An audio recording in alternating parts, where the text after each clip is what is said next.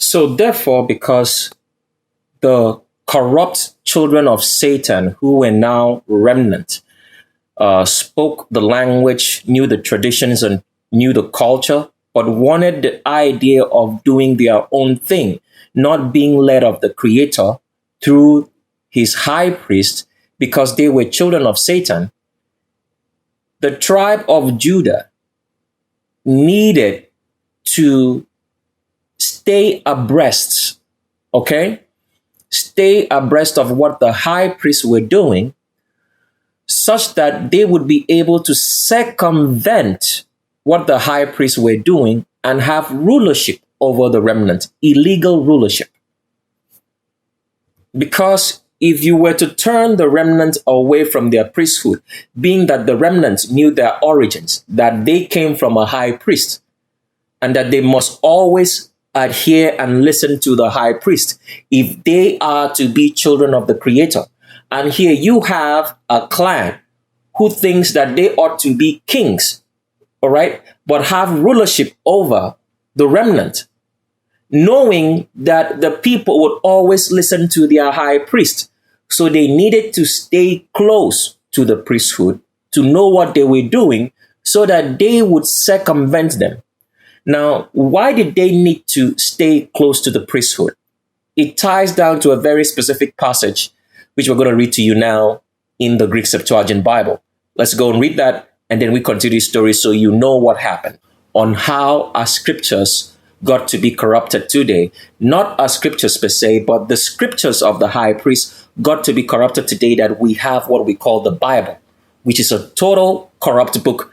It has some truth in it, some things they took out, some things they changed, but regardless, it gives you an idea on how to know the blueprint of what was in there and what wasn't, because it's going to serve as evidence that the tribe of Judah, the descendants of David and the Solomonic dynasty of kings, corrupted the scriptures. So that's why that Bible right there is evidence for you to see what they did, so that this evidence will be their judgment. So we're reading from Deuteronomy chapter number 18, and we're reading from verse number 15. The reason why the tribe of Judah, one of the primary reasons that they had to stay close to the high priest and to know what the high priests were doing, and to also know the content of their writing, such that they could change it and use it to influence the remnant to believe that their kingship, their being rulers paramount, their chiefs over them was legit, because it wasn't legitimized under the traditions and cultures of the remnant. They were only supposed to listen to the priesthood. But here you have certain people thinking that they should be the rulership over the remnant. So in order for them to make their rulership legal, they also have to create a document which makes them legal. So this is part of the reason they were very much interested in the writings of the high priest, of both high priests, which were of the lineage of Moses. But most especially, they were very, very interested in this particular portion of scripture, which we're going to read and then explain what it means. Because at the end of the day, if the descendants of David, of the tribe of Judah, if they knew how the high priesthood works, then they can circumvent them and be the leadership over the remnant, which is only going to be Satan having a control over the remnant. So let's read this and we'll explain what it actually means, why they were so much interested. Now, the story that we are reading here is in Deuteronomy chapter number 18. And this is during the time that Moses tells the remnant to go into the Middle East and take their property, which was given to them as at the time that Abraham was their father. So Moses is telling them all about their history, because at this particular point in time that he's narrating this history, one generation, of the remnant who came out of Egypt, the older generation had died. So all what the younger generation now knew were the stories. So Moses had to reiterate the story to them again of what happened and how they came out from Egypt and must go into the Middle East and take their property so that they would not be slaves. Because if you do not have any land to grow your own food, you are a slave, as the world today has all been led into slavery by taking away lands and making it property of the state. And property of the state here means property of the descendants of David and their Solomonic dynasty, which are known as the states in this current empire and last empire of the world that we're living in. So let's read now for you to understand exactly the story and what transpired and why the descendants of David had to stay close, had to find a way to know what the high priests were doing. Why? Because the Creator at the end of the day made a concrete plan when he brought the remnant out of Exodus for his truth to remain and abide forever in this world, so that no matter what the evil people do, no matter what Satan and his children do, the truth will still be around and cannot be corrupted. So it will serve as evidence in the day of judgment which has arrived, as you're listening to the sound of my voice right now, speaking on behalf of the high priest through a script. The times of the judgment of this world is now upon us. So let's read from Deuteronomy chapter number 18. We're reading from verse 14 in the Greek Septuagint Bible. And it says, "For all these nations who you shall inherit, they will listen to omens and divinations, but the Creator has not permitted you so." So he was saying to the remnant, this is Moses speaking to the remnant, when you go into this land, these nations who have taken over the Middle East, which is your property, these people, the Gentile nations, and anybody who is not a seed of the Creator, they listen to omens and divinations. That's why we keep on telling you every time you hear that word divine, it's talking about Satan. There is nothing divine about the Creator. He's not a deity. You have to understand that. Deities are created beings. That's what makes them divine, from that word deity. The Creator is not a deity. He is the Creator. So Moses goes on to say now, but the Creator has not permitted you so. So that means the remnant were not supposed to listen to omens and divinations. That means words of sorcerers, witches, and wizards, which has overtaken them till today, because all of David's descendants, including David himself, were all sorcerers, wizards, and witches. In order to have the power of Satan, they needed to make sure that they did the 13 commandments in the opposite of what the Creator said for them to have the power of Satan. All sorcerers, wizards, and witches. So continue to read now. It says, "The Creator, your maker, shall raise up to you a high priest of the Levitical priesthood like me. Him shall you hear." Now, this is the most important, one of the most important verses in the whole entire content of Scripture. Why is it important? Here's what you have to understand. So Moses speaks with the Creator and brings the commandments to the remnant, and everything about their way of life, down to how money should be made, down to time, everything that has to do with how the Creator ordered this life, the natural order of this life, as well as the metaphysical order of this life. Moses brought this to the remnant. Okay? Continuing on, Moses says that the Creator will also raise another high priest like him. Now, let's continue reading so you now understand how important this high priest, which Moses talks about, was going to be. So we continue reading from verse 16. It says, according to all things which you did desire of the Creator your Maker in Horeb in the day of the assembly, saying, we will not again hear the voice of the Creator, our Maker, and we will not anymore see this great fire, and we shall not die. So here is the verse 16 is the verse which makes you to understand that there was a distinction between the Levitical priesthood and anybody else who wasn't a priest of the Levitical priesthood. Because what Moses is narrating here is that the people were always clamoring to hear the Creator speak to them because they only heard the instructions of what the Creator would tell them to do through a high priest who was Moses. So the corrupt remnant who were all led by the tribe of Judah, who wanted to do their own thing, to have rulership over themselves, not understanding that they were all supposed to be children of a high priest, now clamor that, okay, we all are high priests too, okay? Or we all are priests, technically. So the Creator should not only speak or speak through the high priest, we also want to hear him speak just like you hear him speak, because we are all priests. There was always this conflict, all right, of the remnant population who were corrupted going against the Levitical priesthood. So on this particular day, you can read about this story in the book of Exodus, just before Exodus chapter number 20, in which the commandments are given.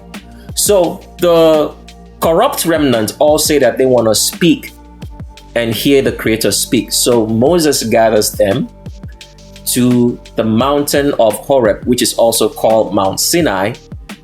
And at this particular point, the Creator comes down to speak to the whole entire remnant. And the remnant could not hear. His voice sounded as if their heads were going to explode. And the sight that they saw of a mountain burning with fire was such terrible. So they said that day, they made a commandment that day saying, okay, let the Creator not speak anymore with us. Whatever the Creator wants to say, let him say to the Levitical priesthood in terms of the high priest in Moses. And then those high priests should deliver that information to them. So on that particular day, a distinction was made that if you were not a high priest, you could not hear from the Creator. If you were not a high priest, you could not speak for the Creator. So verse 16 here is describing the events which made the remnant to understand solely that they were only to listen to the priesthood. They were only to listen to the high priests of the lines of Moses, or the Aaronic priesthood in all things. So you can imagine now that at this particular point in time, the tribe of Judah have come to understand, because they themselves were right there too when this happened, when the Creator spoke.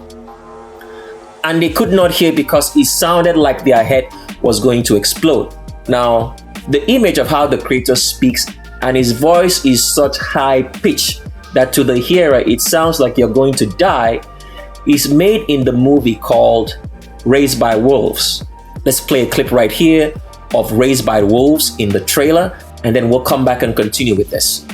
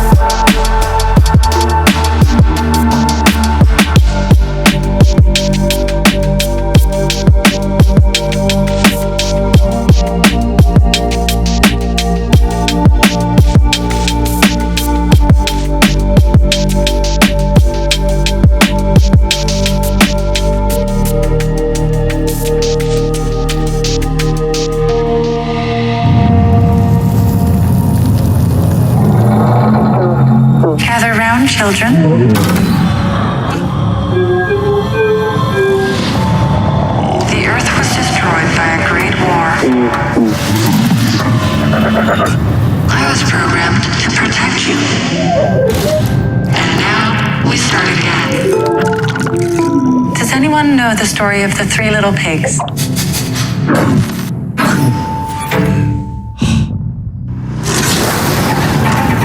The first little pig built a house out of straw. The second little pig built a house out of sticks. But the third little pig, he built a house out of stone. One day, a big bad wolf came along and said, little pig, let me in, or I'll huff, and I'll puff, and I'll blow your house in.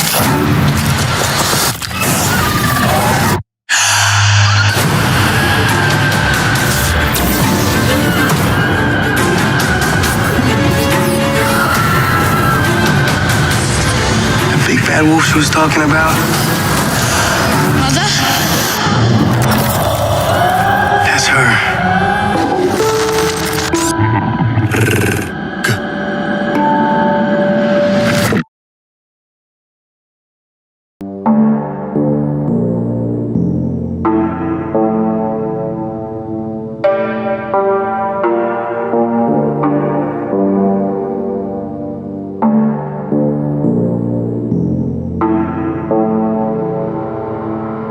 In that clip of the trailer called Raised by Wolves, which we played for you, at this particular scene that you're looking at the screen is a representation of how the Creator speaks. So when you hear or read through scriptures that if you are not a high priest, you cannot hear the Creator speak, this is exactly the reason why, because only the high priest had the genetics to be able to hear and listen to the Creator. So this clip here in Raised by Wolves is giving you an example of a high-pitched voice, which is similar to how the Creator speaks, such that if you're not a high priest, it sounds like your head is going to explode. So this is what the remnant heard when the Creator spoke to them the 13 commandments on Mount Horeb or Mount Sinai, which you will read about in the book of Exodus before Exodus chapter number 20. So the Creator speaking and people hearing or not having the ability to hear is a physical thing. It's a physical thing. It's not just something that you read about as a fantasy. It is a physical thing. So let's go back now and continue reading our story for you to understand why the descendants of David of the tribe of Judah had to stay very close to the high priest to know what they were doing. And as we've told you, that portion of the book of Deuteronomy that we are reading from right now is one of the most important, if not the most important part of scripture ever, because you will understand by the time we're done reading why it's that important. So let's continue on. So reading again from verse 15 down into verse 16. So we continue reading. It says, "The Creator your Maker shall raise up to thee a high priest of the Levitical priesthood, like me, him shall you hear, according to all things which you did desire of the Creator your Maker in Horeb in the day of the assembly, saying, we will not again hear the voice of the Creator our Maker, and will not anymore see this great fire, and we shall not die. And the Creator said to me, they have spoken rightly all they have said to you. I will raise up to them a high priest of the Levitical priesthood like you, and I will put my words in his mouth, and he shall speak to them as I shall command him. And whatever man shall not listen to whatsoever the words that high priest shall speak in my name, I will take vengeance on him." So, this is the most important part of scripture, which till this day the remnants haven't understood. The world has not understood, because they've always questioned this particular portion of scripture. Who is this high priest if when this high priest speaks and the world does not listen, or the remnant does not do according as his high priest speaks, then the Creator will kill them. He will put judgment upon them for not hearing. Who is this high priest? So, this is the part of scripture which made the tribe of Judah, the descendants of David, to stay close to the high priest. Why? Because Moses spoke. I want you to imagine this is Moses speaking sometime, let's say, maybe if we want to judge right, let's say 5,000 years ago. Okay? Moses tells them that there was going to be a high priest who would come. Okay? Since they desired on that day that the Creator should no longer speak to them, because if he continues speaking to them, that they will die because they cannot hear. Hearing what the Creator was saying in his voice was terrible to the human ear. It looked like their heads were going to explode, as we showed you in the clip or the trailer of the movie called Raised by Wolves. The Creator said that he did listen to what they said. And as that they have spoken, that means as they have said and agreed that the Creator should no longer speak to them, okay? So that they do not die, that the Creator will raise a high priest who was going to be a descendant of Moses. So if you want to talk about this high priest, he would be more like a child of Moses, because he had to resemble Moses in every way. So that's what the Creator was saying. Saying he will raise a high priest like Moses. And since the remnant have said on this day that a high priest should speak to them, and that they will listen rather than listening to the Creator and dying from hearing him speak because they could not contain his voice. It sounded like it was going to make their heads explode and they were going to die. That this high priest, whom the Creator shall raise, according to as they had said that they need a high priest to speak to them, and that they will do, that this high priest will speak to them. And this high priest will be a son of Moses, a descendant of Moses. And that whatsoever this high priest shall say, that they must do, because they said that they will do whatsoever the high priest will say, who speaks in his name. That if they do not do what this high priest tells them to do, then the judgment of this world for all its wickedness, and that the Creator will exact vengeance on all the remnant who do not listen to this high priest. So this was said 5,000 years ago. So the descendants of David, of the tribe of Judah, had to stick close, okay, to know who this high priest would be. And that if they wanted rulership over the remnant, they had to kill this high priest. Because the people had made a covenant with the Creator that they will listen to the priesthood. And the Creator said he will send them a high priest. If they do not listen to this high priest, then the Creator will judge them and judge whosoever will not listen to this high priest. So this is the story of why the tribe of Judah had to stick close to find out who this high priest could be, and that if they could kill this high priest, then truly, truly, truly, they would have rulership over the remnant forever.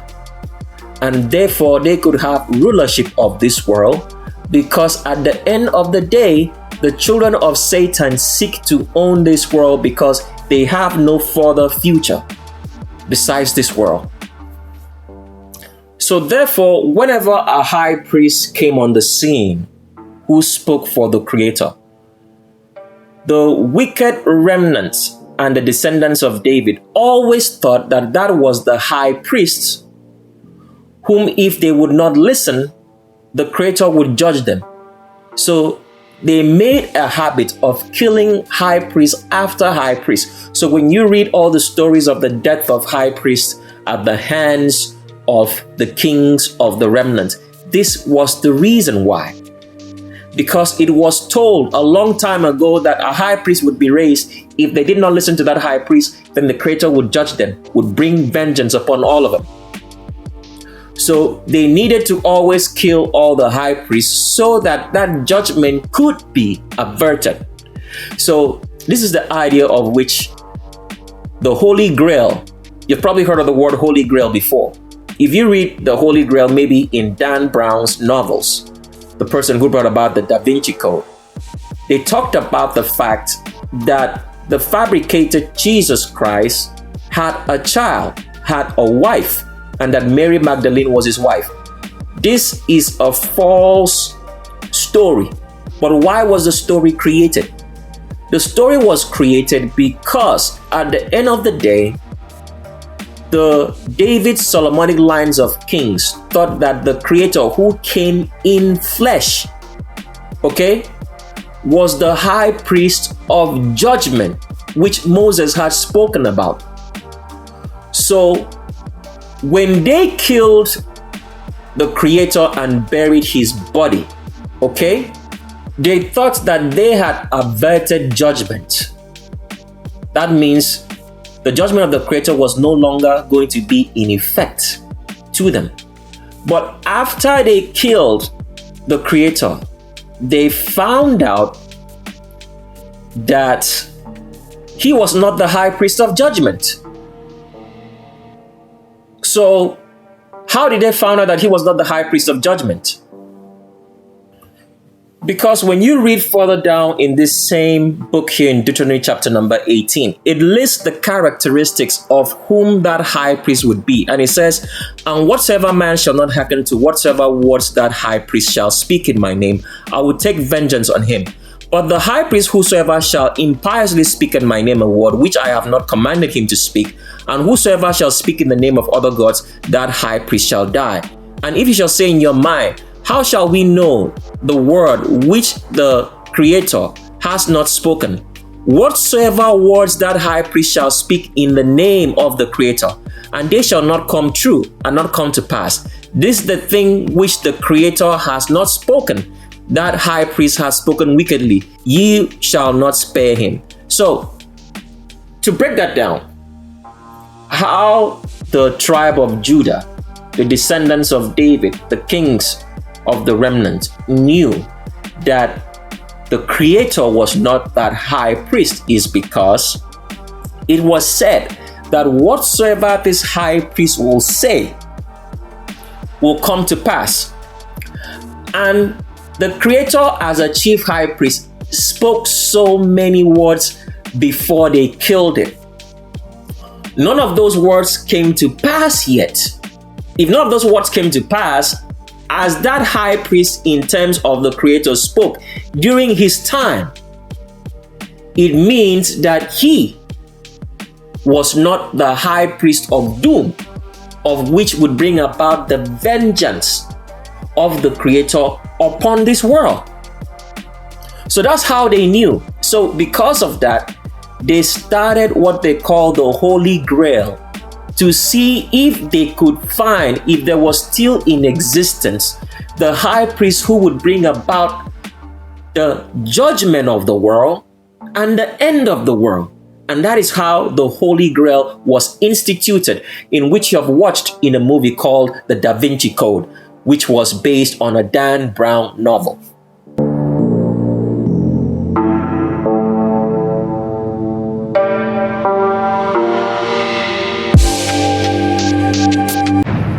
Symbols are a language that can help us understand our past.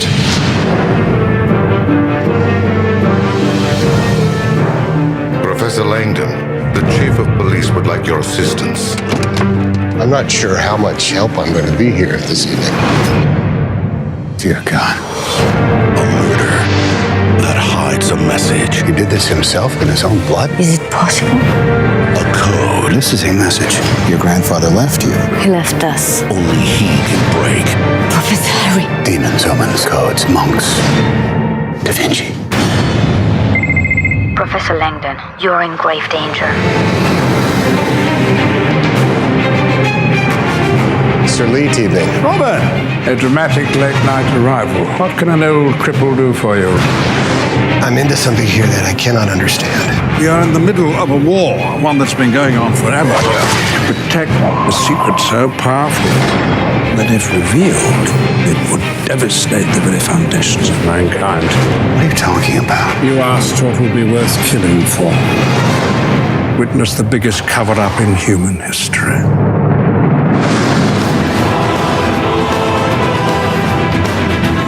You're not gonna make it!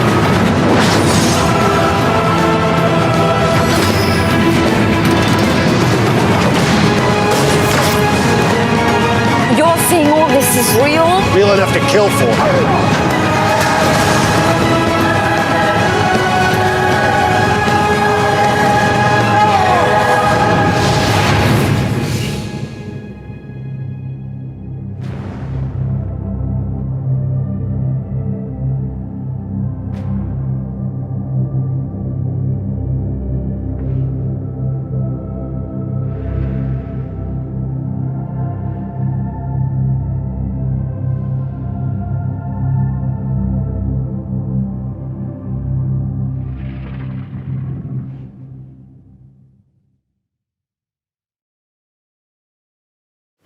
So the Holy Grail was a search which was constructed by the descendants of David to see if they could find whom the high priest of doom was, because it seems like the descendants of Moses had hid from them who this high priest was.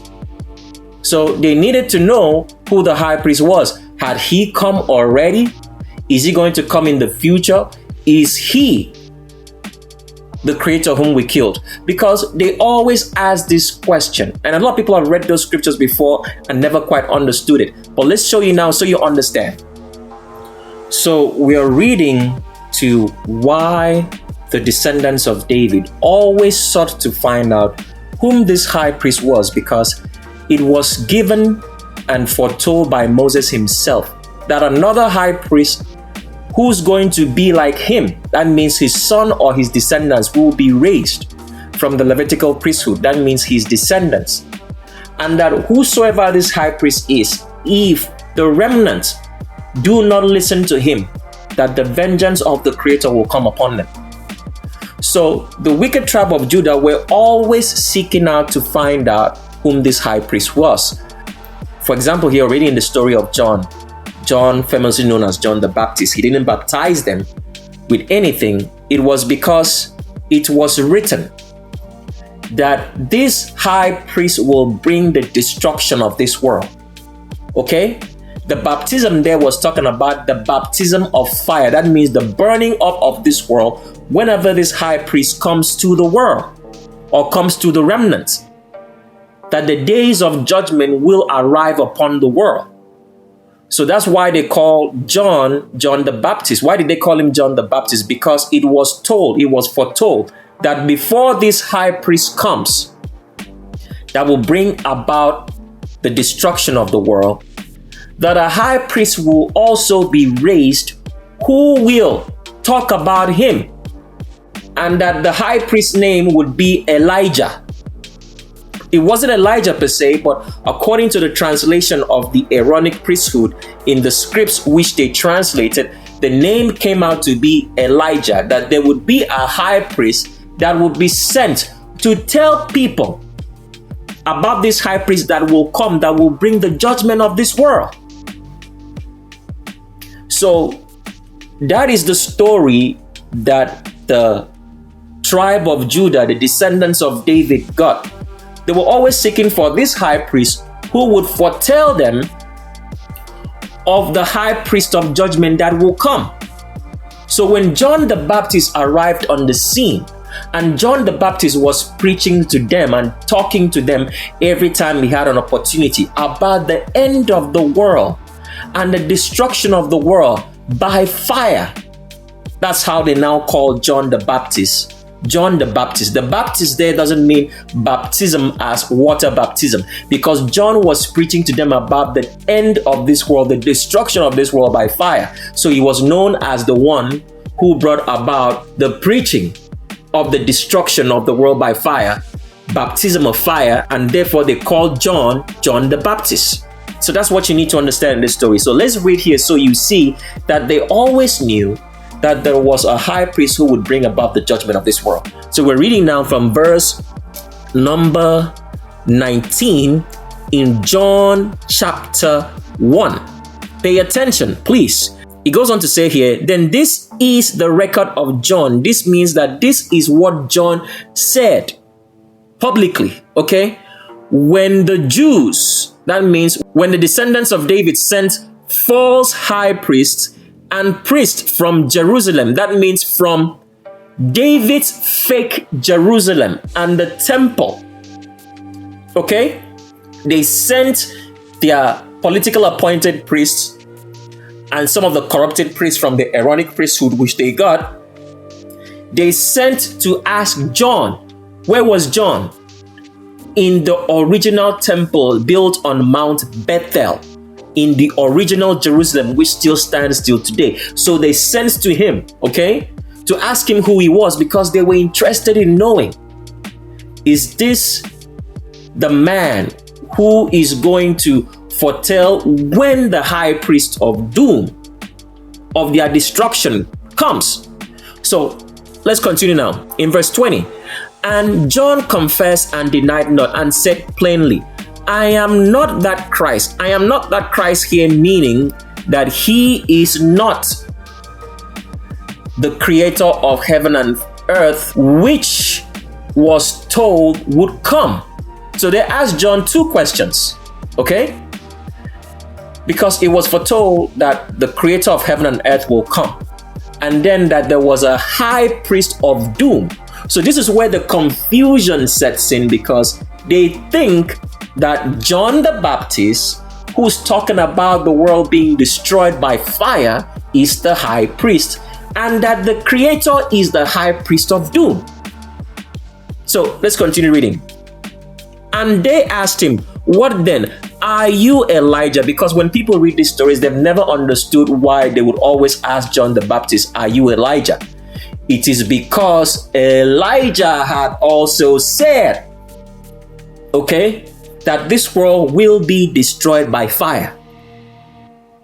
And in the foretelling of which they got from the translation of the Bible by the Aaronic priesthood, they had seen that there would be somebody, a high priest, who would foretell of another high priest who would bring the judgment of this world, in which Moses had told them about 3,000 years prior, before the Creator came in flesh and blood as a human being, that there would be a high priest raised, a descendant of his, who would look like him, that whatsoever this high priest tells them, that they should do so, if not, their world will be destroyed. And the Creator will exact vengeance, judgment on all of them.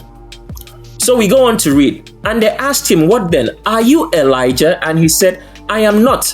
So the next question they ask him, are you that prophet? So which prophet is he talking about? Is the prophet that we read to you in the book of Deuteronomy chapter number 18.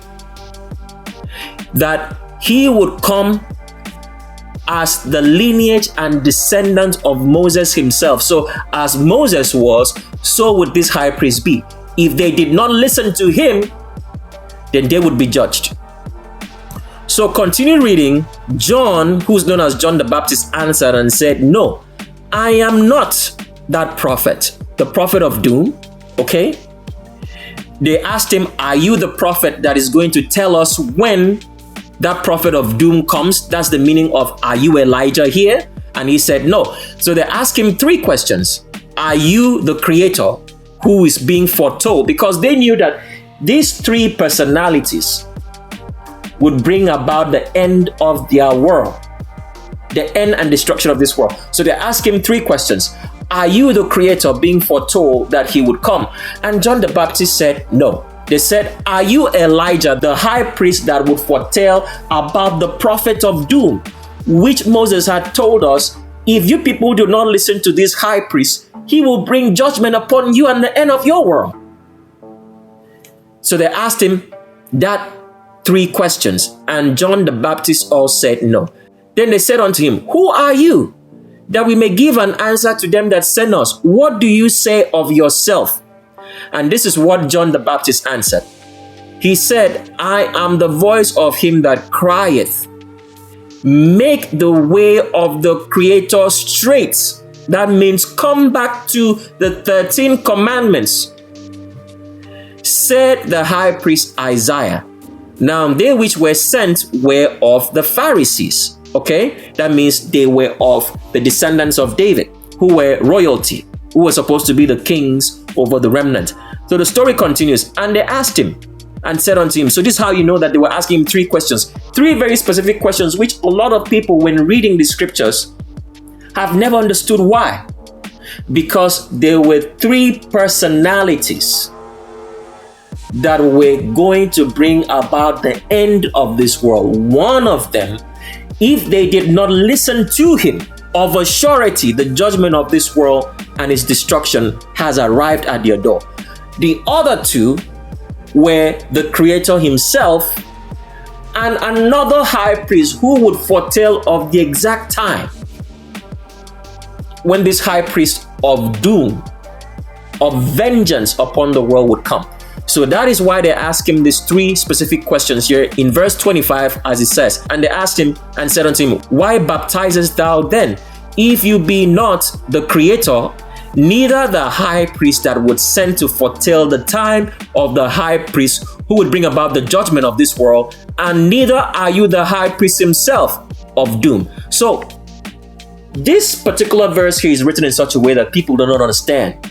But let's break down the code for you, okay?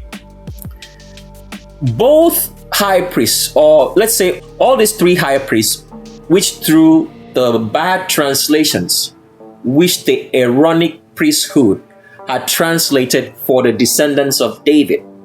So they said the 3 personalities who would bring about the destruction of this world and talk about the doom that comes by fire on this world would be the Creator himself, the high priest who would foretell of when that high priest of doom, of vengeance, which Moses had talked about in Deuteronomy chapter 18, which we read earlier, would come, and then the high priest himself. So these 3 high priests would be talking about the destruction of this world by fire and the judgment of the wicked, the judgment of the descendants of David. So this phrase here which says, why baptizest thou then, is an imputation. What it meant is, why are you talking about the destruction of this world by fire? That means the burning up. So baptism means to be immersed in water. So what they were asking John is then, why are you talking about that this world will be immersed in fire in its destruction? So that's how they wrote this in code, so people will not understand what they were reading. So anything else you read after that which talks about John said, I baptize with water and all that, is all false. John did not baptize anybody. So baptism is false. It is a David Solomonic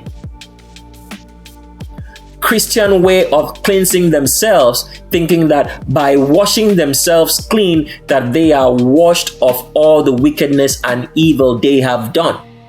So to show you that John the Baptist was not a Baptist, the name Baptist had nothing to do with being immersed in water, which you have come to understand is a David Solomonic teaching, in believing that if they get themselves immersed in water and wash themselves, that they are washed of all the breaking of commandments that they have done and all the abominations and atrocities. So to show to you that John was not talking about baptism and was not a Baptist, as we have been made to believe by the reading of scriptures or the imputation of scriptures, which the David Solomonic line of descendants brought into the world, we want to show you in Matthew chapter number 3 in verse 11 that what John the Baptist was talking about was the destruction of fire. So a lot of people have read these scriptures but never understood it. because John was not a Baptist. All what he was talking about was the fact that this world is going to be immersed in a fire, in its destruction. So we're reading from Matthew chapter number 3 in verse number 11 in the Geneva Bible. And it says here, "Indeed, I baptize you with water to amendment of life, but he that cometh after me is mightier than I." Now, this is imputed, okay? It's imputed because they want you to believe that John was a Baptist. John didn't say this. But let's continue reading so you will get the code. And continuing, it says, "But he that cometh after me is mightier than I, whose shoes I am not worthy to bear." He said that because he was talking about the Creator coming. He said, "He will baptize you with the Holy Ghost and with fire." This is wrong. The only thing that John was saying is that the Creator who comes will destroy this world in a fire. So John was not talking about baptism of water as it is in scripture. He was talking about the fact that this world is going to be destroyed and immersed in a fire for it to be destroyed. So that is part of the reason why the David Solomonic lines and their descendants, which are the ones who have been ruling this world and all the kingdoms of this world up to this particular point in time, had to be close to the Levitical priesthood, to some of the priests, so they could have an idea of how to circumvent the destruction of this world and find a way for them to live in it forever, because they have no other hope or history after this. Their legacy is dead after this. So they sought to understand the writings of the high priest above high priests who were descendants of Moses, for them to find out who this high priest was, who would bring about their destruction. So it was a great mystery to the descendants of David, the kings of this world, in locating and finding whom this high priest of doom was. They did everything to find out this high priest, whom he was, because people are not aware of this. And let's just share this information with you for the very first time. When Moses and his two sons were talking about the strategy to make sure that the descendants of David, who always wanted to usurp authority, corrupt the remnant and take them over, who always withstood them, would not succeed, Moses and his two sons went to a cave in Afghanistan, all right? This cave was only to be known by the descendants of David, because on that cave, they wrote very certain specific things of the strategy that they would use to make sure that the rulership of the tribe of Judah, the descendants of Judah, which were always at loggerheads with the Levitical priesthood of which Moses came from, and the evil remnant would never ever come to the truth of how the high priesthood works and who the descendant of Moses would be in that time when that descendant is raised to bring the judgment, to foretell of the judgment that will come upon the remnant, upon the wicked remnant, and upon the world. So Moses and his two sons, with the Creator himself, all right, wrote out a plan of how to make sure that the tribe of Judah would never succeed. They wrote that plan in a cave in Afghanistan. So the reason why you've had such things as, let's say, the Gulf War, which led to the war in Afghanistan, it is because the descendants of David were looking for this cave where Moses and his two sons and the Creator wrote the plan of making sure that the descendants of David, or the descendants of the tribe of Judah, who always resisted the priesthood, who always led the remnant astray, would not succeed. So this cave was the cave that so many other high priests always went to read the plan and then pass on that plan to their descendants in Afghanistan. That cave was visited by Elijah. And so many other descendants of Moses who knew about the strategy and the plan, such that the descendants of David would never ever succeed in this world. So the descendants of David, the reason why they were in Afghanistan is because they've been looking for this cave for donkey years till now to see what the plan was. Until today, they haven't been able to succeed. So they had to create all these false wars in the Middle East to make sure that they would have the American military presence in the Middle East to look for this cave in Afghanistan. So all the so-called lies that you hear about terrorism, the Taliban in Afghanistan, is all a lie, because at the end of the day, the design of 9/11, the design of the Gulf War, was all to make American soldiers to go look for this cave. And the world would not be able to ask questions because you're thinking that the American military is in the Middle East, specifically in Afghanistan, trying to fight terrorism, instead of the fact that they are looking for this cave, this secret cave, which Moses and his descendants wrote a plan to make sure that the descendants of David and the descendants of the tribe of Judah, who had corrupted the people, would never ever be able to succeed. And here's what's going to happen to the descendants of David. They will find out this cave on the day this world is destroyed. That is when they will see it. They will be in that cave and find out that this is the cave that we've been looking for.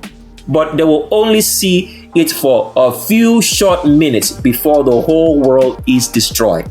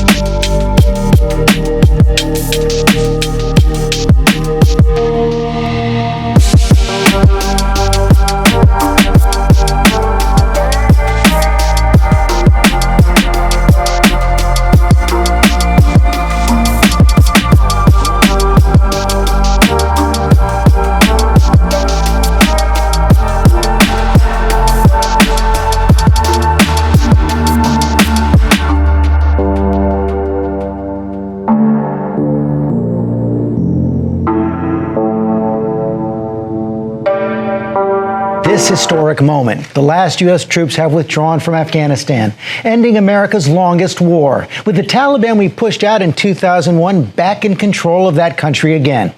President Biden, who will address the nation this afternoon, and we're going to talk to his national security advisor in just a few moments. The U.S. launched Operation Enduring Freedom on October 7th, 2001, less than a month after 9/11. And there's an image of the last American soldier to leave Afghanistan after weeks of chaos. Our chief global affairs anchor, Martha Raddatz, starts us off with the very latest. Good morning, Martha. Good morning, Michael. It has been a chaotic and tragic end to America's longest war, with those 13 service members and more than 170 Afghans killed by a suicide bomber before that final military flight lifted off.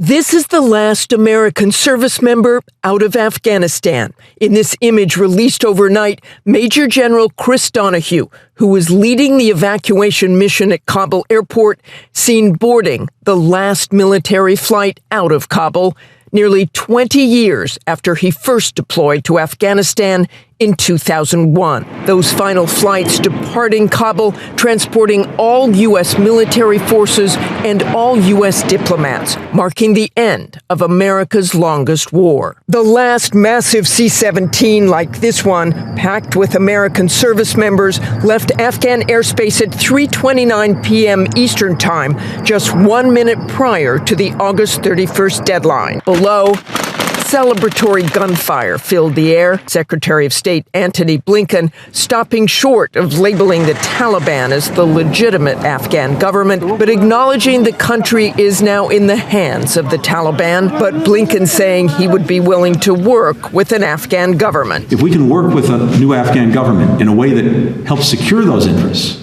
we will do it. More than 120,000 people evacuated in 17 days, but U.S. officials estimate between 1 and 200 U.S. citizens who want to leave remain in Afghanistan. Blinken reaffirming America's commitment to helping those U.S. citizens leave, but that will require working with the Taliban to reopen Kabul airport or traveling by land. We have no illusion that any of this will be easy or rapid. It will take time to work through a new set of challenges. Just under 2 weeks ago, President Biden sitting down with George saying he would not leave any American citizens behind. No, Americans should understand that we're going to try to get it done before August 31st. But if we don't, the troops will stay. If we don't, we'll determine at the time who's left. And if there are if there's American citizens left, we're going to stay till we get them all out.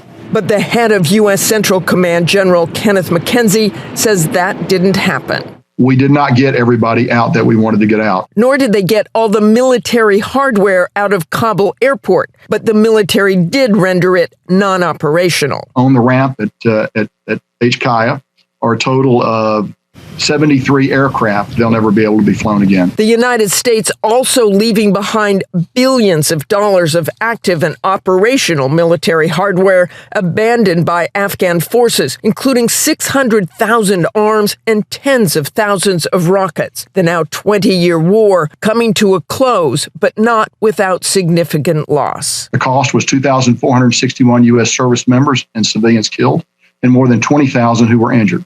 Sadly, that includes 13 U.S. service members who were killed last week by an ISIS-K suicide bomber. But despite the tragedy, Donahue, the last to leave overnight, saying last week he is hopeful about Afghanistan's future. They're incredibly resilient people. They're integrated into the world. I'm not saying there are not tough days ahead, but this is a completely different country.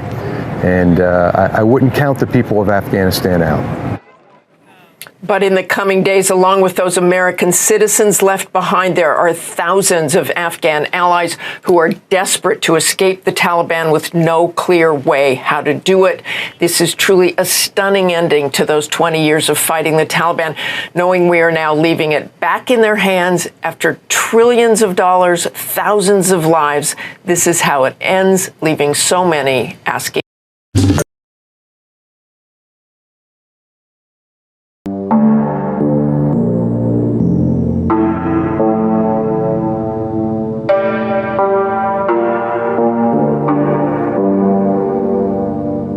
So therefore, that is how we got the translations of the scriptures wrongly, because firstly, the Aaronic priesthood translated it wrongly.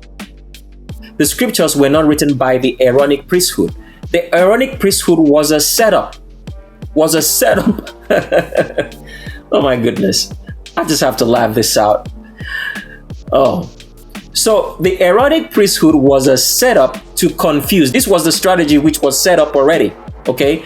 To confuse the descendants of the tribe of Judah, who had always been opposing the Levitical priesthood, who had corrupted the whole entire remnant, except the high priesthood above the priesthood, which happened to be the descendants of Moses, and some of the Levitical priesthood, not all of them. So the Aaronic priesthood was the first strategy, a decoy to deceive the descendants of the tribe of Judah and David, who had always been opposition to the Levitical priesthood. So the Aaronic priesthood was set to make them believe that the Aaronic priesthood was the priesthood. So that was the setup, the strategy right then, to make the descendants of David and the tribe of Judah to believe that the Aaronic priesthood and their lineage was the priesthood. It was all a decoy. So therefore, the descendants of David, the tribe of Judah, were now so concerned about the Aaronic priesthood that this was where the priesthood resides, instead of the fact that this was a setup to make them believe that this is the way, the structure which the priesthood operates. So they themselves alias themselves so much with some of the corrupt Aaronic priests to find out whom this high priest of doom was, and the people that would come before him, or the high priest who would identify him. So that was part of the plan that the descendants of David constructed to be closer to the Aaronic priesthood, because they thought that the Aaronic priesthood was the priesthood. Even though it was the priesthood, it wasn't the priesthood. That's the best way we can explain it right now. So the Aaronic priesthood translated the scriptures wrongly because it was not written by them. It was written by the priesthood or the high priests who were the descendants of Moses. So because of the Aaronic priesthood translating the scriptures wrongly, this is the basis of where wrong scripture starts. And let's show you an example right there so you understand. So the Aaronic priesthood translated the scriptures wrongly because they were not the ones who wrote it. So when they translated the very first book of the scriptures in Genesis, they started by saying that in the beginning, okay, God, which is talking about the Creator, made the heaven and the earth. But the earth had no form. It was unfurnished. It had nothing in it. And darkness was over the deep, and the Spirit of the Creator moved over the water. Now, this translation here is wrong. But it was translated this way because this is what the Aaronic priesthood understood by it. But this is not what the first few verses of Genesis said as written by Moses. It is the Aaronic priesthood who translated it this way, and that is how we now got the corrupt scriptures. Because right here, what they made the reader, what the descendants of David, the wicked of this world understood, was that the earth was void, it had no form, it had nothing in it, and that night was over the deep, and the Spirit of the Creator moved over the water. So in the translation of the scriptures by the Aaronic priesthood, they made the reader to think that at the beginning of time, okay, that there was night. So that means light did not exist until the Creator made light. And that light removes night. That is what they understood. But this is not what Moses wrote. The Aaronic priesthood at the very first instance did not make the reader in the descendants of David to know that the blackness is the Creator. Okay? They also translated it in such a way to make the reader to believe that the Creator has a spirit. But there is no such thing. So they translated already the scriptures wrongly, and so the descendants of David all through these years always thought that light, illumination, removes blackness. They did not understand that the illumination was for you to see the blackness, because the blackness is all what surrounds all of the universe, everything in it, because the blackness is the Creator. So the descendants of David never understood that. The Aaronic priesthood never understood that. The lineage of Moses, the descendants of Moses, understood what was written. So when the Aaronic priesthood translated the scriptures, they already translated it wrongly. So they gave it to the descendants of David, And the descendants of David, in their stupid, small, wicked minds, thought that the Creator was something that they could control. They did not understand that the Creator is the blackness that surrounds everything. They thought he was just an entity. Okay? Not understanding that he's the one that surrounds everything, even though he's also an entity.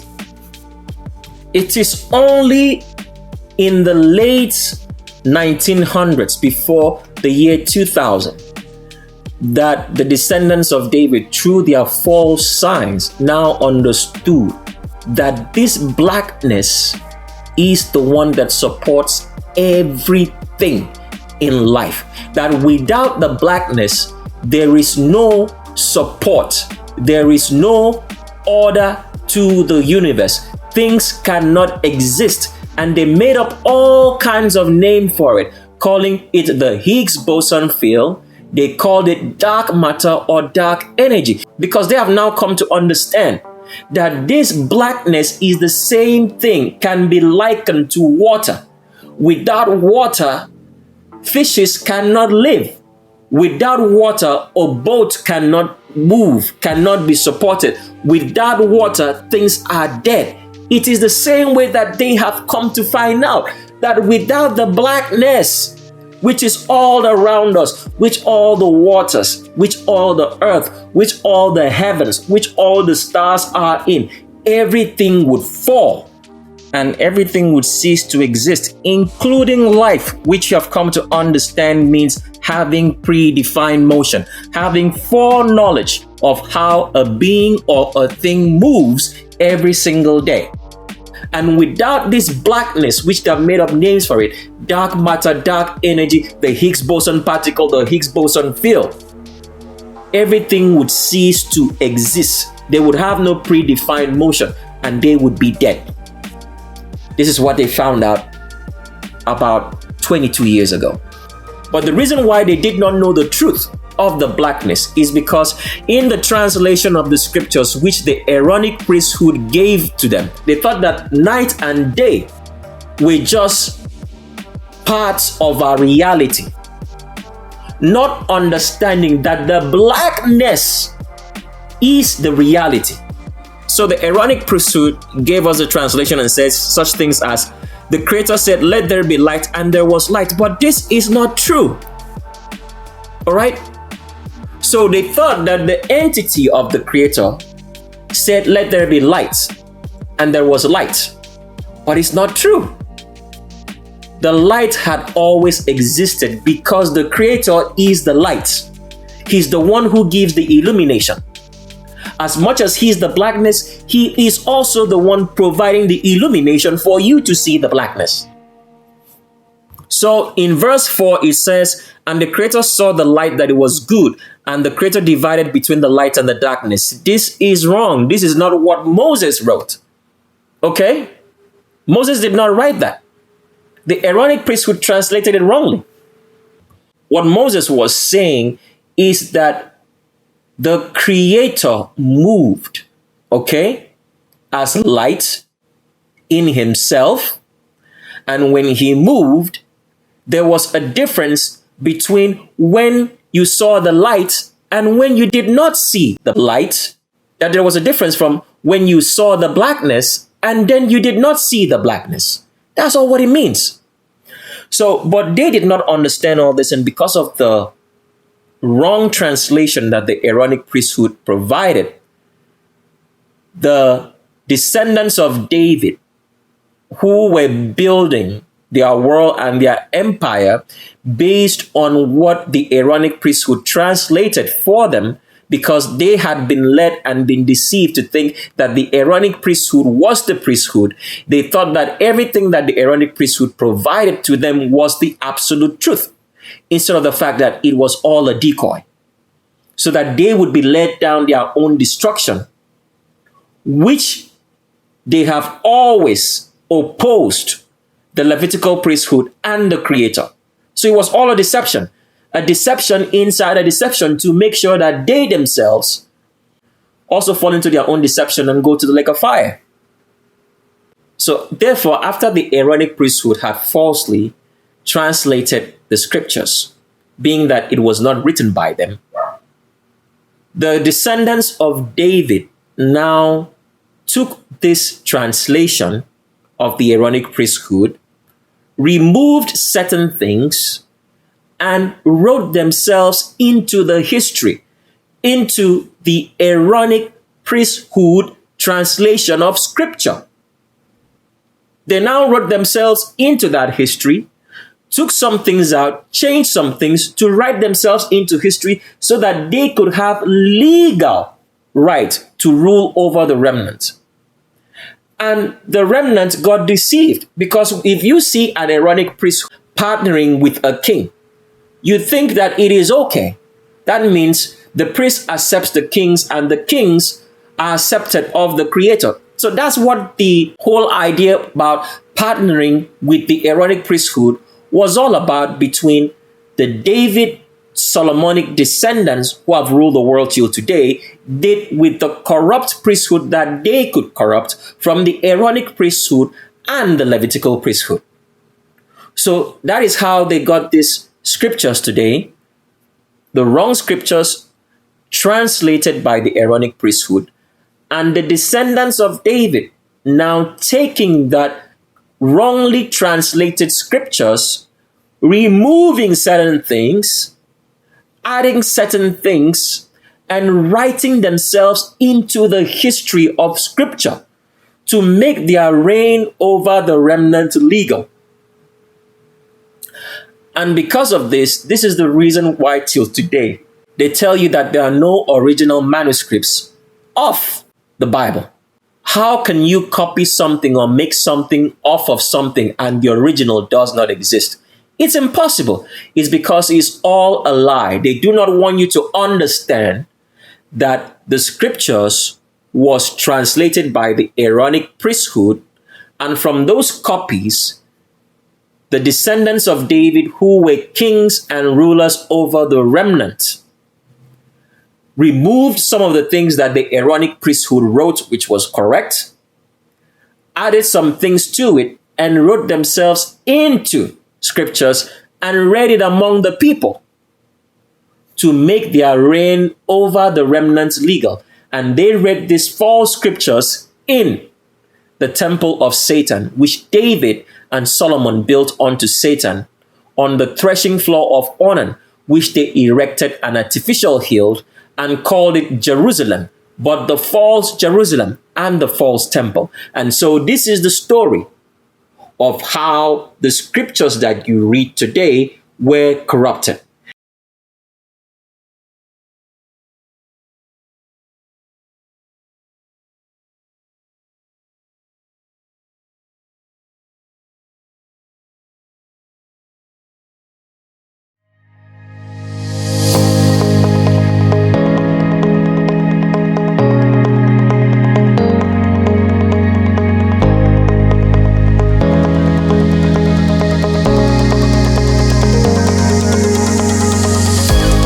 So we want you to understand that there is a difference between feminism and masculinity, because a lot of people hearing all this talk about the fact that we've told you that women ought to think in terms of righteousness because the Creator is masculine. Masculinity here means that you should be able to think about things logically and reasonably without any biases and arrive at the right conclusion and have the ability to do that right conclusion which you have arrived at.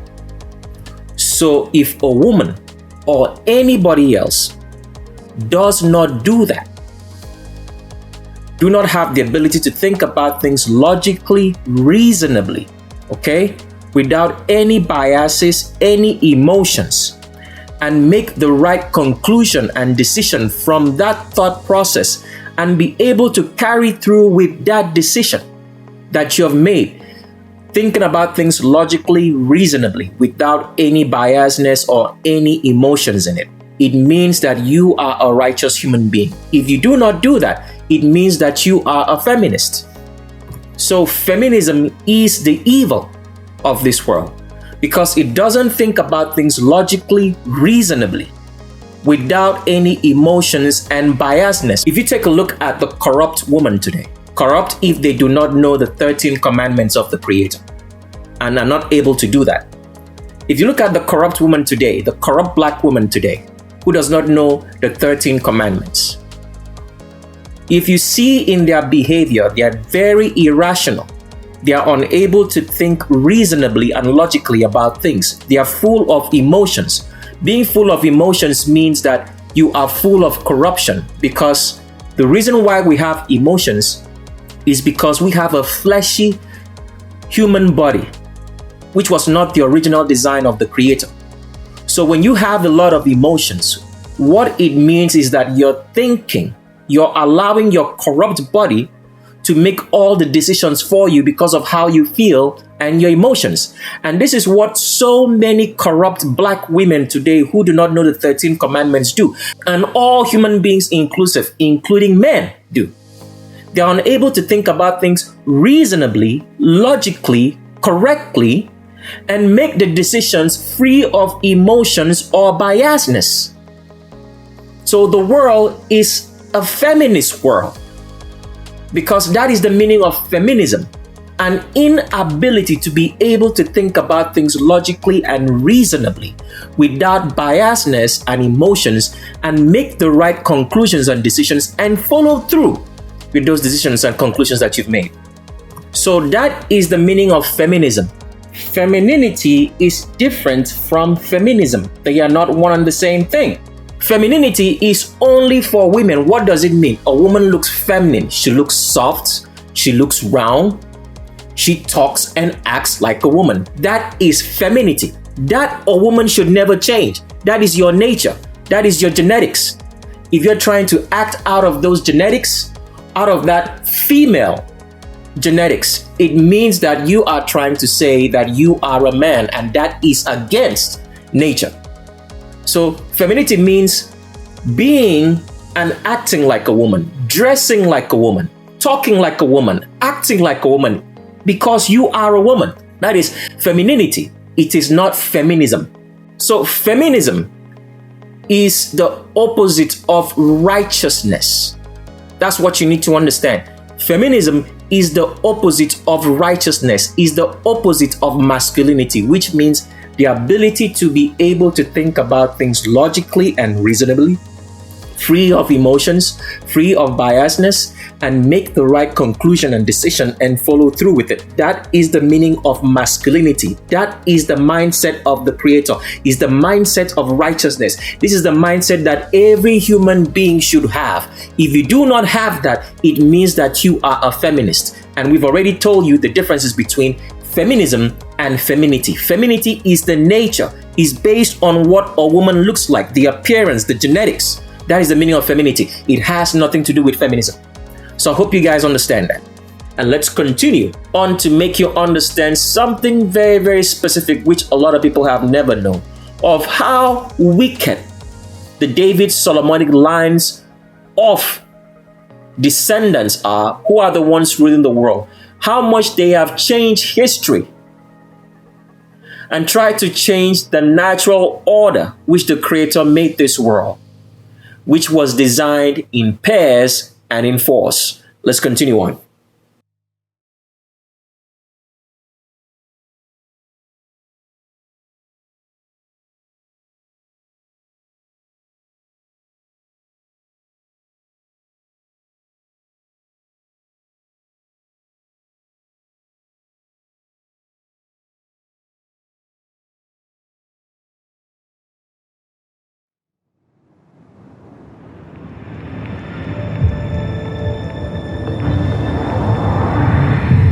There were 9 of us who escaped. Number 1 was killed in Malaysia.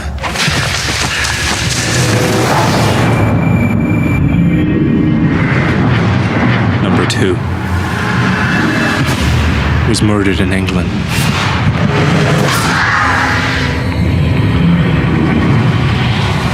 Number 3 was hunted down in Kenya.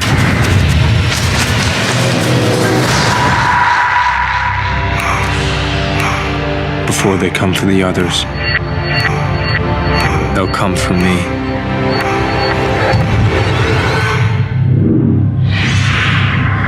I am number 4.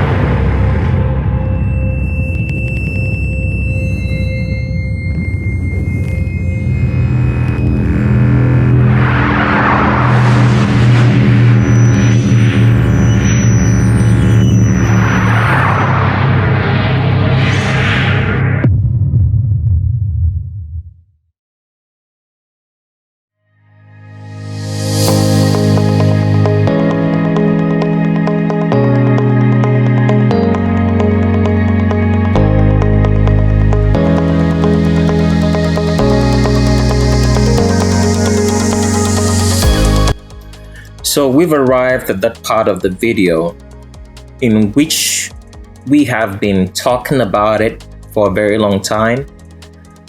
And we have always talked about the fact that numerology is evil. Nobody should be involved in it or do it because it's demonic. And you're fully going to understand why from this particular section of the video. Now, the reason why you should not get involved with numerology, which is demonic, is because what is going on is that people do not understand that there is a geometry, there is a number system in which the Creator made this world. Now, nobody should try to apply this number system in their lives because it's not meant for you to apply or use. It's just because this is the way things were designed by the Creator. And part of the reason why you're looking at the screen is for you to understand that numbering system, that it comes in pairs and fours. So numerology or demonology has tried to take the design of which this world was made in and try to see if they can do something else with it, because they hate the Creator, they oppose the Creator, and therefore they have made out the geometry in which the Creator made the world to be designed in to be something of evil. And for us to explain this geometry, we need to start at the very beginning of all things so you do understand everything. There is a Creator, okay? Now here's one thing you have to understand in all of this that we've explained so far. The Creator is a metaphysical being. And we've already explained that for you to experience metaphysicality, you have to be physical. So what does this mean? If the Creator did not create a physical world, there is no way that the world would understand that there is a Creator. Because for you to call somebody a creator, there has to be a product which was created. So in very simple terms, you cannot say that there is a creator without a creation. Because the reason why we use the word creator is because there is a creation. And the creation is physical. It means it's something that you can touch, something you can see, something that you can experience physically. So this is the secret logic and geometry which the world does not understand. For there to be a creator, there must be a creation. If there is no creation, the Creator does not exist, because the reason why He is called the Creator is because He created something, the creation. So what does that mean? In the geometry of the Creator, you have to understand that the Creator is one. There is one Creator, right? Now, we cannot say that there is a creator without a creation. So a creation must exist for something to be identified as the creator. So if there is a creator and there exists a creation which identifies that there is a creator, then that is a pair. Do you understand that now? A pair comes in twos. The creator is a prime. Prime is one because there is only one creator, right? Just one, not many, one creator. So a prime cannot exist on its own. Do you understand that? The creator does exist, but there is no way that we would know that he exists if there is not a creation. So that is why it is a pair. A prime one cannot exist on its own for us to identify that it does exist if it does not have a pair, the creation. So that is the secret geometry of the world, that the world was created in pairs and in fours. So therefore, the creator, a prime, and the creation makes it a pair. The prime and the creation. So what the wicked have tried to do is that they've tried to deny this bonding between the creator and his creation, because if there is no creation, we cannot say that there is a creator.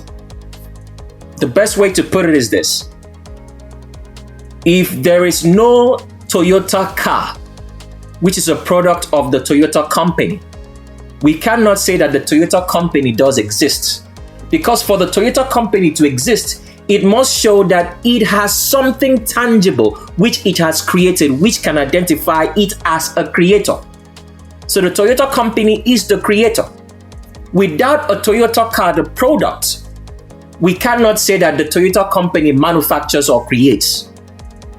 So there must be a product for there to exist a creator. If there is no creator, there cannot be a product. A product cannot exist without a creator. So this is the idea of the sacred number system of the world, which is in twos, pairs, and fours.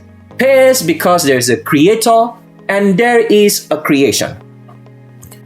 So the next thing that you need to understand is this: for reality, for something to exist, for it to be tangible, okay, it always has to have a top, a bottom, and two sides, which makes it to be a four-sided figure.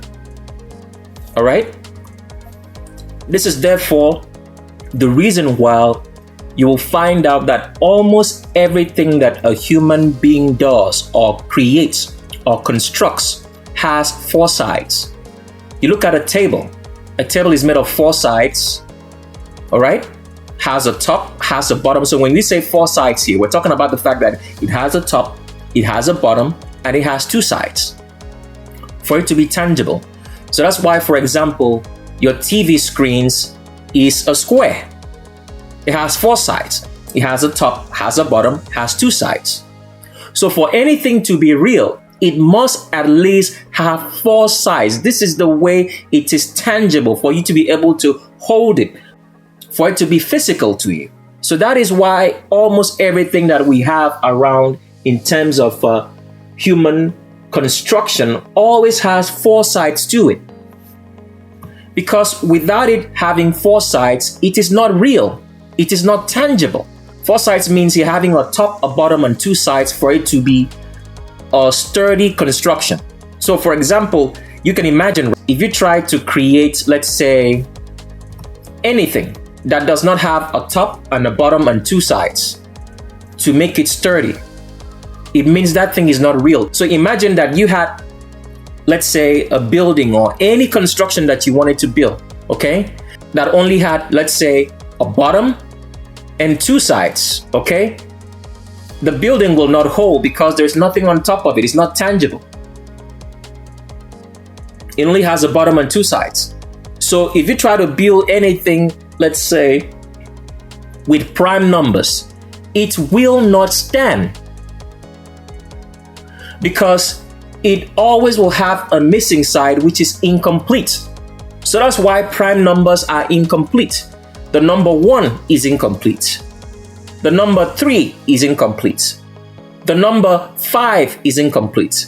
The number 7 is incomplete, because these are all prime numbers. What does a prime number mean? It means that when you divide it, you have a remainder. It is not evenly divided. So the only way things can exist in reality is that it has to have a top, a bottom, and two sides. It must be in a stage of force or pairs for it to be tangible. So therefore, this is why the world is the way it is today, because it's based on the geometry of the Creator, that for anything to exist and be tangible, that you can touch and feel it, it has to have four sides. So this is the reason why the earth that we live in, the physical land that we walk on below our feet, is four-sided. Okay? And there's a reason why the heavens above us look like it's round. Why? Because the round or circular structure is a representation of creation. And therefore, the union of the round heavens and the square earth is the geometry of showing us the union of the Creator with His creation. So 4 is the design of a reality. Is based on force. Why? Because for anything to be tangible and real, it has to have four sides. It has to have a top, a bottom, and two sides. That is why when you look around us in everything that human beings make, anything at all, your boxes are four-sided figures. All right? The television is a four-sided figure. Your phone is four-sided. Your laptops are four-sided. The boxes are four-sided. The chairs, the tables, anything that you have that has to carry something and hold it is four-sided. Because it's the best way for stuff to be tangible, for you to be able to carry it and hold it. So nobody should put any emphasis on anything that we're saying here. We're just trying to make you understand how reality works and what's going on. So when you see these numbers being used, you should know what the wicked are trying to do. So for example, when the Creator made the world, here's one thing people do not understand. All the animals that you see were made in fours.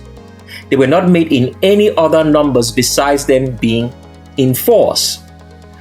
Why is that so? Because if the animals were not made in fours, they would be inbreeding, and that would be a breaking of the first commandment. So all animals that you read in scripture, which it says He made them in pairs, male and female, is not true. He made them in fours, they were still male and female. So because with 4 animals who are created, not born, when those animals procreate among themselves, the children born are not related in any way, because the parents are created.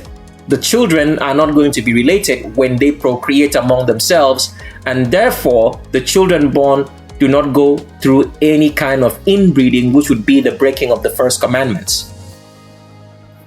To make you understand the metaphysical commandment of inbreeding, inbreeding has to do with the fact that a parent does not have a child, and a child does not have a parent. Why is that? So here's what you have to understand. In the natural order, the metaphysical order that the Creator made, is that parents produce children. That is the natural law, metaphysical order, that a parent produces a child. When someone inbreeds, okay, When a parent sleeps with their child, it means you have broken a metaphysical commandment. Because why? Because parents were supposed to produce children. But if a parent now sleeps with the child, that means you have broken an order in that you're no longer a parent and the child is no longer a child. That means, what do we call you? Where do we fit you into the natural order and metaphysical order which the Creator made? In that a parent produces a child. In the same way, let's explain what crossbreeding means in the metaphysical order of the Creator. So we'll use a very basic and simple example. Let's say, for example, that a car company such as Mercedes makes Mercedes. We all know that this car is called a Mercedes, all right? And then let's say a Toyota company makes a car that's called a Toyota, maybe a Toyota Prius or Toyota Corolla or Camry. We can all recognize that the Toyota company manufactures Toyotas. The Mercedes company manufactures Mercedes. So let's say, for example, someone from nowhere comes in, takes a Mercedes, let's say a Mercedes C-Class, and mixes it with a Prius. And as he's mixing it, the front of the car that he's mixed, the front looks like a Mercedes, but the back looks like a Prius. How is that car going to function? Because you can't call it a Mercedes and you can't call it a Prius. So where do we fit this mixture into the order or the natural way that the Creator made this world? What do we call it? It's an abomination. So that is how you understand the metaphysical and natural order of that. Inbreeding breaks the commandment, breaks the metaphysical and natural order that parents produce children. Crossbreeding breaks the metaphysical order in that everything has to be solely distinguished in what it is so we can define and call it by name. So when things are inbred and crossbred, they are out of order because they were not made. We do not know what to call it or how to place it. The only thing left to be done to things that are inbred and crossbred means that they have to be destroyed because there is no place for them in the world which the Creator made because we can identify them. So this is the construction or design of the Creator, which a lot of people do not know, that the animals, all the animals in terms of the fishes, the plants, the angels, the animals were all made in 4 distinctive units. So there were 4 types of vegetation in the world. So therefore, there were 4 classes of plants, being trees, herbs, and 2 other classes of creeping and crawling plants. But in today's world, after the flood, we only have 3. We no longer have 4. Now, when the animals were created, so they were created in 4 ranks. That means 4 types of animals to every species of animal that was created. The same thing happened with all the fishes. 4s. They were all created in 4s and 4 ranks. That means if you want to put the number of fishes, or let's say the types of fishes all together in this world, you will find out that there are 4 ranks of them, or let's say 4 different types. Now, with angels, there were only 4 classes of angels. We're not going to spend too much time explaining that because a lot of people want to know what the 4 classes and ranks of angels are. But you just have to know at this particular point in time that there were only 4 ranks of angels. Satan and all the wicked, corrupt angels which are on his side only belong to the 2nd rank. So if you want to count the ranks of angels based from the lower class to the upper class of angels, then Satan's rank would be 2nd. because Satan corrupted his rank of angels. These were the only ranks of angels Satan could corrupt. Now, if you want to count from the higher class of angel down to Satan's rank of angel and the wicked angels which he corrupted, it would be the third rank. So there are two higher ranks of angels above Satan's rank. So if you want to count correctly in terms of the higher class ranked angel, or in terms of the order of power and authority, Satan's rank is the third rank, but from the bottom, it is the second rank. So there are two higher classes of angel ranks above Satan's rank.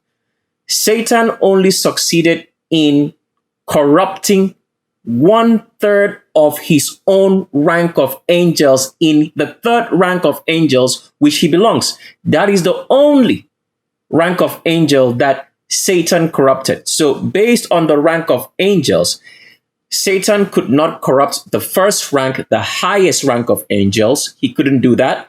He couldn't corrupt the second rank of angels, which is high above the third rank which Satan belongs.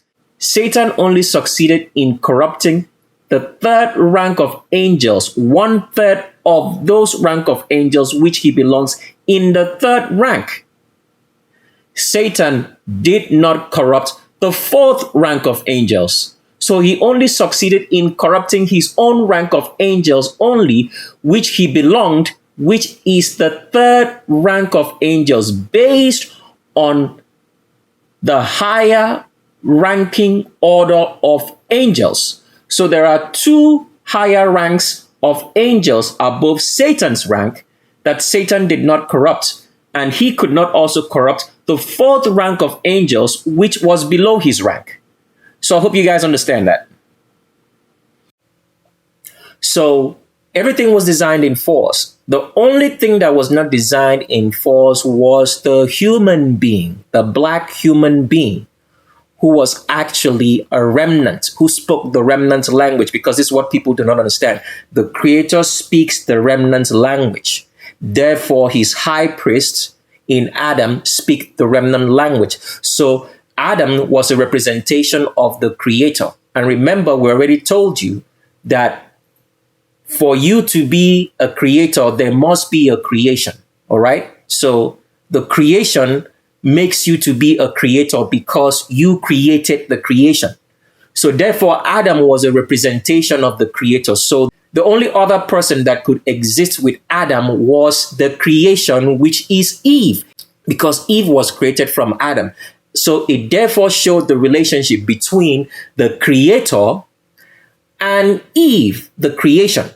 So therefore, that is why man was created only in pairs, only two of them, only two types of human beings. It is either the male human being or the female human being, because the male represents the Creator and the female represents the creation. So therefore, the wicked of this world who hates the Creator understand the symbology of the number 4, all right, and what it means. That's why, for example, you've had so many movies made with the number 4. For example, they call it the Fantastic Four, or the film that's called 4.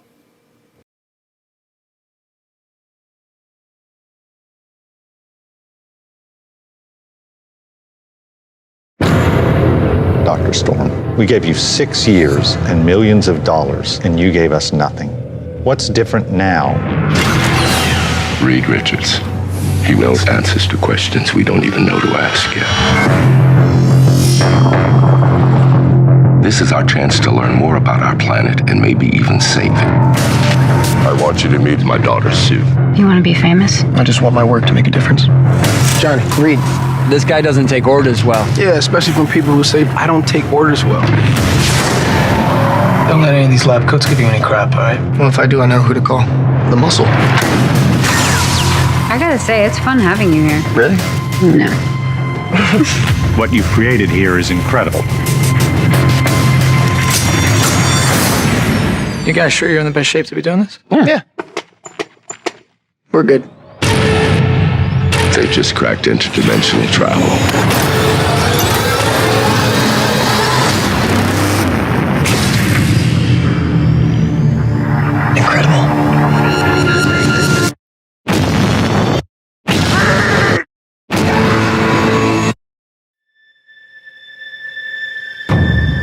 All I want to know is where are my children? 4 have survived. All exhibit unique physical conditions. I just want to fix my friends. You can't fix this. You should use these powers to help people. You opened a door you don't know how to close. You don't know anything about what's coming. What is coming? Doom.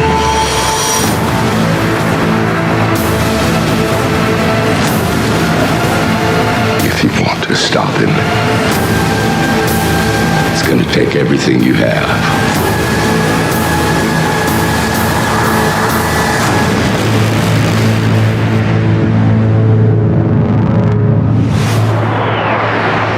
How long until he's in? 2 minutes.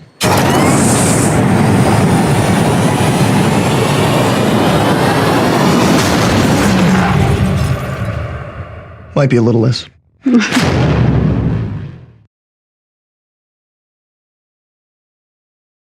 So if you scroll through, let's say, your internet and look for movies with the title 4, you're going to see a lot of them, all right? 4, I am number 4. You have such things as the Fantastic Four.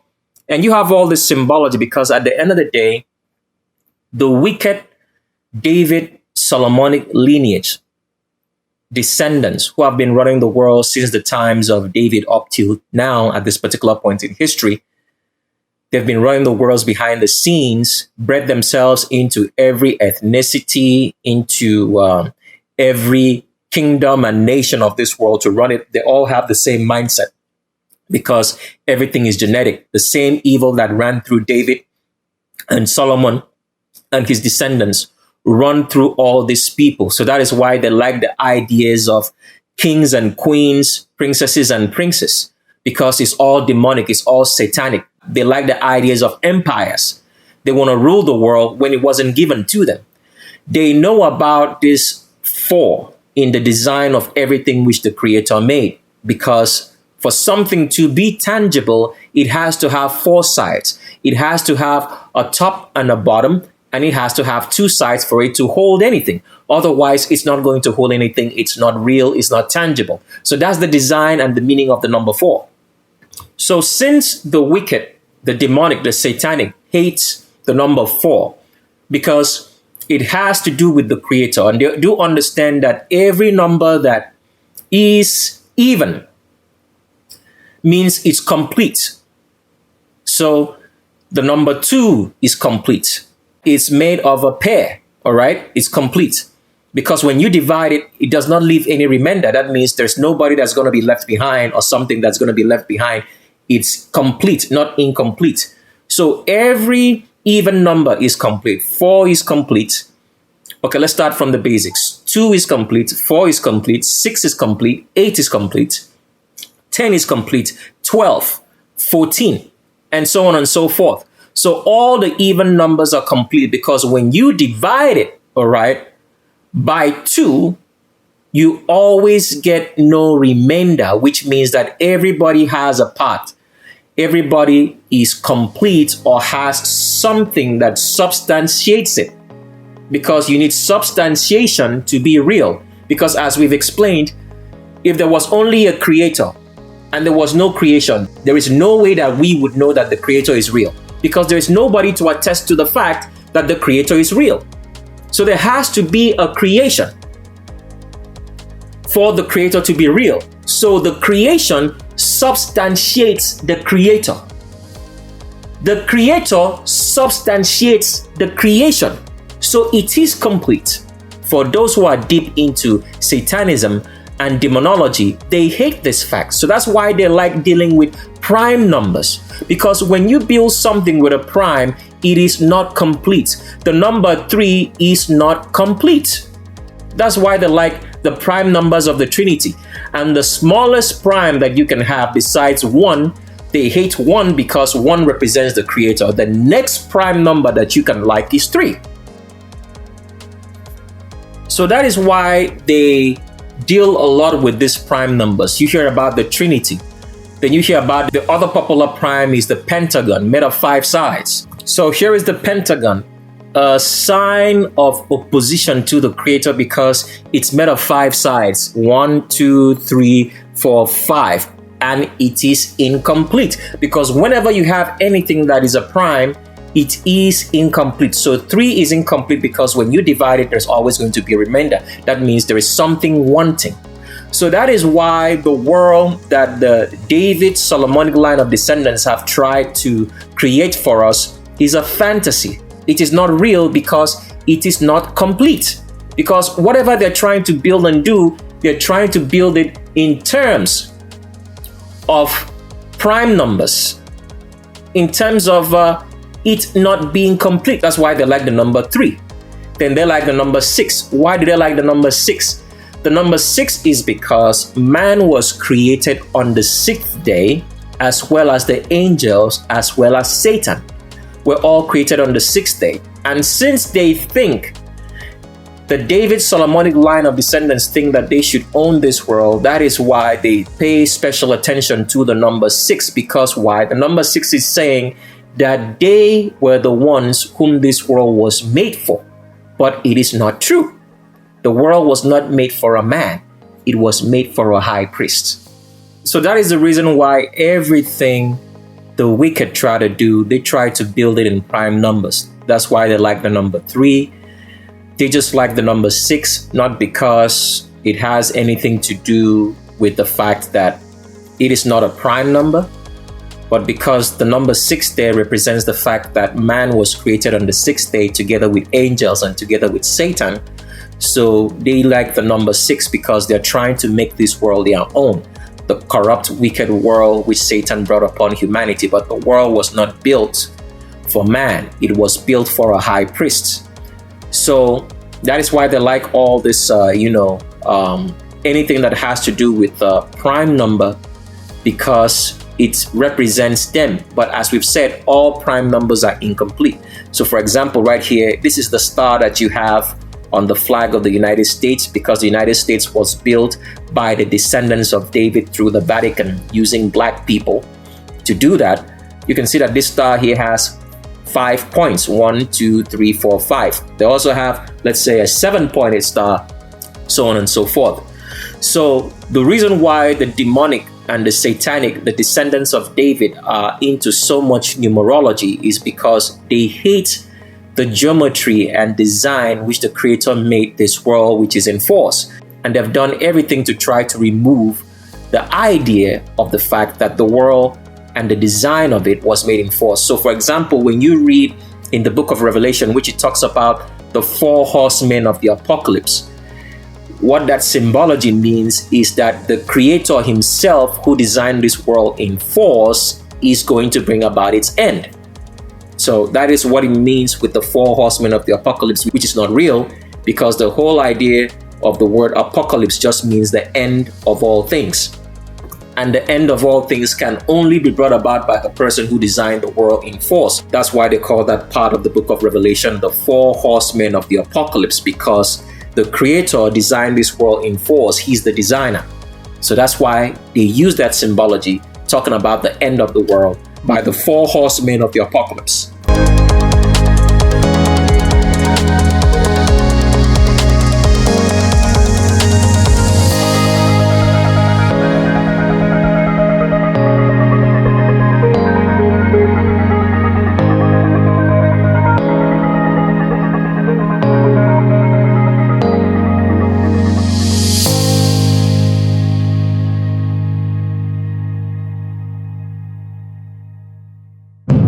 Doesn't it ever wake you up in the middle of the night?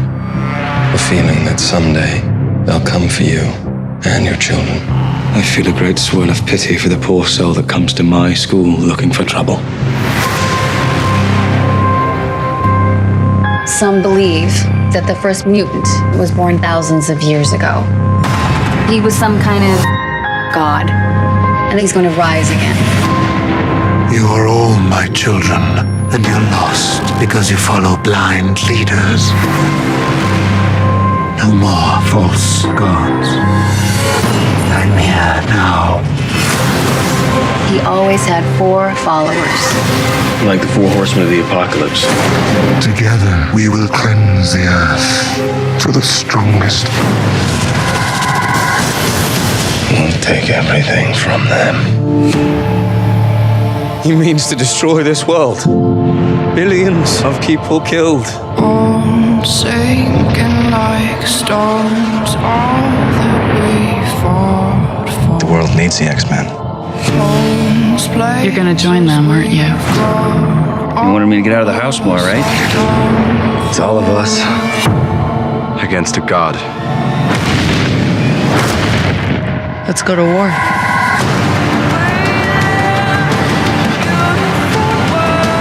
Forget everything you think you know.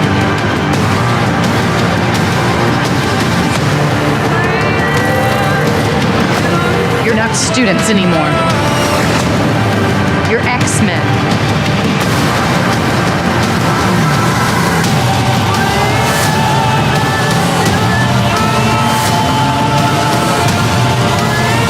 Everything they built will fall!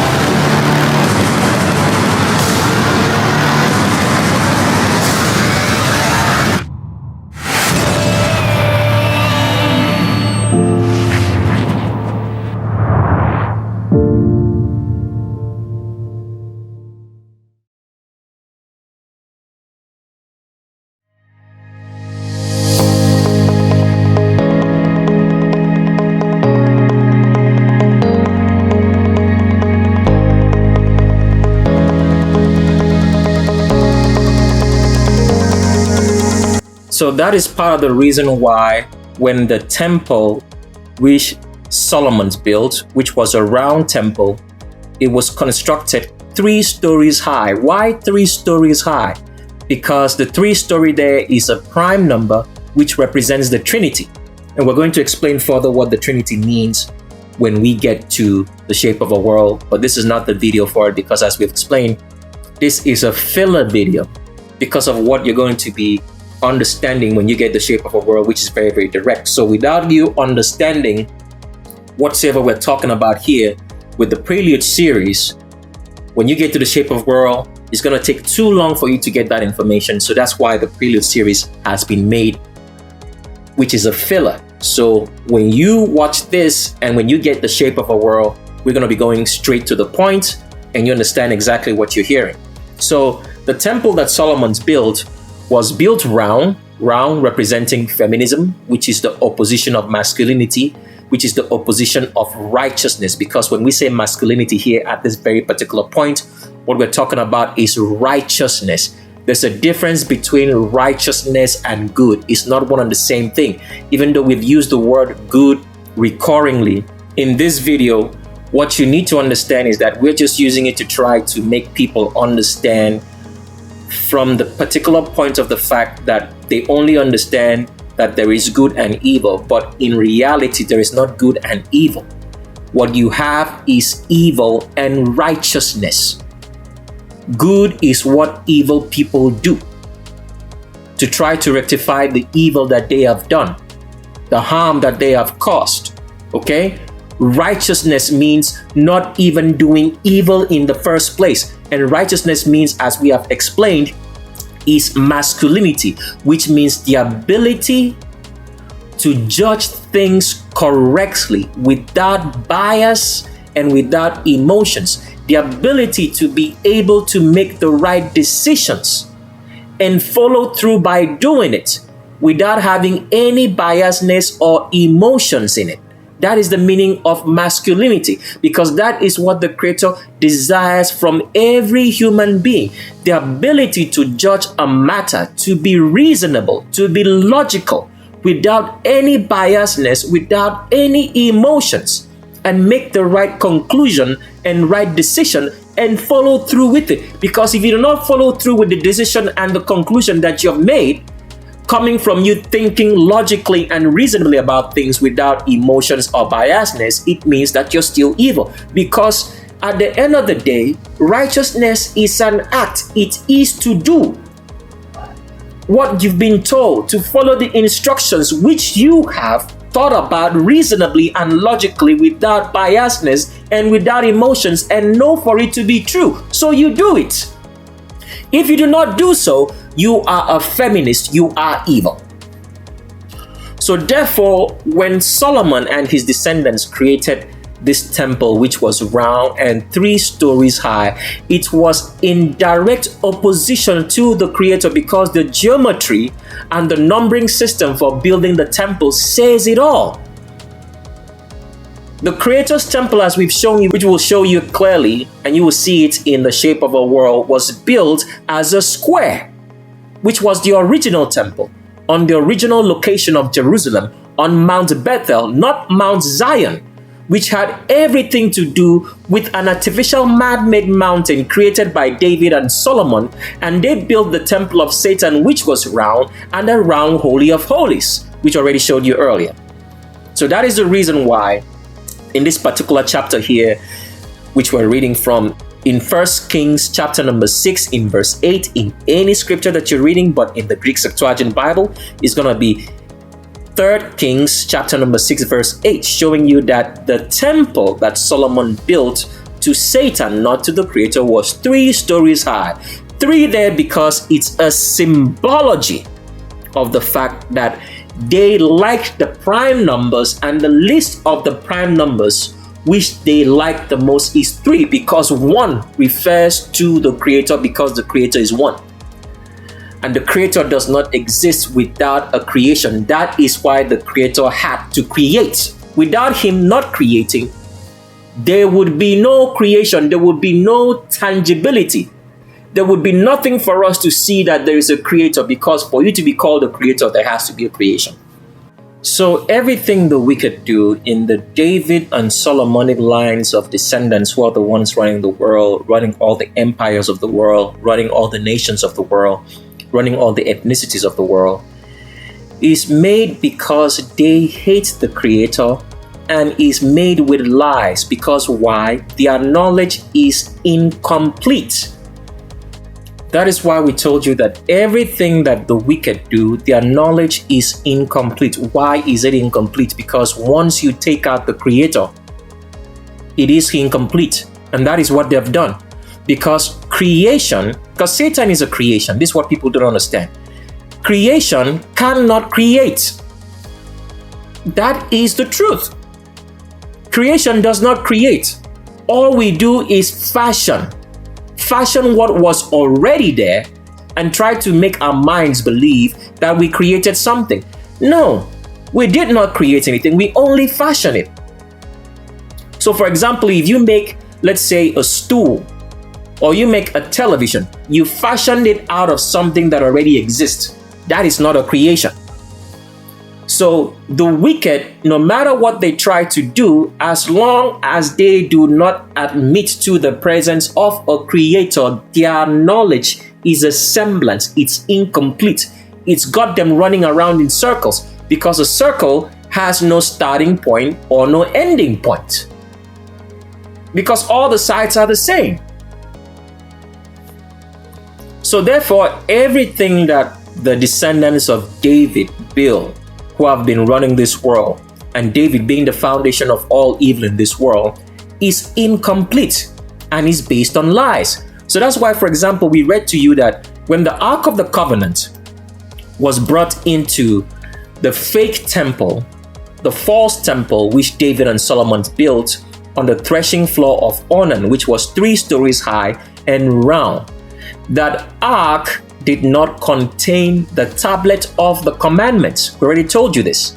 So they created a lie to make the whole world believe that they were worshiping the Creator, just as they have made the whole world believe that they are worshiping the Creator when they give these names of like Jesus, the Most High, Yahweh, Yeshua, Jehovah, Adonai, and all the names that you find in Scripture. These are all lies, because this was the same construction of the David Solomonic line of descendants, giving all these different names to Satan when the Creator only has one name, because he's the one. So that is the reason why they hate that prime number, the 1, but rather love the next prime number, the Trinity, because it represents something very, very unique, which we have never explained on this particular Prelude to the Shape of a World. And the truth is not for everyone. You'll get the full explanation of what the Trinity actually means when you get into the Shape of a World proper, because it's going to be something that you never ever imagined. Ever. So here we're reading from 1 Kings chapter number 8 in any Bible that you can pick up. But if you're reading from the Greek Septuagint Bible, as we're reading right here, it's going to be 3 Kings chapter number 8 in verse 9, to show you that there was no tablet of the commandments inside the Ark of the Covenant, which David carried into the city of David, known as Bethlehem, the city of David, or Mount Zion in scriptures. Because it says here in verse number 9, there was nothing in the ark, full stop. So this part here was imputed. Why was it imputed? If you look at this verse right here, it says there was nothing in the ark. You do not start a statement that way, because it goes on to say there was nothing in the ark except the 2 tables of stone, the tables of the covenant which Moses put in Horeb, which the Lord made with the children of Israel in their going forth from the land of Egypt. Now, how do you know that this is false? Because you have to understand this. There was only 1 tablet of the commandment. There were not 2. Why was there not 2? Because if there are 2 commandments or 2 tablets of the stones of the commandments, it means that the commandments are broken. Or it means that there are 2 types of commandments, which means that the Creator has 2 types of commandments. So it could not have been 2 tablets of stone of the commandments. It had to be 1, because the Creator is 1 and His commandments are 1. So that's how you know that this part of the scripture was imputed. The second thing that you have to understand is this. If you want to make a reference to the fact that there were 2 tablets of stone of the commandments in the Ark of the Covenant, okay? You do not start the statement by saying there was nothing in the Ark. That's absurd. You would rather say there were 2 tablets of stone, the tables of the covenant which Moses put in Horeb, which the Lord made with the children of Israel in their going out from the land of Egypt. You do not start by saying there was nothing first, okay? Then you say 2 tablets of stone were in there. It's because it was imputed. The correct statement here was there was nothing in the Ark of the Covenant, which David brought to the temple which they built onto Satan on the artificial man-made mountain which they made on the threshing floor of Ornan, the Aruna or the Jebusite. So the statement here was all false, because the David Solomonic line of descendants hate everything that has to do with the Creator. And when they do that, all their knowledge is incomplete. It looks like knowledge, but when you stand and look at it, it actually means stupidity. Why? You've left the one most important thing out, which makes your knowledge complete in this world, which is the Creator. Because without the Creator, what you have is stupidity. Because what you're saying is that anything that you're doing, which you've omitted the Creator out of, is a fantasy. It's not real. So that is why the descendants of David go through so much length to oppose the Creator, because they think that they own this world and that they can create anything. So they try to make it in their image, in the image of the Trinity, which is the second prime number when you start from 1. So that is why, for example, if you go to the judicial system of this world, the judicial system says that there must be a judge, a jury, and a prosecutor, all right? And the justice system always fails. Why does it always fail? Because when you have only a judge, a jury, and a prosecutor, it's incomplete. The number there is 3, because the judge, the jury, and the prosecutor make 3. For judgment to be complete, there has to be a creator. So that's why the judicial system and the justice system of this world is a failure, because they've removed the creator. So there has to be four. Four is the design. For anything to be complete, there has to be the creator in the judicial system that we are supposed to be talking about right now. There has to be the creator, there has to be a judge, there has to be a jury, and there has to be a prosecutor. And the judgment is complete. But when you do not have that, no matter what happens, the judgment is always going to come out wrong. And that is why there is no justice in this world. What you have is a semblance of it, but it is incomplete. So that is why they dread the judgment of the creator, because it's going to be complete and finite. So that is the reason why, as you're hearing our voices right now, speaking to you on this particular prelude of the shape of a world, the judgment of this world has arrived, because for a very long time, the wicked have removed the creator from it in all of the designs of their systems. But now the creator is in it, because why? There are high priests now talking. And that was what was missing all this while till now, because for the judiciary system of the creator to be complete, there has to be the creator, the judge, the jury, and the prosecutor. And now with the high priest talking, that is now a complete system. And that is why the world is going to go through what they're going to go through from this day on forward.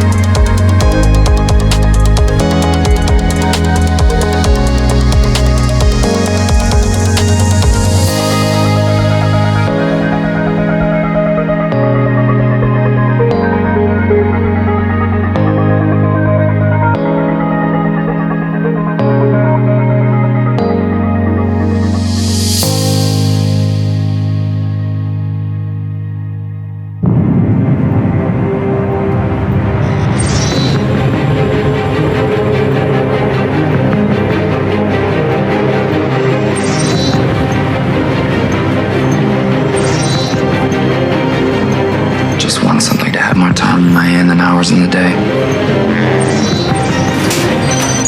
Where's the rest? Never met the quota. My units are up from last week. So is the quota.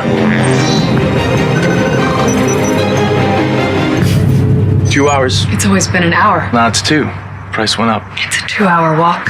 I have an hour and a half. Then you better run.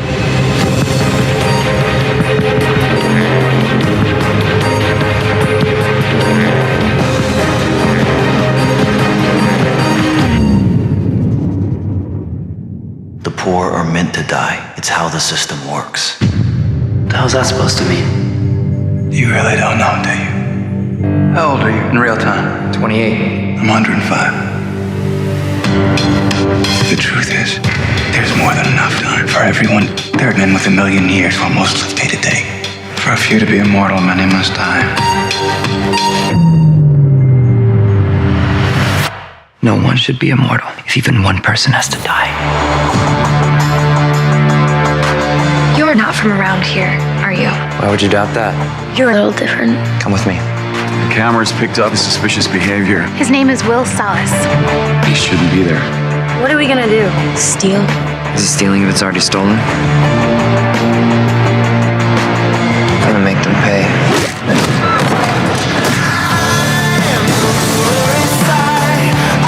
Come on, help yourselves! Take the time, it's free! Where did you get that? We can't have 1,000 years in the wrong hands. It could cripple the system. I will stop him. The problem is, everybody wants to live forever. We're not meant to live forever. We are the kids in the in-between. You know we're coming to get you. Let's hope so. His crime wasn't taking time. He was giving it away.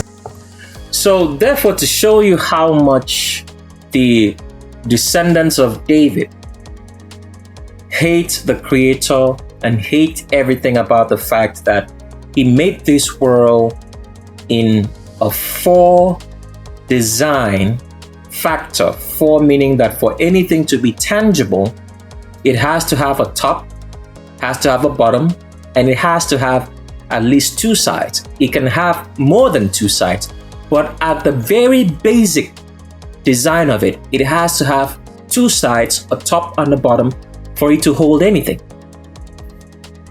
So what you're looking at is the fact that these people, there are no words for it. I mean, thinking about it, of what we're going to say next. And a lot of people have lived through and did never understand, because we always say this time and time again.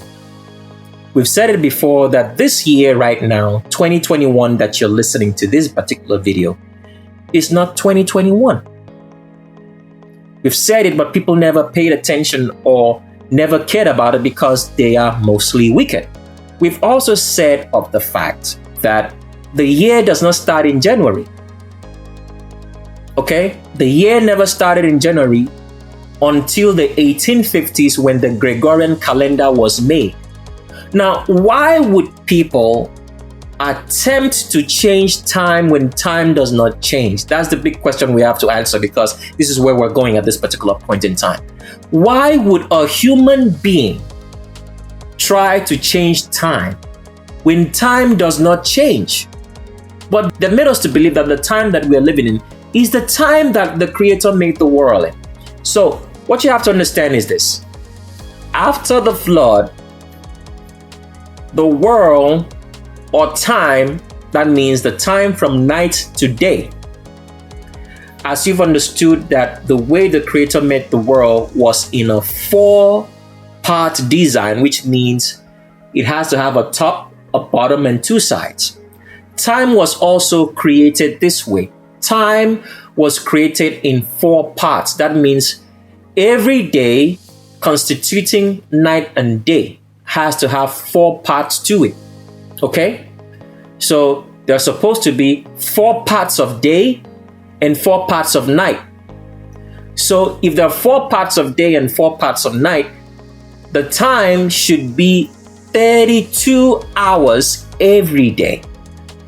So that's why you're looking at this clock right here, which is a 16-hour clock, because this should be the normal time, because the sun and the nights, okay, and the moon and the day all have 4 parts to it.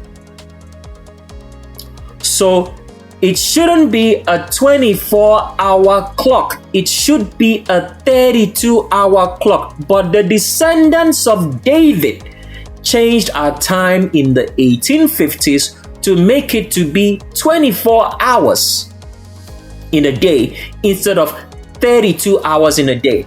And there is a monument which stands to attest to this fact in the land of Egypt, that time was made into 32 hours of 4 parts to a day and 4 parts to a night, to make a total of 32 hours. But these devils, these incarnates from hell, the very children of Satan, change our time such that we have now a 24-hour clock instead of a 32-hour clock a day. And to show you that they change time, it bears to the fact that if you notice, you do not or are not fully awake, or your day does not fully start until it's 10 a.m. in the morning. Why is that? If you notice, you do not fully get awake, or your day doesn't get started, or you don't have the energy to start the day until it hits 10 a.m. Why do you think that is? Because 10 a.m. in the clock that you have, in the 12-hour clock, is actually supposed to be 4 a.m. in the morning, regular time. So your biological clock does not really get up until it's actually 6 a.m.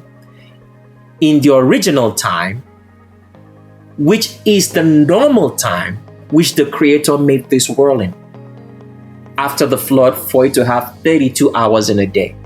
Now, the descendants of David decided to steal 4 hours of a day out of your life and 4 hours out of night, making a total of 8 hours every day to create a 24-hour clock for you to live by.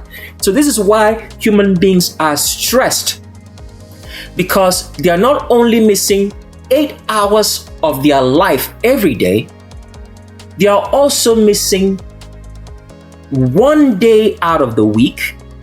They are also missing, besides 8 hours of a day, I want you to multiply the number of hours. So 8 hours by 7. So in a week, you're missing a total of 56 hours. Now, that is based on the fact that we've been told that we have 7 days in a week. But we do not have 7 days in a week in reality. We are supposed to have an 8-day week. And then we are also told that there are 4 weeks, okay, in a month, or 30 days per se. Because they are all trying to construct this world based on the Trinity, based on the prime number of 3.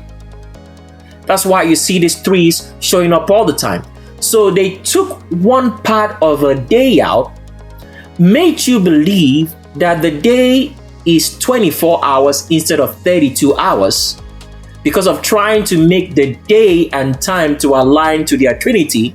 Not only did they do that, they also took out 1 day every week from your time, okay? On top of that, they took out 10 days out of a month. Why? Because people do not understand this.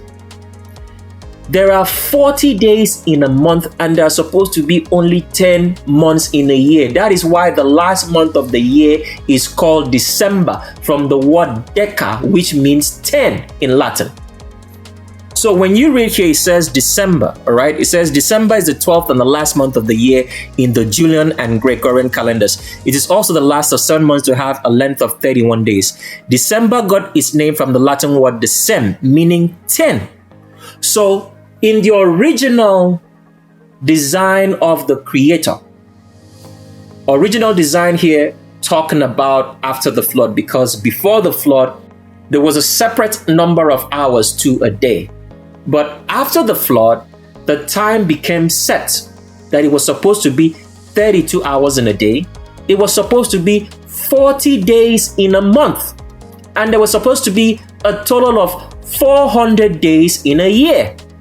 But because of the descendants of David changing time, as the book of Daniel had said that they would do, they took out one part of day and night, total of 8 hours, to make us believe in their 12-hour clock, to make the human being stressed and to work and to be enslaved. Why? So that they would never have time to understand their reality. Because at the end of the day, this design is for the wicked, not for the remnant. So the descendants of David, who have always been behind, opposing the Creator, trying to construct their world or this world into a fantasy, because everything they construct is a fantasy, is not real. They took out 8 hours of our lives every day. So you can imagine that since the 1850s, a lot of people have been living excluding 8 hours of their lives every day. And meanwhile, time does not change. But these idiots, these bastards of society, the descendants of David, decided to change time when the time does not change, and make you to believe that your day is actually made or compromised of 24 hours in a day. And they took out 8 hours. This is how wickedness is, for you to show that wickedness does not change. Trying to change time when it does not change, because the sun still rises and sets according to as the Creator has made. But here in the world today, people notice that when they live the life by the clocks that they are given, they run out of time. They don't have time for anything. They don't have time to rest. They don't have time to actually do what they're supposed to do, to have a healthy relationship with your family, to learn about their world, because they gave us a 24-hour clock. And not only that, they took out 1 day out of a week, then they took out 10 days out of every month from the normal number of days we're supposed to have in a year, which is 400 days. They reduced it to 365 days. And in these 365 days of the year, the hours are still incomplete because it's not based on a 32-hour clock, which we are supposed to have, which is what the Creator gave us. This is how wicked human beings are. To change time when time does not change. And this is what the book of Daniel said here in verse number 25 of Daniel chapter number 7. And it says, "And this kingdom shall speak words against the Creator, and shall oppress and subdue the remnants of the Creator, and shall change time." They shall change time and law. What does time and law here? They change the natural order of life. They said now that it's okay for a man to do dubious things with another man and call it sex, or pretend that two men can have sex. They made it legal that you should be able to carry on and do this kind of evil. They've changed every natural law, which is not supposed to be changed, and made it to be a normality, creating a fantasy in a world that was made real for us, because they choose to oppose and to say that the Creator does not exist. But it does not change the fact that the Creator does exist. So this is what the descendants of David have done to our reality. They have changed time by giving us a clock, and meanwhile our biological clock does not change, because as we explained earlier, you do not feel fully awake until it's 10 a.m. in the morning. And in most cases, you do not go to sleep until it's 1 a.m. in the morning. Why? Because that 1 a.m., your biological clock is actually telling you that the 1 a.m. is the regular time, because it's based on a 32-hour clock in which your body is supposed to be functioning. Because at the end of the day, all right, our biological clock is still wired to the way the Creator made this world, in a 32-hour clock and time period. So that is why sometimes, because these people have changed time so much, you wake up some days and you feel like it's a Saturday, but it's not a Saturday. You wake up Sundays and it feels like a Sunday, but it's not a Sunday. You wake up some days and it feels like it's a Monday, Tuesday, Wednesday, Thursday, Friday, but it's not those days. Why? Because we are missing time. Because these people, these wicked people, who are not even human, the descendants of David, have given us a clock to live by instead of allowing the biological clock and the standard clock which the Creator made this world in, which is 32 hours to run. They gave us a 24-hour day. I mean, while the day is not made of 24 hours. So that is part of the reason why, when you notice with black people, it seems like black people are always younger, all right? You would see a black person who's maybe like, say, 40 years of age, and they look like they are 20, because the time is wrong. The time that the world is running in right now is not based on the correct time. So that's why black people look younger, because the younger look they look is actually that their lives is based on the 32-hour clock, not the 24-hour clock, which is fast forwarding everything. So For a black person who's actually 40, in the right biological clock and the clock which the Creator made this world in, after the flood, 32-hour clock shows that you are less than the actual age which they tell you are. Based on the 32-hour clock, which is your biological clock, which your world or your life is supposed to be based on, which is the real clock. Not this 24-hour clock timepiece that we have. So the changing of time is what we as the older generation who live by the clock experience, because when you were much younger, you would have always noticed that the days ran longer. Why? Because you were running on a biological clock.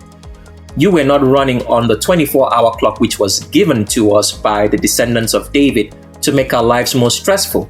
So as a child, because you're running on that biological clock, you're sleeping and waking according to the normal durations of time, which is supposed to be 32 hours.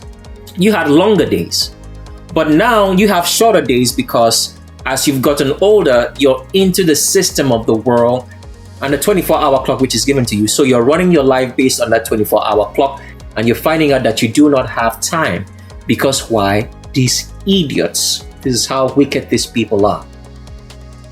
Change time, as the book of Daniel had said. They shortened our time by 8 hours every day. On top of that, they also shortened it by taking out 1 day out of a week. On top of that, they also shortened it by taking 10 days out of a month. Then they also shortened it by taking 35 days out of a year. Then they shortened it also by changing the start of the year. So this is how terrible these people have been when time does not change. Because when you go read in scriptures, because when people read scriptures, they do not understand. You always see how it says that after 40 days, okay, something happened, because you will see all this recurring theme in scriptures. After 40 days, after 40 days. Why is it after 40 days? Because 40 days day is trying to tell you that it was 40 days in a month. Not 31 days, not 30 days in a month. It was 40 days for 10 complete months. So that is the reason why the female menstrual cycle of today's modern woman is out of whack. Because most women feel that they should have their menstrual cycle every 28 days. But this is not true. It should be every 32 days. It should be every 32 days with the 8 days that you go through your menstrual cycle, making it 1 week.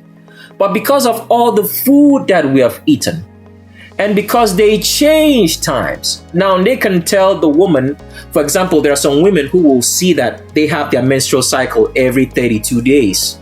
It doesn't always come on the 28th day. It comes maybe like 4 days alternating. And then some women will think there's something wrong with them because they have this delayed menstrual cycle, not knowing that their bodies are actually working correctly according to the biological clock, which we are all supposed to run in which the fact that the time hasn't changed is a 32-hour day, not a 24-hour day.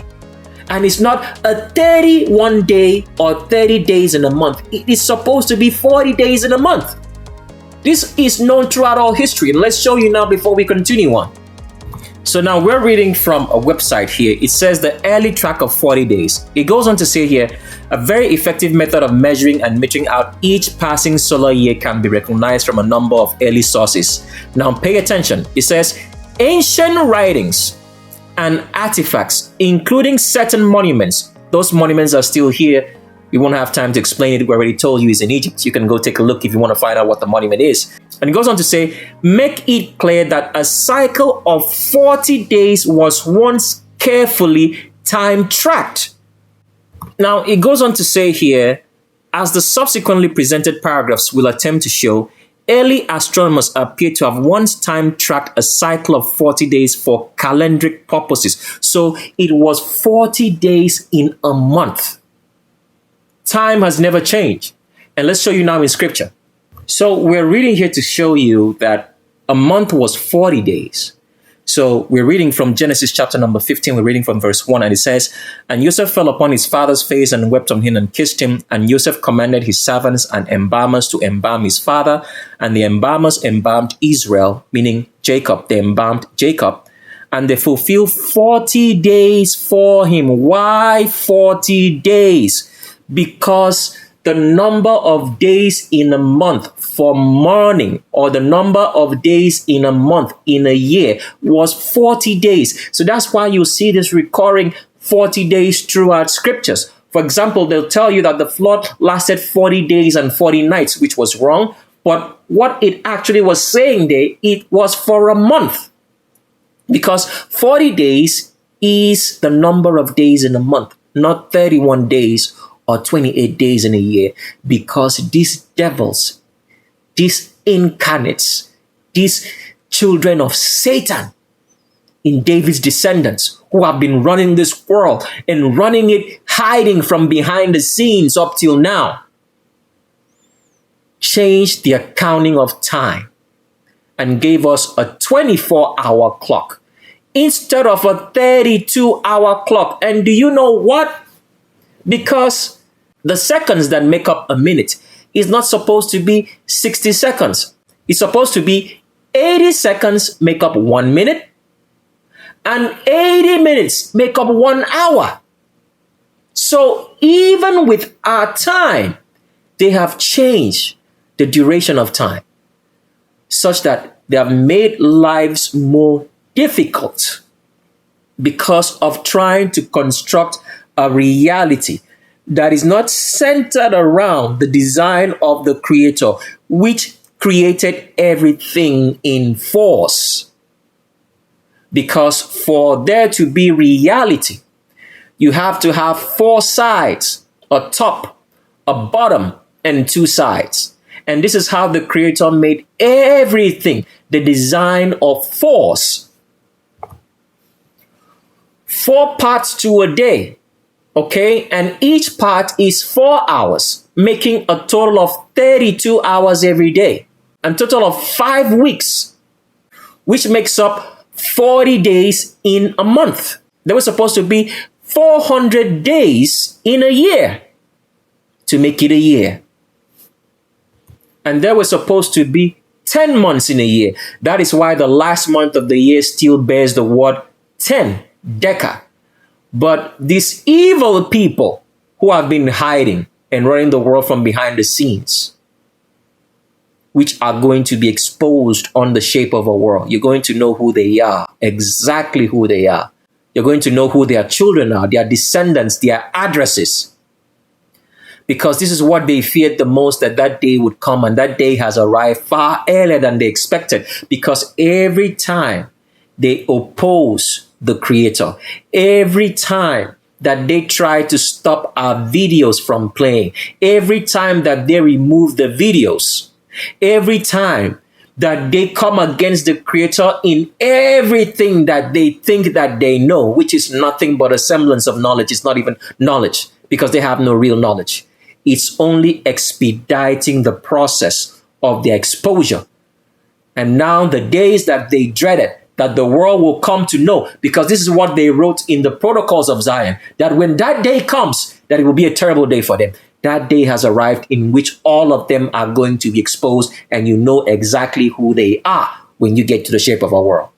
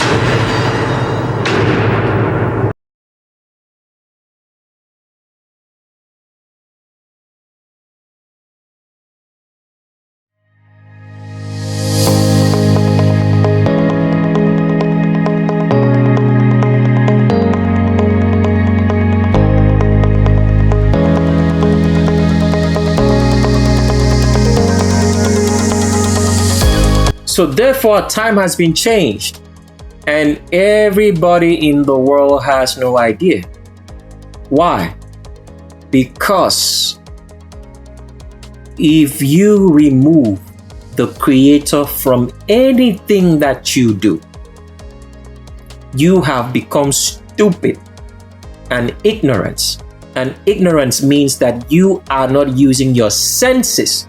You are not thinking correctly, reasonably, without any emotions or bias, with logic, and that you're unable to come to a conclusion after thinking about things reasonably and logically. You're not able to follow through with the decisions that you make because you are evil. As you have come to understand now that evil is a person. It is not what you do. You, the individual, are evil. That is the reason why you have not been able to understand your reality, because you are a child of Satan, evil. So therefore, because the descendants of David decided to construct a false reality based on the number 3 or prime numbers, being that they hate the foredesign of the Creator, in which that everything that he made, for it to be tangible, for it to be physical, had to have 4 sides, a top, bottom, and 2 sides, and many more other sides, which always increased in pairs. They constructed a world for us, even with the technology that we use, based on these false sciences. Because of omitting the Creator out of it, the technology and science has become incomplete.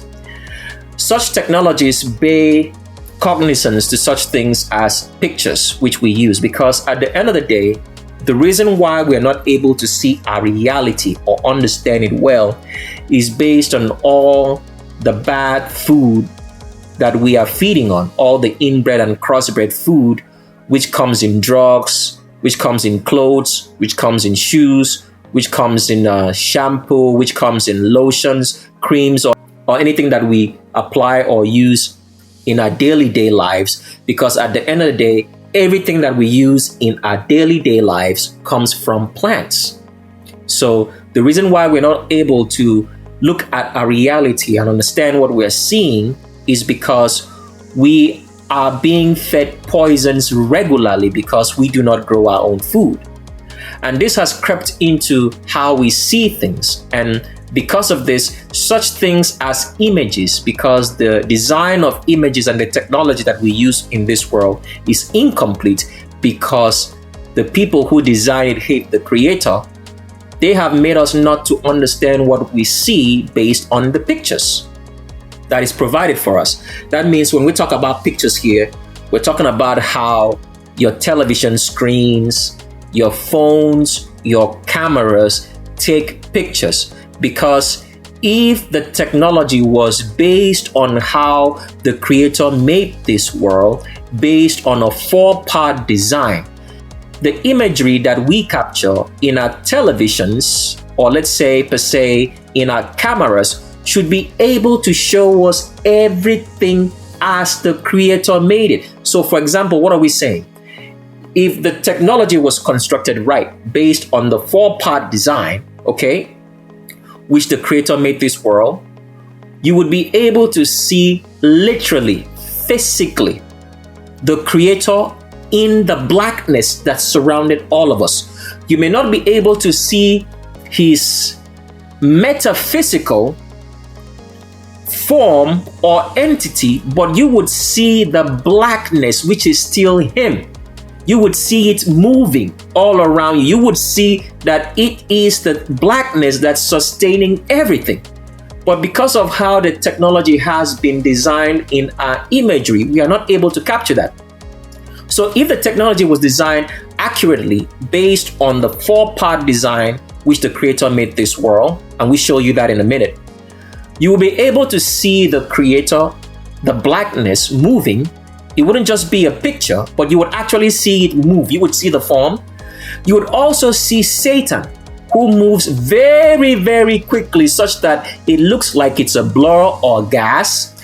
You would also be able to see demons in the pictures, in the imagery that you take, with your cell phone and cameras, which you play back on the TV, and the TV plays it back wrongly because all this design and technology decided to omit the 4-part design of the Creator. So that is why, even though they hate the fact of the number 4 and that the way the Creator made this world, He made it in 4s with everything having a 4 to it, they try as much as possible want to adapt this technology, but they do not want it to be a part of our culture. Why? Because it would show you a reality that you would never ever doubt again in your life, because you would see everything as is as the Creator made it.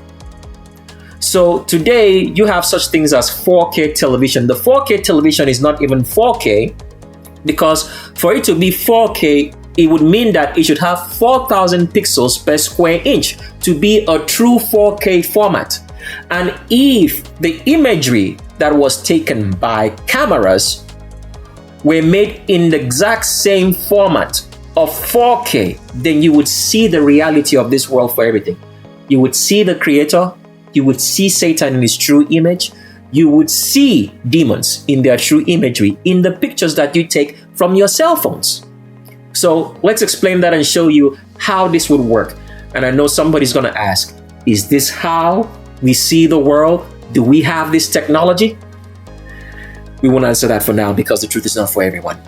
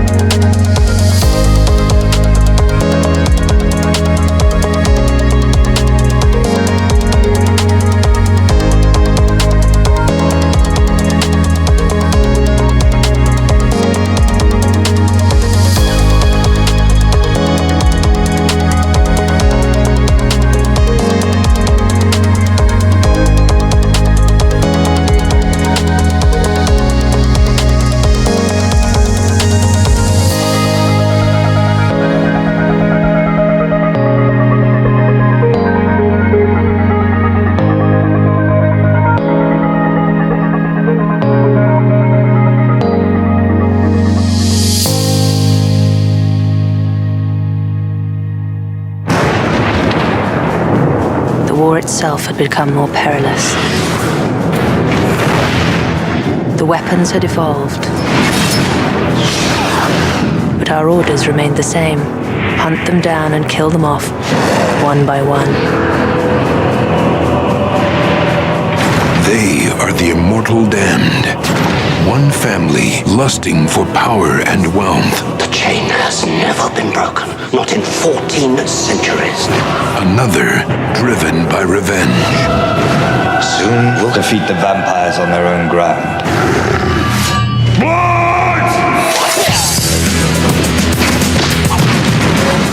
Do you see this human? He's attractive. I can't be positive, but I'm beginning to think the Lycans are following him. Hello, Michael. Why are they after you?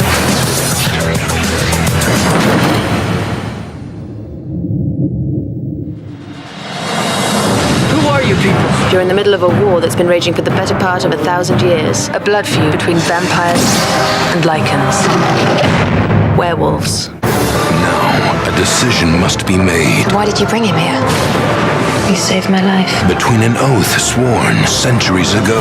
A human. He's not a human at all. He's a Lycan. And the power There can be no such union. greater than vengeance. You'll be lucky if I can convince the council to spare your life. Absolution will be yours the moment you kill Michael.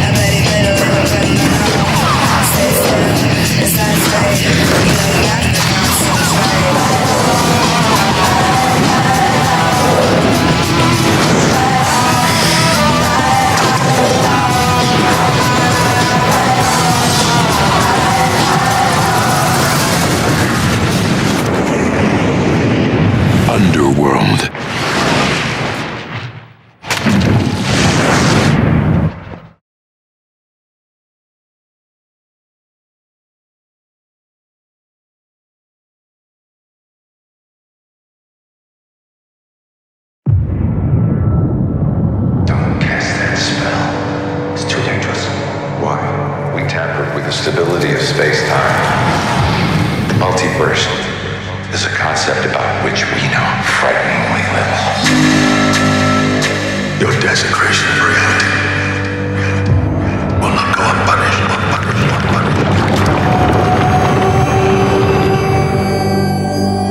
It was the only way.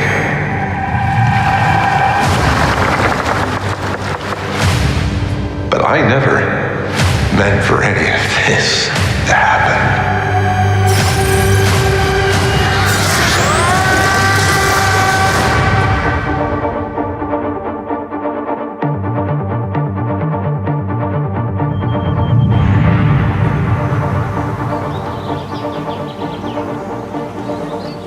Wanda. I knew sooner or later you'd show up.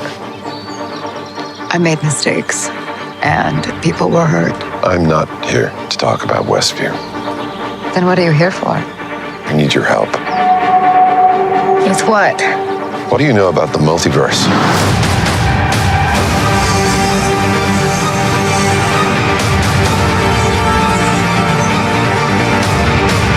I'm sorry, Stephen. I hope you understand. The greatest threat to our universe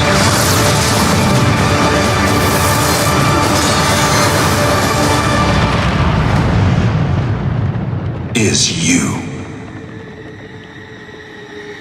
Things just got out of hand.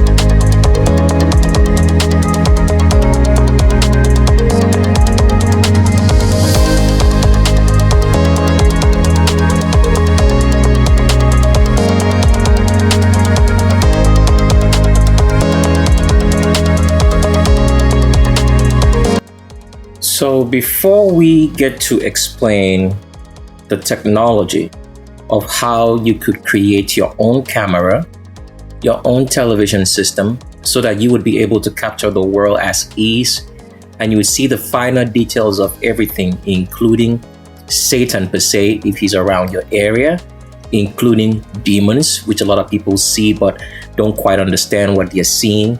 We're talking about here metaphysical demons, not the physical demons in albinos, anybody with straight hair who all grow tails because they are not human.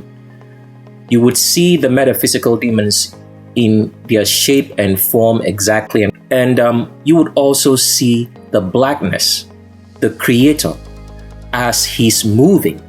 When we say moving here, we're talking about the metaphysical aspect of the creator, the blackness that all surrounds us. You would actually see it in motion, moving.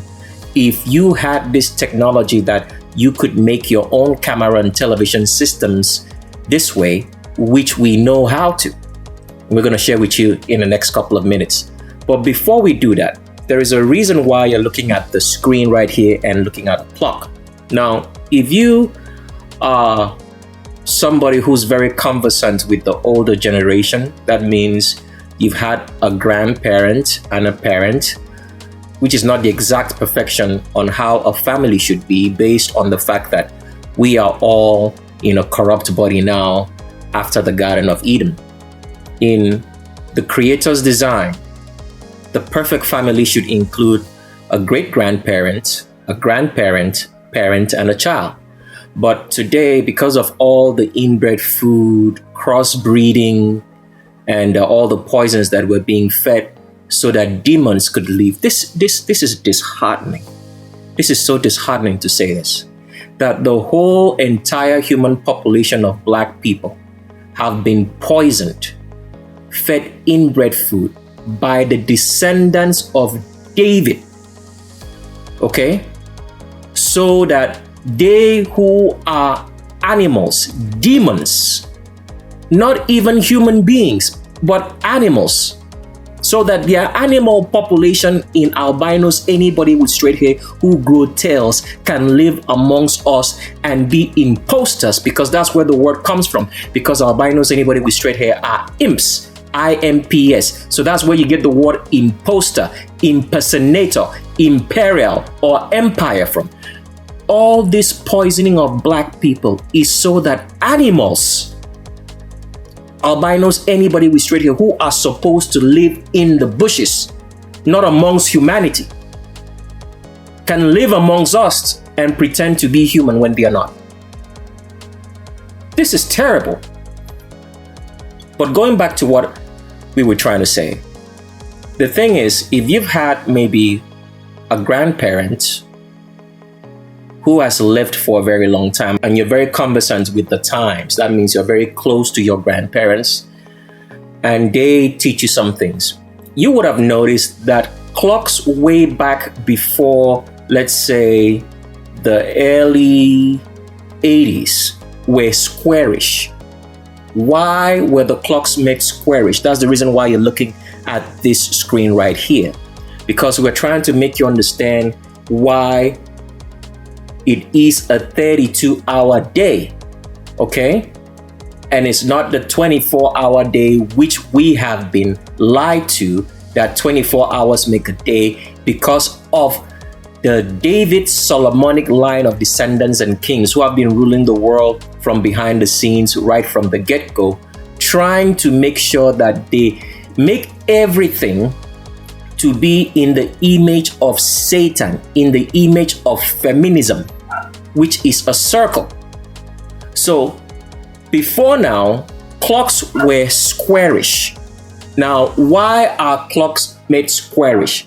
Because the earth is a square. It has 4 corners. Okay? So that's why the clocks were meant to be a square kind of looking clock, because the earth has 4 corners.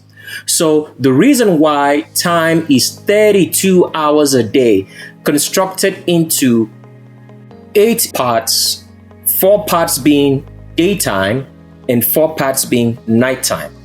The reason is because when the sun moves, it has to go through 4 corners of the earth, as you're looking at right here based on this clock.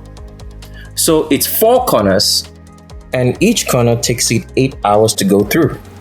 And it takes it a total of 32 hours to go around the earth, the 4 corners of the earth, to make up for one day.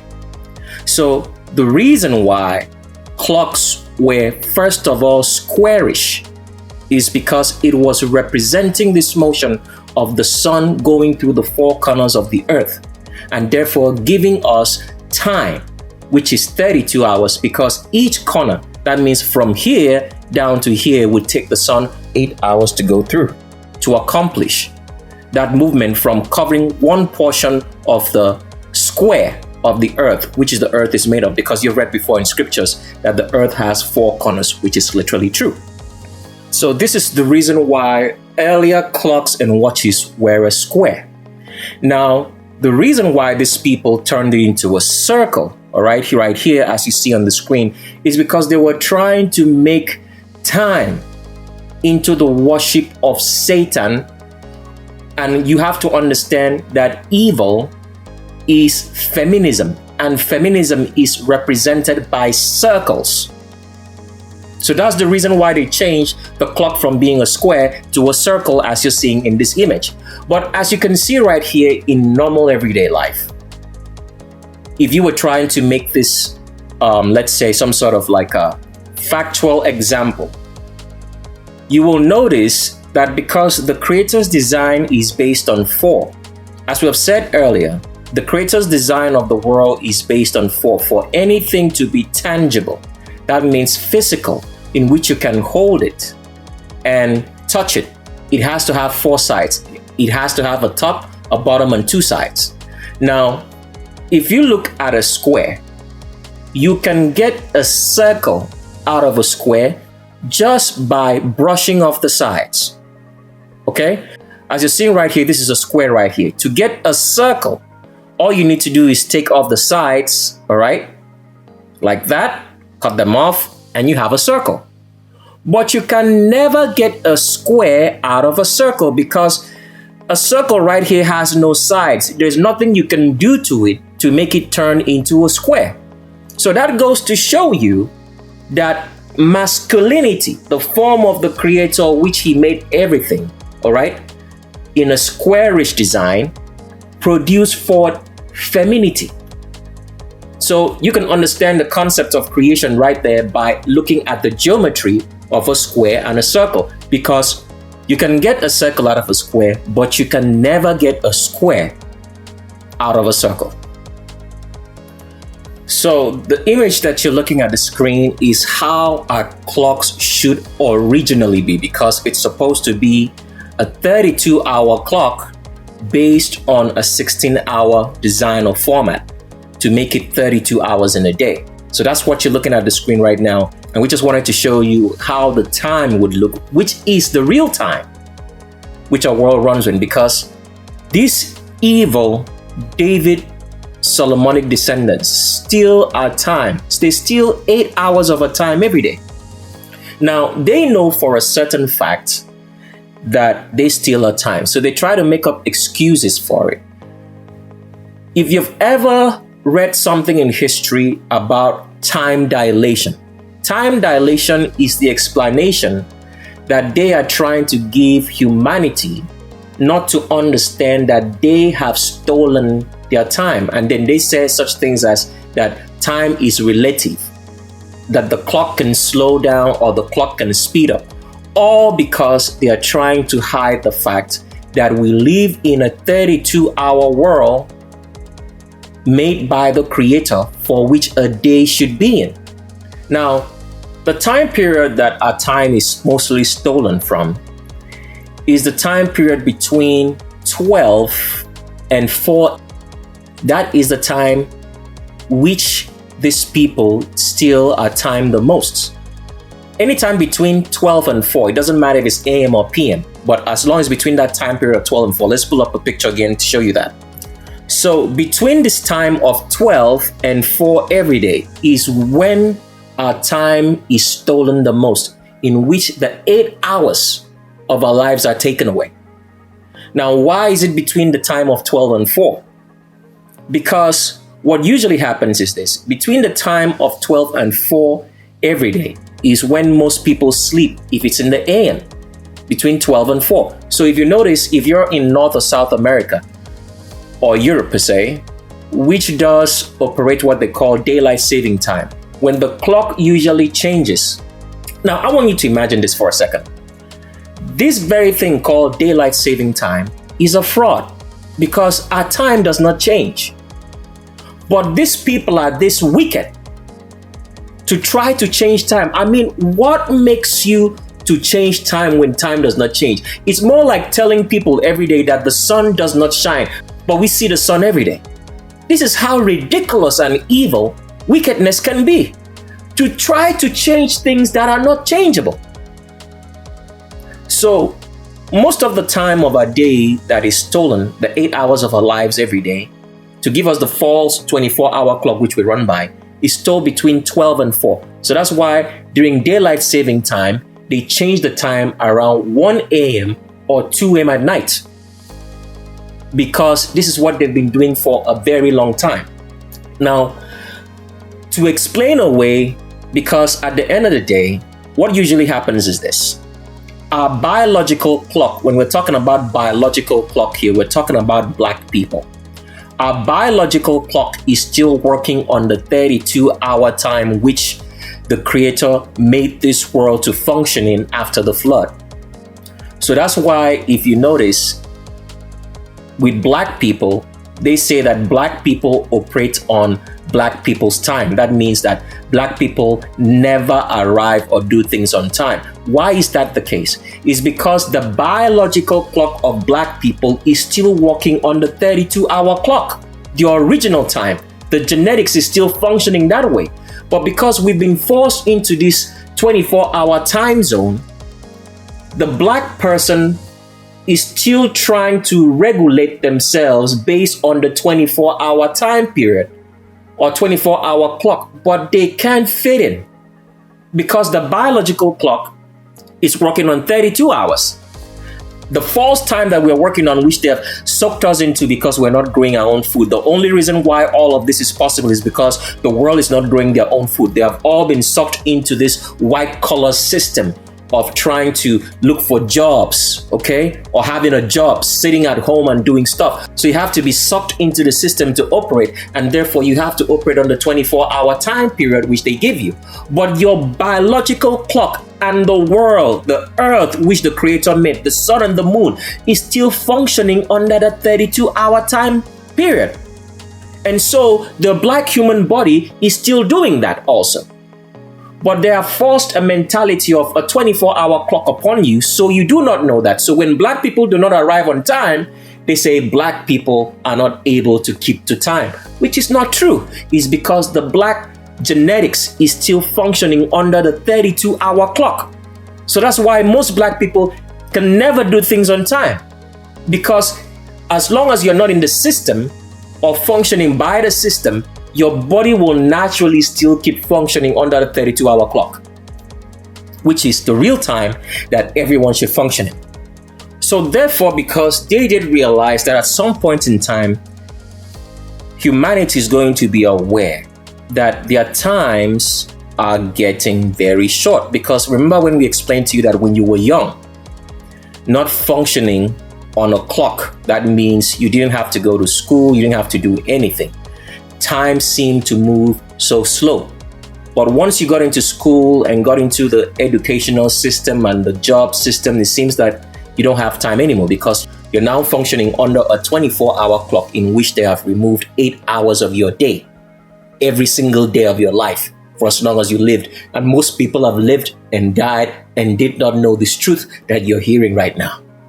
That's how wicked and terrible the people who run the world, the David Solomonic line of kings, devils, nothing more, wicked to the bone. They never change, and they keep piling wickedness upon humanity day and night, have done that most people have lived through their lives and never ever knew that their time was changed. That's how sad the reality of our world is, run by these evil people who are continuing to do evil day and night upon humanity for no reason.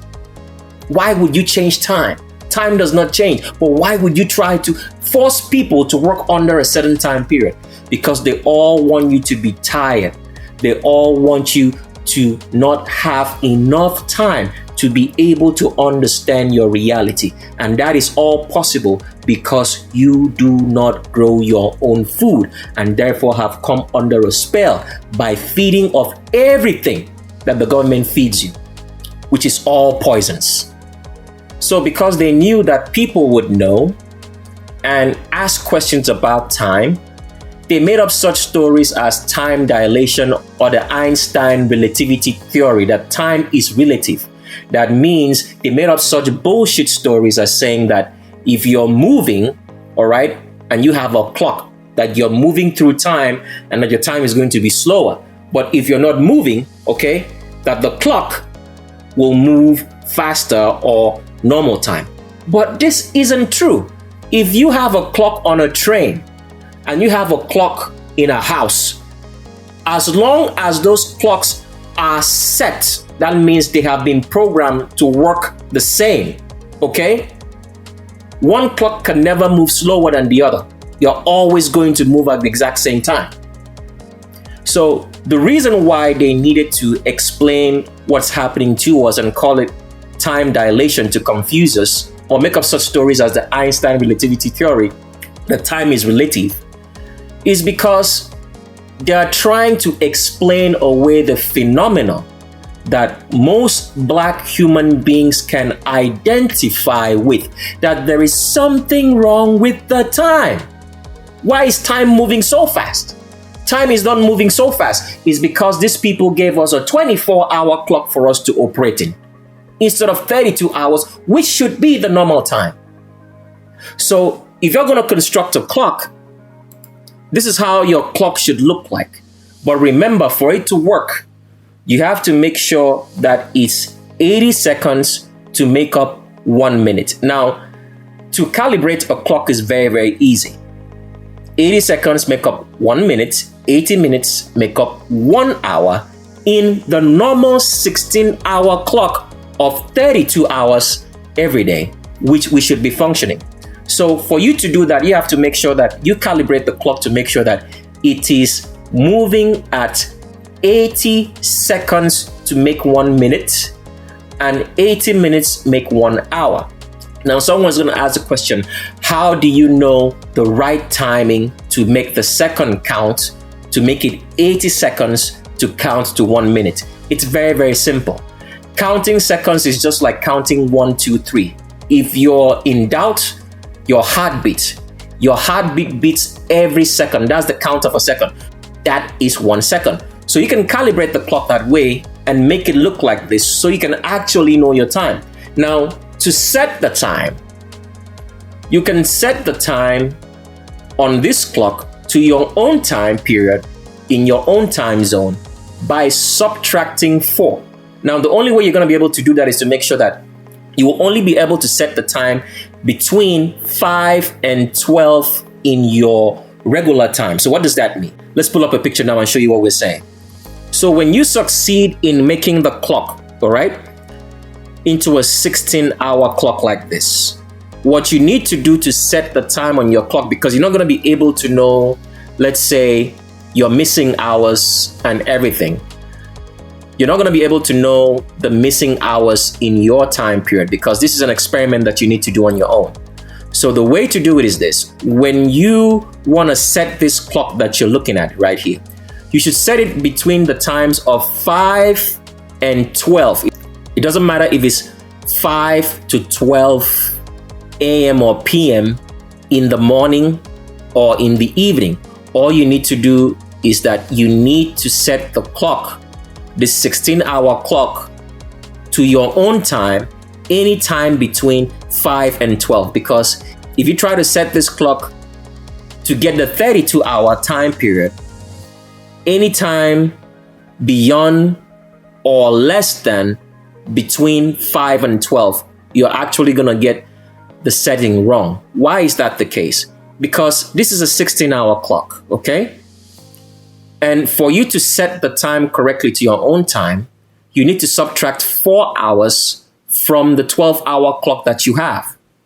So the only way you can get a positive result from that subtraction is if you set the time in your time zone between 5 and 12 a.m. or p.m., it doesn't matter. For example, here in this clock, let's pull up a picture now. So, as we're explaining, for you to set this clock and get your correct time, you must have made the clock to be calibrated on the fact that it's going to be 80 seconds make up 1 minute and 80 minutes make up 1 hour. After you've done that, to set the time now correctly, you need to set this clock between the times of 12 and 5 a.m. or p.m. Doesn't really matter, because the reason being, you have to subtract 4 hours from this clock to get the time on this clock. So what do we mean? Let's show you an example. So for example, if the time is 5 a.m. in the morning, for you to get the actual time that you're supposed to be in your time period, you're going to subtract 4 from 5 because you have 4 hours of your time taken from you. So you need to subtract 4 hours to get the right time because they've taken 4 hours from you. So when you subtract 4 from 5, the time in your time zone is going to be 1. So that means if it's 5 a.m. wherever you are in your time zone, the actual time when you subtract 4 is going to be 1 a.m. That is the actual time in your time zone. If you try to subtract, let's say, any number that's less than 5, okay, you're going to get a negative time. But you don't want to get any negative time because you want to set the time correctly. Because once you set the 16-hour clock correctly, that missing time period that you do not know is going to be accounted for because you've set it correctly, because you set it between the hours of 12 and 5. So, for example, right now, if you have, let's say your time is going to be 3 a.m. in the morning, okay? And you want to set this clock. If you subtract 4 from 3, you're going to get a negative 1, all right? And negative 1 does not exist on this clock right here. What you have are positives. So that's why you need to set the time between 5 and 12 a.m. or p.m.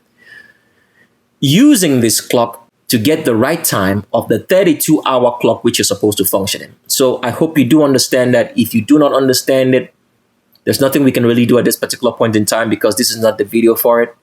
When you get the shape of a world, you perfectly understand everything else that we're saying here. So here is the so-called theory of time dilation in which these people try to make the human mind to believe that time is relative. Can you imagine that? They say time is relative. So what does it mean that time is relative? It means that time is whatever you make of it. That means time is not real. It's relative or can be explained based on a person.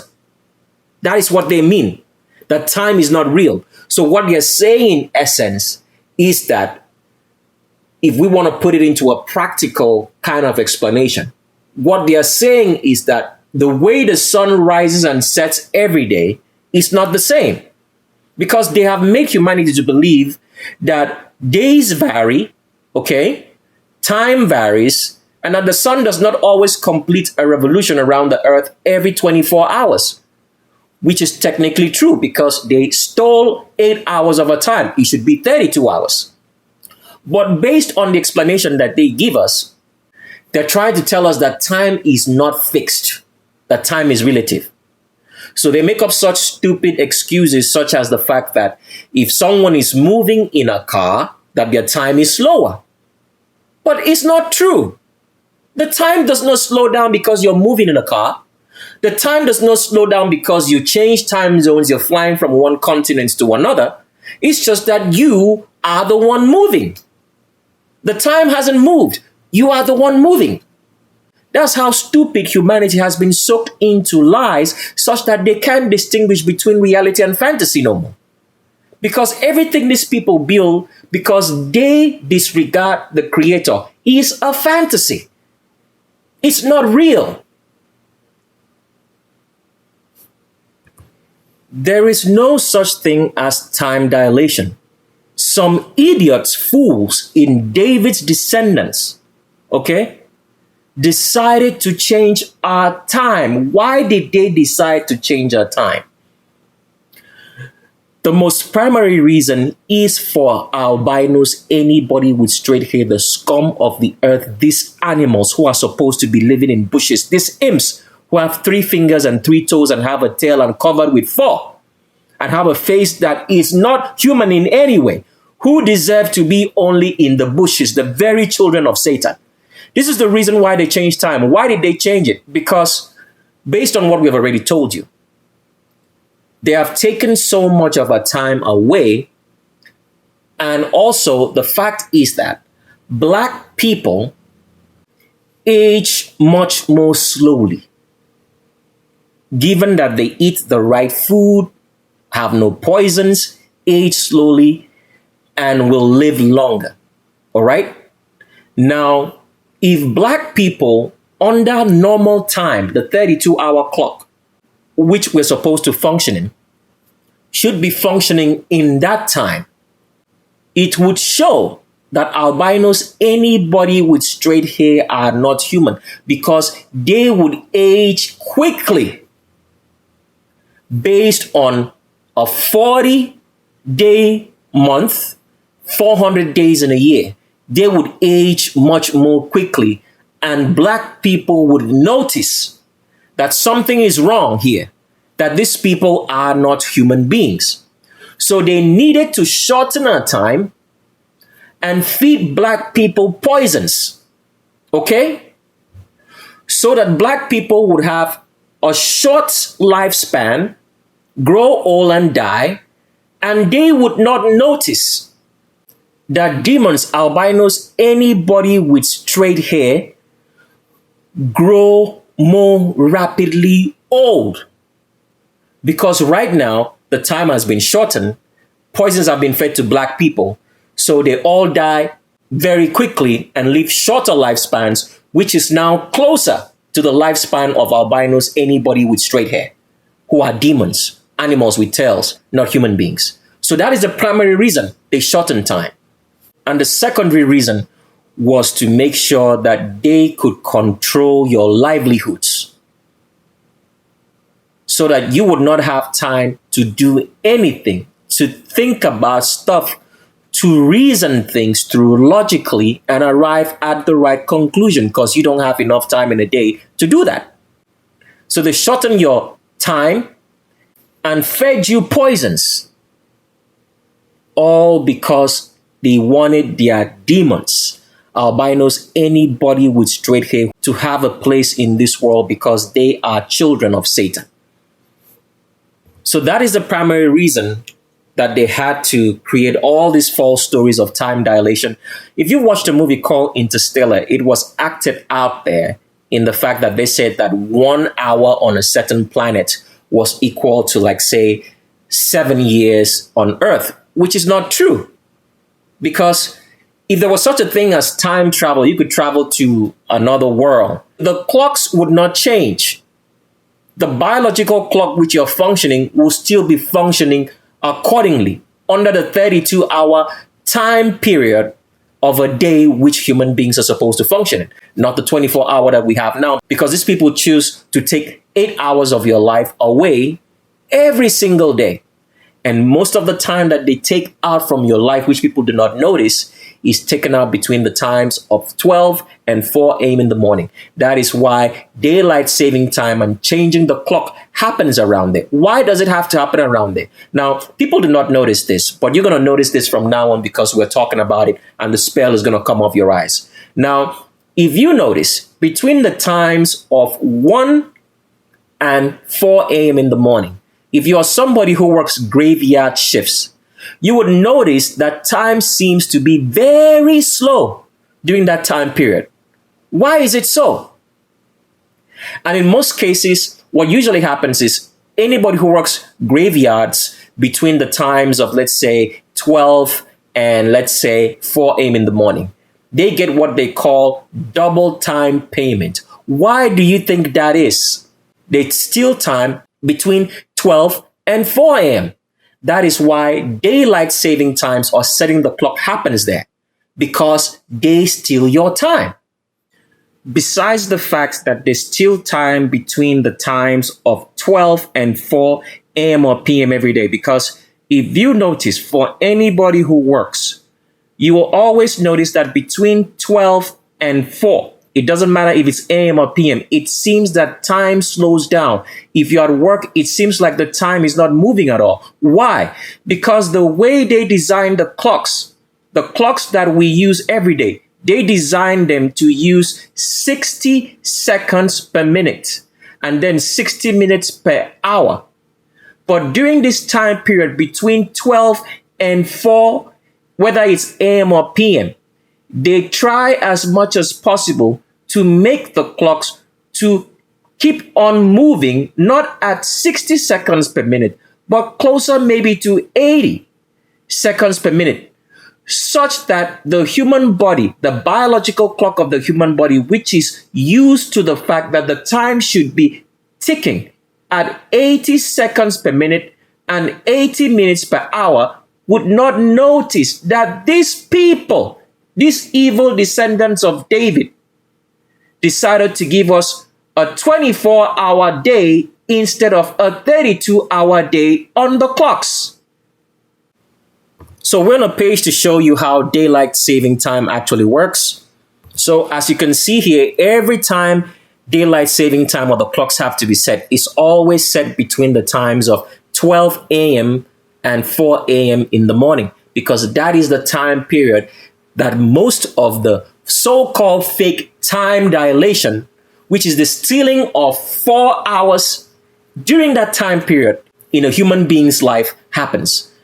And we'll share more of this on The Shape of a World, but this is not the video for it. We're just trying to give you the so-called introduction to The Shape of a World so you will have full understanding when you get there.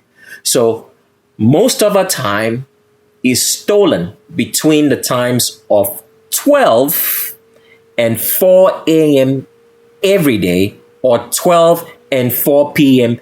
every day, because the biological clock which we work on always shows you that for some reason during this time period, every single day, time seems to slow down.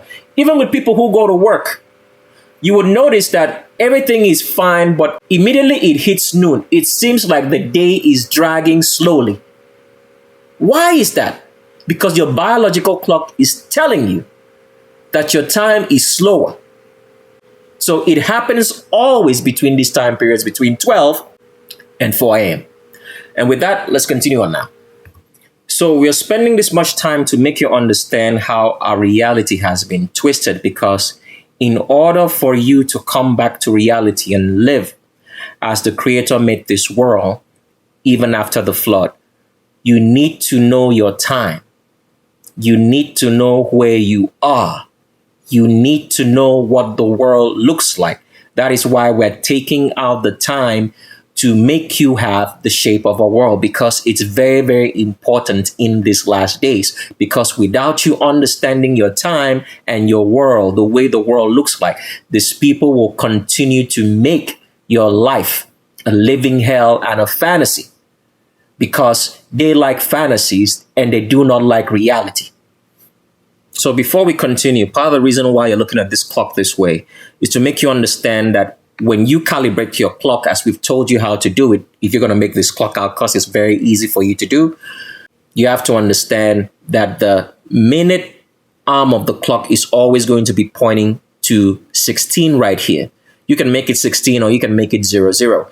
But at the end of the day, what this is trying to show you here on this clock is that it is 10 a.m. or 10 p.m. per se, depending on what time you are, by this minute arm of the clock pointing here at 16 and this one pointing at 10. So with the false clocks that they show us, which we are functioning under, the minute arm of the clock is always pointing to 12 or noon to show you that that is the hour that you have reached by it pointing at 12, and then the hour arm pointing at any hour or time on the clock. So that's the reason why you're looking at this image, so you would understand this clock, okay? Because this is your clock. This is what your biological clock as a human being, talking about black people, functions under 32 hours. That is why they say black people function on black people's time, because that is our real time, 32 hours. As we talked about it before, most people don't get up out of their beds or don't get their day started until it hits 10 a.m. in the morning. Why?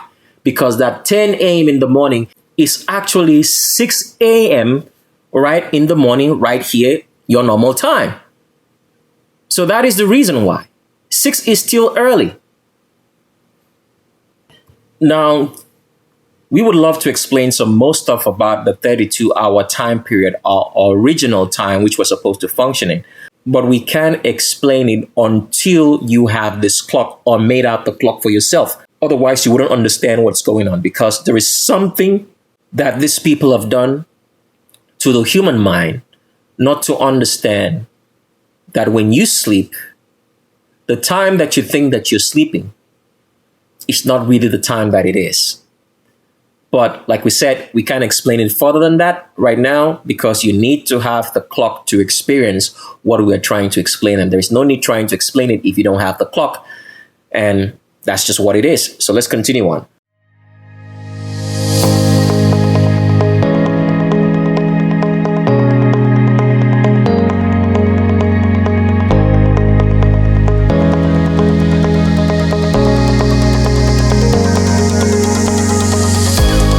So technology for a long time, especially when it comes to photography, has been used to deceive us. And a lot of people are not aware of the fact that photographs are used to deceive people. Now, why do we say that? The photographs that we're supposed to be taking is supposed to show us our reality, an image of our reality. But what happens is that when the technology itself is not designed to show us a reality, there is no way that we can see the reality for what it is. Because pictures should show us everything. But in today's world, the pictures that we take using our cell phones, cameras, or any camera out there is based on a deception. Why is that so? So naturally, if we were to eat all the good food which the Creator made for us, and we did not inbreed or crossbreed any of our food as we would grow them naturally ourselves, our eyesight would be so perfect that we would be able to see our reality for what it truly is. But because we are not doing that, we are not able to see our reality for what it is.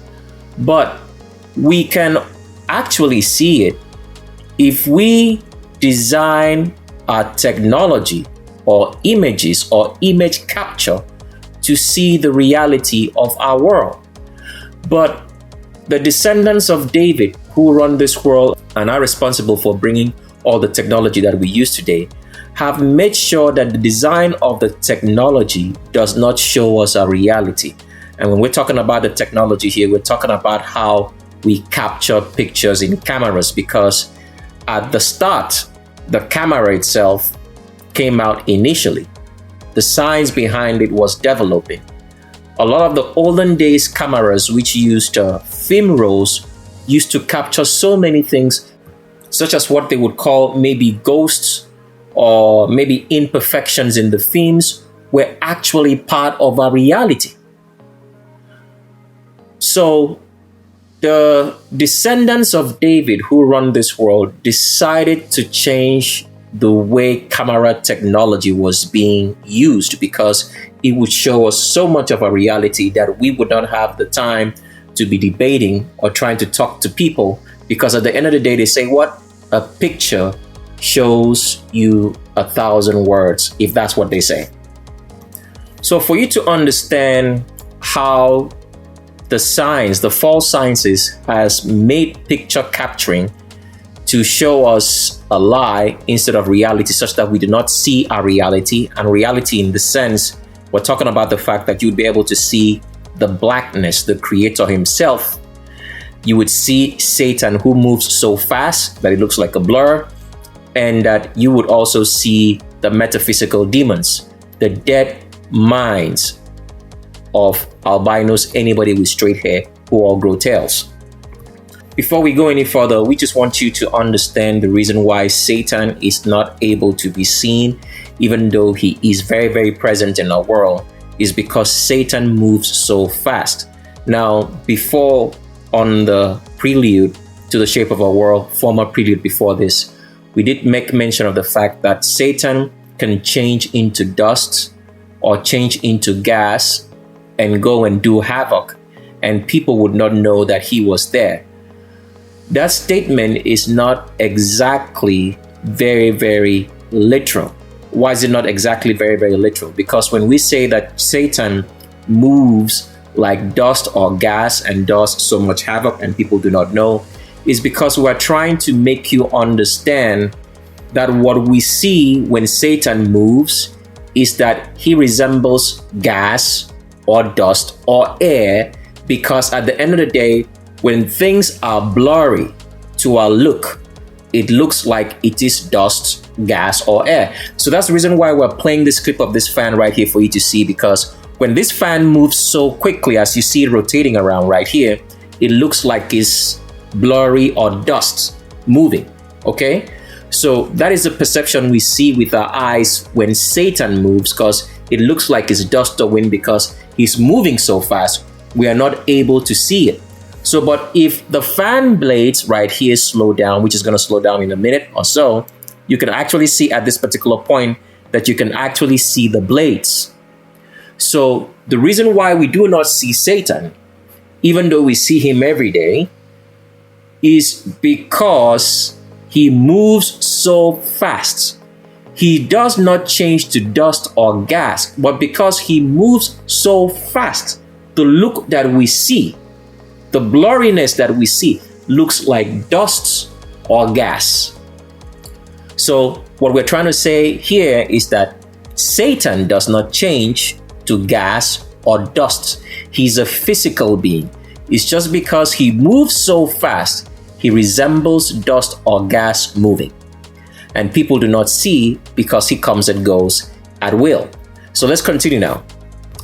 So continuing on, the technology that we have at hand in picture capture or videos per se is a false technology. It was designed such that we would not be able to see our reality for what it is. And we're going to explain that very, very clearly here. Before we go into further explanation, we need to make you understand how you see and what you see when you look at a picture or a video. First things first is this: there is no such thing as video. What we perceive as video is fluid motion of still pictures. You have to remember this at this very particular point in time. So every time you watch video, what you're looking at is still images moving very fast such that it looks like it's a motion. So whenever you look at videos, what you're looking at is still images played back so quickly that it gives you the illusion of motion and you say that you're watching a video. So therefore, videos are an illusion that pictures move. Pictures do not move, okay? They are still images. But the idea of making it look like fluid motion is by making the still images to move so fast such that it gives your eyes the illusion that you're watching video or moving pictures. So this is one thing you have to understand at this particular point in time. There is no such thing as a video. What you have are still images played back so quickly that they mimic the illusion of motion. So whenever you hear in, let's say, cinematography or filmmaking or video making, when they say such things as this video or film is shot at 24 frames per second, that is actually a lie. The 24 frames per second there is actually the speed of the number of frames or still images that are played back across your eyes per second. So when they say 24 frames per second, what they're actually saying is that 24 images. So if you count through this particular images right now, here's 1, 2, 3, 4, 5, 6, 7, 8, 9, 10, 11, 12. Okay, so let's say, for example, that this were 24 images, even though we have 12 right here. So when they say 24 frames per second, it means that 24 images, 24 still images are played across your screen so quickly that it mimics the illusion of motion. So if you're watching movies, what's actually happening is that 1, 2, 3, 4, 5, 6, 7, 8, 9, 10, 11, 12, 13, 14, 15, 16, 17, 18, 19, 20, 21, 22, 23, 24. 24 still images are moved across your television screens so quickly so that it gives you the illusion that you're watching a video. But it's not. It's just still images being played quickly in front of your eyes to mimic the illusion of motion. So therefore, for anybody using a camera, what you need to understand is that when you set the frame rates, let's say 24 frames per second, or let's say 30 frames per second, what you're actually setting is the playback speed of the image that you're capturing through your camera. It doesn't matter what type of camera it is. It just means that you are playing back images that you captured at 24 frames per second. What does a frame mean? A frame just means the image that you capture.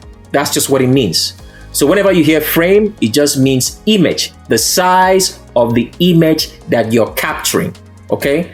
So when you get into, let's say, proper like photography, you have different types of film rolls which come in different sizes. So the film there, all right, or the size of the film, a size of the part of the film that gets exposed. Let's just pull up a picture and show you that so you can understand. So a frame would be right here. Follow my mouse. This particular line, or let's say rectangle or square that you see right here, that is a frame. This frame is what gets exposed to light and it captures an image.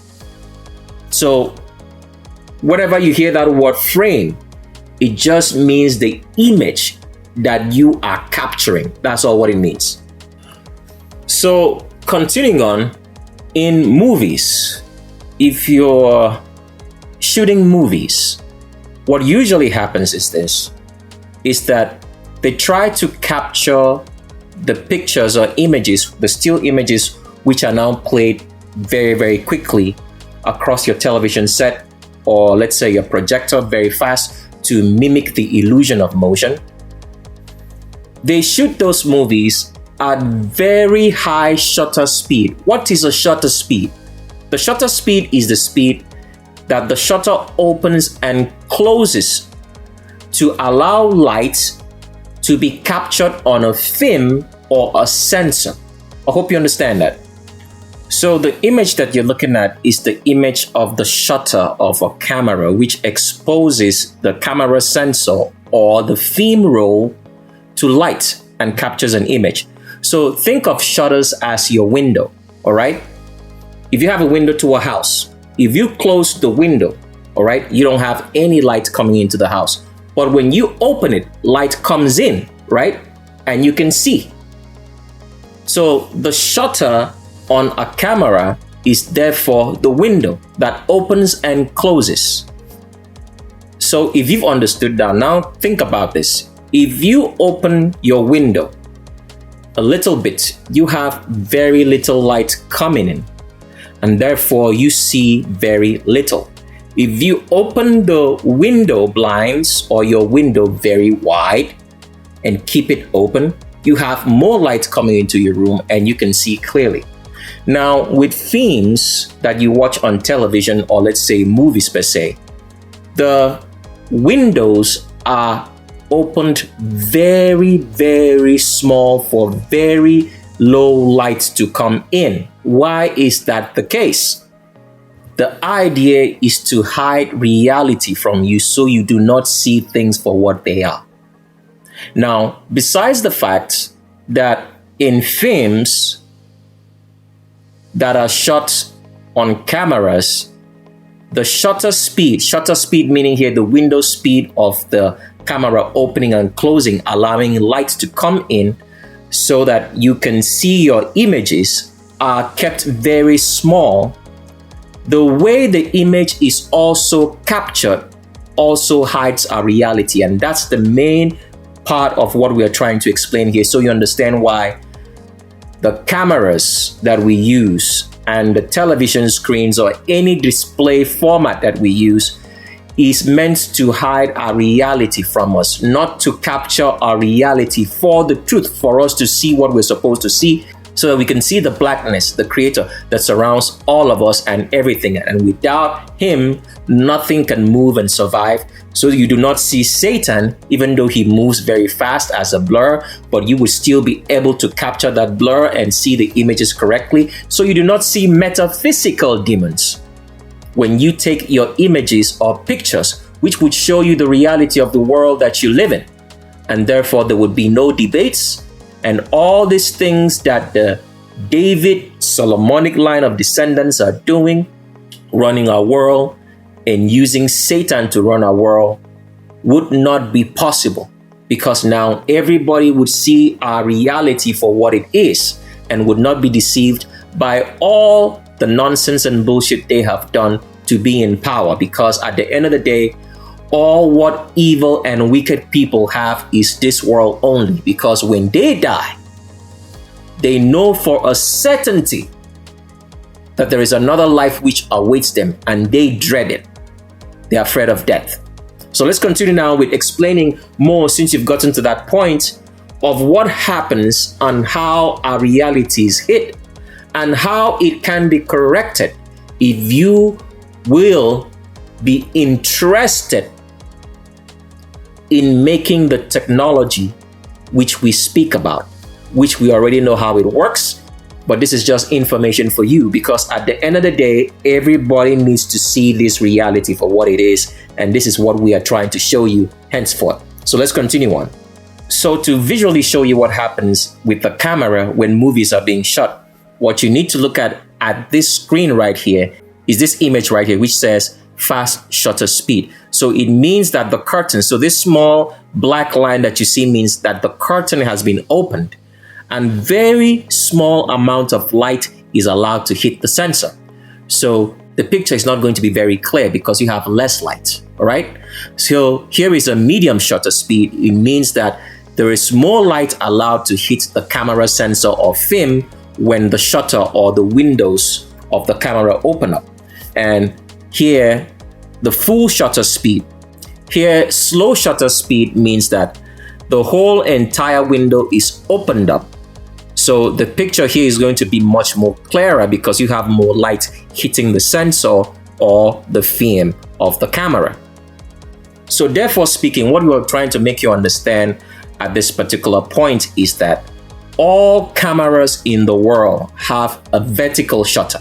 So that means the windows open up and down. Isn't that weird? Why would these evil people who know how true technology works would make cameras to open vertically? Because that's why we took out the time to explain the fact that the camera shutter is like a window. Now, if you look at all the windows that we have in buildings, do they open vertically or they open horizontally?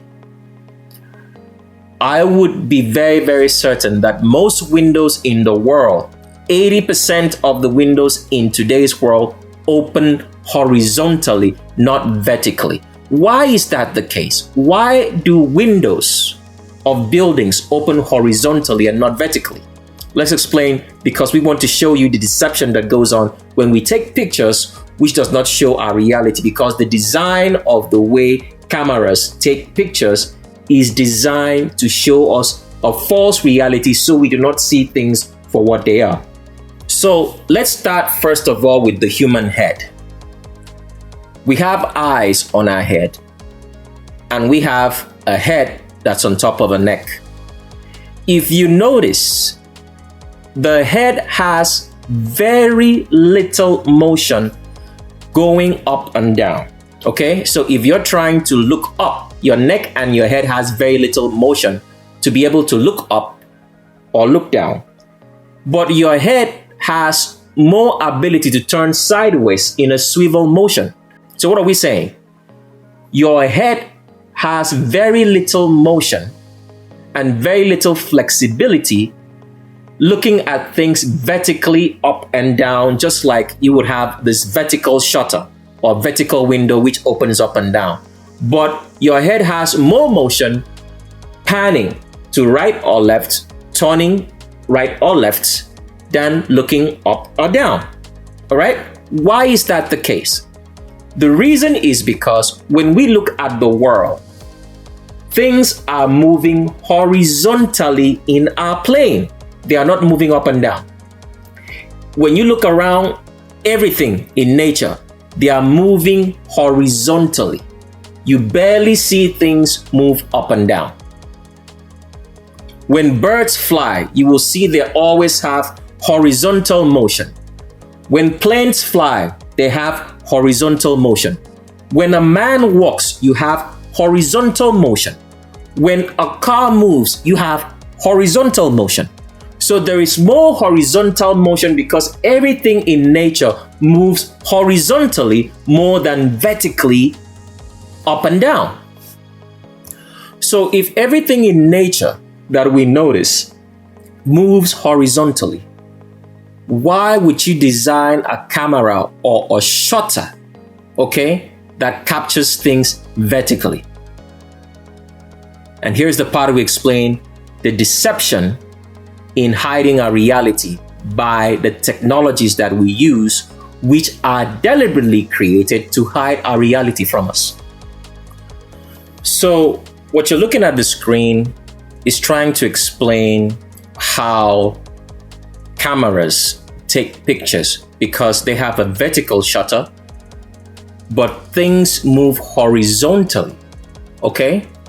And because things move horizontally, a lot of the images being captured are not able to capture our reality perfectly. Why is that the case? Here is what happens. Because things are moving horizontally. So every time you take a picture, except that picture is a still picture of something not moving, the top part of the picture is always older than the bottom part of the picture. Because the vertical shutter is moving from top to bottom to capture an image. So every time you take a picture of yourself, any picture at all that you pull up, the top part of the picture is older. The bottom part of the picture is newer in time. So that means every time you take a picture, here's what usually happens. The top part right here that you're seeing, right? Okay, is a part of that image at that particular point in time. The lower part of the image, every lower part is always going to be newer than the part of the picture on top. So that means if you go across every picture that you take from top to bottom, you're only taking parts of that image at that particular point in time because every part of it is newer than the top part of it.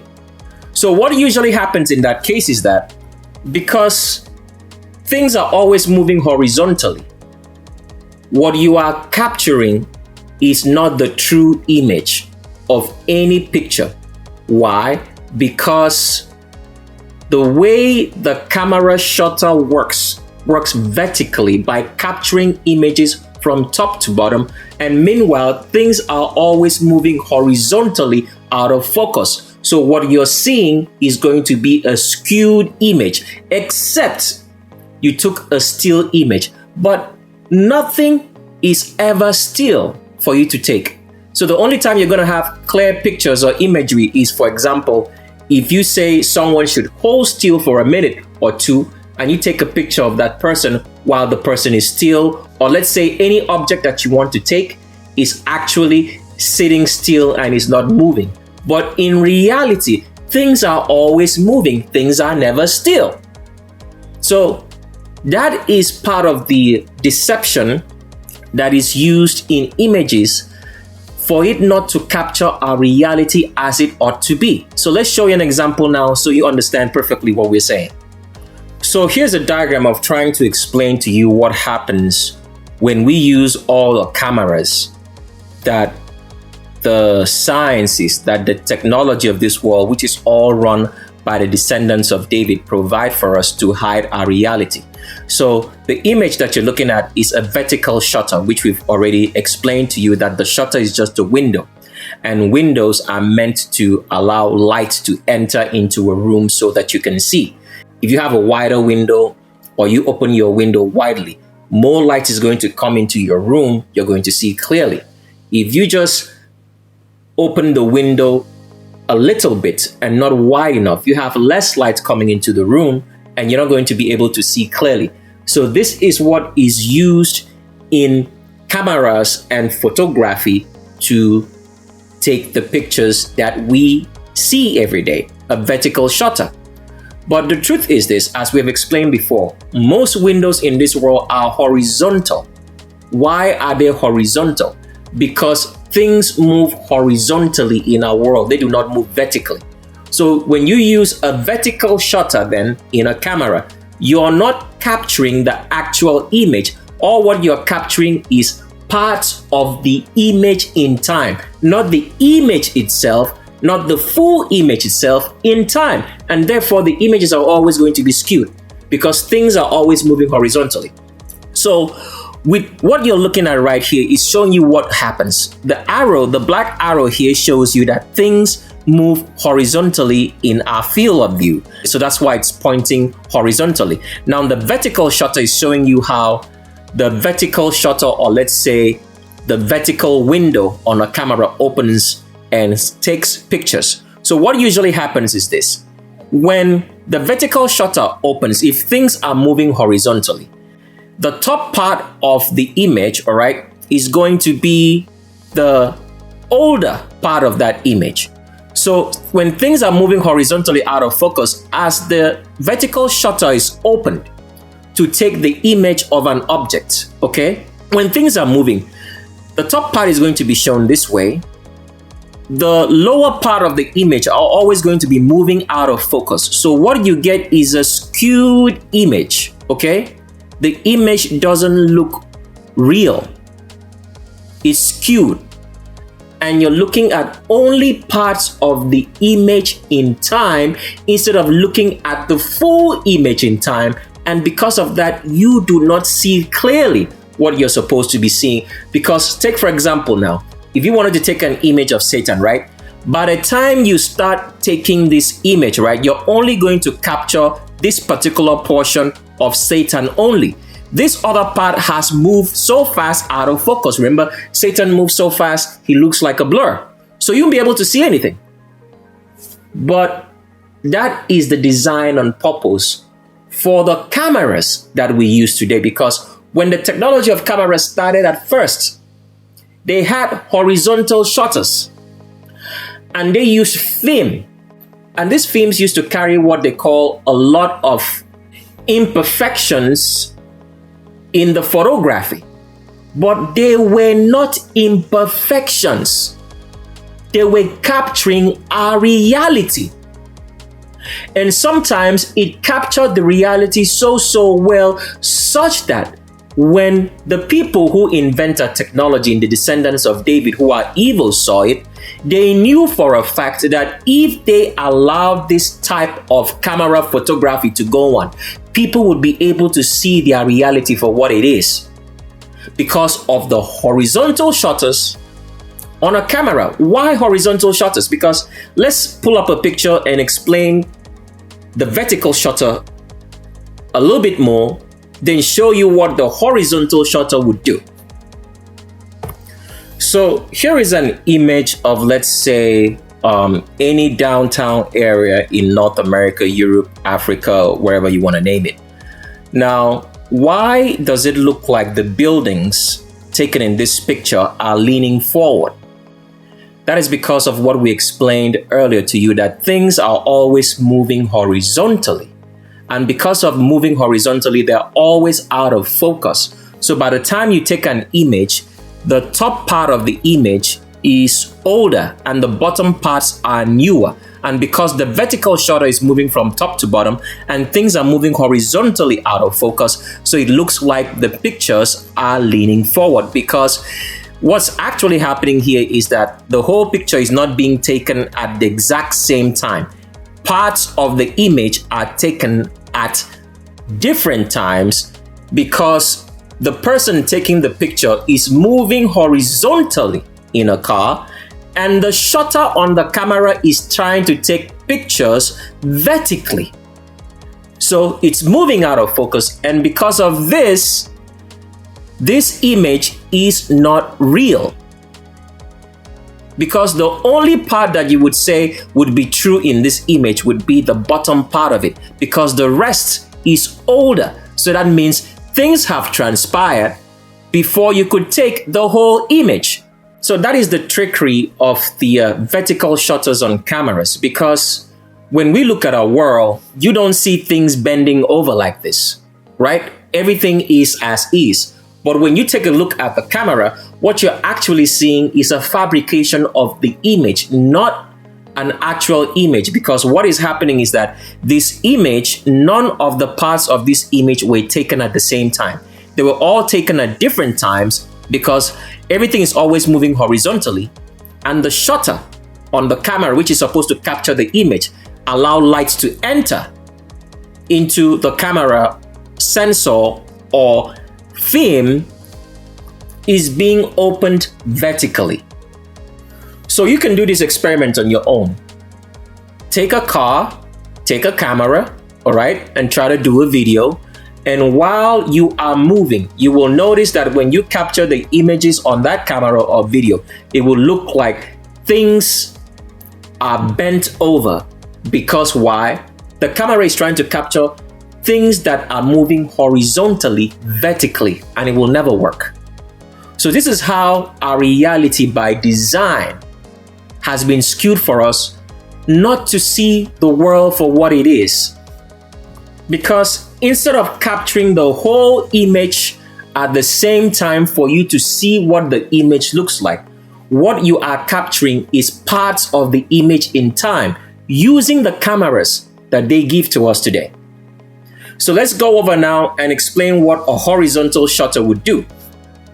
So before we show you what the horizontal shutter looks like and how it would capture perfect images, because everything is always moving horizontally in our plane of field, we just wanted to show you that as the vertical shutters are used in cameras to capture things vertically such that they are skewed, because instead of capturing the whole image at a particular point in time, it's only capturing parts of the image at the particular point in time, and therefore we are missing details and missing capturing things which are moving horizontally in our world correctly for us to see what our world really looks like through the images that we take or capture per se in our camera phones and in our cameras and watch on TV. So in the same way that the camera captures things vertically, it is also displayed to you on TV also vertically. What usually happens is this: when you're watching a movie on television, remember we already told you that there is no such thing as a movie. What you are watching is still images being played back very fast across your TV set to make it look like it's moving pictures, to create the illusion of you watching a picture that is moving, when in actuality you're just watching still images being flickered through your screen very, very quickly. So the display of the television set displays pictures vertically from top to bottom, instead of displaying it horizontally from left to right or right to left, so that you would see the whole image at once, but rather you're only seeing parts of the image in time on your television. This is all deliberate. Reason being, when you capture things vertically in a horizontally moving world, a lot of things are always going to be moving out of focus before you can capture it, because you're trying to capture them vertically when things are moving horizontally.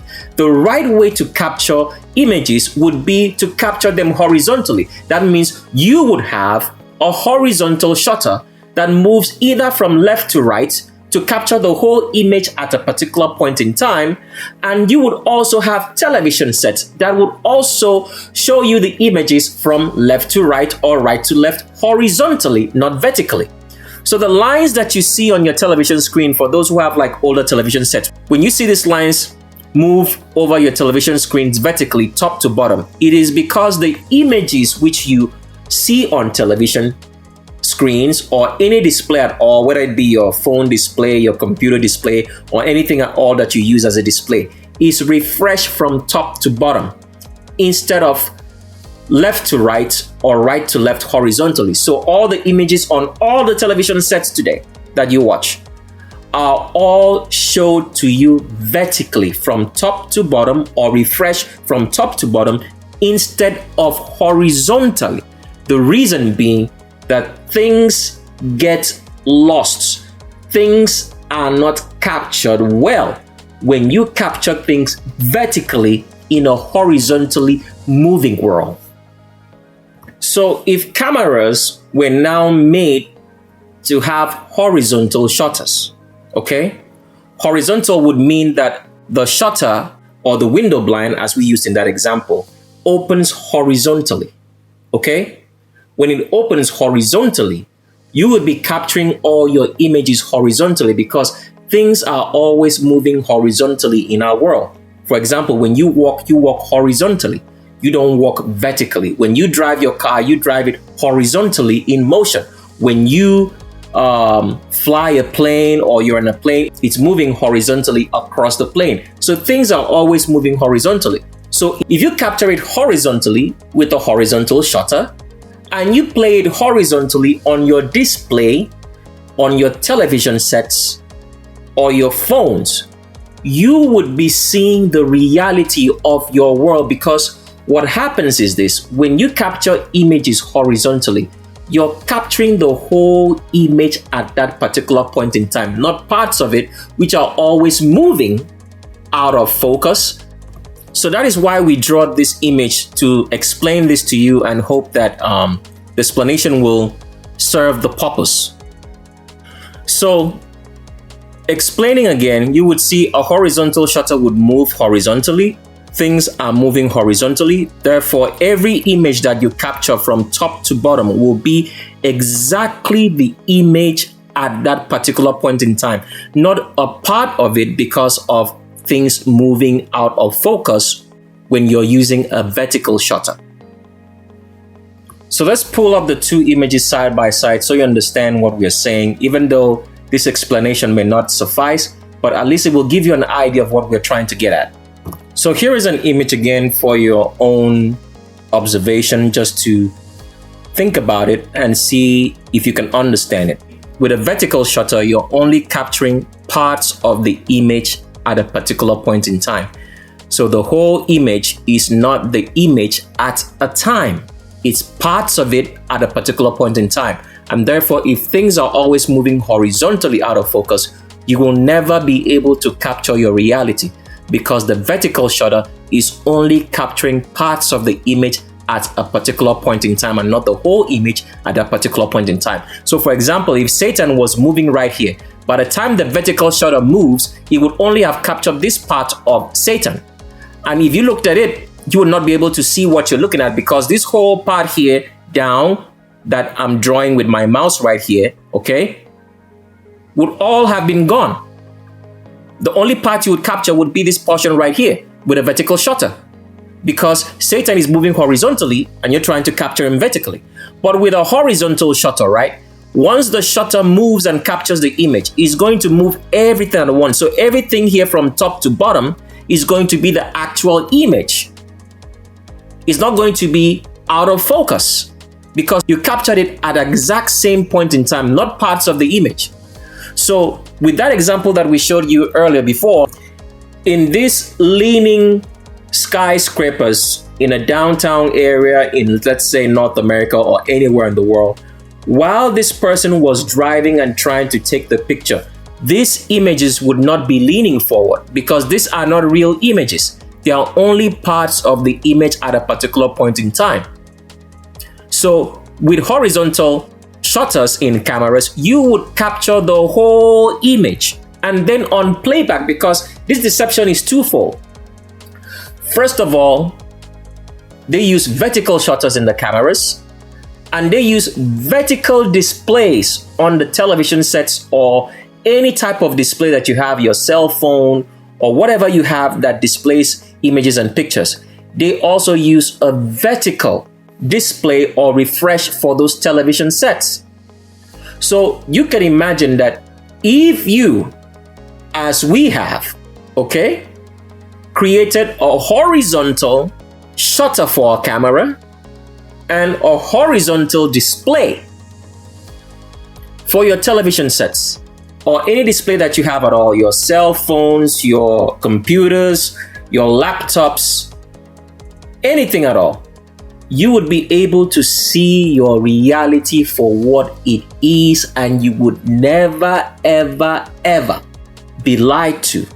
You would never, ever have a debate because you have the physical device itself. So imagine that everybody had this camera and this display which captures things horizontally, and displays them horizontally, you would see your reality for what it is. You would see the blackness of the Creator for all the wicked people of this world who love doing wickedness, and they would tremble to actually see that the Creator is real and He's all around us because He is the blackness. Without Him, nothing can live and survive, because it is the reason why everything is alive in this world. And we've already told you that to be alive means to have predefined motion. That's the meaning of being alive, of life. You would be able to see Satan, whom the descendants of David hide,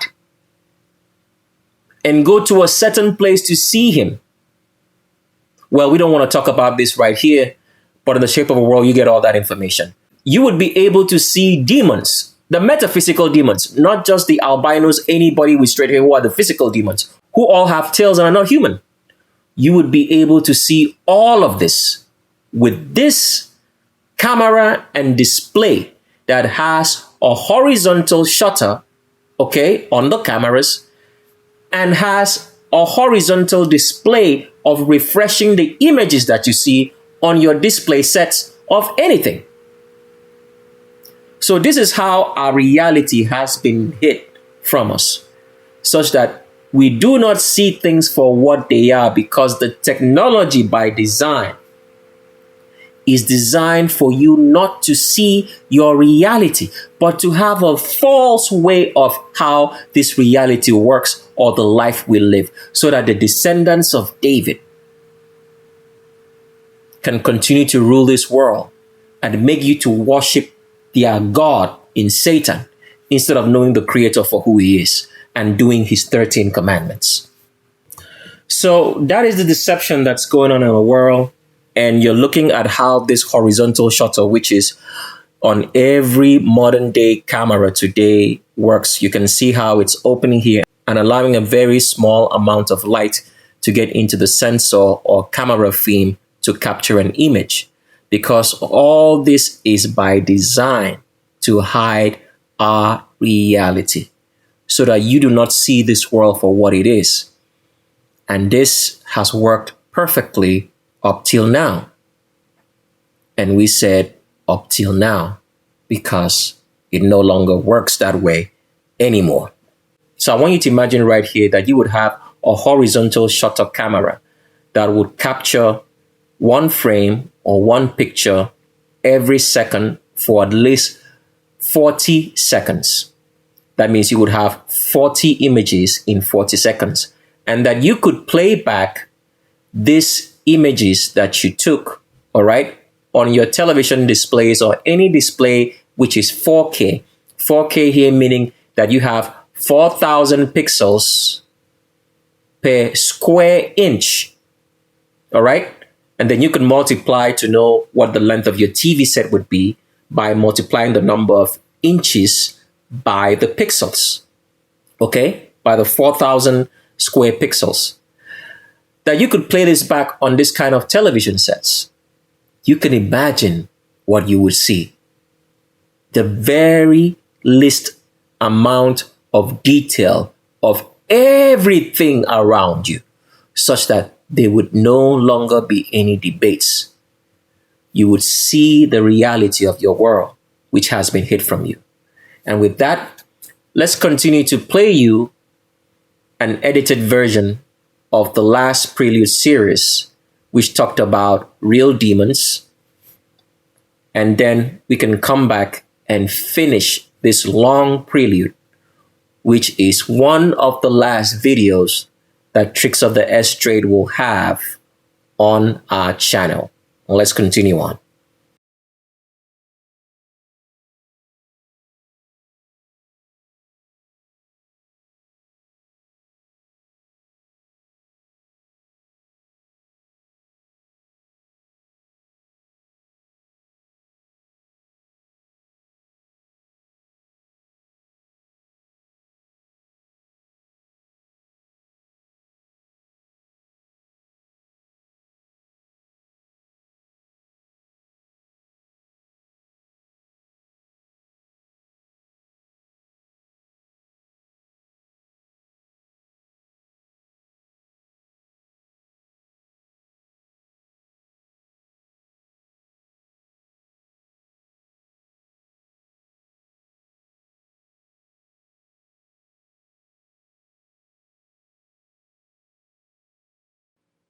one of the greatest secret that the medical industry, the scientific industry, the educational system, the agricultural system, and every organization in this world has kept to hide the fact that albinos, anybody with straight hair, are animals and not human beings. You can train a dog to walk and even talk and wear clothes, but it will not change the fact that it's an animal, because all animals have tails. Satan has a tail. You heard that? Animals have a tail. You've heard that. Albinos, anybody with straight hair, have a tail. You've heard that. What does that mean? Satan, animals, in all the animals that you see in the world, and albinos, anybody with straight hair who are animals and have tails, but their tails are hidden. And you're going to find out why as you watch on this particular video, so that you will know when we tell you that albinos, anybody with straight hair, are not human beings, but demons with tails. And that any time that you have slept, because black people sleep with albinos, anybody with straight hair, they procreate with them. They bear children for albinos, anybody with straight hair. They also marry albinos, anybody with straight hair. They take care of their children and take care of them. You have been taking care of an animal, just like you would take care of any goat, any cow, any sheep, or any animal that you find in the bush. That is what you've been sleeping with. Their tails were hidden for a very specific purpose. By the medical industry, by the scientific industry and organization, in coining a word for it such that you would not know. And that word is spina bifida. A hopeful society has institutions of science and medicine that do not cut ethical corners and that recognize the matchless value of every life. Tonight, I ask you to pass legislation to prohibit the most egregious abuses of medical research, human cloning in all its forms, creating or implanting embryos for experiments, creating human-animal hybrids, and buying, selling, or patenting human embryos. Creating human-animal hybrids, and buying, selling, or patenting human embryos. George Bush specifically said, as we have told you, there is such a thing as human-animal hybrid mixing. But is it possible, actually, for animals and human beings to be mixed? The answer is no. There is no such thing as animals to be mixed with human beings. Why did George Bush, many years ago before now, set the premise that there is such a thing as human-animal hybrid mixing? Because the system, Satan, does not want you to know that the animals that it is referring to is talking about albinos, anybody with straight hair, whom black people have mixed and crossbred with. Because when you hear human-animal hybrid mixing, what you're going to be thinking about is that humans are being mixed with certain animals like maybe leopards, chimpanzees, monkeys, elephants, and all the other animals which you consider to be animals. But the truth is this: the human-animal hybrid mixing that is talking about albinos, anybody with straight hair, because they are not human. Therefore, this message made by George Bush was specifically designed to lead people into believing, when they start seeing albinos, anybody with straight hair, start growing tails, because of the failure of the drug system, because the failure of the scientific system, because of the failure of the religious system, as all these systems are going to crumble at this moment, then the deceived in the wicked black people will think that scientists mixed human beings with real animals instead of the fact that albinos, anybody with straight hair, are animals. And they have tails, and you're going to find that out on this video. That is the reason why this statement by George Bush was made. The creator told black people to stay away from albinos, anybody with straight hair, who are animals with tails, living in India. But throughout history, black people have always gone and crossbred with these animals. In albinos, anybody with straight hair, they would give them some sort of knowledge, then crossbreed with them to get the knowledge of Satan, because these are Satan's children. We did show you that Satan has a tail. So does his children, because they are not human beings but demons. And all this while, this is the greatest medical secret kept from human beings, kept from black people. So they would continue to crossbreed themselves with albinos, anybody with straight hair, and give them their strength and their power. So they look human today. And so you could actually believe that you are looking at a human being. So the crossbreeding of human beings with children of angels in albinos, anybody with straight hair, brought about the flood, which destroyed the world, in which only 8 people survived.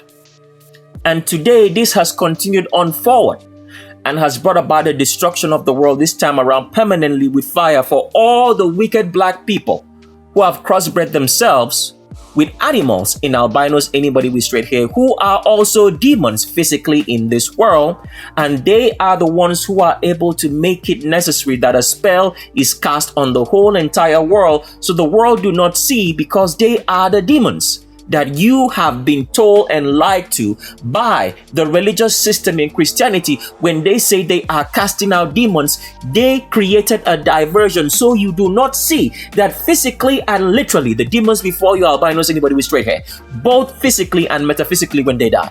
So spina bifida, in your understanding today, just means that albinos grow tails. But because of the scientific hiding of the growth of albino tails, when they get into hospitals, when their babies are born, they help them to remove them if they have grown out, because the drugs that they give to pregnant mothers and the inbred food, especially being fed to us, limits the growth of the tail of albinos, anybody with straight hair, so that black people would not see that they are not human beings but animals who have been trained by black people to look and sound human. That is why black people have had a misunderstanding of understanding albinos, anybody with straight hair. That is why albinos, anybody with straight hair, live with animals, treat animals better, because they themselves are animals and not human beings. That if you have an albino in your house, you do not have a human being. What you have is an animal. The reason why you do not see them to be animals is because black people have been crossbreeding with them all through their lives, making them look more human than what they ought to look like, in which they are animals with tails crawling on all fours. This is the history that has been hid from you right from all eternity, in which the religious system, the medical system, every organization in this world that's organized has been organized to hide the children of Satan physically to you, because you have been made to live on faith instead of facts and reality and evidence, which the Creator gave to human beings that they should have common sense and understanding. But because they have refused the priesthood of the remnant, they have refused their high priest, they do not know the truth anymore. All they believe are lies. They have been living, cohabiting with demons in animals, and albinos, anybody with straight hair. And they wonder where their problems are coming from. And their pastors have lied to them, because they were set up to make sure that you do not see that you are physically living with the children of Satan and albinos, anybody with straight hair, who have tails and are demons. This is the reason why the scientific industry the medical industry, the media industry, everything that has to do with an organization or a system in this world has always portrayed albinos before you. Why? Because they wanted black people to believe that the skeleton of an albino, anybody with straight hair, is the same as their own skeleton. So they do not question what they see. Because in all the skeletons they show you that there exists a tailbone in the human skeleton. But this is not true. The tailbone exists only in animals, because albino, anybody with straight hair, are animals, demons with tails. And the medical industry hid this from you because they have fed you inbred food and folic acid in almost every meal that you eat, so that the albino tail will not grow when the child is being formed, as we had shown you and we still show you now. That when the fetus of a child forms, that fetus that they show you in which there is a tail is an albino. But where did it go before they became born? Through the drugs that they fed the pregnant woman, the pregnant albino, anybody with straight hair, and the black person who has crossbred themselves by sleeping with an albino, anybody with straight hair, and bearing children for them. Through the drugs, the maternal drugs which they give a pregnant woman, especially in folic acid, which you can get over the counter at any drugstore, but you can also get it through the food, which we are going to share with you a little bit of the food which you get this folic acid. The albino tail does not grow out. It becomes stunted, but some of them have malformations, and they use the word spina bifida to remove the tail at birth if there is a malformation, so that black people do not see that they have been cohabiting with demons, animals, not human beings, because they are wicked and refuse the truth. What does spina mean? Spina means the spine. What does bifida mean? Bifida is from two words, bi and fida. What does bi means? Bi means two. What does fida mean? Fida means a split. It means that the spine or stem splits into two, one being the spine and the other being a tail. So this is how words are used to tell you the truth, but because it's spoken in which language, you will never understand until you hear the truth from a high priest. So let's continue reading. It says, spina bifida is a birth defect. No, it's not a birth defect. Albinos, anybody with straight hair, grow tails because they are not human beings. They have been trained to think, act, and talk like human beings. So you believe that they are human beings by black people. Black people have been crossbreeding with albinos, anybody with straight hair. When Satan slept with a granddaughter of Ham to bring forth them, their tails, because Satan has a tail, was part of their genetic encoding.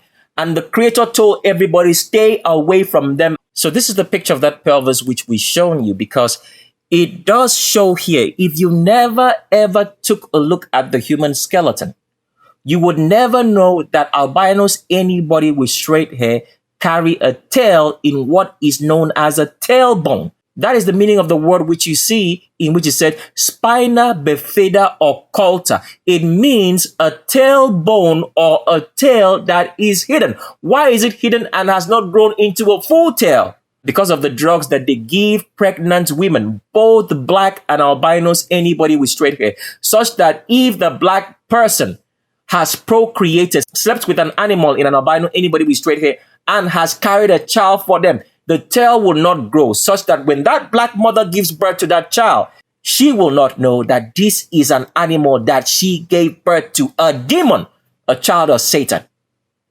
So that is what it means by spina bifida occulta. Huge terminology of words, but until you hear the truth from a high priest, you will never know what you're looking at or what you're hearing. So this is that tailbone right here that you see, hidden, spina bifida occulta, and black people have no tailbones because this is human and this is an animal. And let's continue on.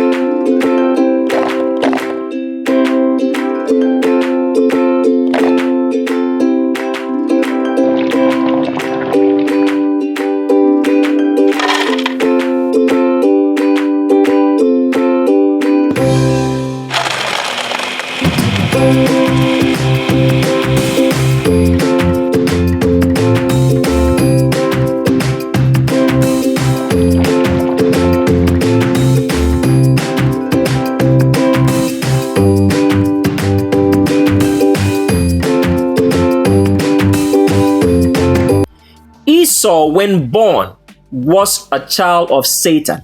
This is what the Bible or scripture says.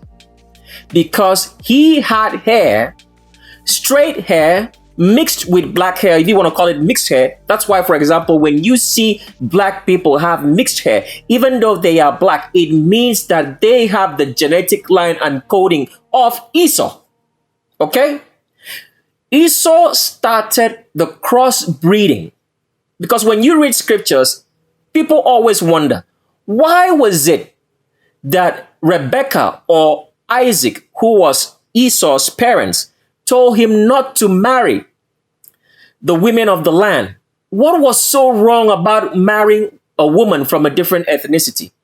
The truth which these scriptures, the truth which is hidden from you by Christianity in the Bibles that you read, did not let you know that the women that Esau married were not human beings. They had tails. But at that point in time, they had designed a way such that when the child was born, the tail was cut off and stunted. This is the kind of beings that Esau married. They did not look human because human beings have 5 fingers and 5 toes. These beings, which were animals, which Esau crossbred himself with, did not have 5 fingers and 5 toes. They did not look like anything that you see today in a human being or what the albinos, anybody with straight hair, look, regardless in the fact that their tails grow, but it is stunted by the medication that they give pregnant mothers when they are born. That is why pregnant mothers are requested to go to a hospital, requested to have an ultrasound scan. What is the ultrasound scan for? It is to check for the fact that the tail of the child in an albino, anybody with straight hair, is not growing, such that they can administer more drugs. Because what happens is that when the medical staff look at these ultrasound pictures, especially if they are black, they are taught how to look at the spine. So they're going to look at the spine and say, okay, this is spina bifida, because they created this word for it. So you wouldn't know that it's a tail growing from an albino, anybody with straight hair. So they say this is spina bifida. And they now start giving that albino, anybody with straight hair woman drugs, or the black woman who had crossbred themselves by marrying or procreating with an albino man. They start feeding that pregnant mother folic acid. Meanwhile, they tell her that the folic acid prevents spina bifida, instead of the fact that folic acid prevents the growing of an albino tail, just like any animal tail that you see in the world, from reptiles, crocodiles, to mammals that you see on land.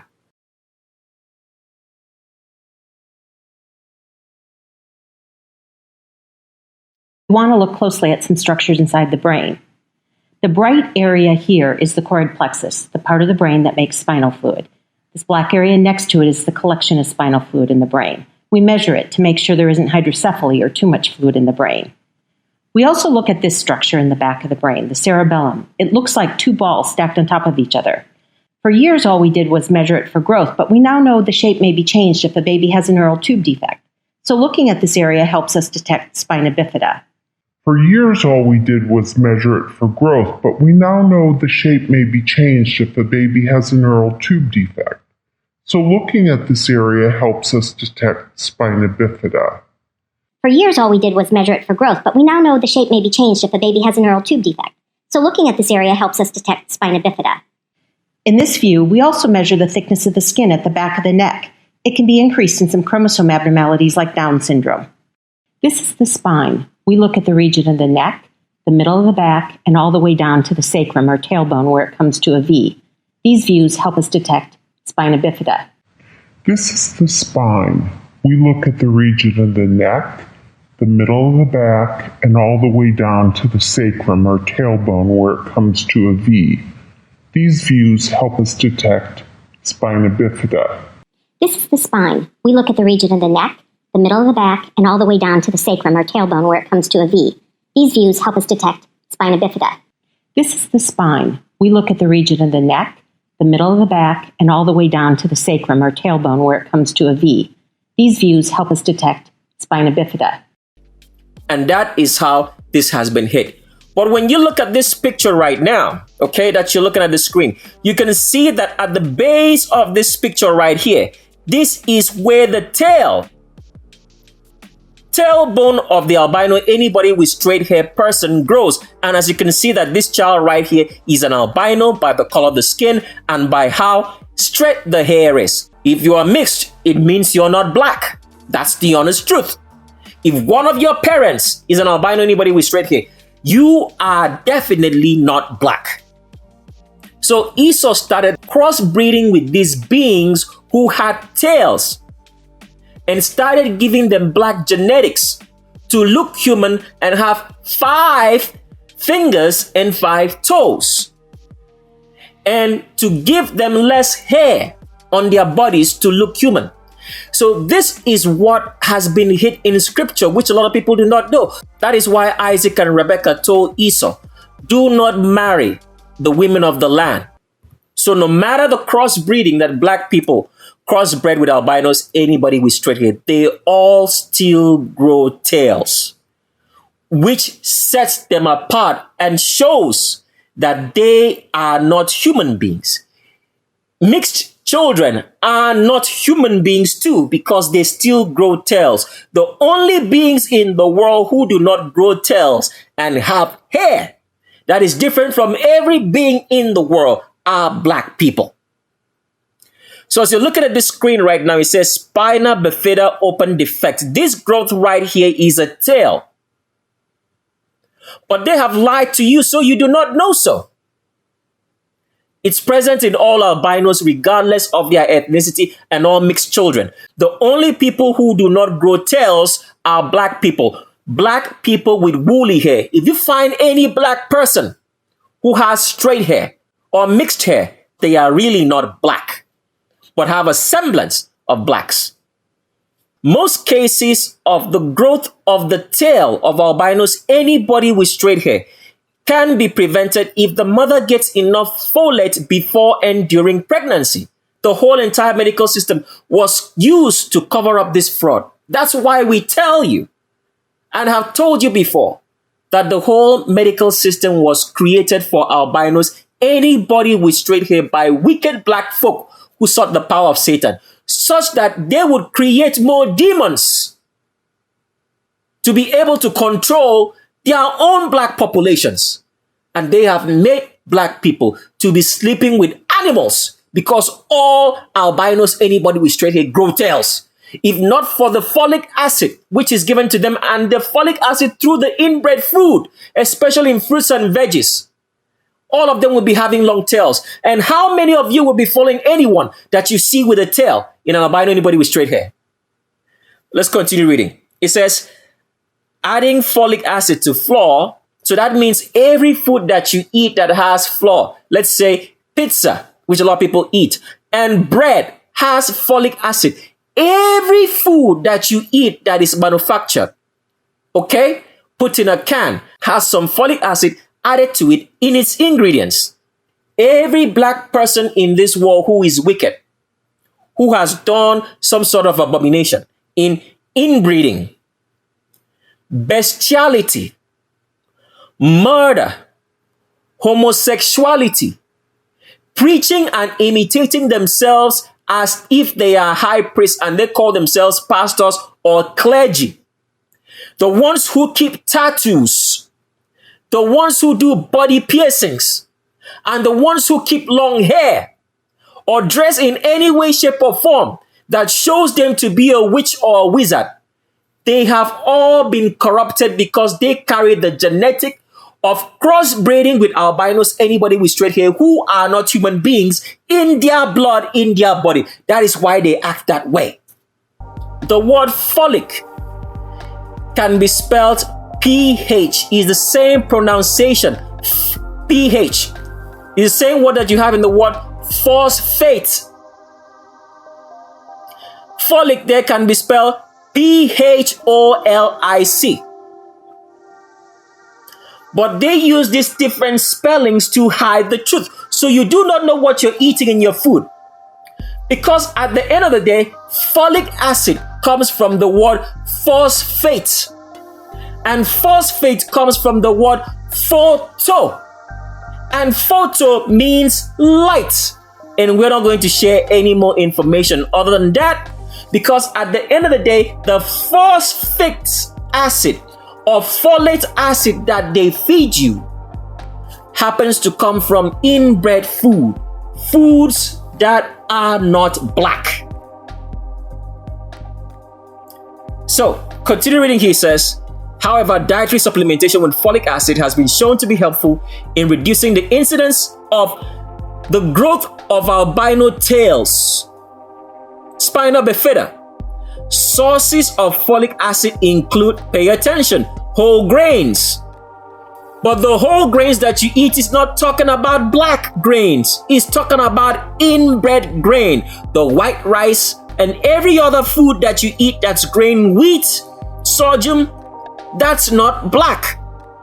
Goes on to say, fortified breakfast cereals, all the breakfast cereals that you eat, from cornflakes, okay, to any kind of cereal that you eat, all contains what? Folic acid to prevent the growth of albinos, anybody with straight hair tails. Continue reading. It says, dried beans. Which beans is it talking about?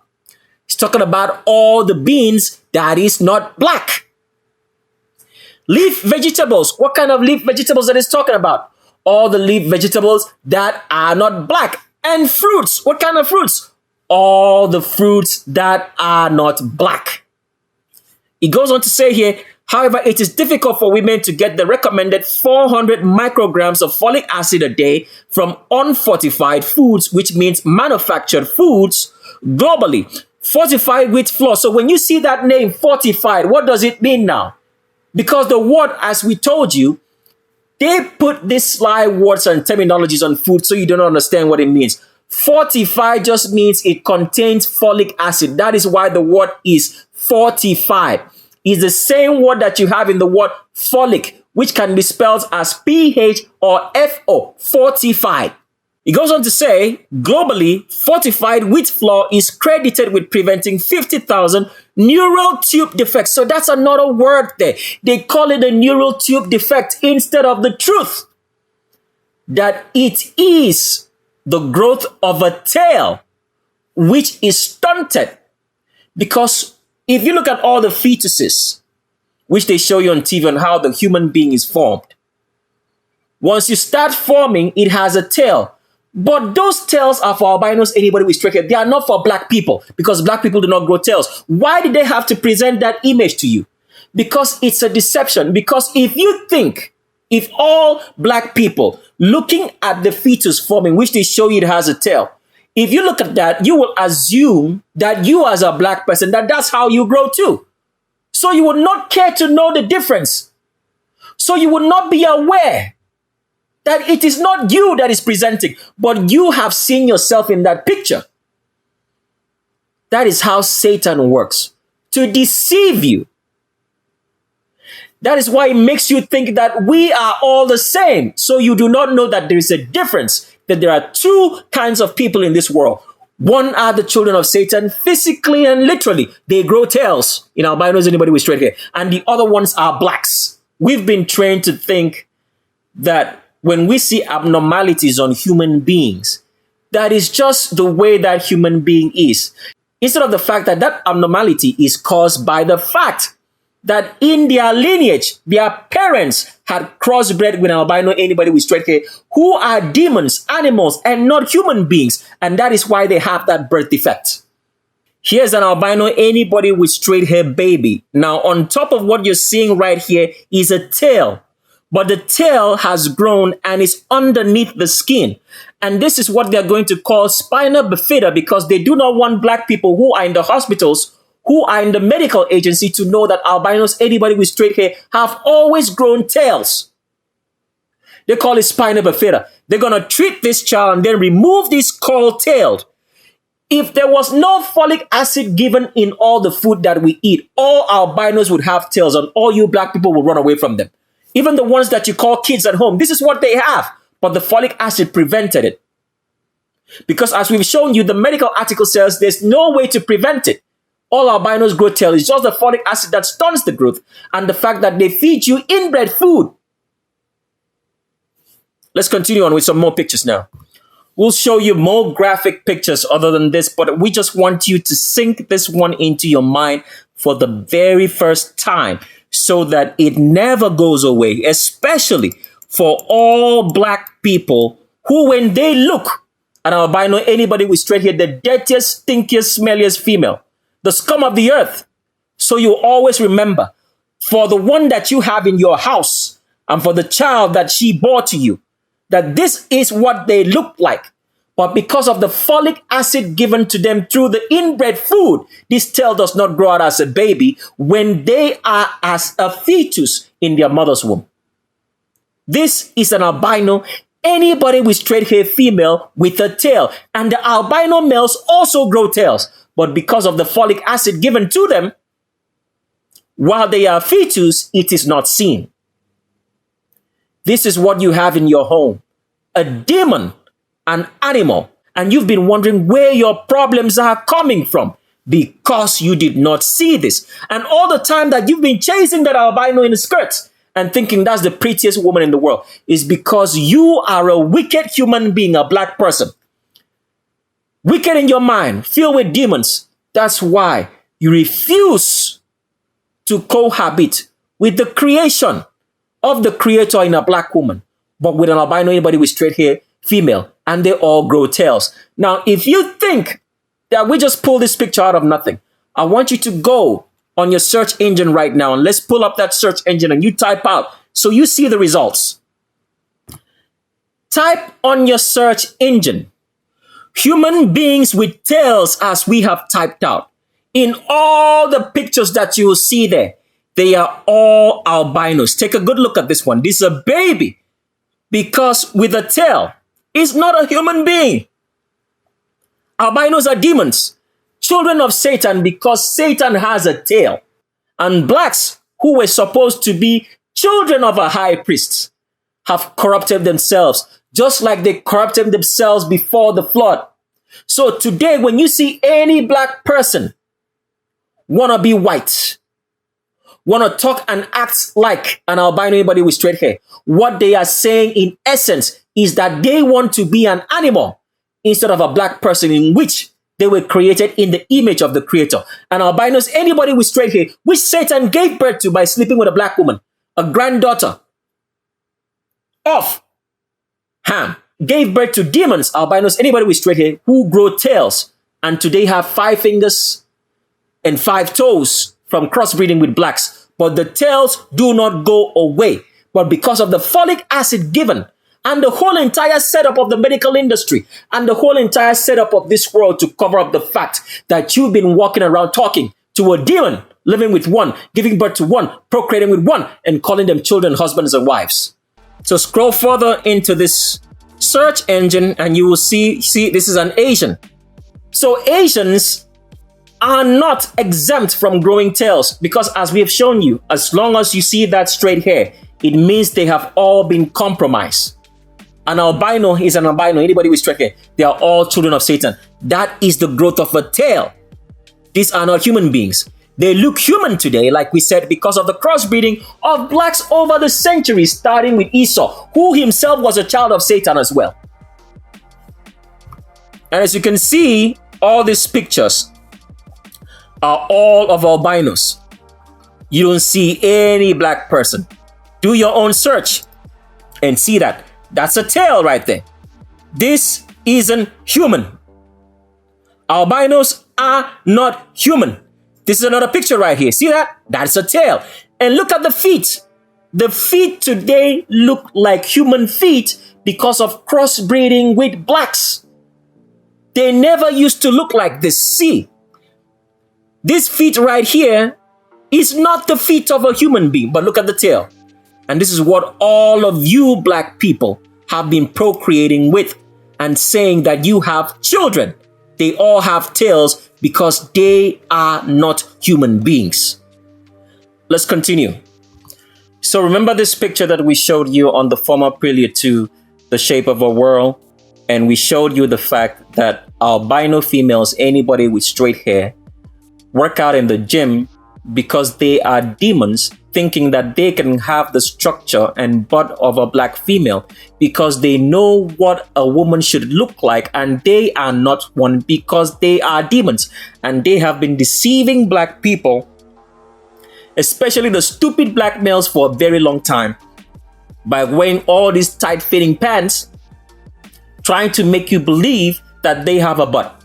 Now, I want you as a black man to imagine right now that if you looked at this albino female right here, which you think has a butt and looks very attractive to you, in your stupid demonic field mind, that if you saw this with a tail, would you still say that this is attractive? But this has been prevented by the inbred food that you have been feeding with, and all the folic acid in that food, given many different names so that you would not know, so that this tail will not grow. And this albino here, who did not have enough folic acid, had a growth of a tail. Would you still be walking around with one and being very, very proud that you have a wife that is an albino, anybody with straight hair, and that you have children who would grow tails also? You stupid, dumb idiots, forsaking your creation. Common sense should tell you as a black person that you should procreate with your own. But you choose to despise your own because you are demonically filled. Common sense should tell you, procreate with your own. But you procreated with an albino, anybody with straight hair, demon with a tail. And they look human today with the 5 fingers and 5 toes and less hair all over their body, and something else that we're not going to mention on this particular video until you get to the shape of a world.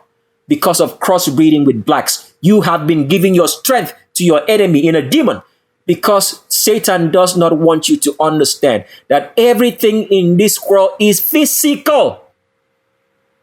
He made you believe in fantasies, that demons are something from outer space or aliens. They have been right before your face, and you've been living, feeding, procreating, and taking care of one, and you call them a wife or a child or a husband. Shame on you all black people for doing this. You've been living physically with children of angels, in albinos, anybody with straight hair, who are demons, who look like animals, literally. But today, because of the folic acid and the crossbreeding with black people, which black people have enveloped themselves into, they now all carry the genetics, all the weird things that black people are doing. Like we've explained before, you find any black person engrossed in inbreeding, homosexuality, bestiality, murder, rape, imitating themselves to be a high priest by calling themselves a pastor or preaching, they have all had the genetic of Satan infused into their system. So as it was during the times of Noah, it is happening again now. The only reason why you have not been able to see it is because Satan hid it, so that the wicked should all perish. Because the work of Satan for his boss is to make sure that all his children go to the lake of fire. But you never saw it coming, because you are also one of them. You've crossbred yourself with a demon, in albino, anybody with straight hair, given birth to a demon, and you call it a child. Married a husband and a wife, and you call a husband and a wife when there are demons right before you physically, and when they die, they become the metaphysical demons which speak to you and tell you to do evil things, and you obey them. Because demons metaphysically are all around you as well as physically, but you have not been able to see the metaphysical one because you have seen it, but you have not understood what you were seeing. And we will reveal that to you. They have been covering this thing up for years, and that the reason why all ethnicities in black ethnicities always went to India was to crossbreed with these demons. Terrible things black people have done. Just saying it is shocking. They went and crossbred themselves with animals who had 3 fingers and 3 toes covered in 4. And when they would shave that 4, they would now have raw skin. Just like anybody who shaves their hair, they would have raw skin, and the skin would have a color. And because of the coloring of the skin, these animals will cover themselves up in tattoos. And that is where the origin of tattoos come from. Covering up the raw skin of albinos, anybody with straight hair, when they had 3 fingers and 3 toes. And we'll show you the true pictures of what they looked like with a tail. And that is the picture right there. An albino with a tail. Because all albinos, anybody with straight hair, grow tails. So one of the things that they like lying about the fact, because evolution was made to make you believe that human beings evolve, which are black people. Black people have never evolved. They've always been black, they've always been human, and they've always had no tail. Now, you will find out that in all creation, I want you to take a good look at creation. You will never find a monkey try to evolve into anything. It always stays a monkey. So does the fish of the seas. So does every living organism, because there is no such thing as evolution. What happened is that black people crossbred themselves with animals in albinos, anybody with straight hair who are not human beings, to have the power of Satan, even as we have shown you that black people today, in trying to get traction in life, will always either marry or procreate with an albino, anybody with straight hair who grows tails, because they've come to understand that by doing so, that they will have some traction, which is the success that Satan gives black people in this world for cohabiting with demons in albinos, anybody with straight hair. So there's no such thing as evolution. Now, why did we say so? Because when you read in these stories, they'll tell you that there are parts of the human body which have evolved. Such thing as a tail, in which they call a vestigial tail. That means it's no longer necessary. The human body doesn't grow that. But when it says they're humans, it's talking about albinos, anybody with straight hair. Because the pictures show you albinos, it doesn't show you any black person. Because as we've shown you, and as we've told you, black people do not grow tails. But a mixed child of an albino, anybody with straight hair, with a black human being will have a tail, because mixed children are not black.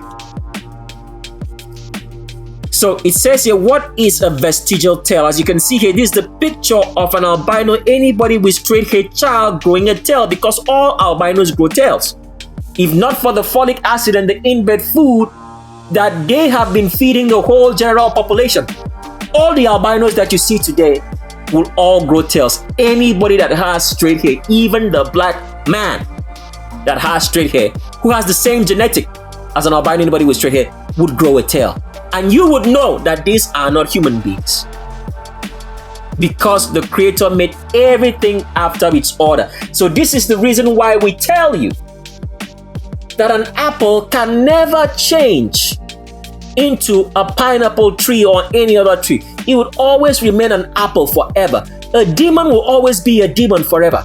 But what they have succeeded in hiding from you is their tails, which would show you that they are demons, children of Satan, because Satan has a tail. And we will surely show you this when you get to the shape of a world. So reading this article here, it says, all humans are created with a small tail that is later absorbed by the body and developed into the tailbone. That is a lie. It's talking about albinos, anybody with straight hair here, not black people. As we've shown you, black people have no tailbones. Let's pull up that picture again before we continue, so you have it fresh in your memory. That's the picture right there again. Tailbone. All albinos, this is what their skeleton looks like. This tail has not grown out because of the folic acid given in all processed food. All processed food that you eat has folic acid. All food that is not black in fruits and veggies have folic acid, which is also known as phosphoric acid, spelled differently, such that the tail of albinos, anybody with straight hair, will not grow. But confused into this tailbone, as you can see right here, this is a black skeleton. It has no tailbone.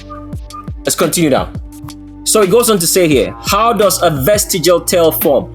All humans are created with a small tail that is later absorbed by the body and developed into the tailbone, which is a lie because it's talking about albinos, anybody with straight hair, and not black people. But let's continue reading because we want to show you something that you did not ever pay attention to or did not understand. But let's keep on reading on what the folic acid actually does. It goes on to say, in some rare cases, small amounts of tissue are left hanging on the tailbone area of the body. Most often, the small piece of skin contains no bones but does contain nerves and blood vessels. In some rarer cases, there are up to 5 vertebrae in the small tail, resulting in a true human tail or vestigial tail. It goes on to say, according to experts, this human tail is not human.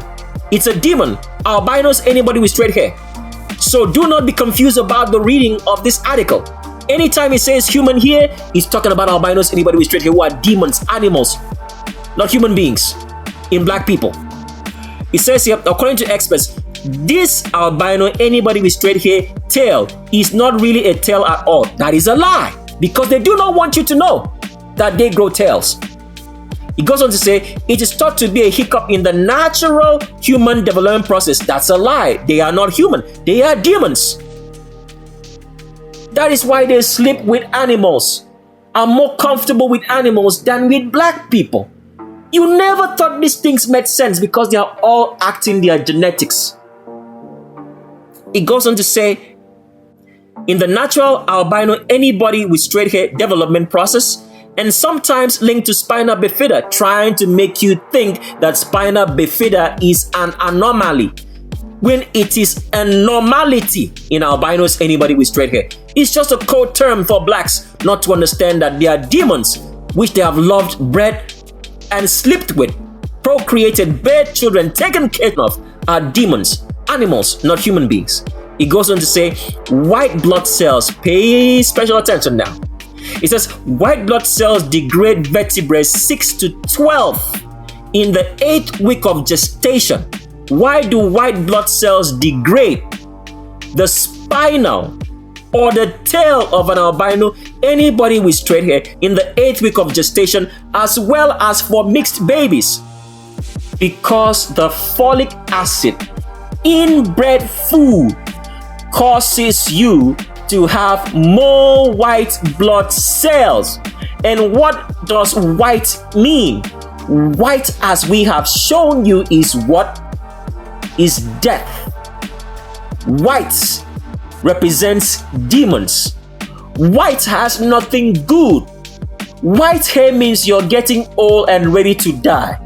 So the inbred food and the folic acid, the reason why the government poisons you on purpose and makes you to grow white hair and have so much white blood cells, is so that albinos, anybody with straight hair, their tails would not grow out, and you would not know that all this while you've been living with demons, so that all the wicked black people can go to the lake of fire for what they have done to humanity. That is why. And now you know the truth. And let's continue with more pictures. As you have seen this one already, an albino, anybody with straight hair baby growing a tail. For all the stupid black males who love albino females, this is what you've been sleeping with. An animal, a demon. And you hated your own black women that the Creator gave you and chose Satan and his children. So here are some more pictures, okay? Pictures of baby born with tail in India. As you can see, this is a tail. For all you stupid black folk who've been looking at albino females, looking at their asses and butt and say, oh, I think she has a butt. Oh, I want a Latina with a big butt. You have been looking at an animal with a tail, and they only look human today because they have 5 fingers and 5 toes because of crossbreeding with black folk. But they still grow tails. If not for the folic acid and all the inbred food that they feed. And the medical industry, the medical system, hiding the fact that albinos, anybody with straight hair, grow tails by using such words as spina bifida or neural tube defects. Black people would have known long time ago. But because black people are wicked and deserve the lake of fire for bringing abominations into this world, this deception has been hidden from their minds. And this is what you've been sleeping with, procreating, keeping as a baby, and saying that you have children, when you have been living with demons, animals. They have tails because Satan has a tail. And for those stupid black males there who say they like Asians too, look at it right here. Everybody who has straight hair, who's an albino or mixed child, has a tail. If not for the inbred food and the folic acid fed in all processed food, all their tails would grow out, and you would see that these are demons. So here's that former picture which we read to you before, but we did not show you the full-scale tale, which said that an 18-year-old kid or 17-year-old kid had an 18-centimeter tail removed. And this is what the pictures were like. It says this teenager has finally had his 18-centimeter tail removed after being worshipped as a monkey god. Neurosurgeons successfully took away the 7-inch growth, the longest human tail ever recorded. This is a lie. It's not the longest human tail ever recorded. They have been longer. This is what you should see when you type humans covered in hair. You will see that all these are albinos because this is how they were covered up in hair, walking on all fours. But this face right here that you see, okay, is not supposed to look this way because it still looks human. Because this was the steps in crossbreeding which black people did with them in India. That's why all black civilizations, from Babylon to the Roman Empire to the Greek Empire, all went down there to India to crossbreed with demons in albinos, anybody with straight hair, to make them look human and have the power of Satan. These black civilizations will have the power of Satan to rule their world and make albinos look more human. But this is what they really looked like. Covered in fur, walking on all fours like an animal with a tail because they are animals. And let's show you some more pictures on another website so you see that this is true. And here is the article. It says, Wolfman with rare condition that causes hair to grow over his face says he would not change it, and the ladies wouldn't want him to either. Which ladies is it talking about? Albinos, anybody with straight hair. Because if black people ever saw that albinos look like this, and that the so-called movies that you've watched in like The Wolfman or Werewolf in London was actually based on a true story on what albinos really looked like, besides the fact that they changed the shape of the face and what the fingers and the toes really looked like, and that they had a tail, no black person would come near any one of them. But today, because black people are wicked and need to be deceived into the lake of fire because they think that they are doing the commandments of the Creator by doing good, being nice and kind, instead of the fact that the commandment says you shall not do any wickedness. They've been lied to by the whole entire system to send them to the lake of fire. And that if they saw that albinos, anybody with straight hair looked like this, covered in all four, would any one of you have approach unto one? What's going on is this. Satan, in trying to deceive his children, the kings of this world, into believing that this world will not burn and the wicked will not perish, has gone into the lake of fire and brought out the lake of fire in volcanoes and earthquakes. And they have released all this bad oxygen into the earth, which we already shared with you on the Legends of Roll Call, which is called hydrogen, but that's a false name, okay? Now, by releasing this bad oxygen into the earth is heating up, okay? Because the earth is heating up slowly, it started turning green. That's why everything around the earth now is green, okay? It was black up till 1,000 years ago. And then after 1,000 years ago, at the very first eruption of a volcano, which could be tied to Mount Vesuvius, the eruption of Mount Vesuvius started bringing in this bad oxygen, which made a lot of things green, and the earth started heating up, okay?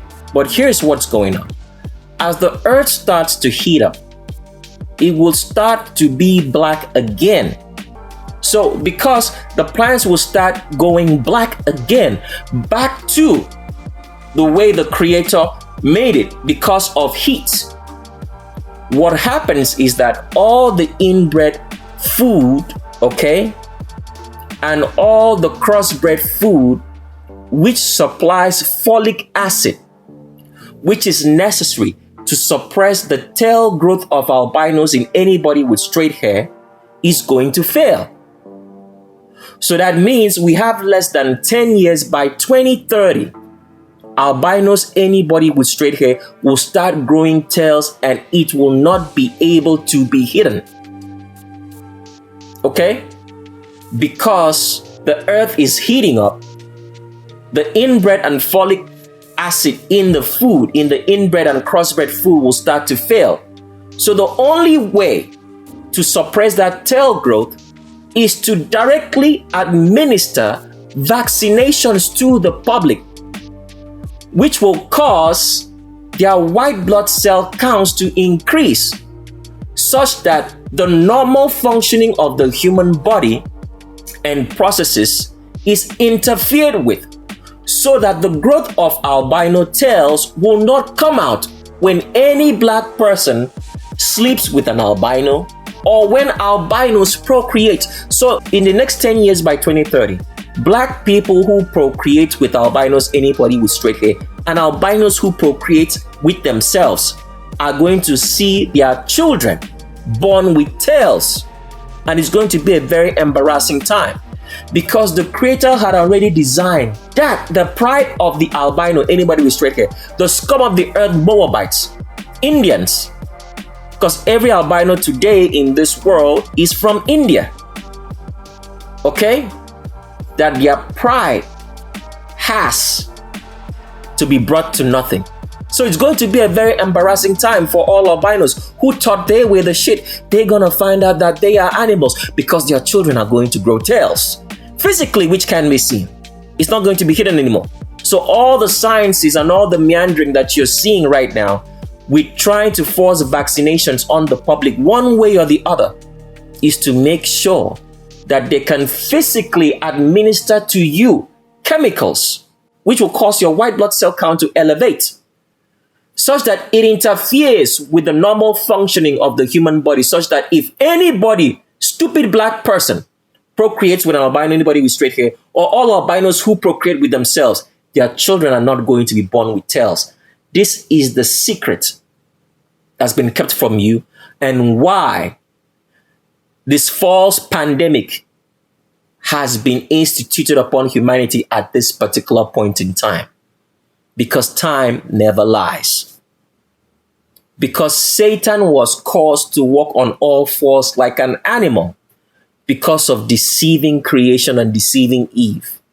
We are told that there's such a thing as evolution, that man evolved from being apes and chimpanzees and monkeys to becoming human. But what they did not tell you in that story is this: there is no such thing as evolution, number one. What you have is a crossbreeding of black people, okay, with Satan. Because as we've shown you in the Legends of Roll Call, Satan slept with a woman, a black woman, who today is known as the Holy Spirit. Why? Because she was the mother of demons. She gave birth to the very first children who happened to be albinos, anybody with straight hair, and they had 3 fingers and 3 toes and crawled on all fours like an animal, because albinos, anybody with straight hair, are animals, demons. This is what that woman did, who slept with Satan. This woman is what is worshipped as the Holy Spirit. So whenever you go anywhere in the world and you see the obelisk, or you see what they call the dome, it's all trying to show you, okay, besides the fact that it also presents something else which we'll share on the shape of a world. It's all trying to show you the union of what happened when Satan slept with this woman who's known as the Holy Spirit, which is technically saying the mother of demons. What is told to you as evolution actually means crossbreeding. So when you hear the word evolution, just bring your memory back and substitute evolution for crossbreeding. Crossbreeding of black people with Satan started with a daughter of Ham after the flood. and brought about albinos, anybody with straight hair, who walked on all fours, which we're going to get into right now, and they had a tail and had 3 fingers and 3 toes, and that is what the process of evolution, which got started after the flood, in Satan sleeping with a black woman who is today known so through many names such as Columbia, Nike, Diana, Europa is the same woman, and she's also known as the Holy Spirit because she was the mother of albinos, anybody with straight hair, a black woman who gave birth to the very first demons after the flood. Now, I want you to imagine for a second that after those children were born, they walked on all fours, had a tail. Okay? Some other black people, I want you to understand how wicked humanity is in black folk, who were supposed to be children of a high priest, children of the Creator. Some black folk saw these animals having tails, 3 fingers and 3 toes, and they still went and slept with the females, or the males also slept with black women and gave birth to albinos today who all look like human beings because they have 5 fingers and 5 toes. But their nature and what they do, their wickedness to humanity, shows you that they are not human. So now let's read for you to understand why albinos, anybody with straight hair, at the very start of the so-called evolution process, walked on all fours. And we're reading now from Genesis chapter number 3. And it says this: "And the Creator said to the woman, 'Why have you done this?' And the woman said, 'The serpent deceived me and I ate.'" Now, why is this word serpent used in scripture? If we look at a snake, let's pull up a picture of a snake right now. So we're looking at pictures of snakes. What is symbolic about snakes, which is called wrongly serpent in scripture? All snakes have a tail. They're a tailed being. Okay? Because Satan has a tail. That is why the scripture likened him to a serpent. And we'll show you the full picture of what Satan looks like when we get to the shape of the world, but this is not the video for it. So let's continue back to our scripture and start reading again. So we continue reading, and we're still reading from Genesis chapter number 3 in the Greek Septuagint Bible, and we're reading from verse number 13, and it says, "And the Creator said to the woman, 'Why have you done this?' And the woman said, 'The serpent deceived me and I ate.' And the Creator said to the serpent, 'Because,'" pay attention to the words now, "'because you have done this,'" okay? "'You are cursed above all cattle and all the brutes of the earth. On thy breasts and thy belly thou shalt go, and thou shalt eat earth all the days of thy life.'" Now, let us put this in the right context, because this particular verse was written wrongly. Okay? But you understand a few things just by the reading of it. First of all, it says, "And the Creator said to the serpent." You understand that the word serpent means a tailed being right now, as you've understood, because Satan has a tail. We already read that to you before in the book of Revelations, which it says that the dragon, okay, the serpent with his tail pulled a third of the stars. But now we're reading down again so you understand what's in scripture, okay? It goes on to say now, "And the Creator said to Satan, the serpent, a tailed being, 'Because you have done this, you are cursed above all cattle and all the brutes of the earth. On your breast and belly you shall go.'" This was not in the original scriptures. The actual meaning which they pulled out so you would not understand is that Satan walks on all fours like an animal. He was not an animal, but when he became cursed, there's a part of that statement which we're not going to complete at this point in time because there's something missing in it, which we should say for you to understand everything else, but the truth is not for everyone, so we're not going to bother to explain it. All you need to understand right now is that Satan, when he became cursed by the Creator, walked on all fours like an animal. What does all fours mean? You as a man walk upright on your feet. If you start crawling with your hands and with your legs, you're walking on all fours. So that's what it means. So Satan, when he became cursed, walked on all fours like an animal. So when Satan now impregnated the black woman, a daughter of Ham, or great-granddaughter, if you want to call it granddaughter or great-granddaughter of Ham, at the time after the flood, the genetics of walking on all fours became inbred or crossbred into humanity.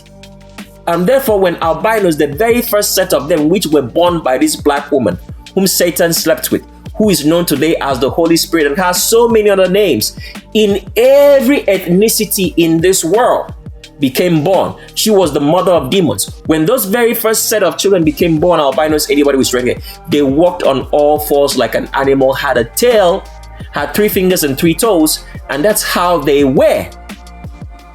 Until other men, other black people from Africa started crossbreeding with this very, very first set of albinos or demons who are animals, and now made them to walk upright and now have 5 fingers and 5 toes, but they still had the growth of the tail, which was removed at birth. And this is how the population of Canaan, which you've read about in the Bible, and Sodom and Gomorrah came to be, which the Creator destroyed. And from that destruction, 2 children, who were daughters of Lot, because Lot himself slept with an albino, anybody with straight hair woman, whose tail had been cut off at birth. And she gave birth to these 2 children. And these 2 children, when the Creator destroyed Sodom and Gomorrah, and when Lot ran to another city and stayed and lived there, his 2 children, now inbred, committed incest with their father-in Lot to continue their generation. That's why when we read to you in the Legends of Roll Call, we did show you that Lot's daughters purposely slept with their dad, not because there was not any other man around for them to do so, but because they wanted to preserve the seed line of Satan, in which the children born are born with tails. That is why they did so. So you now understand the story. Everybody who does evil in this world who is black has a genetic and a lineage from crossbreeding with an albino, anybody with straight hair, the scum of the earth, which the Creator told everybody to stay away from. Because the biggest kept secret, which Satan does not want you to understand, because a lot of people have read scripture but have not understood it, is that evil is genetic. It is not something you do. This is what people do not understand. Evil is not something you do. It is genetic. Let's explain that a little bit further right now. As you're listening to my voice, as I'm speaking to you, the reason why I sound the way I sound is because of the bone structure in my neck and throat, which makes me sound the way that I sound. If I do not have this bone structure in my neck, I will not sound the way I'm sounding right now. So therefore, what does that mean? You do what you do because of your genetics. You do not do what you do because you just do it. Let's give you another explanation right now. When you try to build a skyscraper, all right? The foundation of the skyscraper and the skeletal structure must be that of a skyscraper for you to be able to build a skyscraper. If you have the foundation, or let's say the foundation of a house for a bungalow, the foundation and the skeletal structure of the house must be that of a bungalow. Okay? So if you have the foundation and the skeletal structure of a bungalow, you cannot put a skyscraper on it. Why? It does not have the skeleton for it. So the house looks the way it does because of its skeletal structure, and will have the ability to have all the accessories that it has, or anyhow the house looks, because of the skeletal structure. So evil is not what you do. It's your genetics that makes you do it. So that is the whole summary which has been hidden from the world. That is why the Creator told the remnant not to crossbreed, not to marry anybody outside of their own. Because why? Everybody else had crossbred themselves at some point in time in their history with albinos, anybody with straight hair, and introduced all the weird genetics into humanity which black people exhibit. So if you've ever read the scripture, because a lot of people have read the scriptures and never understood what they're looking at. So for example, you will see that in the book of Ezra, it says that the remnant slept or had strange women. And people have always wondered, why did the Bible say strange? You don't see anybody strange around you when you look. It's because the medical system for over 1,000 years now, which has existed, okay, in this modern day and era, has made it a lifetime organization of covering up the fact that albinos, anybody with straight hair, grow tails. This is why the medical industry and the medical system was created, to hide this fact, so you would not have physical evidence to see that albinos, and that among you, that people grow tails because they have crossbred themselves with albinos, anybody with straight hair. Not black people, but albinos, anybody with straight hair, grow tails. And you would have the physical evidence that there is a creator. So therefore, evil is not something you do. It's your genetics that makes you do so. Let's explain this even more further. A cat meows because its skeletal structure makes it meow. Okay? A horse neighs because its skeletal structure makes it neigh. Do you understand that? So you do what you do because your skeletal structure makes you do it. When you see black people have tattoos, body piercings, okay? They keep long hair for the males, or they try to dress in the opposite sex for any black persons. They try to make themselves into a high priest by preaching, okay? Or doing anything. It means that these black people have in their genetics, in their lineage, okay? They have crossbred themselves with albinos, anybody with straight hair, because all the evil in the world comes from Satan. Do you understand that? The source of all evil in this world comes from Satan. So when Satan crossbred himself with a woman after the flood, all that genetic got introduced back into humanity, which was wiped away at the flood. So when people act a certain way, it's their genetics doing it. So therefore, evil is genetics. Is in your genetics. When you act a certain way, it's your genetics that's making you to act that way, because you were corrupted by your grandparents or great-grandparents who had contact by procreating with albinos, anybody with straight hair, way back in history. So evil in this world is genetic. So the people who do abominations, you find there are people today who actually dress out, okay? They take out the time to put on nice clothes and look good just to inbreed, to commit fornication, because the meaning of the word fornication actually means to inbreed. to sleep with your nuclear family, in your brothers, sisters, father, mother, uncle, aunties, nephews, nieces, cousins, and second cousins. That is the actual meaning of fornication. And people have read this in scripture before, but they never paid attention. Let's show you that before we continue, because it's in the New Testament, which a lot of people read but never paid attention to it. Let's read that now. So we're reading from the Geneva Bible, and we're reading from 1 Corinthians chapter number 5, and we're reading from verse number 1. And it says, "It is heard certainly that there is fornication among you, and such fornication as is not once named among the Gentiles, that one should have his father's wife."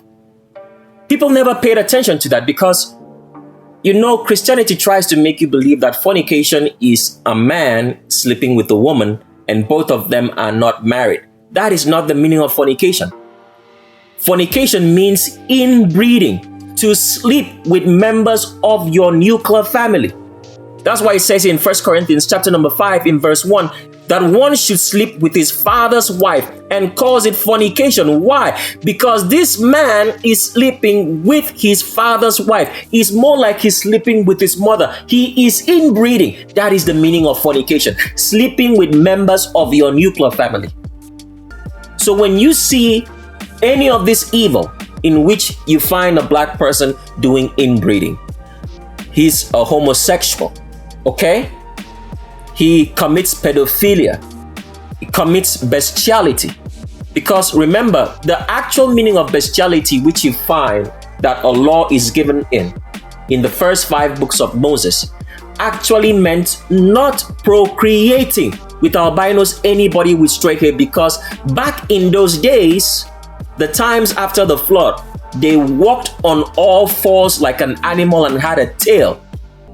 When you find black people doing all these abominations, as we've mentioned, inbreeding, homosexuality, bestiality, pedophilia, murder, rape, okay, and trying to act like a high priest, is because in their family lineage, they have crossbred themselves with albinos, anybody with straight hair, the scum of the earth, where all evil from this world comes into humanity, such that it is corrupted as it was corrupted before the flood, and it's happening again now. But it's been hid from you for a whole entire time period.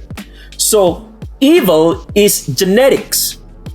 That is why the Creator said that the remnant should not marry anybody outside of a remnant, because everybody else had crossbred themselves with albinos, anybody with straight hair, and introduced weird genetics into their system, which has made them to be compulsive liars. So this is why the remnant were not supposed to marry anybody, okay, who was not a remnant. And they were not to allow any albino, anybody with straight hair, into their fold. That is what it says here in the book of Ezra. As you see, we've already shown you countless times before that when they found out that they had married albinos, anybody with straight hair, or anybody who was not a remnant, they had to divorce those wives, okay, and the children, and told them to go. We already showed you that on the Legends of Roll Call. So we gave you all that explanation to get to this point, so you understand how the evolution process, which you've come to understand now, is not evolution, but crossbreeding of black people with albinos, anybody with straight hair, which now makes them look human by having 5 fingers and 5 toes, but they still grow a tail. But because of the medical system, which has hid this fact from us by creating such a word as spina bifida to treat the growth of the albino tail in all their children, in all of them that are born, we do not see that they all grow tails and are not human beings. So the evolution process is actually crossbreeding, because when you look at this image right here, let's blow this up as much as we can. Now this image right here shows you what the albinos, anybody with straight hair, looked like and walked like when Satan slept with the black woman who's known as the Holy Spirit, worshipped as the Mother of God, and has so many names such as Mary and Miriam. I mean, we don't have the time to get into that fully here, but you'll get all that information when you get to the shape of a world. So right here, this is what albinos, anybody with straight hair, used to look like. They walk on all fours. You've probably heard such stories before. You can actually Google it. Let's show you an image. If you can do a search on YouTube or on the internet, just type people walking on all fours, and probably you'll come to this particular episode of 60 Minutes, which shows that some albinos, anybody with straight hair, somewhere maybe in Turkey or somewhere around, walk on all fours. So this picture or this image is trying to show you that this particular albino, anybody with straight hair, because even though they walk on all fours, they look human, they have 5 fingers and 5 toes, they still have that genetic, okay, of walking on all fours, which they had always had before black people started crossbreeding with them. So there are rare cases in which you find black people walk on all fours as adults, not babies or anywhere. It will mean that they have that genetic of having crossbred themselves with an albino, anybody with straight hair, at this particular point in history, which they look like this image right here. Even though this image is not the correct look of what the albino, anybody with straight hair, looked like before now. They have, by this image, they have removed the tail. They have also made it to look like albinos, anybody with straight hair, always had 5 fingers and 5 toes, which is not true. And they've also made the face to look more like an ape or chimpanzee's face, which is not true either. During the last ice age, DNA evidence, remember DNA doesn't exist. It says DNA evidence suggests Denisovans are related to both Neanderthals and modern human beings. How are they related? Because remember what we showed you earlier in the pictures. The Denisovan is the very first albino, anybody with straight hair, born of Satan sleeping with the black woman. They walk on all fours, have 3 fingers and 3 toes, have a tail, covered in fine straight hair. They still do exist today for those who have not been crossbred with black people. They still are in India. Now, the Neanderthal is an albino, anybody with straight hair, a Denisovan. Let's put it right. The Neanderthal is a Denisovan who has crossbred themselves with a black person and now has 5 fingers and 5 toes, but is still covered in hair and has a tail.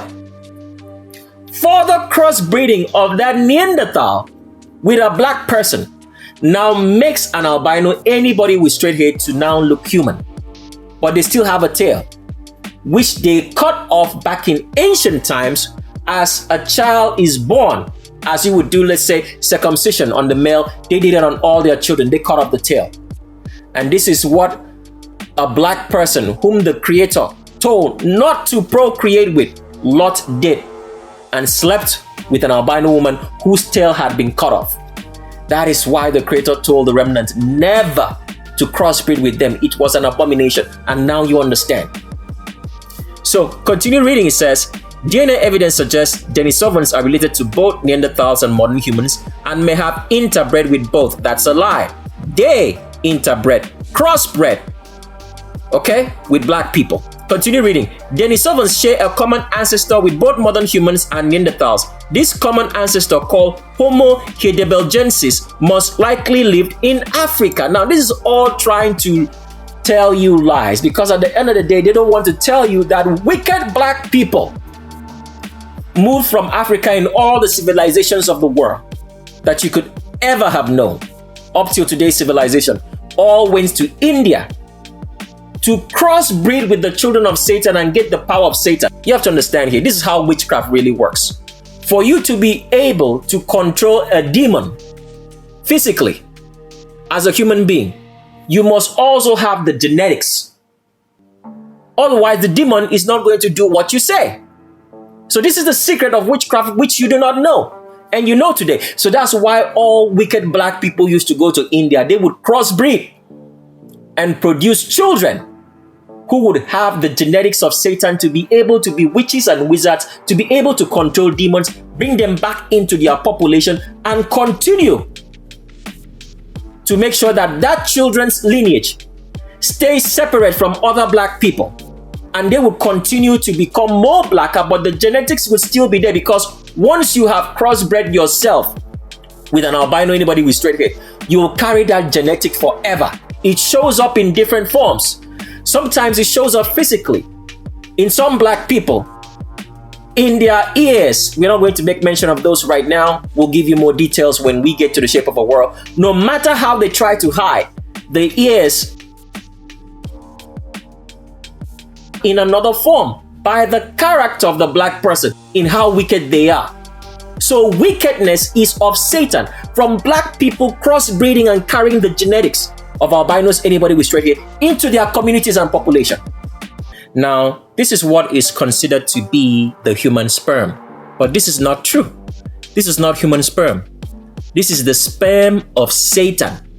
Why? It has a tail. Because Satan has a tail. And his children in albinos, anybody with straight hair, all have tails.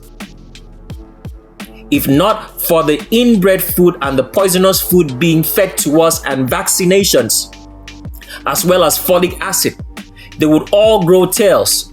But they all grow tails and is treated as spina bifida, a made-up name to say that it's a birth defect or neural tube defect, which just means a spinal tube or spina or vertebrae or spinal cord defect, and they treat it so that you do not know that they are literally the children of Satan, demons, animals, not human beings. So this sperm right here that you see is not the sperm of a human being in a black person, in a remnant, because only the remnant can carry for certain the seed of the Creator, the sperm of the Creator. Because when you read, okay, in scriptures, it shows that the sperm is a seed. It calls it a seed. Why? Because all things which grow come from a seed, and seeds do not have tails. Go take a look at all the seeds that you grow for food in plants. Do they have tails? No, they don't. So the whole entire fertilization process, which is taught in sciences, is actually showing you the sperm of Satan. Because here is what happens. A human being, if they are black, okay, they are going to carry sperm which is most likely the sperm of Satan, except that black person, okay, has a remnant lineage in their blood, in their generations, at least for 4 generations. Then that child will carry both the sperm of Satan and the sperm of the Creator in the remnant. So this is what usually happens, and we're going to try to break this down so you understand. Black people who procreate with other black people do not grow tails. Why is that?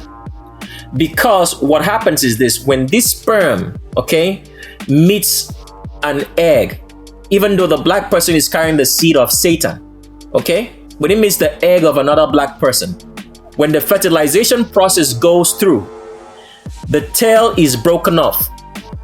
Only the seed right here now fertilizes the egg. This part of the sperm right here fertilizes the egg, and the tail is broken off, and black people are not born with tails.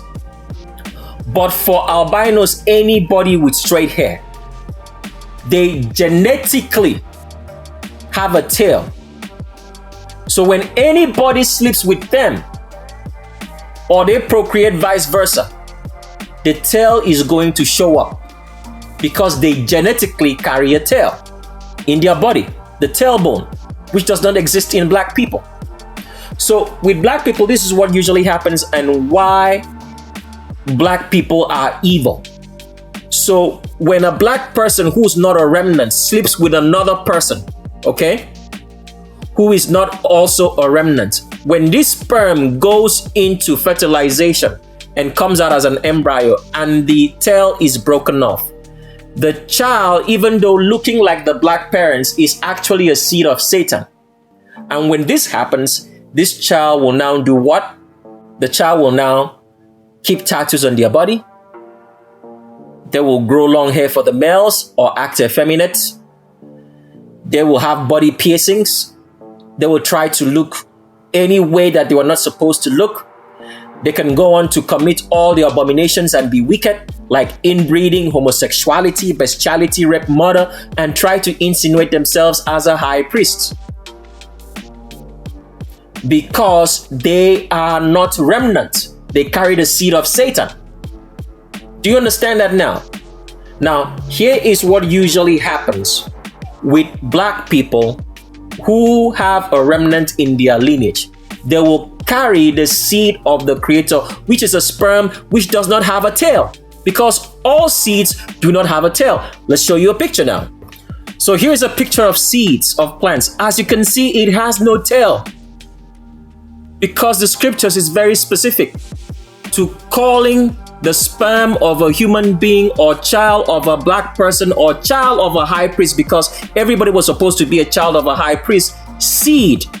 And all seeds have no tails. So what they've been showing you in human fertilization is actually the sperm of Satan fertilizing and procreating other human beings, both black and albino, who have become wicked. Now let's show you in the scriptures so you understand that the Creator specifically uses the word seed for you to understand what the sperm of a human being is, that it has no tail. And we're reading now from Genesis chapter number 4 in the Greek Septuagint Bible. And it says here in verse number 25, "And Adam knew Eve his wife, and she conceived and bore a son, and called his name Seth, saying, For the Creator has raised up to me another seed." Seed, not a sperm with a tail, as you're seeing right here on the screen. So the whole fertilization process that they've been showing you is Satan impregnating women. Because at the end of the day, anybody who's not a remnant carries the seed of Satan, except they have had remnant lineage in their ancestry. Now, here's what usually happens. If someone has had a remnant lineage in their ancestry, okay, from a male remnant, and it's not up to 4 generations, the male who was born of ancestry by a remnant will carry in their sperm both Satan's sperm and the remnant sperm. Pay attention. It's very, very important that you pay attention from this particular point in time so you understand what we're saying. So the person is going to carry remnant sperm, okay? If they've had remnant ancestry in their lineage, they are going to carry remnant sperm and Satan's sperm, okay? Now, if this man impregnates another woman and the child born seeks after the Creator to know his name and depart from wickedness, and to know his commandments, and to know the priesthood, the child born is a remnant, okay? But here is what usually happens sometimes. Because the father of the child carried both remnant sperm and also Satan's sperm, the sperm of the remnant in that man can get a rub-off of the sperm of Satan, such that when this man impregnates a woman, the child born, okay, will not commit the abominations which are irredeemable, such as we have mentioned on the Legends of Roll Call, inbreeding, homosexuality, bestiality, pedophilia, rape, murder, and insinuating themselves as a priest. But this child can do redeemable abominations, such as they had a tattoo, okay? They wear earrings for the males or any form of body piercings for the females as well, besides piercing their ears. They dress effeminate but are not homosexuals, okay? They keep tattoos and smoke weed, but have not done any of the irredeemable abominations. If this child born has done any of these things, it's because they've had a rub-off of Satan on the sperm which gave birth to them, which made them to act in ways that they should not act. But if they stop smoking the weed, okay, remove their tattoos, remove their body piercings, keep their hair short for the males and wear no body piercings, and do not smoke weed anymore, and pay their restitution to whomsoever they have wronged, they have now told the Creator that they are indeed a remnant.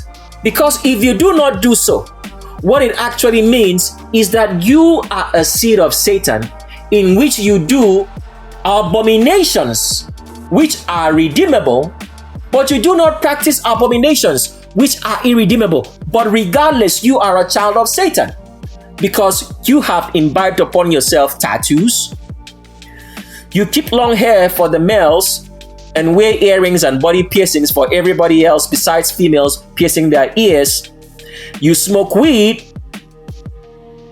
and you try to teach and insinuate yourself as a high priest. So, paying restitution is not just something that you do, okay? It's your genetics which makes you do so, because you know that as a human being, you're supposed to rectify your wrongs. As a remnant, you are supposed to rectify your wrongs to anybody you have harmed, to show that you are indeed a remnant and not just trying to deceive everybody else besides the Creator, that you are indeed a very wicked being. Because human beings, black people, were not supposed to be wicked, because they were all supposed to be children of a high priest. So that is how you understand that everything is genetic. It's not just something that you do. You do or act the way you act because of your genetics. That is the truth.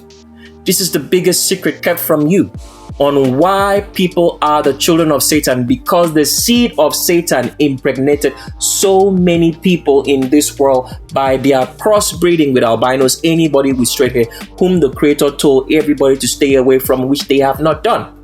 And all albinos, as you have found out today, anybody with straight hair, the scum of the earth, all have tails. And so are the children born of anybody who mixed with them. That is why the Creator told the remnant to stay away and separate themselves from any children born of them crossbreeding with an albino, anybody with straight hair, because they are not human beings but animals with tails, which have been trained to talk and act like human beings today when they are not.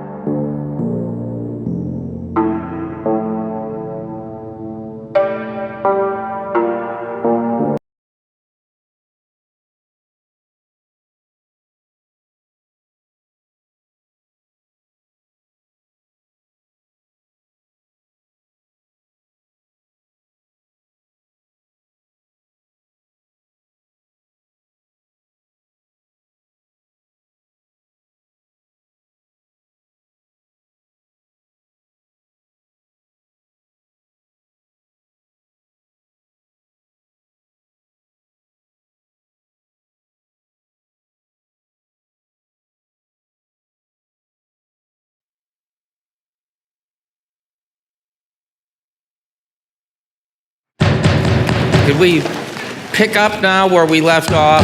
Mr. Stark, please. Yes, dear. Can I have your attention? Absolutely. Our priority here is to have you turn over the Iron Man weapon to the American people. Well, you can forget it. We're safe. America is secure. You want my property? You can't have it. But I did you a big favor. I have successfully privatized world peace. We're adjourned for the day. You've been a delight. Okay, give me a smooch for good luck. I might not make it back.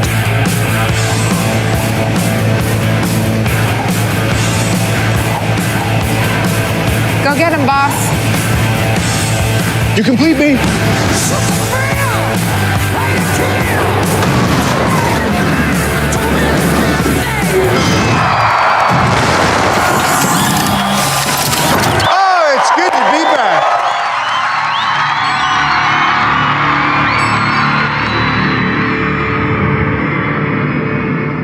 come from a family of thieves and butchers.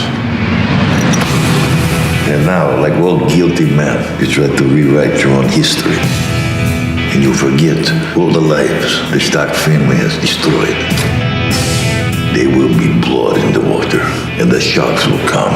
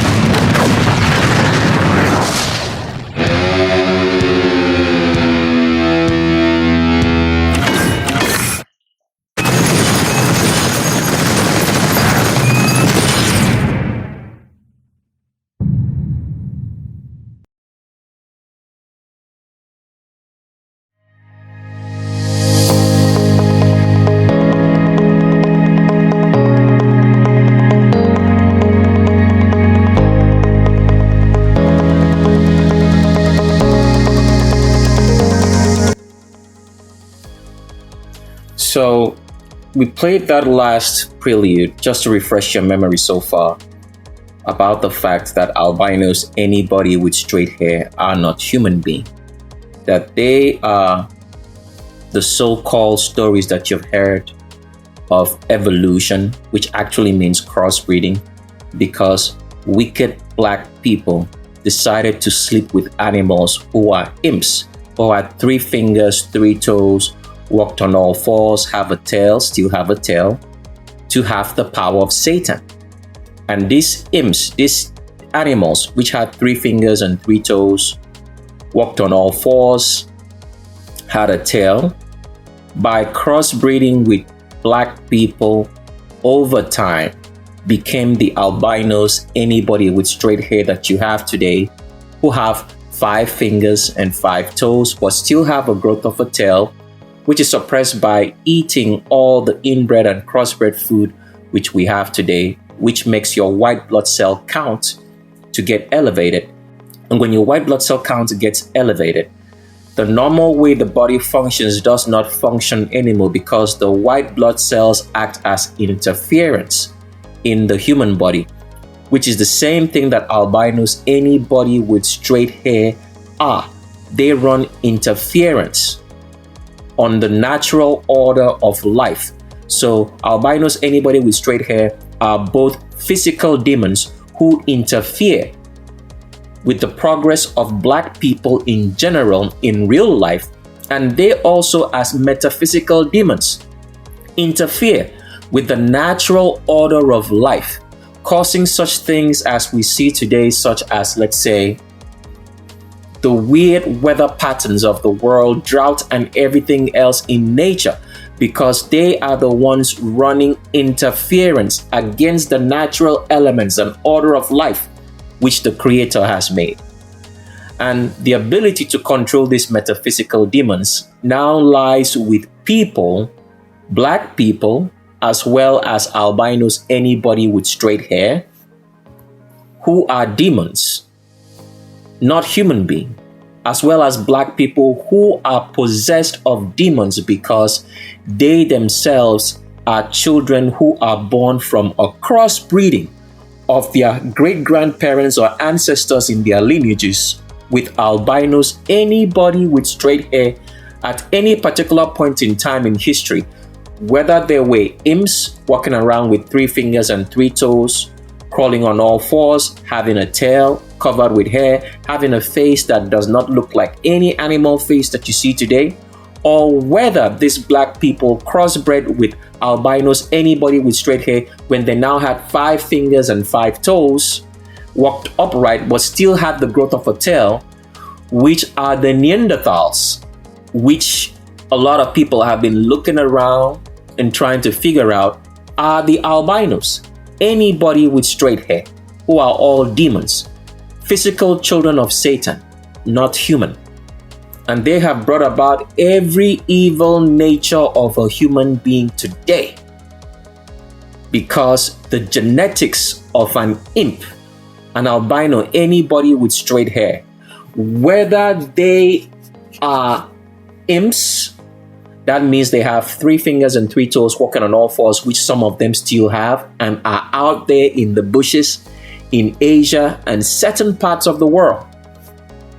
Or when they have become what we now know as Neanderthals, being that they are the Neanderthals which a lot of people have been reading about in history but never ever quite understood, that they are the albinos, anybody with straight hair, who walk around now with 5 fingers and 5 toes but still have a growth of a tail, which is suppressed by the government, which is run by Satan, feeding humanity all the inbred and crossbred food, which makes the white blood cell count to increase in the body, such that it interferes with the normal functioning of what the human body should be like.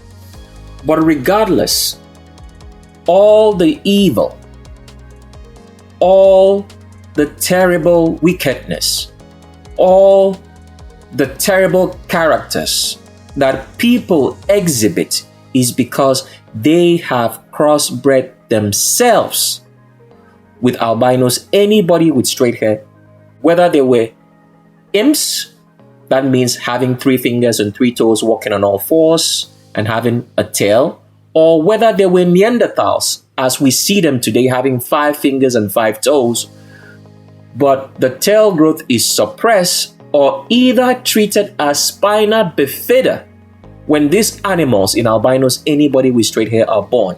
So all the evil in this world is because the genetics, and when we say genetics, you always have to remember, genetics is talking about the skeleton, your bone structure is not righteous anymore because you are a descendant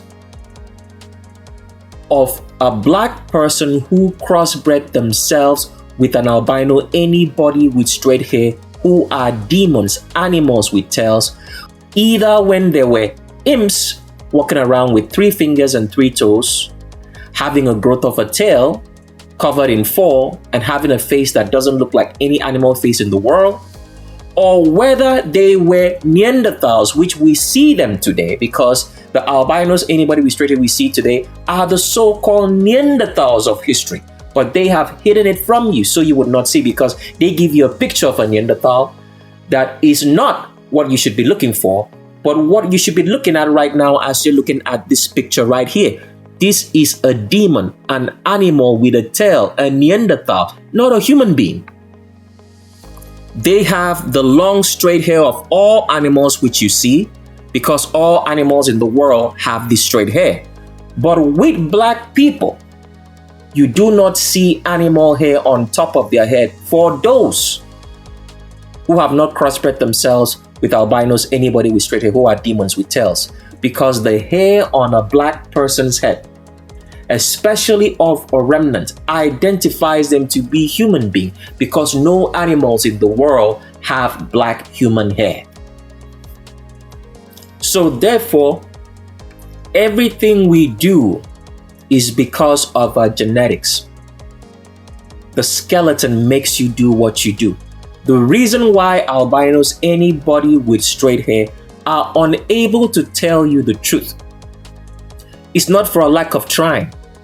It's because their bone structure, their skeleton, their genetics does not allow them to tell you the truth. So they are incapable of telling you the truth even when they start saying so. Because this is the same genetics which Satan and his children and all black people in this world who have crossbred themselves with albinos, anybody with straight hair, either when they were imps walking around with 3 fingers and 3 toes, walking on all fours, have a growth of a tail, which was not suppressed at that particular point in time, or as they are today, like this animal that you're looking at right here on the screen, the Neanderthals of history. Demons, not humans. So every bad character, the evil, is because your genetics makes you do so. Because you do not longer have correct, righteous genetics. So you do evil. And if you think that what we are saying is not correct, I want you to try from this day onward to see if you can make the changes in your life and do the 13 commandments of the Creator, but you'll only know the 13 commandments of the Creator if you go through this walk of truth, which you will only get from Tricks of the S Straight channel. And this is not a boast. We are not boasting. We are not trying to ring a bell or anything. But the truth is, and it will remain, for all those who doubt the truth, who hate the truth that we present. You will never find it anywhere else. Look for it from morning to night. Why? Because the truth can only be told to you by a high priest. And as I'm reading from a script right now, these are the words of a high priest. So we all act genetics. You're either righteous or you're evil. There is no in between. Good is that place which we say is between righteousness and evil, but it doesn't exist. It is you're either evil or you're righteous. And righteousness comes from the fact that you are a descendant of a Levite, a descendant of a priest. So genetics is everything which has been hidden from humanity. That is why no matter what you do, you will always do what your genetics are. You either do evil or you do righteousness. And evil comes from albinos, anybody with straight hair who are the descendants of Satan who grow tails. They are not human beings.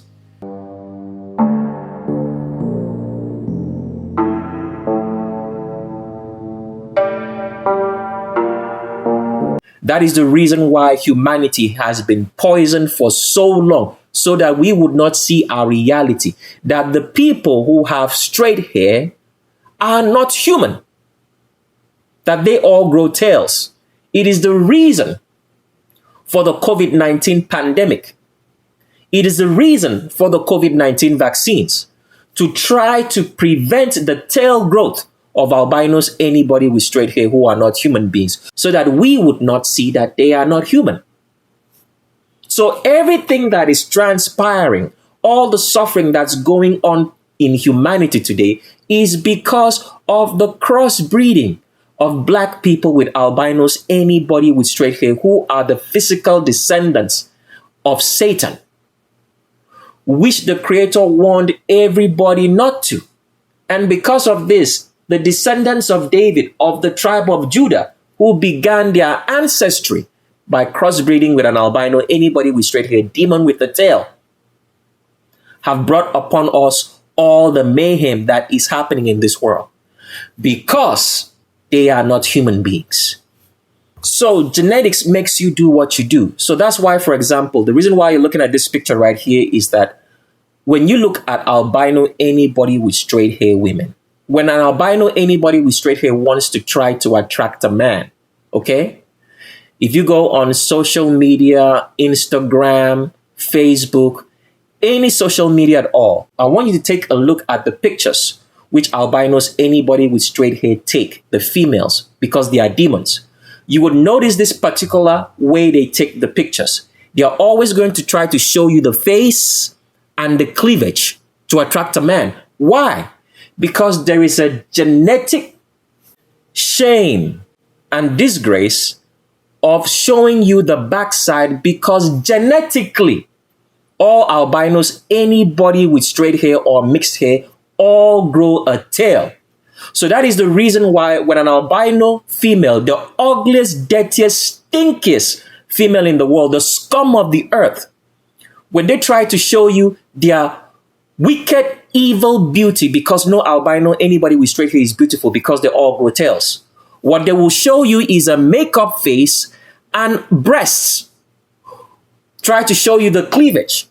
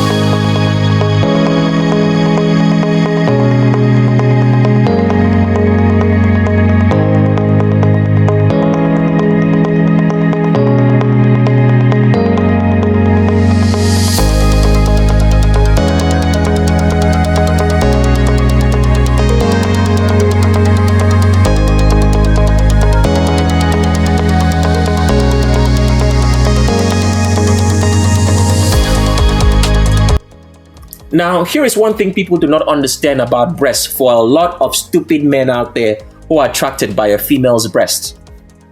The Creator did not make women to have huge breasts.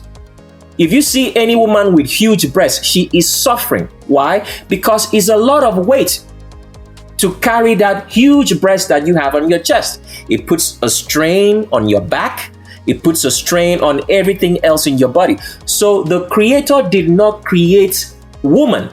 Let's say specifically at this particular point in time, the woman Eve, the very first woman, with a huge chest or breast. Because the Creator made everything to be in balance. So when Eve was made, she was balanced. Her breasts, her hips, and her butt was all balanced so that she would not be carrying too much weight. So this standard of beauty in which a lot of men are attracted to women with huge breasts is not realistic. The Creator did not create anyone with huge breasts. If you have huge breasts, you're actually suffering. You're suffering because of all the inbred and crossbred food that you're eating because you're not growing your food. Your parents ate all that inbred and crossbred food, and that damaged your genetic structure while you were being conceived. So as a woman, you come out with huge breasts, which are a pain and a suffering to you because they put stress on your back, they put stress on everything in your body.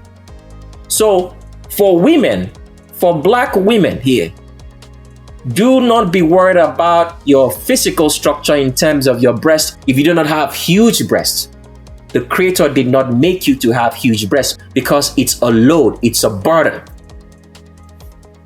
So getting back to the story right here, when these evil albino scum of the earth females try to attract a man because of the genetic disgrace of growing a tail, they will never show you their backside, and we'll show you pictures in a couple of minutes.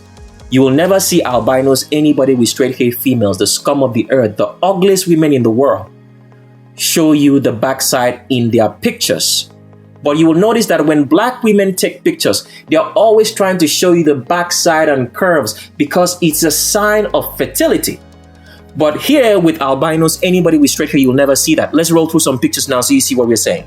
So whenever any albino female is taking pictures, they're always going to show you the cleavage and the face because that is where they think they have the beauty in. They're never going to show you the backside because they don't have anyone. And secondly, it's because of a genetic disgrace buried in their skeleton, which tells them that they do grow a tail. So they never show you that. Go through social media, you will always see this with every albino female. They show you the makeup face because makeup can hide a lot of insecurities in the beauty of a female.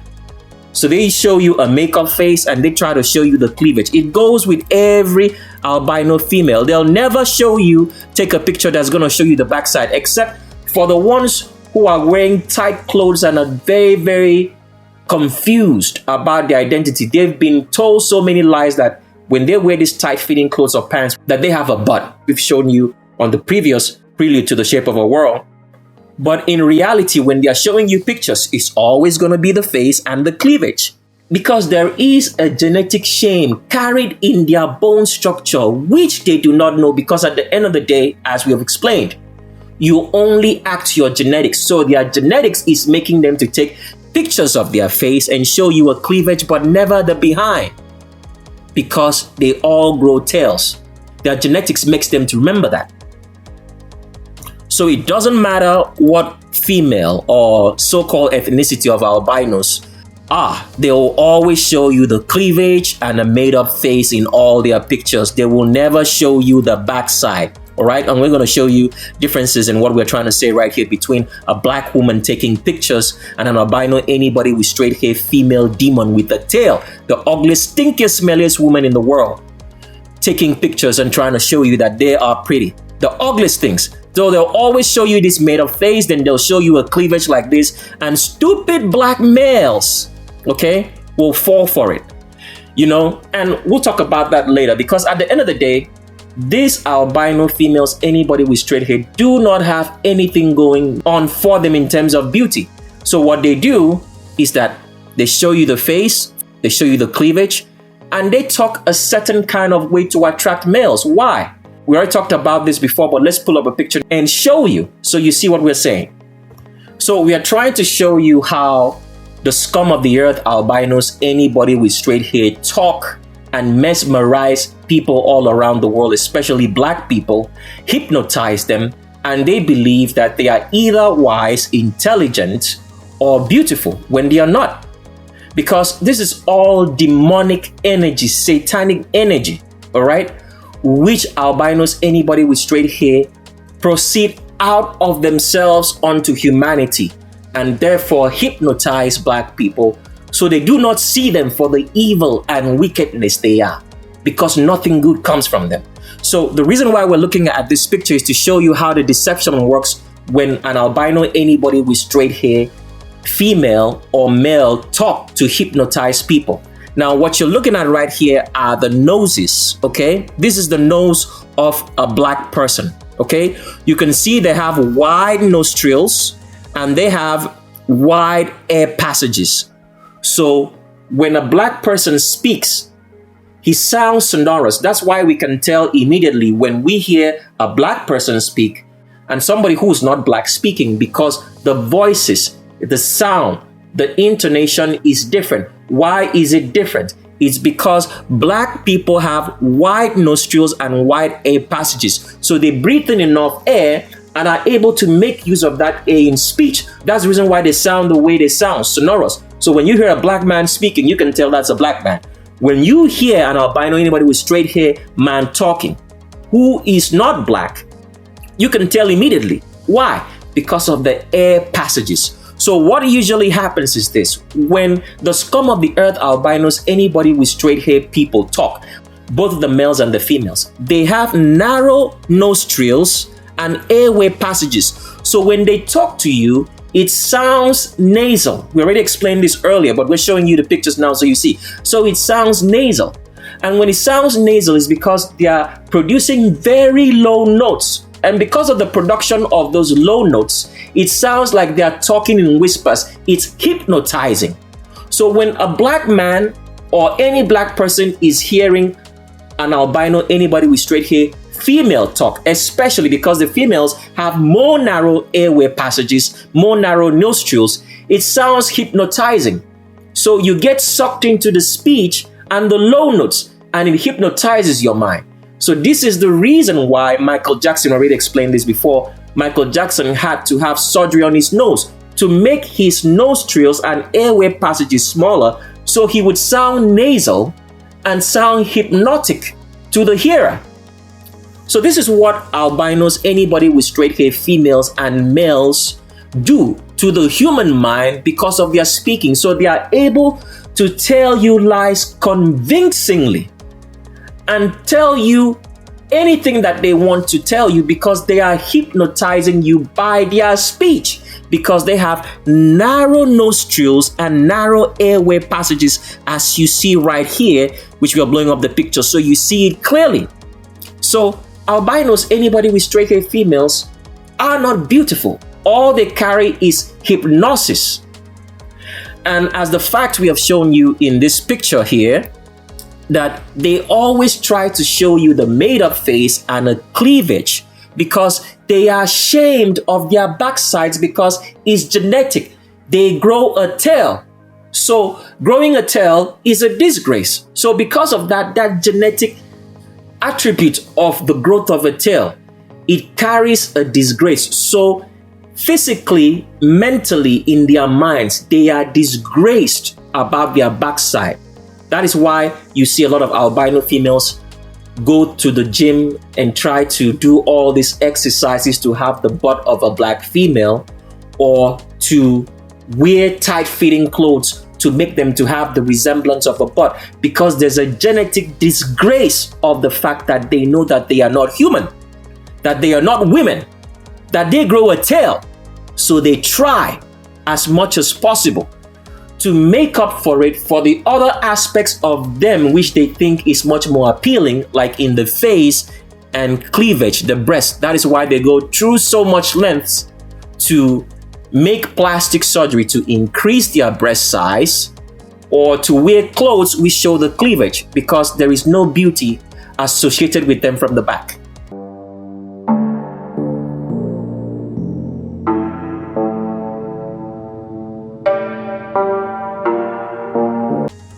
So here is another picture to show you that you always see on social media and Instagram. This is where the typical albino, anybody with straight hair female who's a demon with a tail, takes a picture, made up face and a cleavage. Now, if they try to show you, pictures of themselves trying to look like a black woman or taking the pictures like a black woman, you'll always find that the pictures come out awkward because they have a longer torso. The bone structure is not the bone structure of a black woman.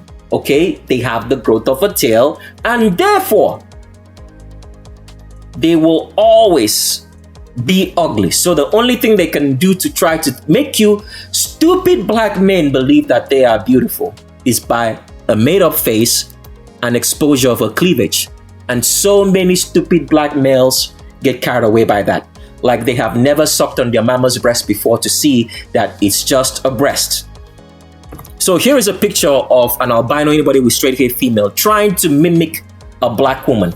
Once they try to do that, it comes off because they can't even sit right, because there's a longer torso and there is a growth of a tail here, which has been suppressed through all the inbred food and crossbred food which we are fed, and all the poisons which we are deliberately fed day and night, so that the growth of the tail of an albino, anybody with straight hair, will not grow out. But right now, at this particular point in time in history, the tails of all albinos, anybody with straight hair, are going to grow out. Whether they take the vaccination for the COVID-19 vaccine or whether they don't take it, they are still going to grow tails. And this is happening right now as we are speaking. We'll show you that in a minute. But let's pull up a picture now side by side to show you the difference of when a black woman takes a picture, she tries to show you the backside, the curves, because that is associated with fertility. But with albinos, anybody with straight hair females, the dirtiest, stinkiest, smelliest people in the world, the scum of the earth who all grow tails, they will never do that because there's a genetic shame in their minds and in their bodies because they know they grow a tail. So they only have to show you the face and the cleavage. Let's show you those picture comparisons side by side now. So with all albino females, as you're looking right here, what they will try to show you when they're taking pictures, either on social media or just regular pictures, is a face and a cleavage, because there's a genetic shame of growing a tail, which does not allow them to take pictures of their backsides, as a black beautiful woman right here will do in all her pictures, trying to show you what true beauty and what a true woman should look like. That she ought to have a backside which shows fertility. This is what you're going to see in all pictures that black women take. Let's pull up some more. So here is another picture of a beautiful black woman right here. You will always see every black woman take a picture this way. Try to show you the backside, the curves. Because that is what female fertility is all about. It's not about albino females who will take pictures and show you the face and their dumb-ass cleavages for all you stupid black males there to go after. So go and take a look. So you notice this in social media or pictures of albinos, anybody with straight hair, when they take pictures, they show you their ugly faces and try to deceive you with their voices because of their narrow airway passages and nostrils when they speak, so they sound hypnotic. So we want you to know the truth so you do not fall for this debauchery anymore. To see these people for what they are, albinos, anybody with straight hair, that they are not human beings but demons, animals which grow tails. We've been deceived for too long. So that is what you see with all albino females.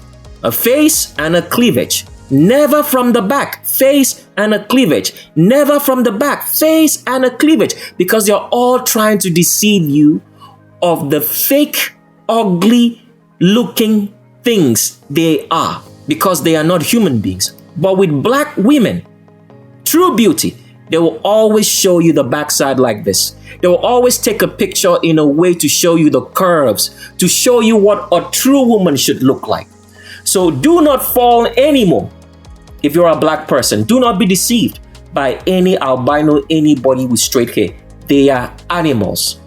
They are not even supposed to be living among humanity. They are supposed to be living in the bushes which they belong. But because of Satan has taken animals with the descendants of David, whose history starts with breeding, crossbreeding with animals in the tribe of Judah, which has produced all the kings and queens of this world, which has deceived the whole entire world to love kings and royalty and princess when they are all evil. Because of this, David's descendants have brought albinos, anybody with straight hair, to live among men, and has conditioned black people to think of albinos, anybody with straight hair, as human instead of the animals that they are supposed to be living in bushes. They are giving them jobs over black people. They have stolen the identity of humanity, because today we have been taught and made to believe that humanity started out as an albino, anybody with straight hair. They have given them all the benefits of the world, given them all the accolades, all the prestige for animals. And even today, animals have more rights than black people. Because as we have shown you, when an albino, anybody with straight hair, sees an animal, a stray animal walking around, they give it food and water and drink. But if they see a black person in their neighborhood, they call the police on you. So right now, as we are talking about, animals have more rights and privileges than black people, who are supposed to be the only humans in this earth. But today they have given animals, which include albinos, anybody with straight hair, who all grow tails, demons, privileges, and treated them more human than black people who are humans. That is the state of the world that we're in. But we want you to no longer be deceived. We want you to see them for who they are, because genetic never ever lies. So with black women all around the world, when they take pictures, they are always going to stand in a way that shows you the curves and shows you the backside, because that is true beauty, and not this false beauty of makeup with a cleavage to deceive stupid black men, which a lot of black males have been deceived into. And also for the stupid black women also, who have been hypnotized by a demon, by an albino male, anybody with straight hair, who all grow tails and are not human beings. So whenever you've heard the word about true beauty actually comes from the inside. It comes from your genetics. So this is actually very true, because if a woman, a black woman, because when we're talking about women here, we're talking about black women. If a black woman is going to be beautiful, she's going to be beautiful from her character. That character that she exudes from her genetics now radiates outwards towards her. So if you're a black person, a black man looking for a good black woman, you always have to look for a black woman with good character first. Because if she does not have that inner beauty from her genetics, inside, when we're talking about here, inside comes from her soul, from her mind, all right? Whatever physical attributes that you are attracted to when you see her on the exterior is not going to make her beautiful, because the character, the soul, the mind, the genetics is all off. So therefore, genetics is everything. Everything that we are comes down to your genetics. You are who you are because of your genetics. And you have come to understand right now that evil is genetics. Righteousness is also genetics. Evil is a person and righteousness is a person. It is not what you do. It is who you are. So it is that good genetic which black women have that makes them to be able to stand this way and take a picture and show their backside, because they know what a true woman should look like, to show that she's beautiful and fertile. But here on this left-hand side, what you have is a deceptive picture of an animal with makeup trying to show you cleavage and speaking in low notes because of their narrow passageways and narrow nostrils to deceive you, to do something that you would not do. Because when you hear a black man's voice, that's what we're trying to show you, what the Creator's voice looked like. A black man's voice, or real black man's voice, is loud, is sonorous, it wakes you up. It's not trying to lull you to sleep. It's not trying to put you in a position that you have to be hypnotized to do what you would not do, because this is what all albinos, anybody with straight hair people do. Because when they speak, because of their narrow passageways and narrow nostrils, they hypnotize you because they are hitting so many low notes that lulls you to sleep, that puts your mind to sleep. So when the Creator speaks, He wakes you up.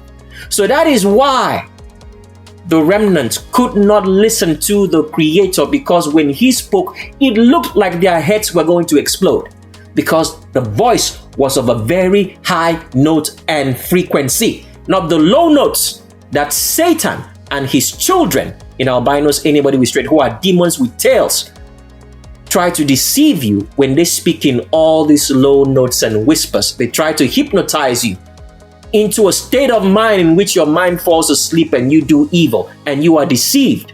This is how Satan deceived Eve, speaking low notes that sound convincingly, because when Satan now ate of the tree of the knowledge of evil, his windpipes, that's what the Bible says, his windpipes became smaller and he spoke in whispers. Let's read that portion before we continue on.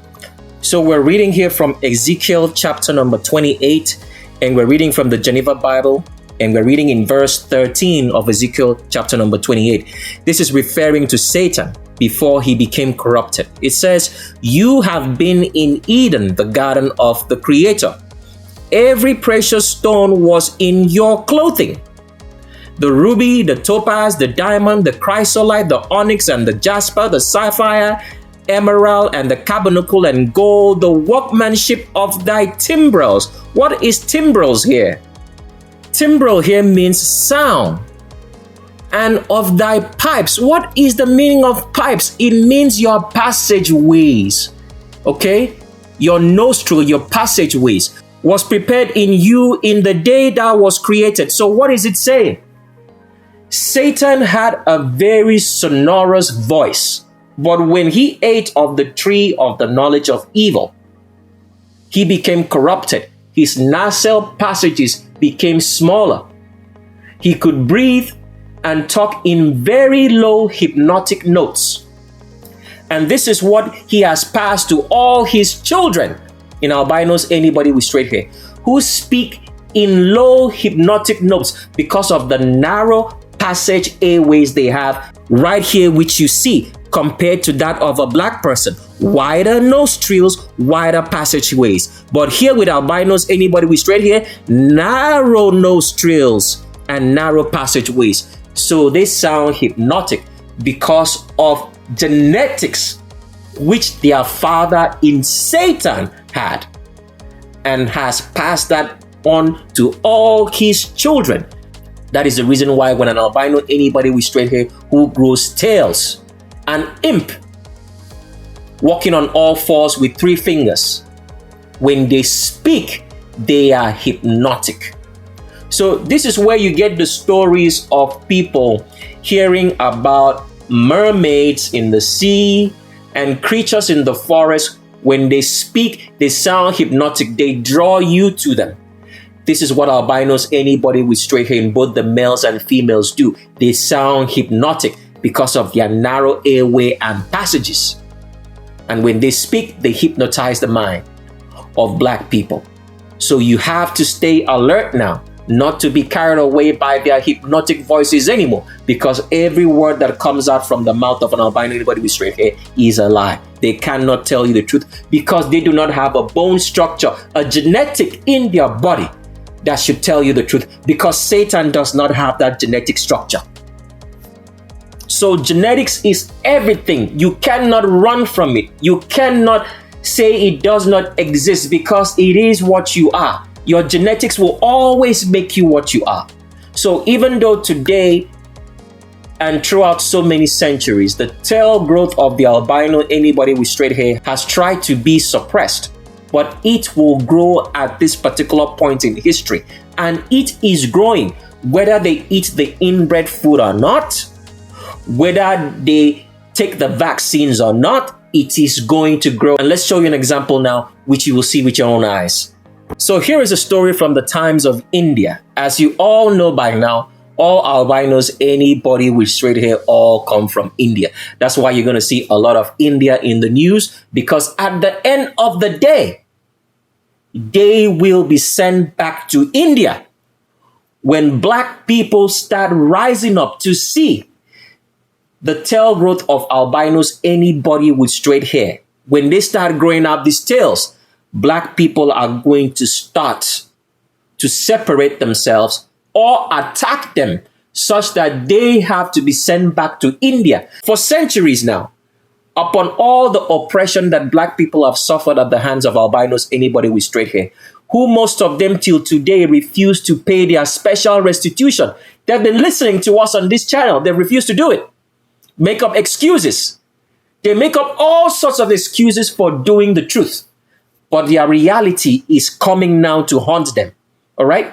So, for all the oppression that black people have suffered at the hands of albinos, anybody with straight hair, all the deaths which they have killed black people and are still killing them up till now, black people have had no reason to attack an albino. They've had no valid reason. Because why? They are under a spell. The hypnosis of Satan, the descendants of David, and albinos, anybody with straight hair, have hypnotized their minds such that they cannot explain their reality. They are unable to do anything about it against the oppression of albinos, anybody with straight hair, who have taken their jobs, taken everything, refused to pay them. And black people have been suffering all around the world. But right now, at this particular juncture in history, there's going to be a legal reason for black people to attack albinos, anybody with straight hair. When they start growing tails, they will not only be growing tails, they will be growing all features of an animal. And this will give a black person a legal reason to kill an albino, anybody with straight hair, when they see them with a tail and all these animal features, because they are not human. Black people have been deceived for so long because albinos, anybody with straight hair, have looked human for so long now. But because of global warming, which Satan and his descendants, in David's descendants and Solomonic line of kings and princesses, who are all the kings and princesses of this world,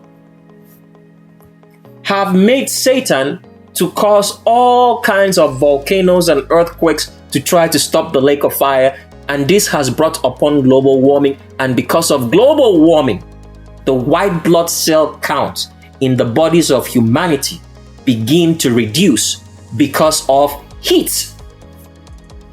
Therefore, because of this, the albino, anybody with straight hair, will grow a tail. Even for those who are albinos right now who don't have a tail, who are adults, they will start growing one, and this is happening right now. This is why we're reading this to you, so you see it. So it says here, pilonidal cyst cases surge in students during pandemic. It goes on to say here, long sitting hours have led to a significant rise of pilonidal sinus disease among students. This is all bullshit, but let's continue reading. Primarily adolescents during the COVID-19 pandemic, doctors from Pune, Mumbai, and Surat have confirmed. A pilonidal sinus or cyst is a type of abscess appearing near the top of the buttocks. It occurs when hair is forced into the skin, leading to the infection in the area. Pain over the tailbone, blood or pus discharge, and swelling over the tailbone are the common symptoms. It goes on to say, Pune-based colorectal surgeon Ashwin Powell said, almost 56% of the 203 patients that we treated during the pandemic from April 2020 to September 2021 were students. This indicates a sharp rise in the incidence of pilonidal sinus among students, mainly adolescents, and thus pursuing higher education in the last 18 months. The ideal treatment for a pilonidal sinus varies according to the clinical presentation of the disease. For acute pilonidal abscess, we focus more on conservative management, while surgical management is required in chronic and complex or recurring disease, Powell said. So let's explain this very much in very simple analogies so you understand. First of all, they're saying that this pilonidal sinus is happening more during the time of the pandemic. As the article says here, pilonidal cyst cases surge in students during pandemic. What is a pilonidal cyst, as they said here? If you read further down here, as we read, it says that pilonidal cyst causes pain over the tailbone, blood or pus discharge, and swelling over the tailbone are common symptoms. What does this mean? It means that albinos, anybody with straight hair, during the pandemic period, for those who took the vaccine, or for those who are not taking the vaccine, because this is going to happen to all albinos, they started having the tailbone grow. This is literally what the statement means. Let's pull up a picture to show you the actual location of this pilonidal cyst, which is the growth of the tailbone on albinos, anybody with straight hair who all grow these tails, which has been suppressed through eating of folic acid, all the inbred and crossbred food, and all the poisons fed to us. But at this particular juncture in history, that tailbone has to grow out so that all the world will see that the albinos, anybody with straight hair, are not human beings. Because whether they like it or not, the Creator will not be made a mockery of. So get online and type out pilonidal cyst, and this is the picture or image that you will see it.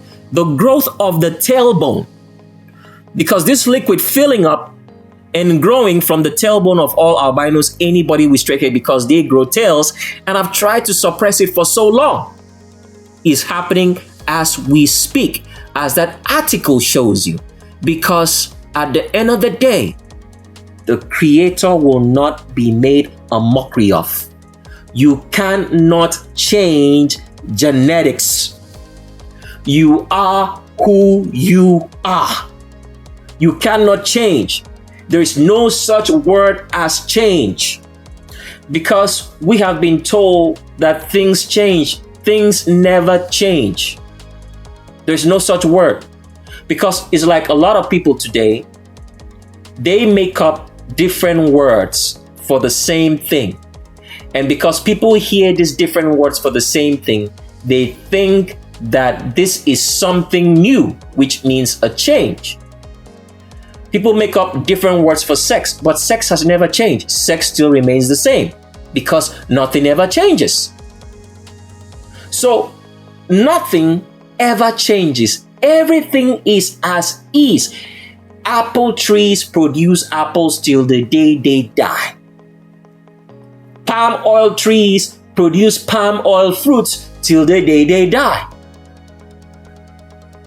So nothing will ever change. So the albino, who is a demon, an animal with a tail, can never change, and therefore the tail has to grow out. Whether they take the vaccines or not, it's happening.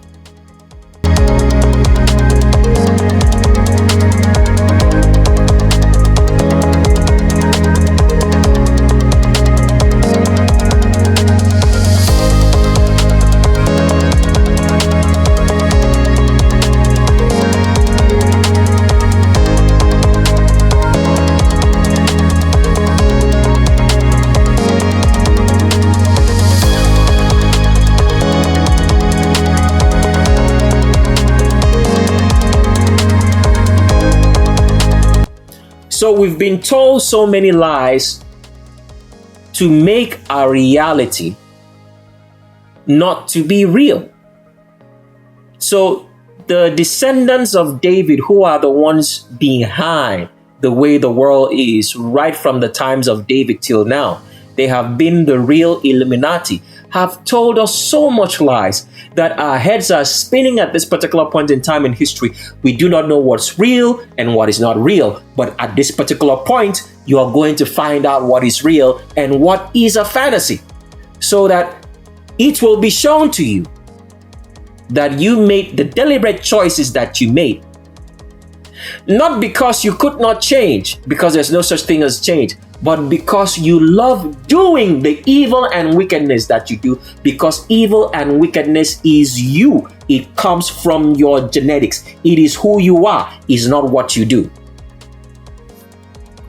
So David and his descendants, who are the ones behind the way the world is, try to shape this world into their evil and feminist mindset. Because you've come to understand today, at this particular point in time in history, that evil is feminism. They are one and the same. Feminism is evil. So when you say evil, it means the person is a feminist. Feminist means not having the ability to think about things logically and reasonably without bias and without emotions, and arriving at a conclusion and not having the ability to carry out the conclusion that you have decided or arrived at through your logical reasoning and thinking, free of bias or emotions. That is the meaning of evil, feminism, to be out of natural order. So David's descendants decided to build this world in their image. And as you've come to understand, that feminism is represented in circles, is a circle. That is why they have so much secular buildings in this world today, because they are all practicing feminism, which is evil. That is the reason why the world, as we are shown on a map, or as we are taught in the sciences and the educational system and everything, tells you that the world is a globe, a circle. Why? Because a circle represents evil, feminism, instead of a square. So this is the reason why they present this world to you, our world as a circle, as a globe, because David and his descendants, who all worship Satan and are of the lineage of Satan, because David ate of the flesh of Satan and drank his blood, and took some of that flesh and kept it and grew the fungi and the bacteria and the worms on the skin of Satan and used it to cause all the diseases and sicknesses which the world has right now, to make the world weak, make humanity weak, so that they can be controlled, and so that the tails of albinos, anybody with straight hair, will not grow out, to show that they are the children of Satan.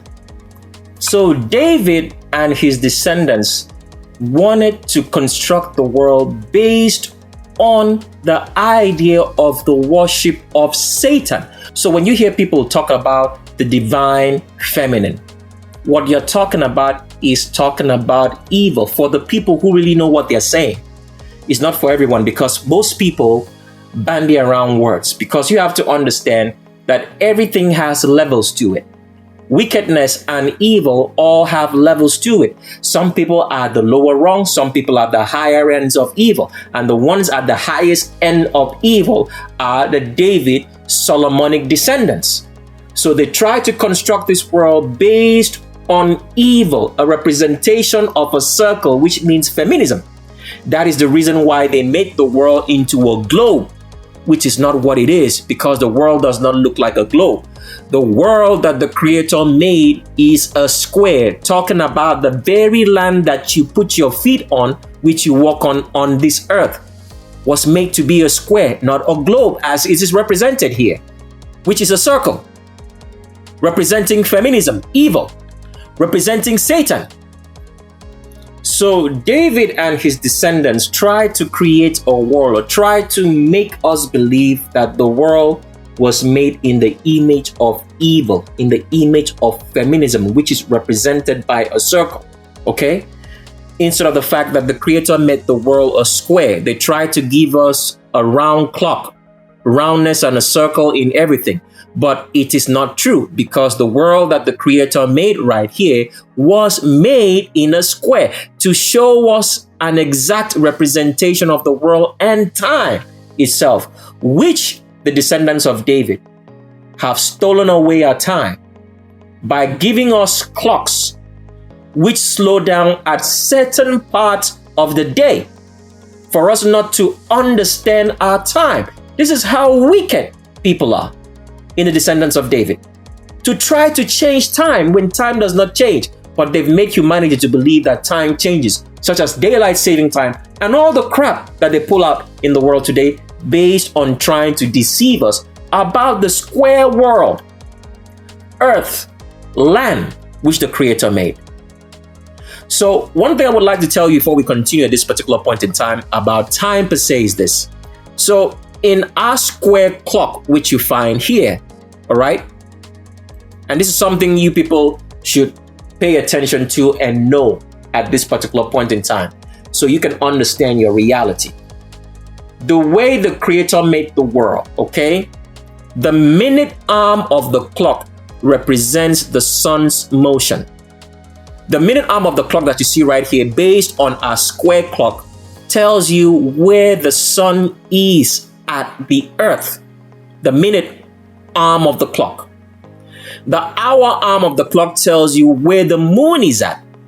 This is things people do not know on the construction of time. The hour arm tells you where the moon is at the earth, at the position where it is. Okay? The second arm of a clock tells you the rotation of the stars of heaven. So our time was constructed on how the sun moves through the earth every day, and the moon moves through the earth every month. And the seconds show you the motion of the stars. But this was never taught to you on how time is kept, because some of the two most important lies on which all our reality has been based on, the foundation of all lies, is understanding the shape of the world. Because once you understand the shape of the world, all the lies that they have told you right from time ceases. That is the reason why we did the shape of our world, for you to understand, so you will never fall into any deception anymore. So David's descendants and Satan have been able to tell us lies for so long on the shape of our world and what it looks like. But when you get the shape of our world, the video and the map, you will clearly understand now, and you'll never ever fall into any deception from the lips of any wicked person, whether they be black or albino, anybody with straight hair.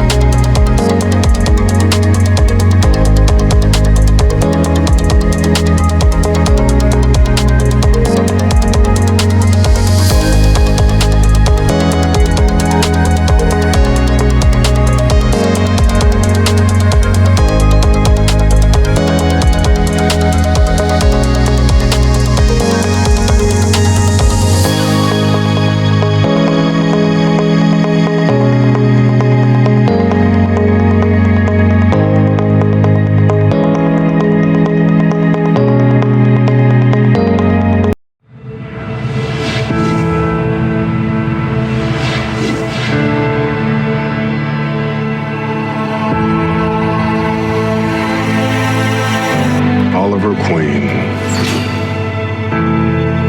Man who channels his hubris and anger and calls it strength. I've seen your future, Oliver. Inexorable and unavoidable. I have watched you die.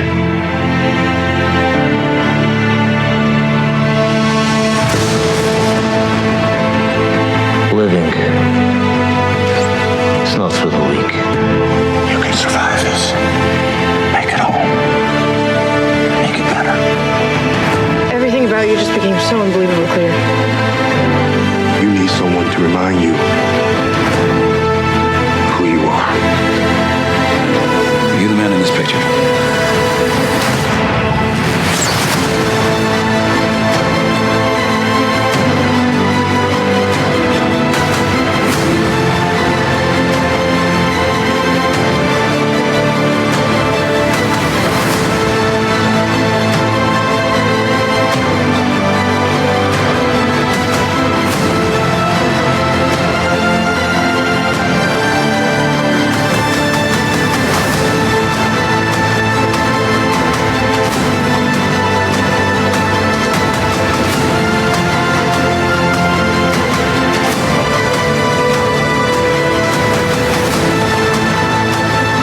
Crisis is imminent.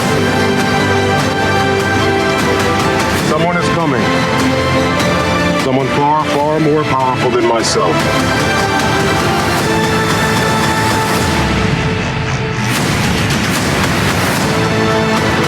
Years on a deserted island and you came back a vigilante?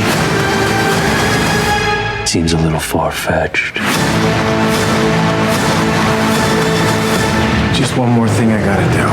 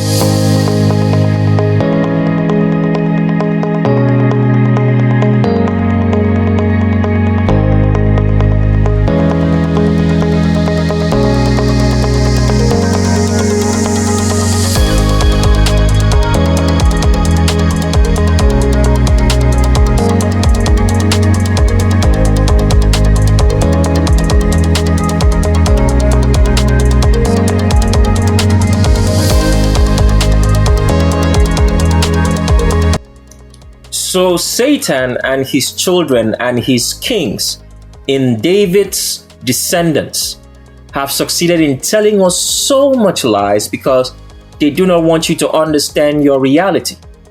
So for example, a lot of people have read the stories of David and Goliath and have believed, according to what the Bible tells them, the fake corrupted scriptures which they read, that David killed Goliath with a sling and a stone. But this is not true. Because when you read in those scriptures, it does tell you that David was a very skilled fighter, a warrior. A warrior can never be successful in a battle with a sling. So how did David kill Goliath? He killed Goliath with a bow and an arrow. He shot through Goliath's face, because if you look at the way someone wears a helmet, the helmet usually covers the skull and leaves the eyes and the mouth area open. So how did David kill Goliath? He shot an arrow using a bow and an arrow through Goliath's face in the part of his helmet which is always uncovered. Let's show you a helmet before we continue now. So whenever military people or soldiers way back in the day dress, they wore their dressing or armor with a helmet. The helmet does not cover the whole entire face because you need space to see, breathe, and talk. So when David took off his arrow and bow, he did not use a stone. So every story that you read that David used a stone to kill Goliath was false. He used a bow and an arrow. He shot that arrow through Goliath's face. That's how Goliath died.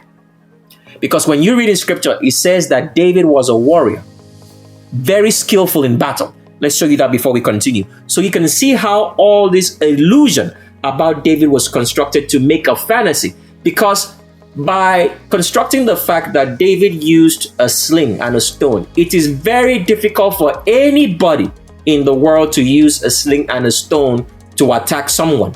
Try doing it yourself. You're going to see how difficult that is to actually shoot accurately with a sling and a stone.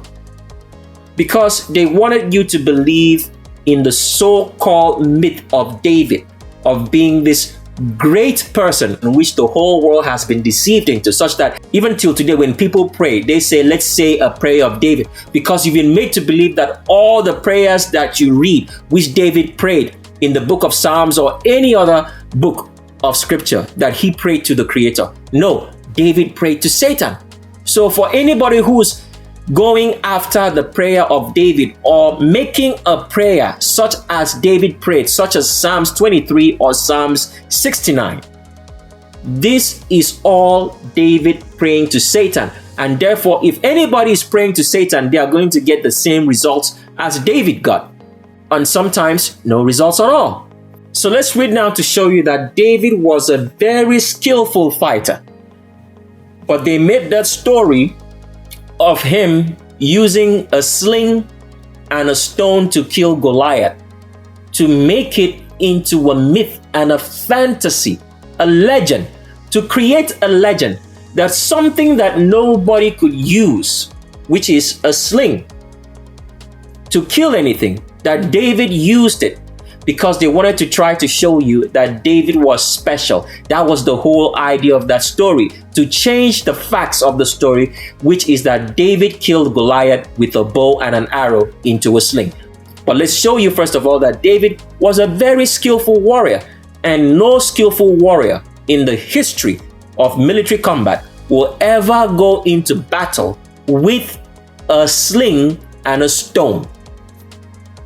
So we're reading from 1 Kings chapter number 16, or you can call it 1 Samuel chapter number 16 in the Greek Septuagint Bible. And we're reading from verse number 18, and it says, "And one of his servants answered and said, Behold, I have seen a son of Jesse, the Bethlehemite, and he understands playing, and the man prudent and a warrior." David was a warrior from birth. So when you read all those stories which they say that David used to tend to the sheep and take care of the sheep and all other things, yes, he did that. That is when he did it on his downtime. He did that on his downtime when he was not involved in matters of war. So David was a very skillful warrior, so make no mistakes about it. No warrior goes into war with a sling and a stone. You're going to get killed. You go to war either with a machete, a sword, a javelin, or if you want to call it a spear, and a shield. So you don't go to war with a sling. So all that was written as fantasy to make us believe in the stories of David that he was chosen and special of the Creator, rather that David was chosen and special of Satan. Had nothing to do with the Creator. Hated the Creator day and night, like all the wicked people of this world. Hate everything that has to do with blackness because they know that they are evil. That is why they are afraid of the blackness, because they know that the blackness is righteousness. So let's read that particular portion again in a different Bible, and we're reading this time around from 1 Samuel chapter number 16 in the Geneva Bible, not the Greek Septuagint, for you to see that David was a warrior. He was not all the stories that, the mindsets of people have been made to believe. He was a warrior from birth. He was used to fighting. So he knew all the skills about fighting. It goes on to say here in 1 Samuel chapter number 16, and we are reading from verse 18. It says, "Then answered one of his servants and said, Behold, I have seen a son of Jesse, a Bethlehemite, that can play and is strong, valiant, and a man of war, wise in matters So the stories that you read about David being maybe someone who didn't look like he was so strong, or it was that he was a very weak-minded man or whatsoever, it's all a lie. David was very, very wise in evil. That is the truth. Very, very wise and intelligent in the evil ways of wickedness of this world.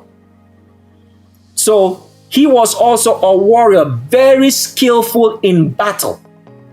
Most of the war stories that you read about in movies, comics, or whatsoever are centered about the skillfulness of David in battle. And on top of that, he had evil knowledge of Satan. And that is the reason why Satan chose him, because he was born of the lineage of imps, of albinos, anybody with straight hair, in which his great-grandfather in Judah had crossbred with, and also his father, Jesse, slept with his daughter to give birth to David. David was born of inbreeding by his father. And this is the reason why he was chosen of Satan. And besides that, he was very skillful. Very, very skillful.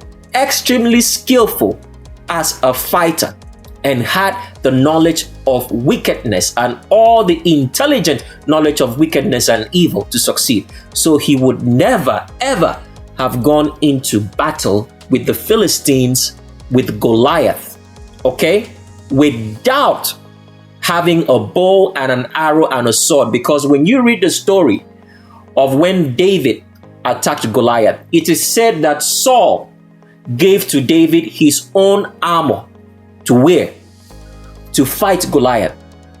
But later on in that story, they tell you that David took off the armor and said, "I come to you in the name of the Lord." That is stupidness.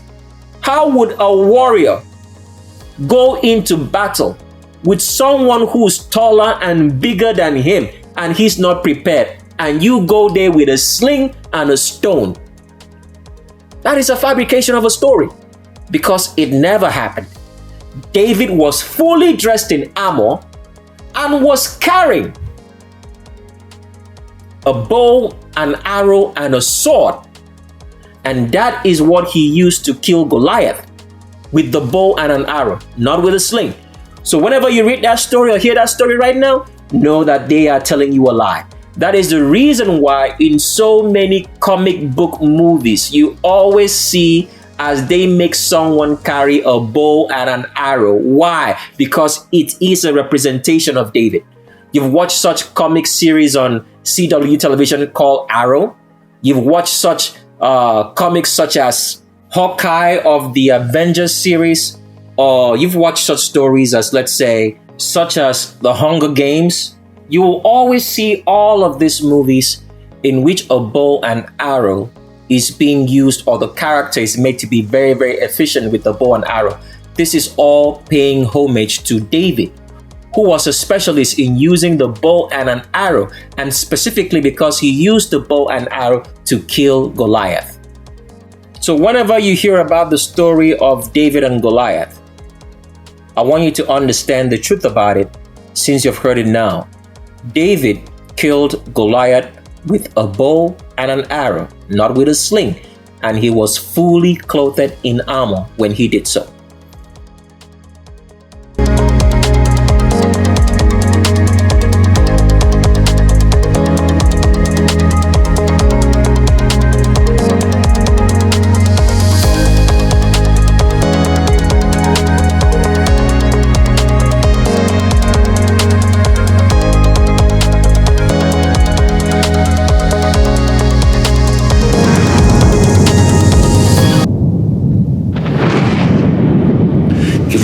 Things forever. There's no going back. See, to them, you're just a freak. Like me.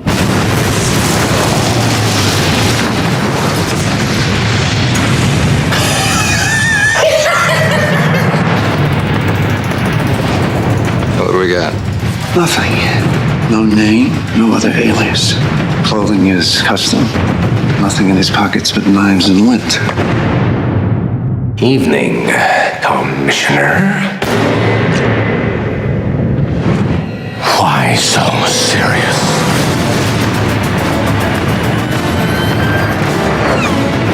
Where is he? People are dying. What would you have me do? Endure. You can be the outcast.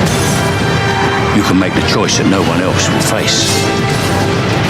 The right choice. Gotham needs you. A little fight in you. I like that. And you're gonna love me. Now that's more like it, Miss Wayne.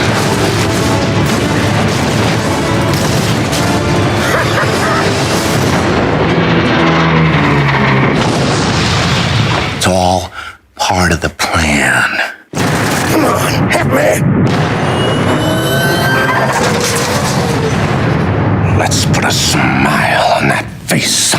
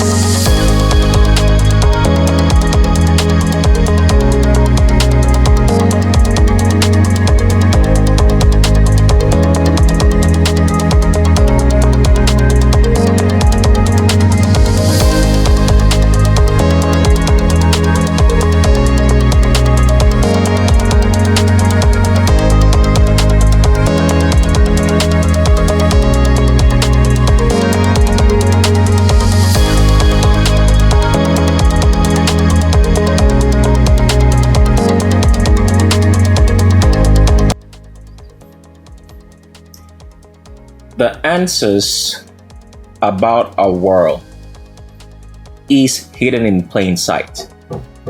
But because of all the bad food that we are eating, both inbred and crossbred food, it makes the human body not to be able to function properly, such that by seeing it does not see, by hearing it does not understand, and our reality is hidden from us.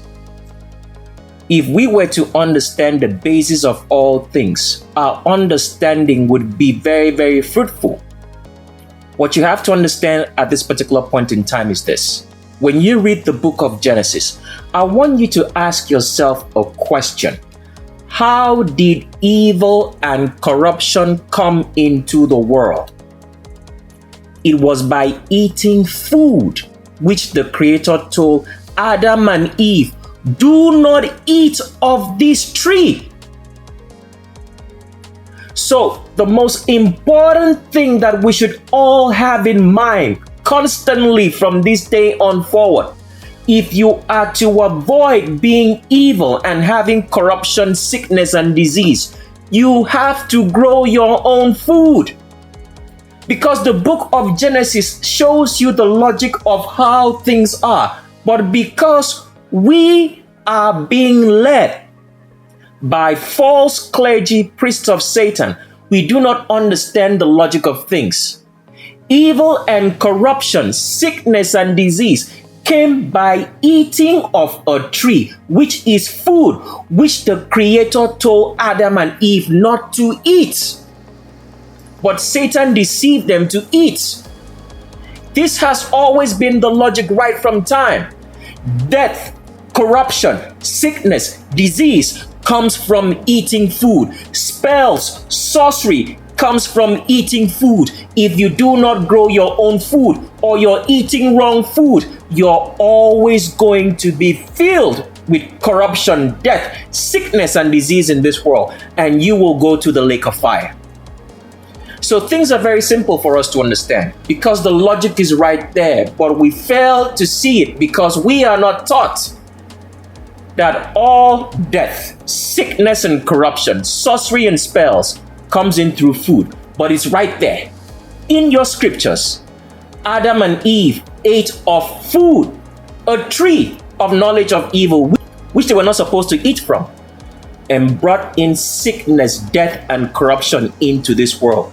This has not changed until you start growing your own food and eating the right food, not inbred or crossbred food. The world, you will constantly be in subjection to Satan, and you will breed corruption, sickness, and death upon yourself.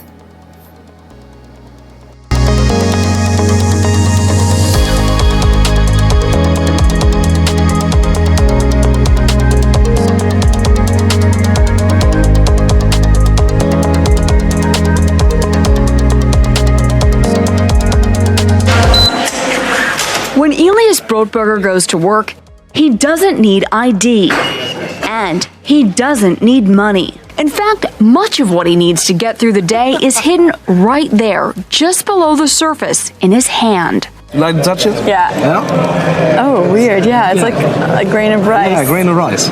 Embedded in his hand is a microchip that serves as his keys, his ID, and his wallet. Yeah, it's all in chip, so I use it like to get around the building. Buy snacks. Yeah, exactly. Let's buy some snacks. Exactly. So I can't open it. No. Okay. So what I need to do is I need to first blip my chip, and it will log me in, and from there I get access to the fridge. Popular TV shows like Black Mirror have imagined chips as part of a dystopian future. Install ingrain procedure with local anesthetic and you're good to go. In Sweden, the microchips are already here. The microchip implants use the same technology that's in contactless credit cards, which have made cash pretty much obsolete in Sweden. No cash. At this tech fair, a chipping event for those on the cutting edge, merging their hands with this new technology. I thought it would be fun, right? The process is simple and swift. A pinch of the skin, and in a matter of seconds, the chip is inserted. The transformation is complete. As for the pain, I barely felt it. But even in this nation of early adopters, not everyone is racing to get chipped. Feel less human. I will feel like a robot. I think, it's so much more data can go into this, when it's in your body. There's no central registry tracking how many people are chipped, but biohacker Hannes Wellblood estimates between 5,000 and 10,000. In the future, do you think everyone is going to be chipped? I think it'll be voluntary, but I am certainly convinced that millions of people will find it very, very valuable to have a smart device under their skin. Human microchipping may be our future, but in Sweden, it's already reality. Sarah Harmon, NBC News, Stockholm.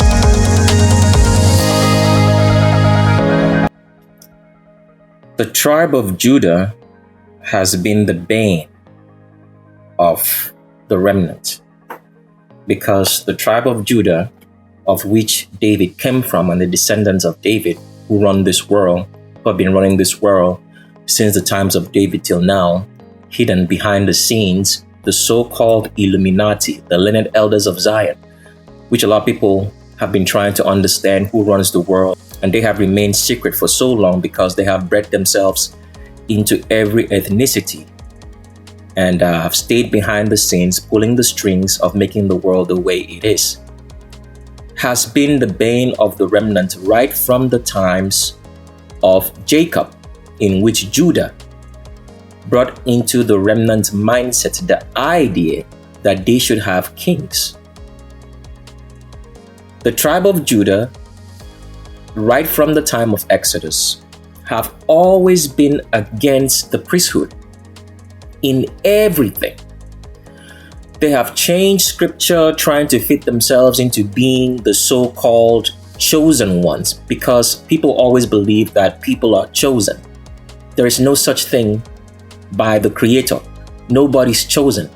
Everybody is created and designed for a purpose. Everything in this world is created and designed for a purpose. There is no one special more than the other. You are designed to do your own purpose. For example, a cup of water cannot say that it is more important or special than a television set. It's because that was your design on purpose. Wheresoever you find your design and your purpose, you should be satisfied to find yourself where you are and do your own purpose. Satan brought the idea of speciality, that because you're a cup of water, that you're more special than a television set. But this is not true. Everything has its design and its purpose. Satan brought the stupid idea to the stupid black women of this world that they are anything else but special. That they are special and ought to be treated specially. And therefore Satan started insinuating into the stupid black women of this world that there is such a thing as inequality against them. There is no such thing. A woman has her design and purpose.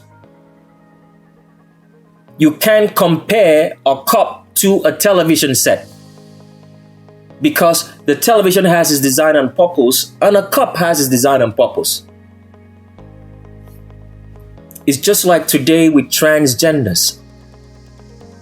A transgender says that they are not born in the body that they were created. It means that you have said that your design and your purpose for creation is not what it meant to be. Who do you think gave you that idea as a transgender? It is Satan. Transgenders are homosexuals, breaking the very natural order in which the Creator made this world, and breaking the third commandment, which says that you shall not fashion to yourself anything that was not created, because that is what the third commandment means. As people have come to understand in the fabricated 10 commandments, that there is such a commandment that says, you shall not make unto yourself an image of anything in heaven, in earth, or under the earth.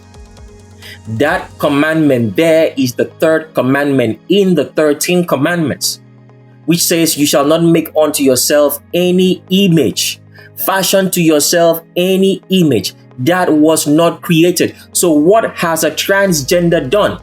They have fashioned themselves into an image that was not made or created by the Creator. They are evil, and your suffering and punishment has begun for those who like being transgenders, openly transgenders at this particular point in time in history. Therefore, that commandment which says you shall not make unto yourself any graven image of anything in heaven, in the earth, or under the earth, means that you shall not make to yourself an idol. You shall not fashion to yourself a graven image of anything. So when a transgender transgenders themselves, they have fashioned themselves an image, which the Creator has said, you shall not make to yourself any graven image. This is how the commandments were changed, such that people would not know. And because the priest of Satan in clergy read it to you, you do not understand. And then people go questioning. It is not in the scripture. There is no way in the scripture that says that there should be no homosexuality or transgenders. But it is right there in that commandment, just because you did not know it. You have created an image by transgendering yourself. That is fashioning a graven image of an idol.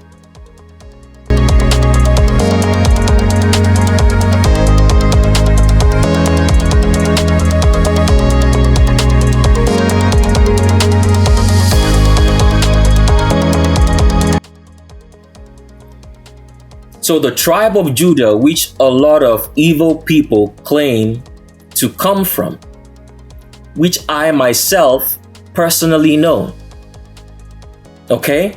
The so-called tribe of Judah, which I myself have personally visited myself to see. The real tribe of Judah, which a lot of people will never ever come to that knowledge to know, have been the bane of the existence of the remnant, because they brought the idea of doing the opposite of the 13 commandments to have the power of Satan. They brought about inbreeding and crossbreeding, which are two of the greatest commandments that nobody should ever break. And the third commandment as well, that you shall not fashion to yourself an image that was not created. Because when people hear that particular word, fashion an image, as is written in the 10 commandments, that you shall not make unto yourself any image in heaven and earth, they think that it's talking about the fact that you shall not worship a god or make an image of a deity to worship. But it's talking about everything else. You shall not change the natural order of creation, of which something is. So when you transgender yourself, you're doing that. You've created an image that was not fashioned, was not made by the Creator originally. So a lot of people do not understand that, but this is what the tribe of Judah, who tried to write themselves into history, who were against the Levitical priesthood right from the times of Jacob unto the times of Exodus, and tried to make the remnants believe that they ought to stand by kings, and that kings are the ones that were called of the Creator to teach the world. This is what the tribe of Judah had brought into the remnant. So the tribe of Judah have always been at war against the Levitical priesthood to make the remnant and the world to believe that they no longer exist, that the Levitical priesthood was evil, and that the Creator himself hated the Levitical priesthood, because some of the stories they have written in scripture has made people to believe that. Now, one of the stories I can bring to your attention at this particular point in time to show you how they wrote that into scripture and made the mindset of people to believe that the Levitical priesthood was evil, or that the Creator hated the Levitical priesthood, starts with the story of Aaron and the golden calf. A lot of people reading that story believe that Aaron was the one who built the golden calf. You can read the story of Aaron the golden calf in Exodus chapter number 32. But the truth is, Aaron did not make the images of the golden calf or gods which the remnant worshipped. It was Hur of the tribe of Judah who did so. A lot of people will never know that, because the tribe of Judah tried to make us believe that the Levitical priesthood was evil. They created so many stories about the Creator hating the Levitical priesthood. So for example, if you've ever read the story of Aaron and Moses, it is said that Aaron did not enter into the promised land because he disobeyed the Creator at the waters of Meribah, in which it was told to Moses that they should speak to the rock, and the rock will bring forth water. But rather that Moses took a stick and struck the rock, and water came out, and the Creator was angry and said that Moses would not enter into the promised land. Now, you've heard these stories before. We've probably talked about it, but we never had the time to explain the truth about that story to you so you would understand it. Because the truth about that story is this: it was not Moses who struck the rock to bring water out for the remnant. The so-called tribe of Judah wrote that into scriptures in their translation, because the truth is, it was Aaron who struck the rock, not Moses. Because in scripture, it says that Moses was faithful in all his house. Okay? Let's show you that before we continue on. In scriptures, it was said that Moses was faithful to the Creator in everything. So, if it says that Moses was faithful to the Creator in everything, Moses could not have struck the rock. That means everything the Creator told Moses to do, Moses did exactly that and did not deviate from it. Let's show you that before we continue on. So we're reading from Numbers chapter number 12, and it says in verse 7, "My servant Moses, not so. He is faithful in all my house." So Moses was faithful in everything. Moses did exactly as the Creator told him to do. He did not deviate.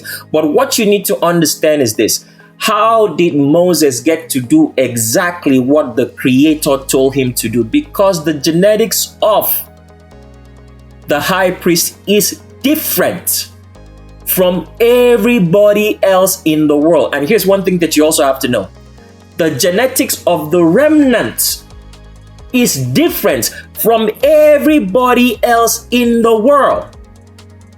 It's one of the biggest secrets that's been hidden, because if you study the genetics, that means the bone structure of a remnant, of a dead remnant person, you will find that it is different. Why? Because everybody else has been either inbred and crossbred, so they do not have the original design of the skeleton of a human being, which they are supposed to have.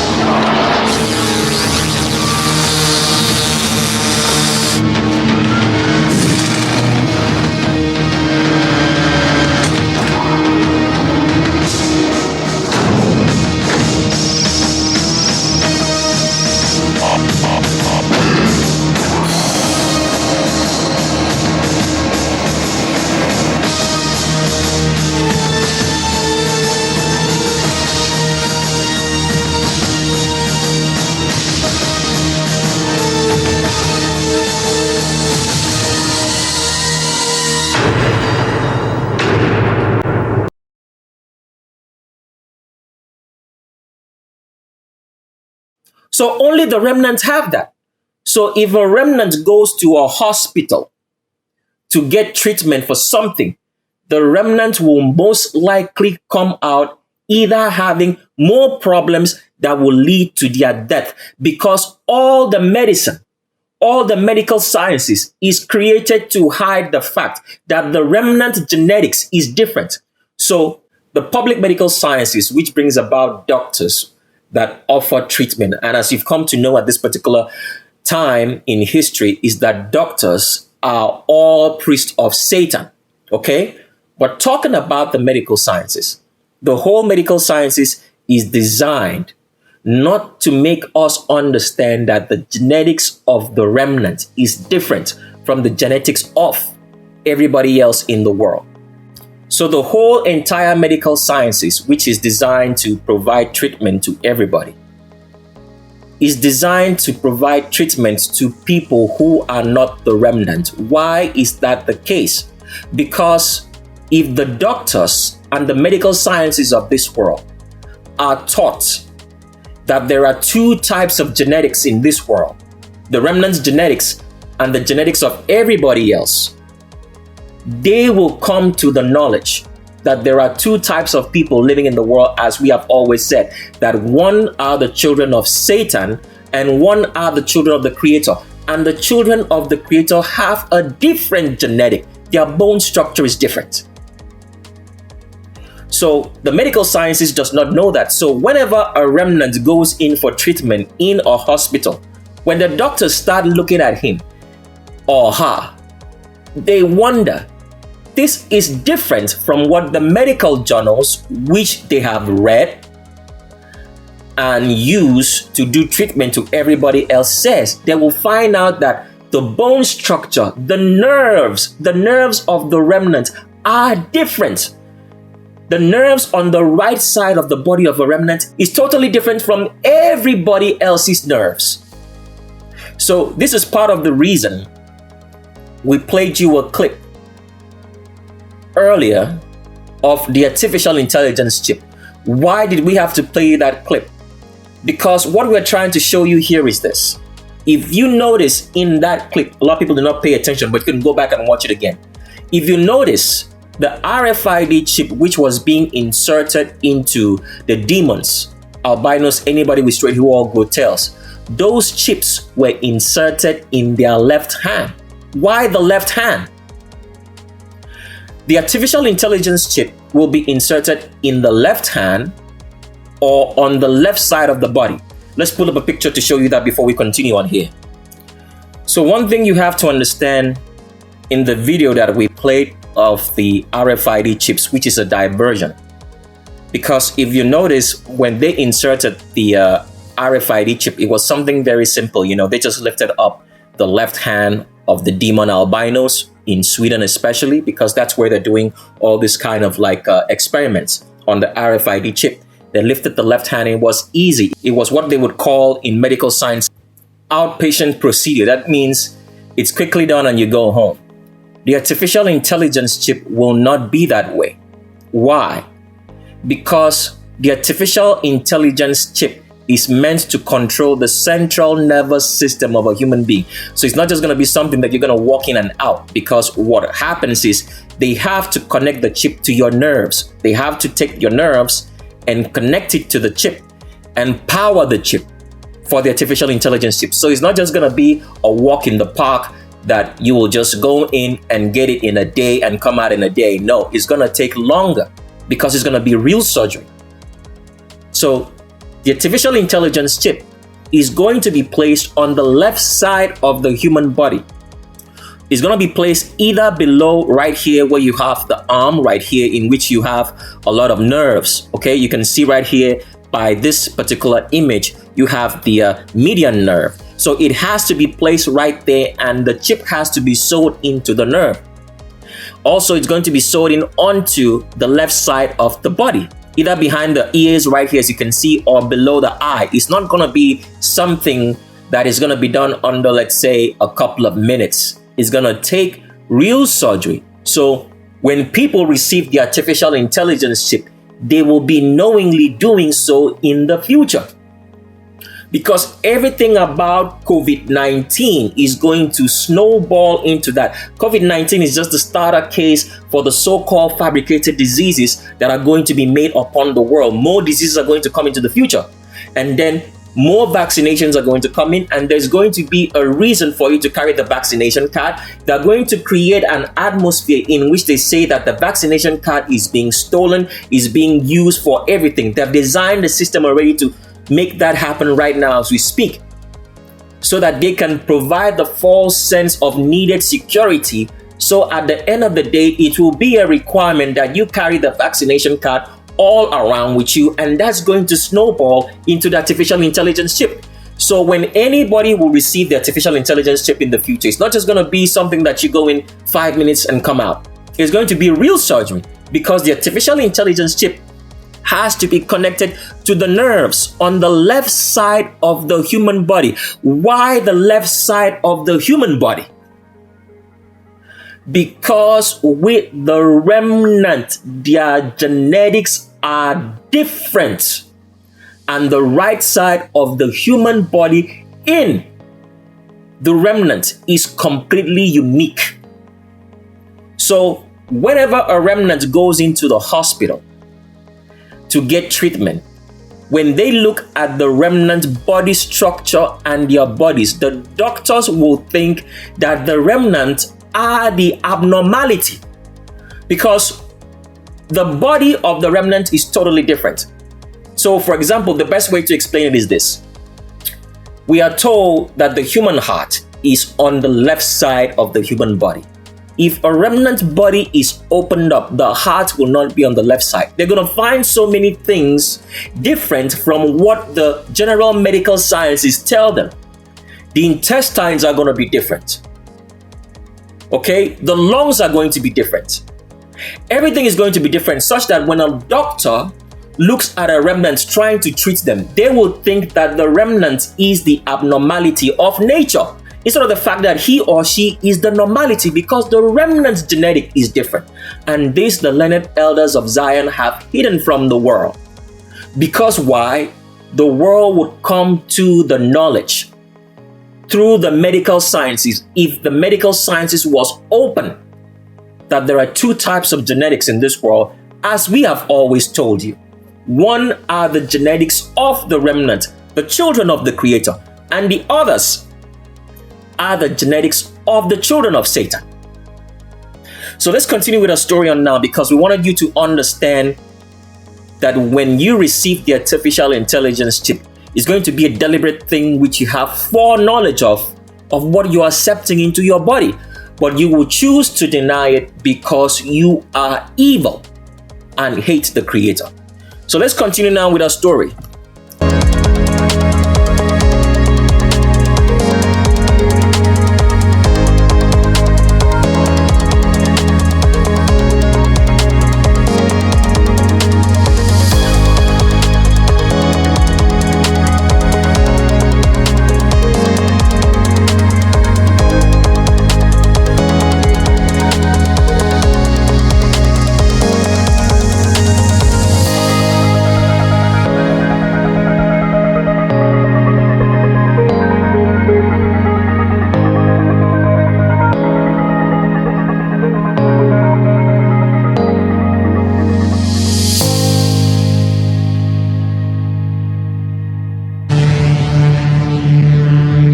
Nobody else comes through.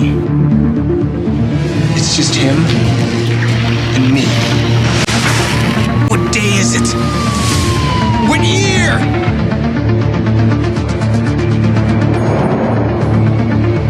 He'll find her.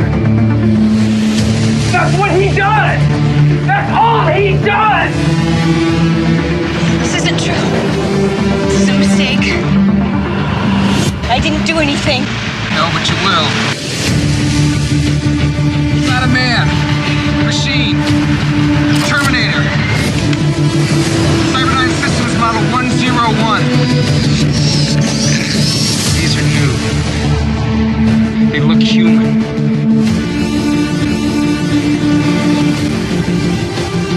They cannot make things like that yet. Not yet.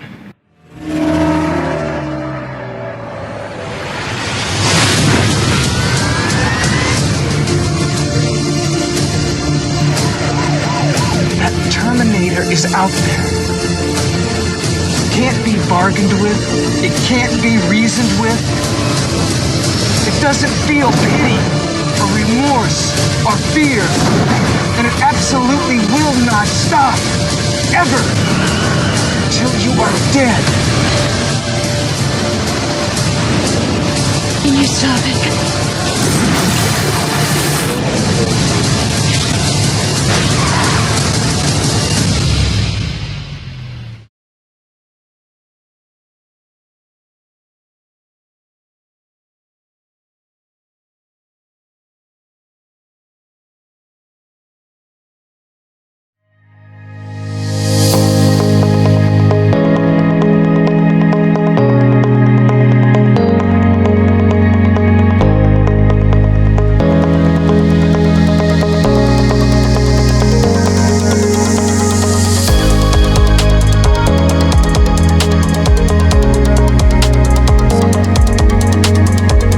So Moses was not the one who struck the rock at the waters of Meribah. You can read that story in Numbers chapter 20. It was Aaron who did so. And the Creator, even though he was angry with Moses and with Aaron, he was not angry that Aaron struck the rock. He only told Aaron, I do not want you to be emotional. Don't allow your emotions get the better part of you when dealing with the wicked remnant or dealing with the people. I want you at all times to be unemotional. Why?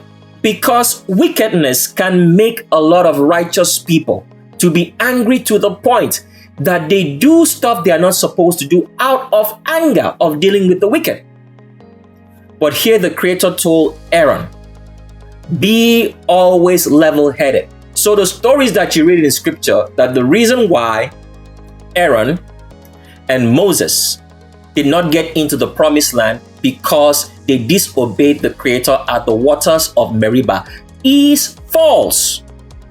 When Aaron died, this is how Aaron died. I want you to pay special attention so you understand everything at this particular point in time. When Aaron died, the Creator told Moses, bring up Aaron, to the mountain.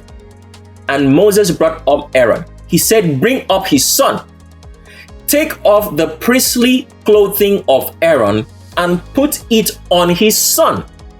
Moses did so. And Aaron died on that mountain in the presence of all the remnant. Why did the Creator have to do so? Because when you read that story, the tribe of Judah who wrote these stories for us and translated it, the descendants of David, the evil tribe of Judah, they made us to believe that the reason why Aaron died before he got into the promised land was because of the waters of Meribah incident in which they struck the rock with a stick. Instead of speaking to it, as the Creator told Moses to speak to the rock that it would bring forth water. But that was not the case. Here's one thing people do not know. The high priest is not the same as everybody else.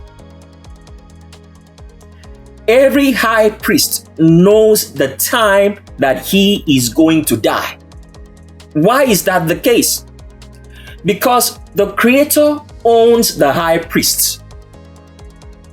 So if he owns the high priest, he owns everything about their life. So therefore, sickness and Satan cannot kill a high priest. The Creator tells the high priest when he is supposed to die and sets an order of how he's going to die so that the remnants should know that the Creator honors the priesthood and speaks through them.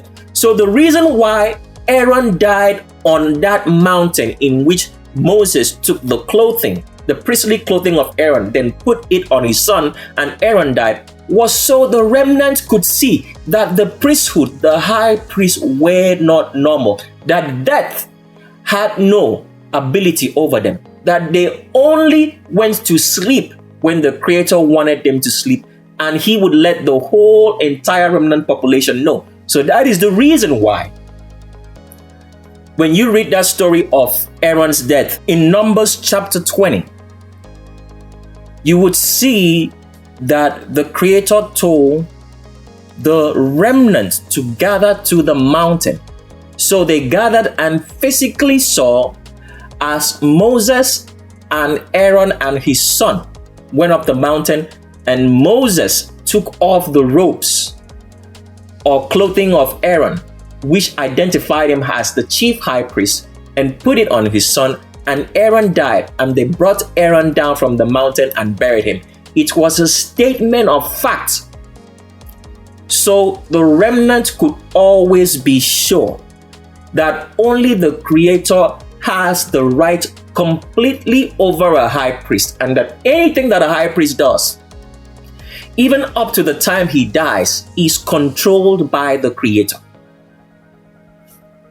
So the story that you hear that Aaron died and did not enter the promised land because they disobeyed the Creator at the waters of Meribah is false. Also, the same with the story of Moses, because when you read the story of Moses, it tells you that the Creator was angry with Moses and told Moses, you will not enter into the promised land, but you will only see it. But this is not true.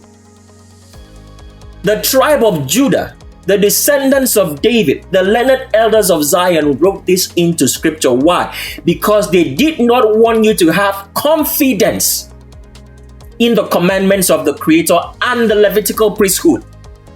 Because at the end of the day, if you say that Moses disobeyed the Creator, it means that whatsoever Moses did before that was irrelevant. It makes you not to have confidence in the commandments laid down by Moses, which the Creator gave him. So this is how these people, this wicked tribe of Judah, weaved into the mindset of people lies to make themselves to be the valid ones in which the Creator spoke through. But only Satan speaks through kings and everybody else who's not a high priest. Because everybody else does not have the understanding of the Creator because they are not a high priest.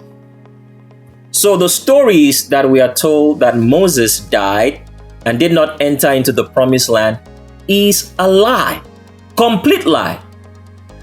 Because when you read in 1 Chronicles chapter number 21, let's pull that up so you can see it yourself. So here is 1 Chronicles chapter number 21.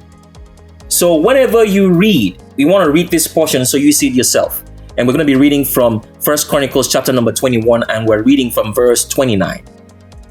When you read the stories in the book of Deuteronomy about the death of Moses, in which is told to Moses by the Creator that Moses will not enter into the promised land because he did not do what the Creator told him to do in the waters of Meribah, in which the Creator told Moses to speak to the rock.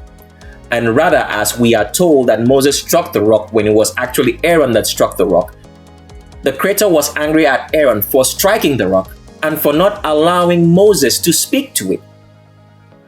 But at the end of the day, it was not the kind of anger that the Creator was angry such that he did not want anything to do with Moses or with Aaron, as the fabricated scriptures which we read have made us to believe, written by the descendants of David of the tribe of Judah. It's not true. Because when you read here, as we are showing you, in 1 Chronicles chapter number 21, in verse 29, we're reading from the Greek Septuagint Bible. You can find any other Bible and read it. It's almost going to be the same thing. It clearly shows here that Moses went into the Middle East and Moses built the first Holy of Holies in the Middle East before he died. So if Moses built the first Holy of Holies in the Middle East, how is it that he did not enter into the promised land as you read in the stories of Deuteronomy at his death? And if you read the death of Moses in any other Bible besides the Greek Septuagint, what you find there is a lie, because it tells you that the Creator buried the body of Moses if you read it in any other scripture. But it's not true. Moses died and was told when he was going to die And after he died, the remnant buried him in the Middle East. But here is what happened. After they buried him, all of them forgot the grave of Moses. Why did all of them forget? Because the Creator made them to forget, such that nobody will go to the grave of Moses and try to tamper with it, either by digging up his bones for any kind of ritual or anything, in which the tribe of Judah would have sought to do. We'll read that story. But for now, I want you to see it yourself, so that when you read in the book of Deuteronomy, which it says that Moses did not enter into the promised land because he disobeyed the Creator, you will know that it is a lie. Because right here in 1 Chronicles chapter number 21 in verse 29, it shows you that Moses built the first Holy of Holies, or if you want to call it the first temple, in the Middle East when he took the remnant in before he died.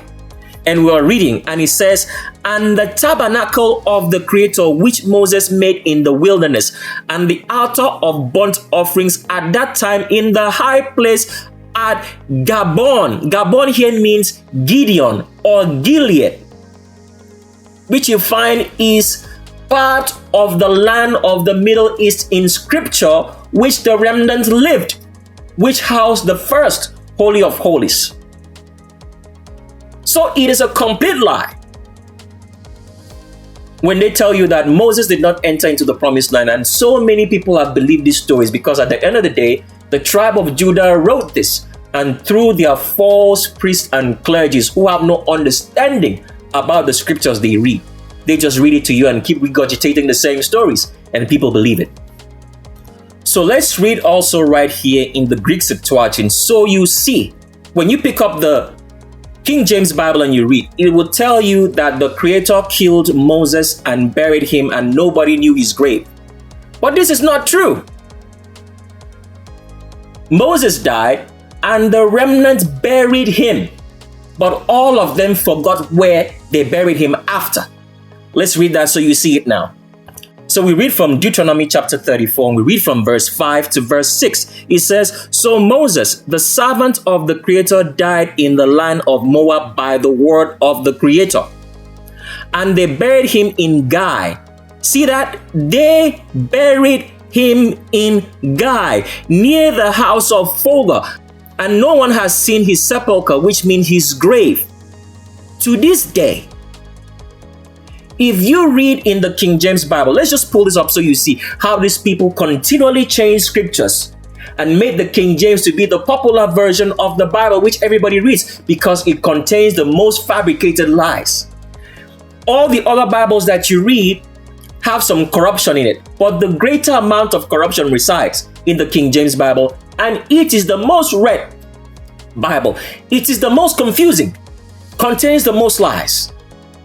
Let's show you that now, the difference. So on the right side of the screen, you have Deuteronomy chapter number 34 from verse 5 to verse 6. On the left side of the screen, you have the King James Bible, Deuteronomy chapter 34 from verse 5 to 6. So on the right side, we have the Greek Septuagint Bible. On the left, we are reading from the King James Bible. Now reading here, it says, so Moses, the servant of the Creator, died there in the land of Moab according to the word of the Creator, right? And it says, and he buried him. So when people read the King James Bible in the so-called places of Satan, which they call church, which the priests of Satan and pastors and clergy have made the world to believe, they make us believe that the Creator killed Moses, okay, because Moses disobeyed him in the waters of Meribah, and that Moses did not enter into the promised land, and that when the Creator killed Moses, he buried him himself and hid him.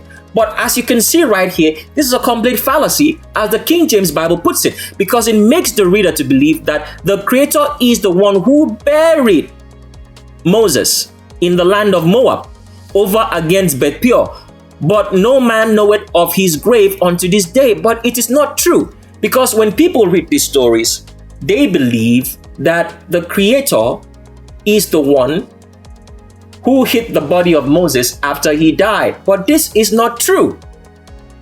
The Creator did not hide the body of Moses after he died. The people, the remnant, buried Moses. They buried him in a grave very, very close to where the first temple, the first Holy of Holies, which Moses built, as you have come to find out as we read to you in 1 Chronicles chapter number 21. So the tribe of Judah created so many lies in scripture for people not to know the truth. For people not to know that the Creator only speaks through a high priest of the Levitical priesthood. To further make that lie, this lie right here, which they gave to us in the King James Bible, that the Creator buried Moses. If you read in the New Testament, it says that when Moses died, that Satan came to contest the body of Moses with an angel. And an angel said, "Let the Creator rebuke you." That was a fallacy. It never happened. But they wrote that in. Why? Because they wanted you to believe at the end of the day that the Creator killed Moses for Moses disobeying him, and Moses did not enter into the promised land. So that in your mentality, you will believe that the Creator wanted nothing to do with the Levitical priesthood, but rather change the priesthood as it is believed from the tribe of Levi to the tribe of Judah, as a lot of people have come to believe when they read in the false stories of the New Testament concerning the fabricated Jesus Christ. So getting back to the story here of the fact that we have been led to believe that Aaron was the one who built the golden calf and made the remnants to worship the golden calf, which represents, an image of a deity, an image of other gods, which was not the Creator. This is not true. Aaron did not build the golden calf. Even though you read it in scripture, when you read it very well, you will see that Aaron was not the one who built the golden calf. Why? Because the Creator said specifically that the people built the golden calf and worshipped an image of a deity, of the gods of Egypt. It did not say that Aaron did so. Let's read that first before we continue here in Exodus chapter number 32. And we're reading from Exodus chapter number 32, and we're reading from verse 8, specifically the words of the Creator at the event in which the mixed crossbred remnant and the tribe of Judah, because people do not understand this. The bane of what's happening to the remnant is because of inbreeding and crossbreeding.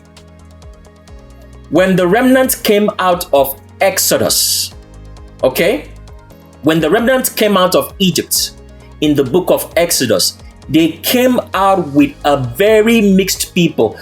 Remnant who had inbred and crossbred themselves with other ethnicities, thereby carrying the genetics of an albino, anybody with straight hair. So they constantly were against the Creator, because people do not understand, as you have come to understand right now, that evil is a person. You, the person, are evil. It is not what you do. You are evil. A dog barks because it is a dog. That is its genetics. You do evil because you are evil. Your genetics make you to do evil. So the bane of the remnant right from the times of Exodus has always been the crossbred and the inbred mixed remnant. That is what the scripture says. We don't have time to read it here, but you can go read it yourself. In Exodus chapter number 12 in verse 38. We'll leave it on the screen for you to go read yourself. So inbreeding and crossbreeding has always been the problem of the remnant, because once you're inbred and crossbred, your genetics are screwed. You will only do evil because you no longer have the genetics of the Creator. This is why the very last commandment in the 13 commandments was that the remnant should only marry and procreate with a remnant and nobody else. So reading now in Exodus chapter number 32 in verse 8, you will clearly see that the Creator did not say that Aaron built the altar. So reading here from Exodus chapter number 32 in verse 8, you will clearly see that it says that it was not Aaron who built the golden calf or the altar and led the remnant astray to worship him. Because unknown to you in this story, it was actually the chiefs of the tribe of Judah who built this golden calf and led the remnant to worship it. Now we're reading here in Exodus chapter number 32, and we're reading from verse 8. It says, "They have quickly gone out of the way which you commanded them. They have made for themselves a calf and worshipped it and sacrificed to it and said, 'These are thy gods, O Israel, who brought thee out of the land of Egypt.'" As you can see by that statement, it did not say that Aaron did it. Because why? Here's one thing you also have to know. Everybody who worshipped the golden calf was killed by Moses. Everybody. Now, how did Moses get to kill or identify the people who worshipped the golden calf in the story of Exodus chapter number 32 here? Now, remember, we already told you earlier before now that nudity was a part of the worship of Satan.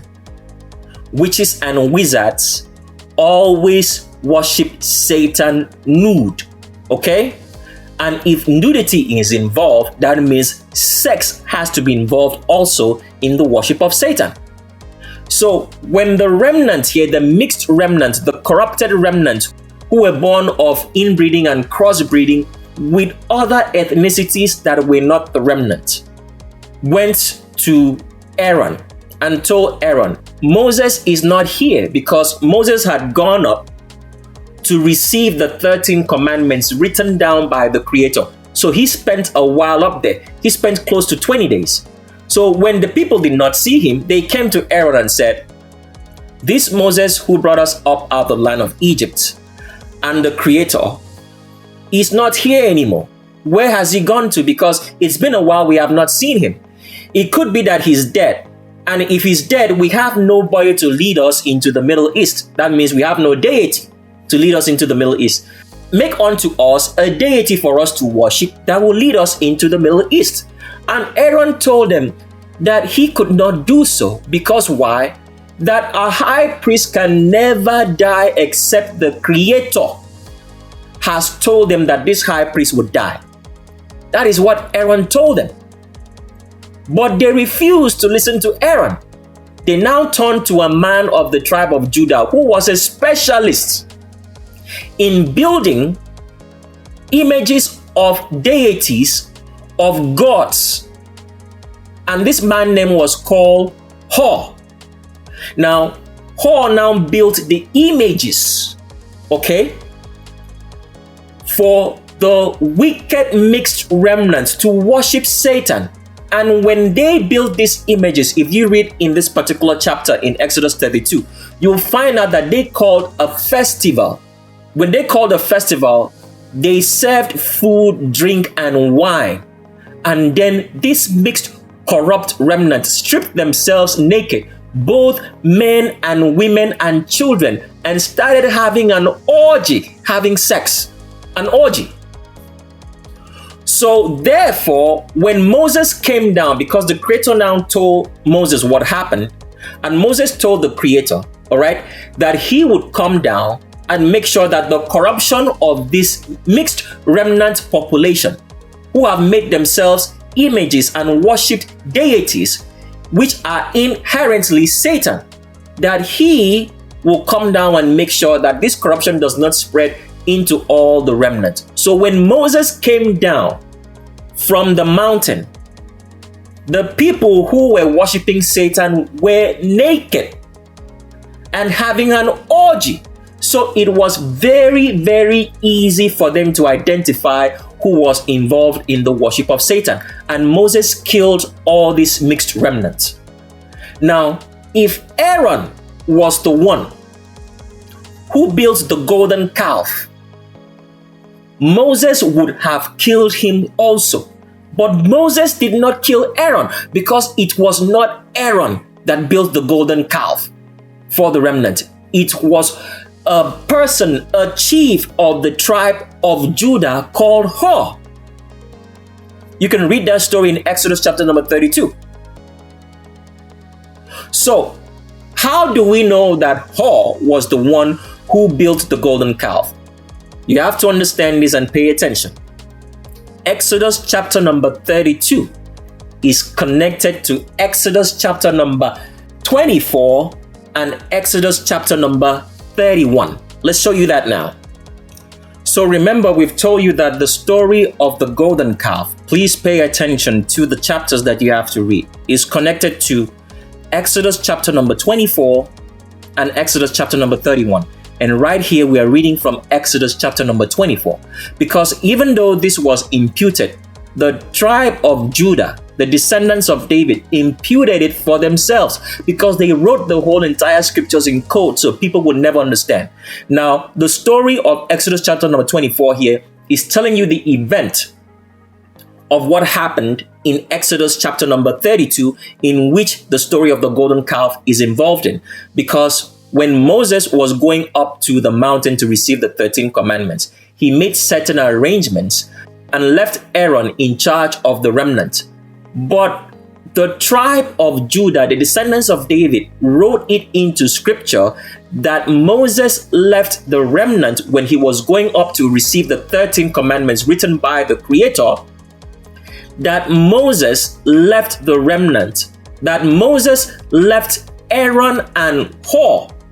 Why Hur? Because Hur was of the tribe of Judah. He was one of the chiefs of the tribe of Judah and was a specialist in fabricating images of deities, including Satan, for the tribe of Judah to worship.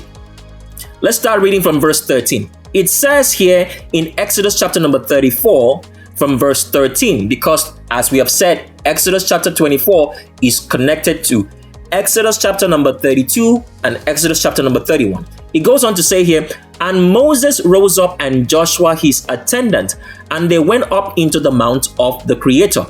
And to the elders they said, rest here till we return to you. And behold, Aaron and Hur. This word here, O-R, is H-U-R in spelling actually, but this is the Greek Septuagint. It says, Aaron and Hur are with you. If any man have a cause to be tried, let them go to them. But this is not true. The descendants of David, the tribe of Judah, wrote in Hur here for their own knowledge. So when they read, they would understand. Who was Hur?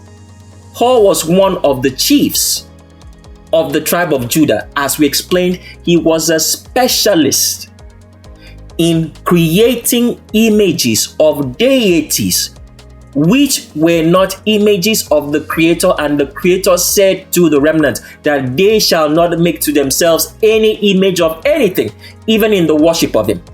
But Hur here was of the tribe of Judah, a specialist in creating such images to the worship of Satan. So, how do we know this?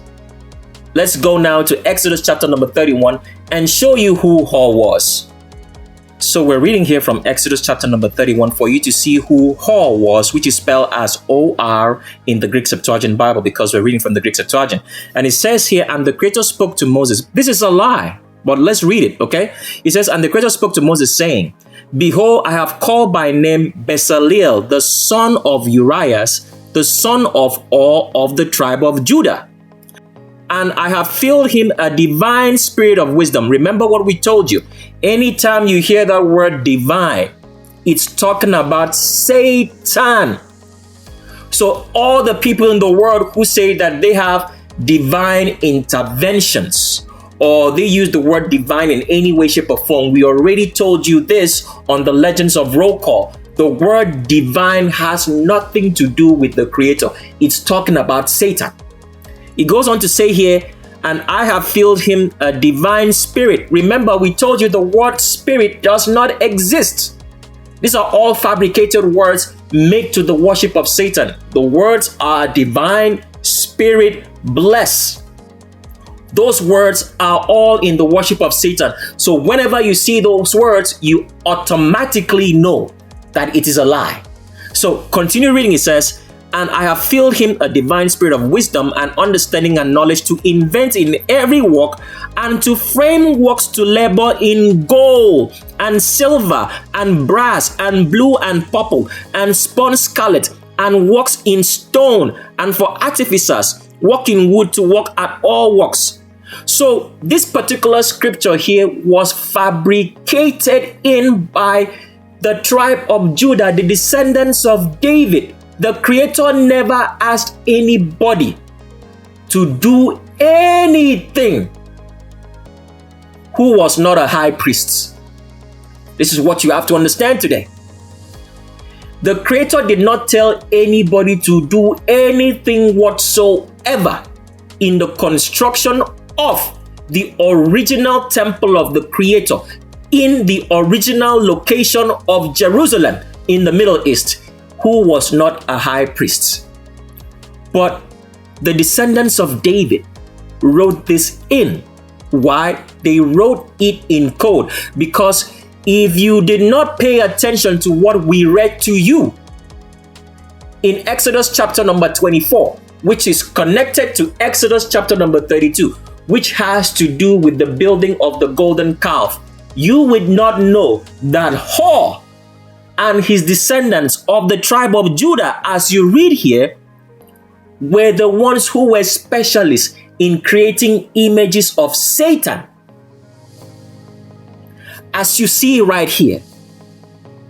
So, Aaron was not the one who built the golden calf.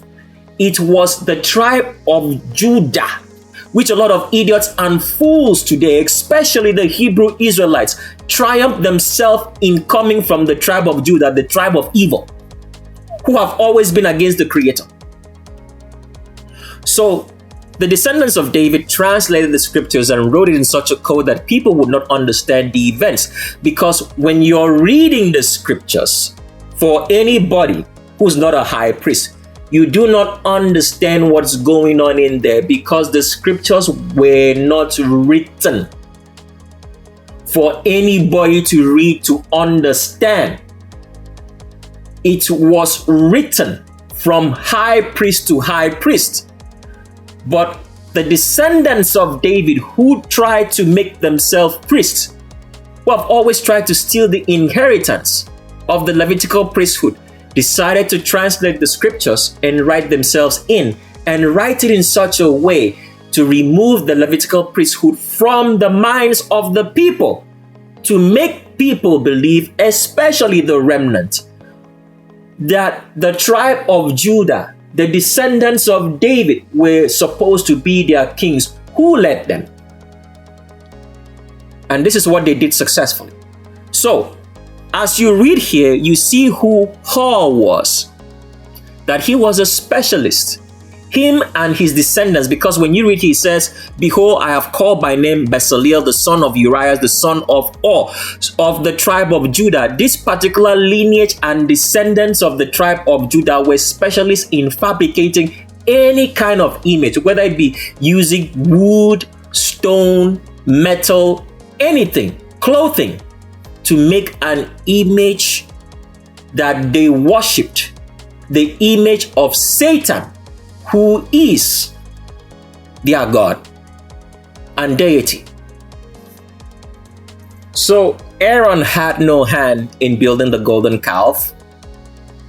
The Creator was not angry with Aaron and with Moses for disobeying him at the waters of Meribah, and because of that told them that they would not enter into the promised land. None of those stories were true.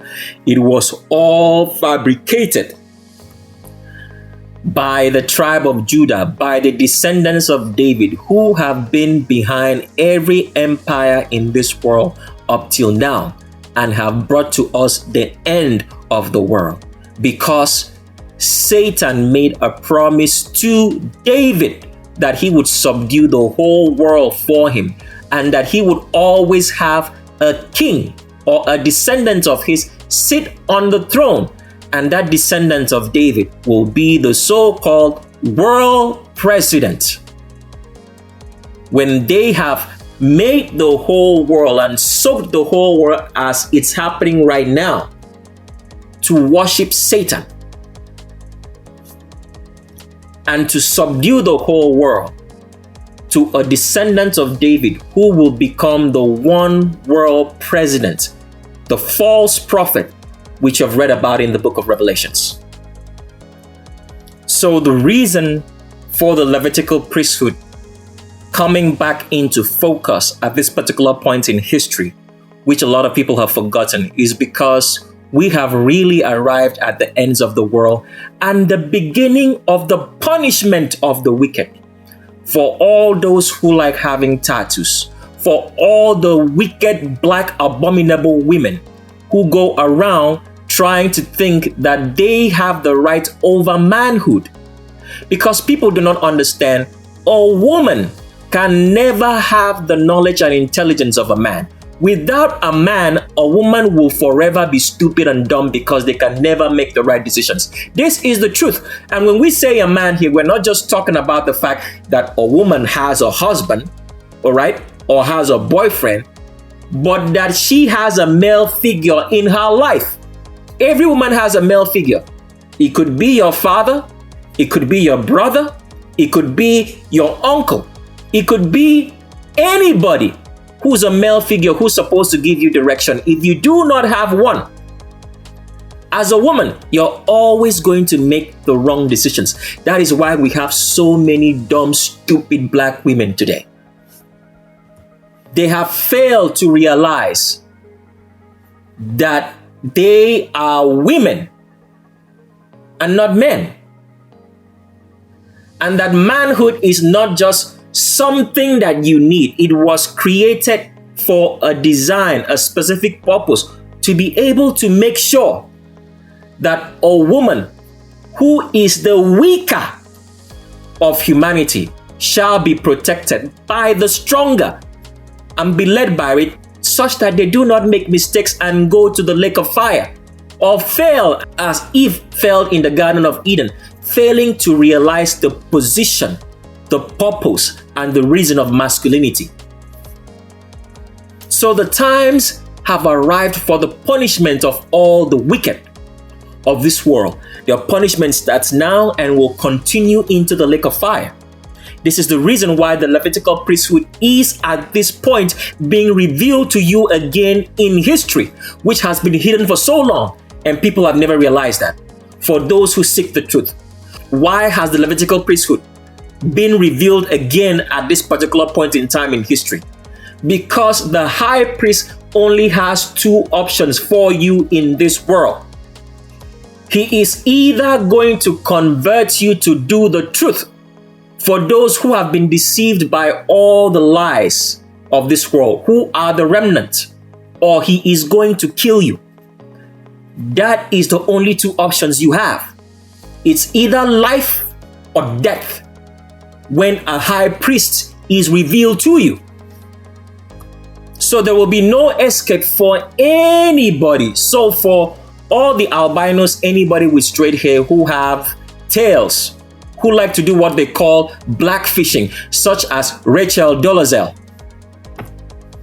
there'll be no escape for you. You're not going to blackfish your way out of this. Now, here's one thing that the dumb albinos, anybody with straight hair, do not know, okay?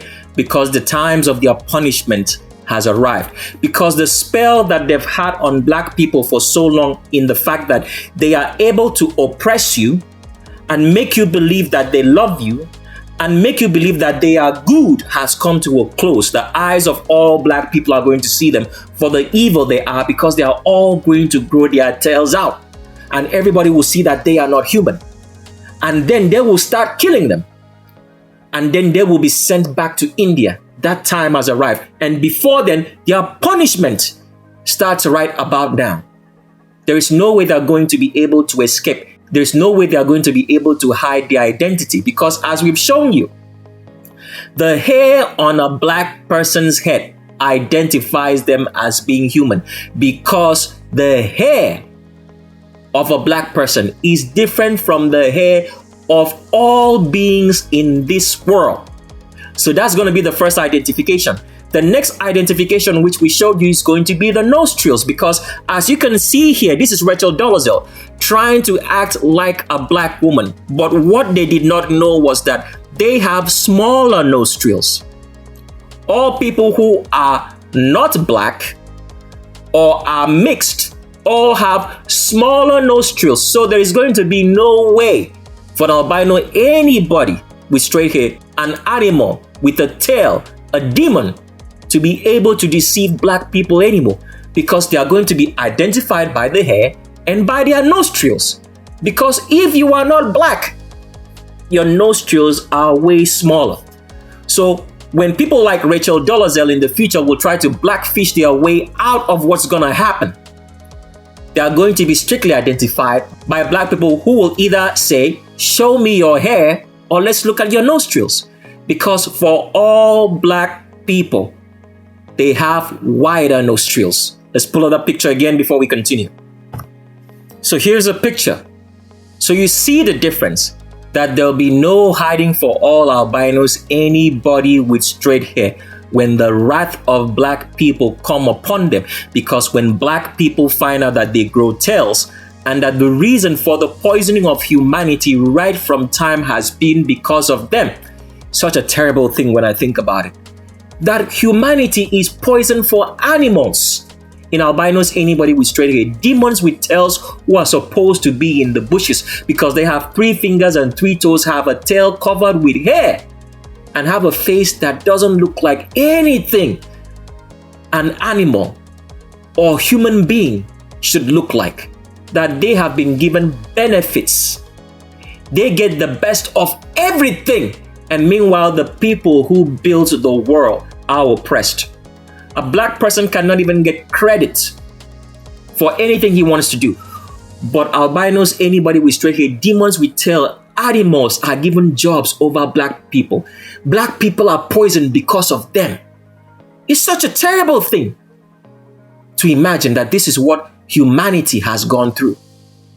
So there'll be no escape for all the albinos, anybody with straight hair, demons with tails, because they refuse to pay their restitution to a black person, as we told them, a black male in the Legends of Roll Call, but make excuses for it. This is the dumbest thing that anybody could ever imagine. They make all sorts of excuses for it.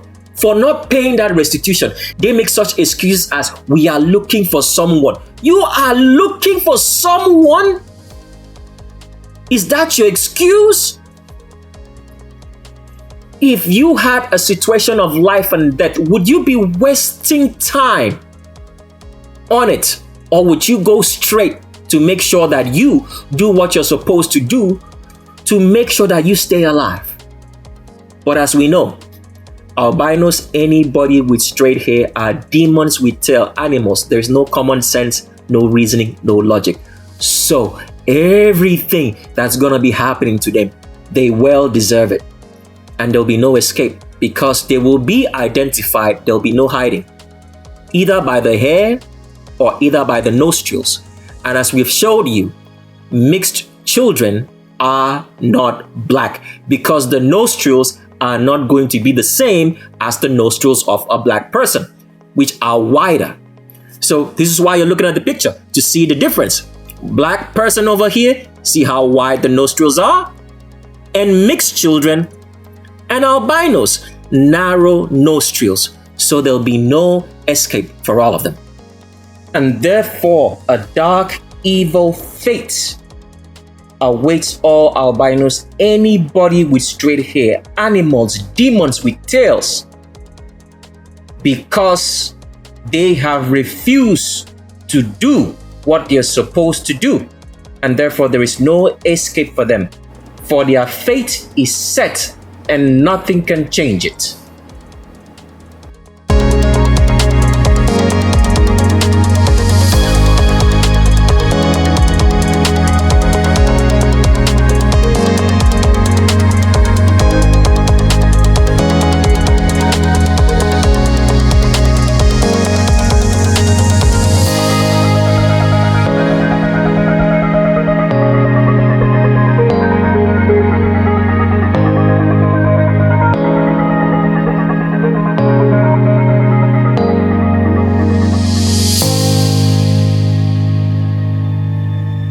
2 days ago, I had this nice, simple life. And now it's a nightmare.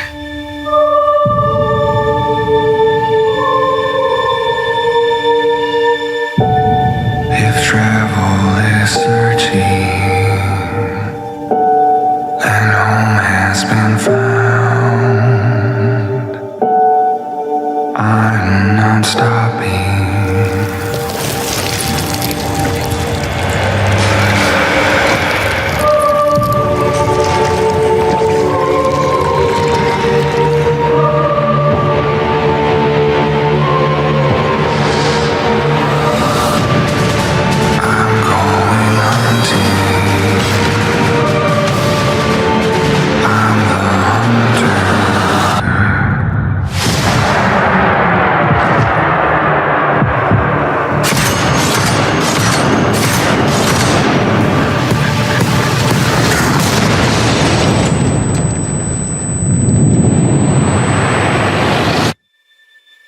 Who are you?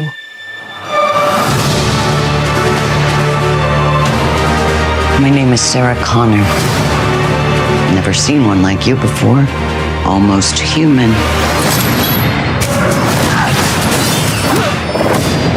I am human. Why do you care what happens to her? Because I was her.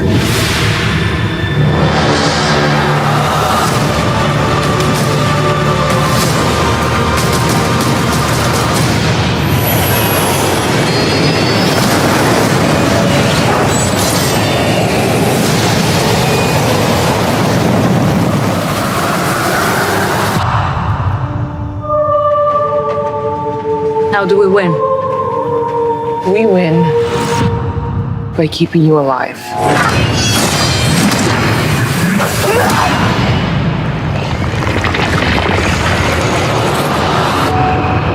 I'm going hunting.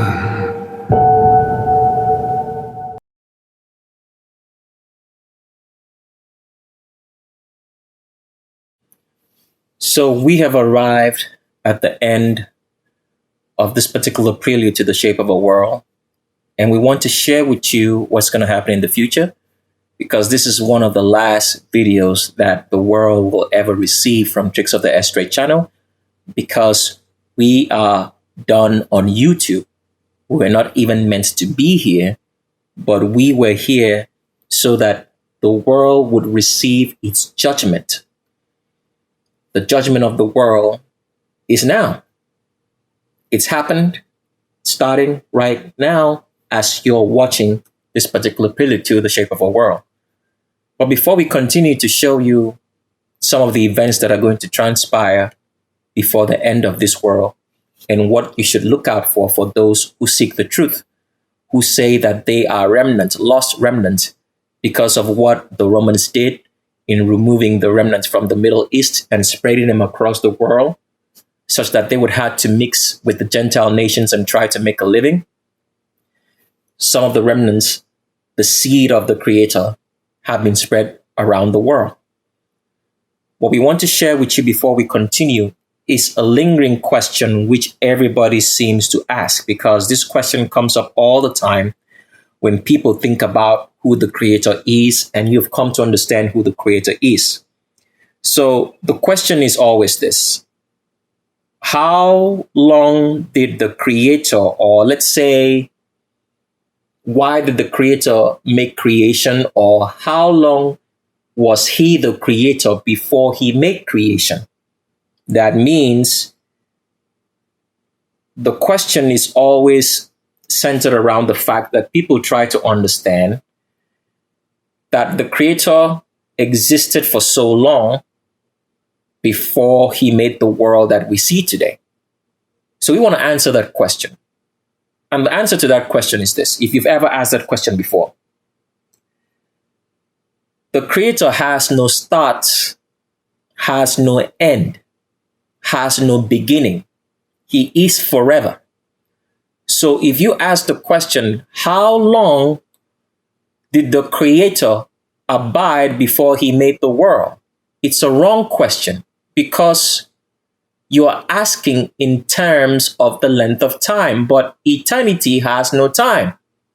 It has no time per se that you can measure and say 1 hour, 2 hours, 3 hours, 4 hours, 5, 6, 7 a day, weeks, months. Eternity means exactly that.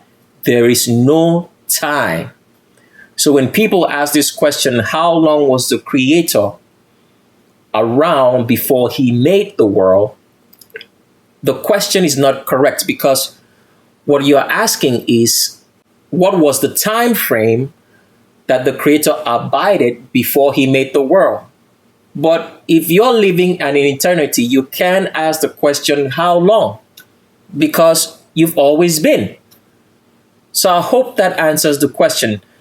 When a lot of people try to ask that question, how long was the Creator around before he made the world? You can ask the question because eternity does not have a time measurement. It always is, has always been. So whenever you hear anybody ask you that question, how long did the Creator abide before he made the world?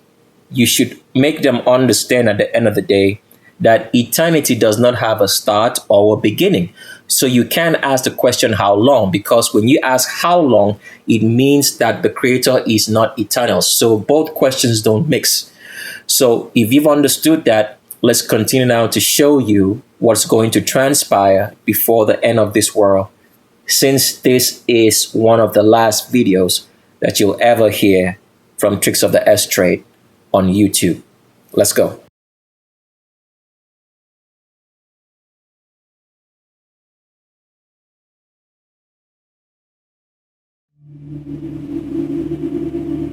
The survivors of the nuclear fire called the war Judgment Day.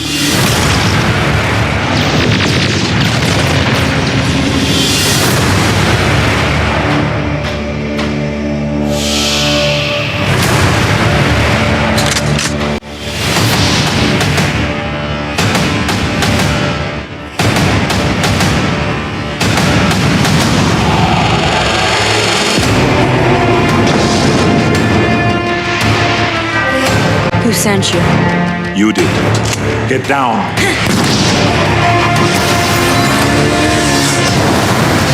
Come with me if you want to live. You just can't go around killing people. Why? I'm a Terminator. Hasta la vista, baby. Go! Now!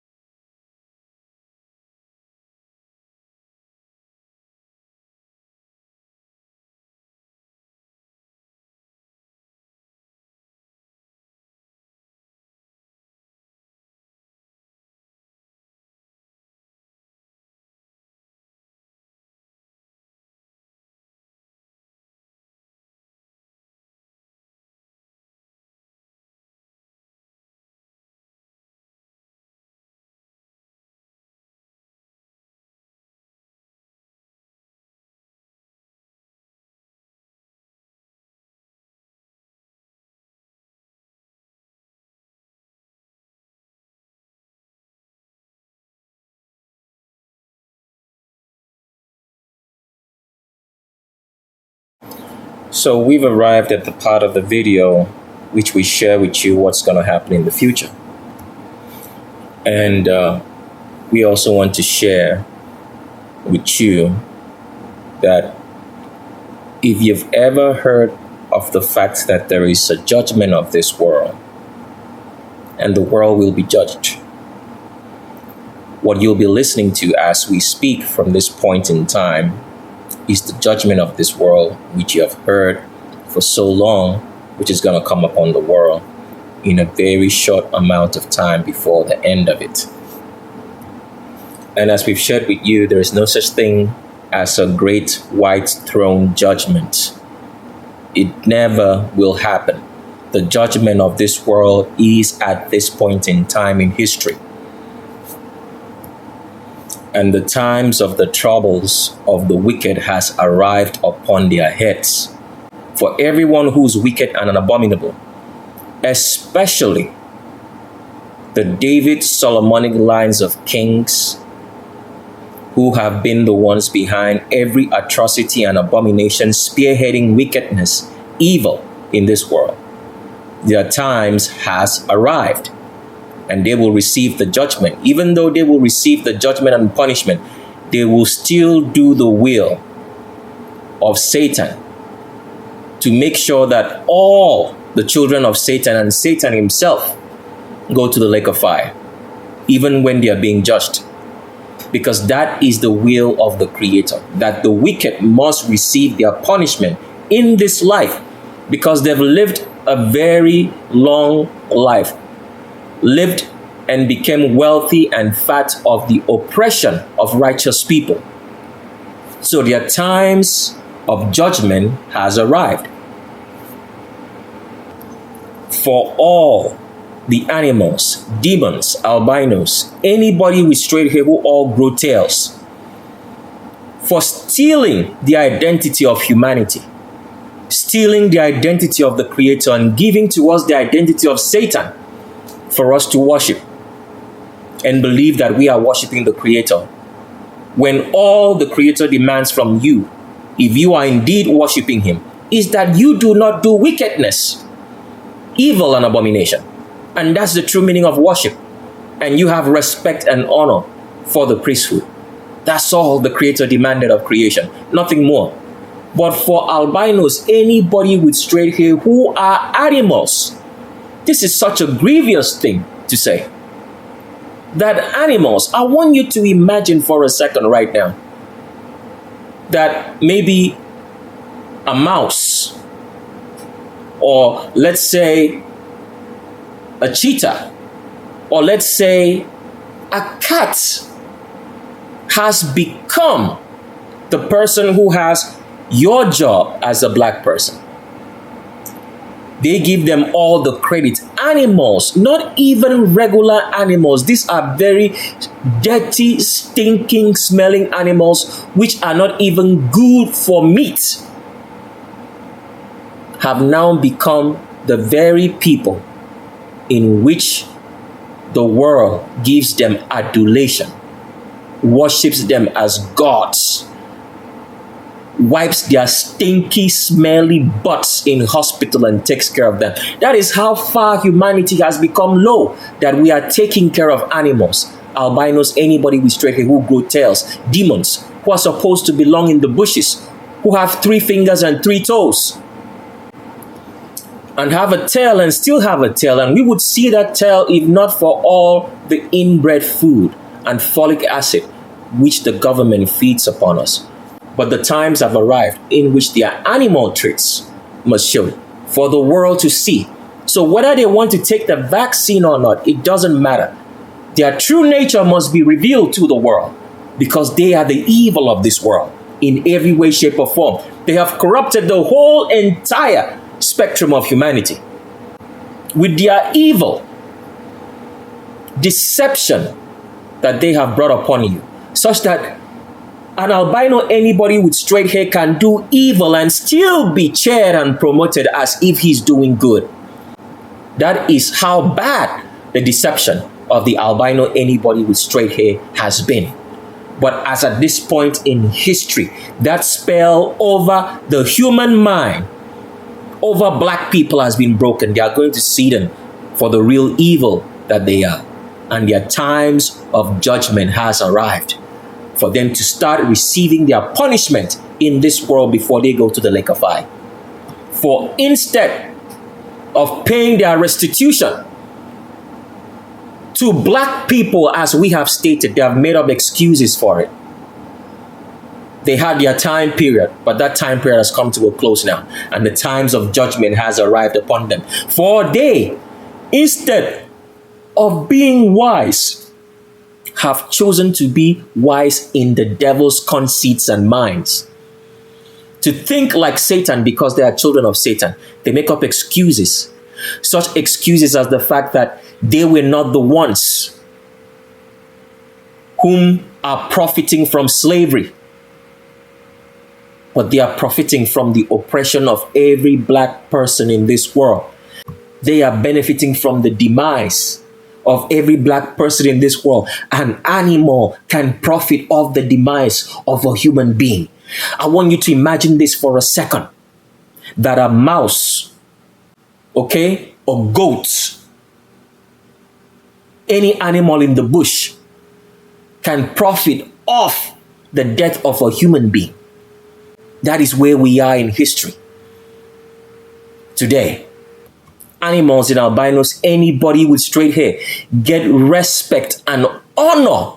Can you imagine how humanity has fallen low?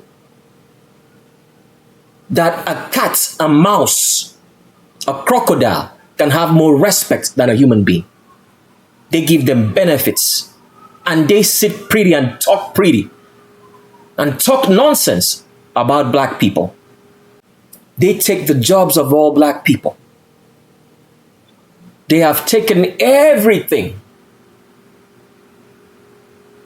and treat black people with the less amount of respect. They treat their dogs and cats better than black people. As we've always said, they see a cat, they see a dog on the street, they give it food and water and leave water for it. They see a black person in the neighborhood, they call the police on you. This is what animals who receive benefits, they receive credit. But if you're black, an animal receives credit with a tail. But a black person can't get any credit from the banks, except he is connected to them, to all the evil that is happening in this world, by lineage and ancestry of being a descendant of David. So if you've never heard it before, the rich black people of this world today are only rich by having connection or ancestry to the descendants of David. This is the truth. So if you've ever wondered why certain black people, okay, are rich and wealthy and don't care about other black people, you're getting your answer right now. They are connected or have relationship or have ancestry to the descendants of David. But for these animals in albinos, anybody with straight hair who grow tails, their times of punishment has arrived and judgment. The horrors that they will go through will be nothing that can be compared to all the horrors of the world wars of this world. And all the horrors that black people have gone through, it's going to be given to them in a great amount of intensity with confusion for a very short amount of time before they get shipped back to India. And India is their only way of escape, to return back to their native origin and continue being the animals that they're supposed to be for the world to see. And for all the abominable black women of this world who have helped the evil of this world to succeed, because all evil in this world came through a black woman. Because why? They have decided not to be in the order, purpose, and design in which the Creator made them, but rather have decided to be giving birth to evil and taking care of evil in this world. Because all the albinos, anybody with straight hair, who are in this world came through a black woman who slept with Satan. And then so many other black women continue. They are married to demons. They call demons husbands and animals with tails. And they give birth to children who are demons, mixed children who are demons also with tails. And they took care of these demons and have increased the population of evil and demons in this world. And also black women have become feminists, promoting feminism, having a right over manhood. Because in the analogy which we showed you before, that a woman is likened to the land. The land always has an owner. What does that mean? A woman is always supposed to be owned by a man. What does that mean?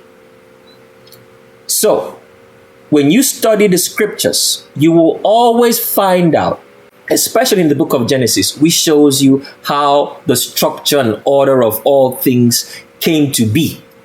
You will always notice that a man gives his daughter in marriage. What does that mean? A woman is always owned by a man. But in today's world, women, black women, have made a ridicule of manhood. They have no respect for manhood anymore. They think they own manhood. They think that they can say and do anything, that they are equal to men. And have gone out of order. Instead of increasing the birth of righteousness, black women have increased the birth of evil for them being evil. Some of them say they don't want children. But if you were not born, would you have the mouth to say that you do not want children, but you rather stay with a dog or a cat? You become a dog mom, all right? Or a cat mom, or any kind of mom except the mom that the Creator made you to be, to give birth to righteous children, to continue the lineage and ancestry of righteousness in the world. This black women have refused to do. Rather, black women have chosen to engage in all sorts of debauchery. They are homosexuals. They are sapiosexuals. They are everything except the order and nature and purpose and design which the Creator made them to be. They think that their lives is about fashion and dressing. That's all that matters. And looking good and being an eyesore to humanity, because that's what they really are. For all these wicked, abominable black women who refuse to be women, who refuse to be feminine, but rather be feminists, and to think like a man, and to think that they're equal to a man, that they have the strength of a man, to be violent on a man. If not for the system which protects them, they would find out that that stupid strength they think they have is nothing compared to a man's strength.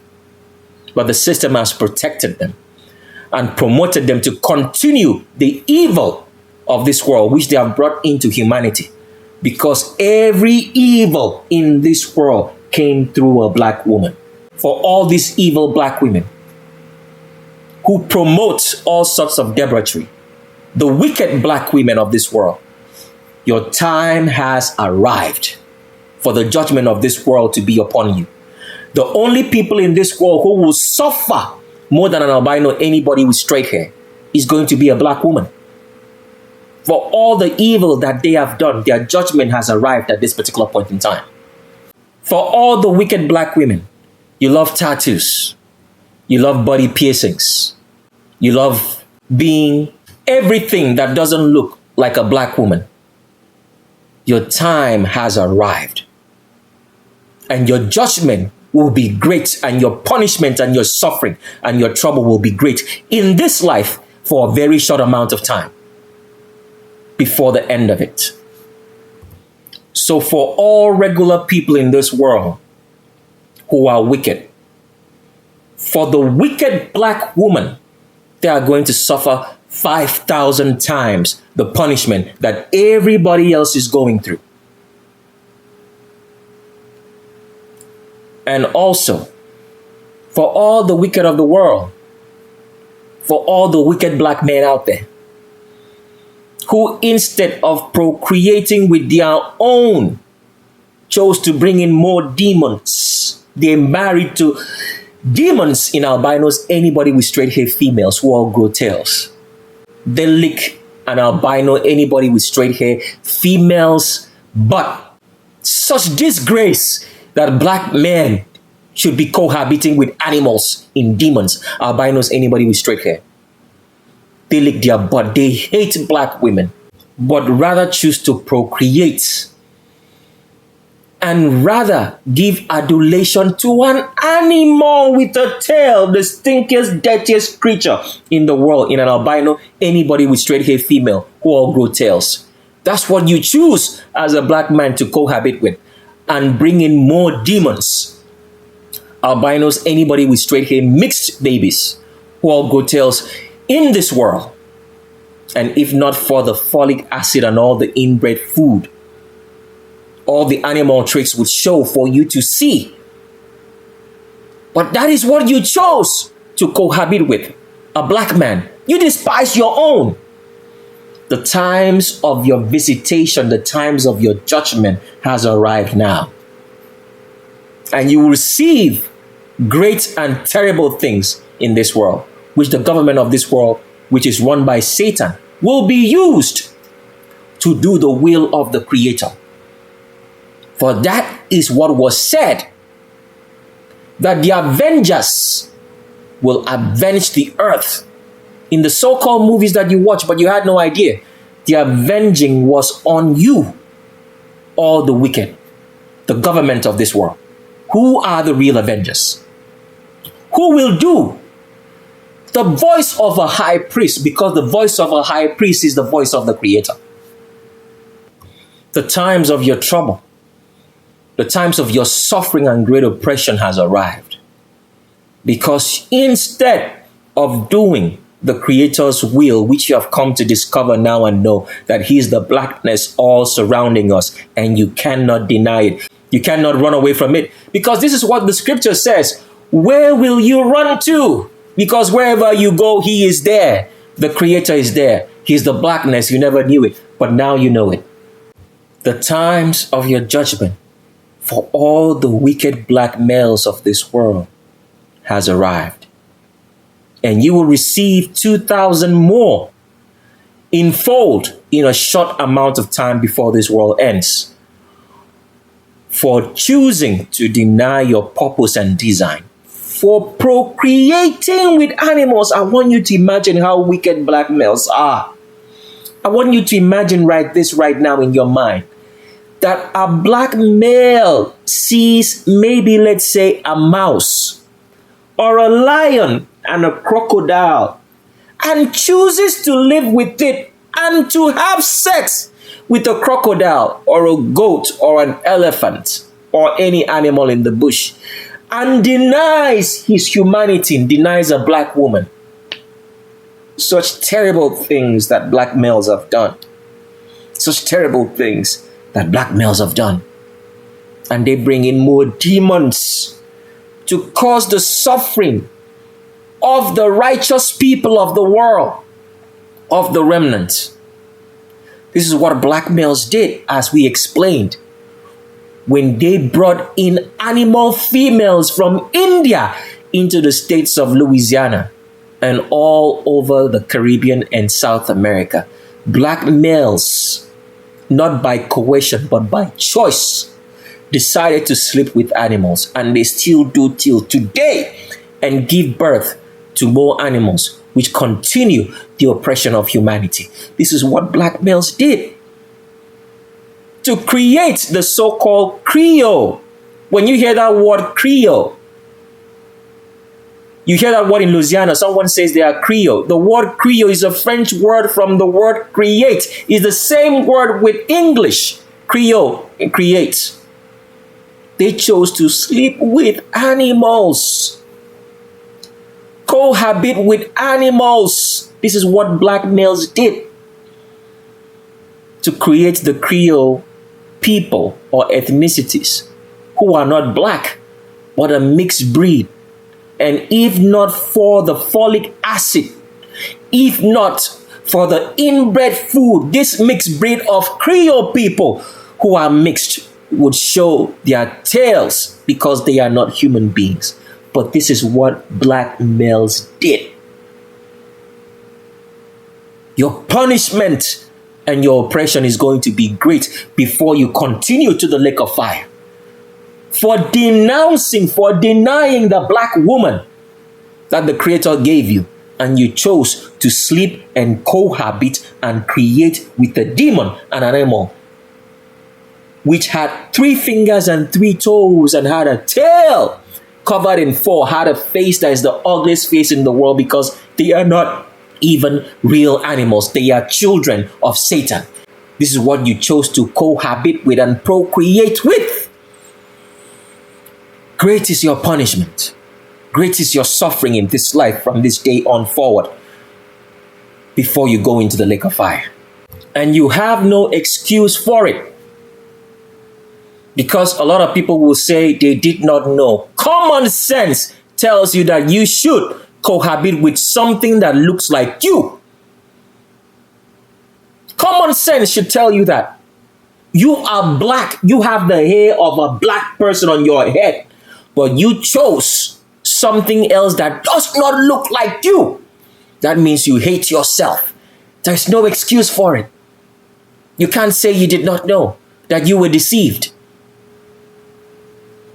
Because you should choose that your children should look like you. But rather you wanted your children to look like a demon, an albino, anybody with straight hair who all grow tails. Your punishment is certain and sure. And for all the wicked of the world,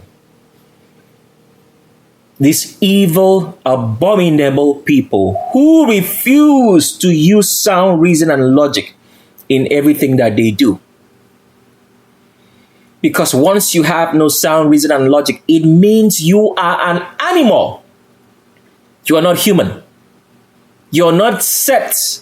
You're not fit to live in this world. Because you have refused to use your sound reasoning and logic free of emotions and biasness to think, which means that you are an animal which needs to be controlled. You are not fit to be human. For all the wicked, abominable people of this world who do evil, have no inhibitions of doing evil for the slightest amount of money. They have no conscience and do evil and brought about so much suffering and pain in this world. They are proud of being openly homosexuals, something that everybody should cower from and hide. But now they are openly homosexual, surrounding humanity, teaching humanity how to be corrupt. These evil and abominable wicked people. They kill, they steal, and destroy without any inhibitions. They have no morals, no honor, no respect. They are proud of doing evil. They wouldn't bat an eyelid or think about it twice. They do the evil because they have all forgotten how to grow their own food. They have chosen not to grow their own food and go back to farming so that they will not be caught up in this evil system, but will do everything to live the fantasies which Satan and the descendants of David have created for this world. For all the wicked of this world, both male and female, the times of your suffering, great suffering, that can never ever be ever imagined is upon you. I want you to imagine right now that when you go to work, you have to wear a mask. That means you cannot breathe the air freely, which the Creator gave you. That is the level of suffering that has come upon the world, that you have to wear a mask, and you're going to wear this mask for all eternity until the end of this world. That means that you cannot even breathe freely because you deny the truth. You refuse the truth. You refuse to think about things as a human being should think about, with common sense and reasoning, free of bias and emotions. Thinking about it, that if this could happen to you, how would you feel? But because you say, as most people will always say, it is not happening to us, so it's not a problem. That time has changed now for all the wicked of the world, who are proud to do wickedness and evil and abominations. They are proud to be openly homosexual. They are proud to worship all deities in this world, despise the truth. The times of your suffering and trouble, which the Creator spoke about will happen, has come to you. And you will receive double fold and even more. Because I want you to pay attention right here at this particular point in time. For every video that YouTube deletes on our channel, the suffering of this world is going to be doubled. When YouTube shuts down so that they can remove our videos, the suffering of this world gets doubled twice. For every bad comment that they leave on our videos, the suffering gets doubled 4 times. For every dislike on the video which we present to you, which is the truth, the suffering gets doubled 8 times on the population of this world. Because why? They refuse the truth. They deny the truth, even though it's their nature to do so. Because people do not understand this. A lot of people always wonder why. Why is it that Satan knows about the Creator, but he still opposes him? Why is that the wicked of this world, in the descendants of David, know about the Creator, but they still oppose him? Why does the wicked population of this world, who know about the Creator because they can see his handiwork in all the heavens and the earth and everything around him that he made, why do they choose to still deny the Creator? It's because it is their nature.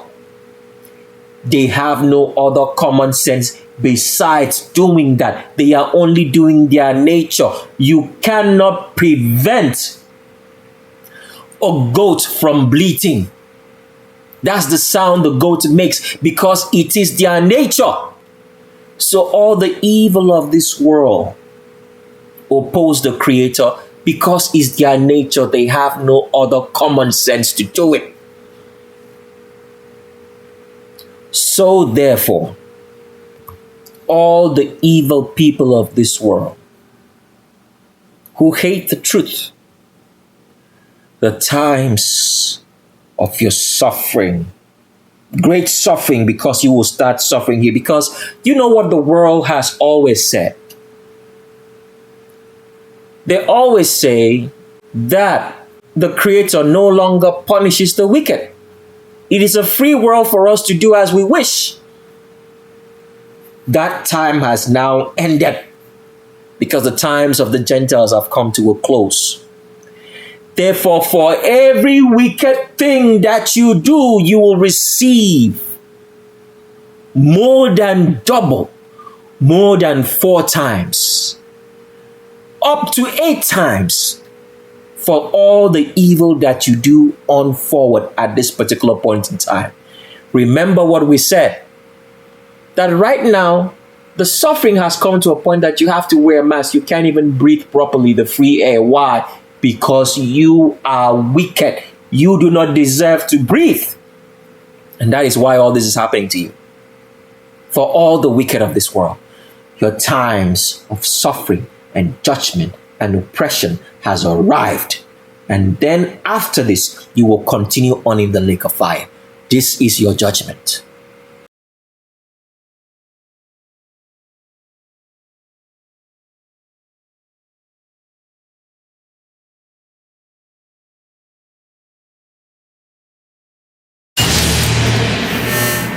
I'm gonna show you something beautiful. Everyone screaming for mercy. You want to protect the world, but you don't want it to change. You're all puppets, tangled in strings.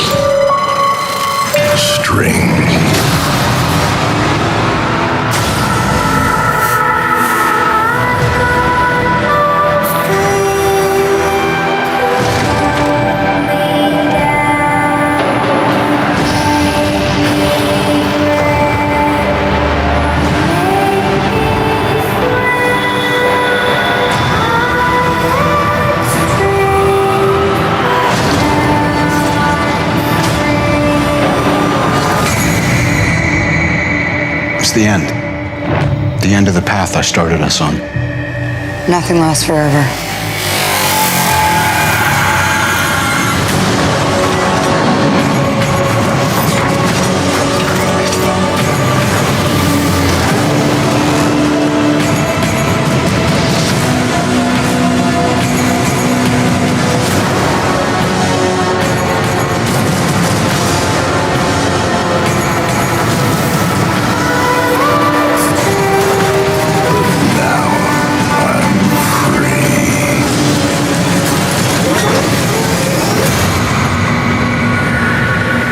There are no strings on me.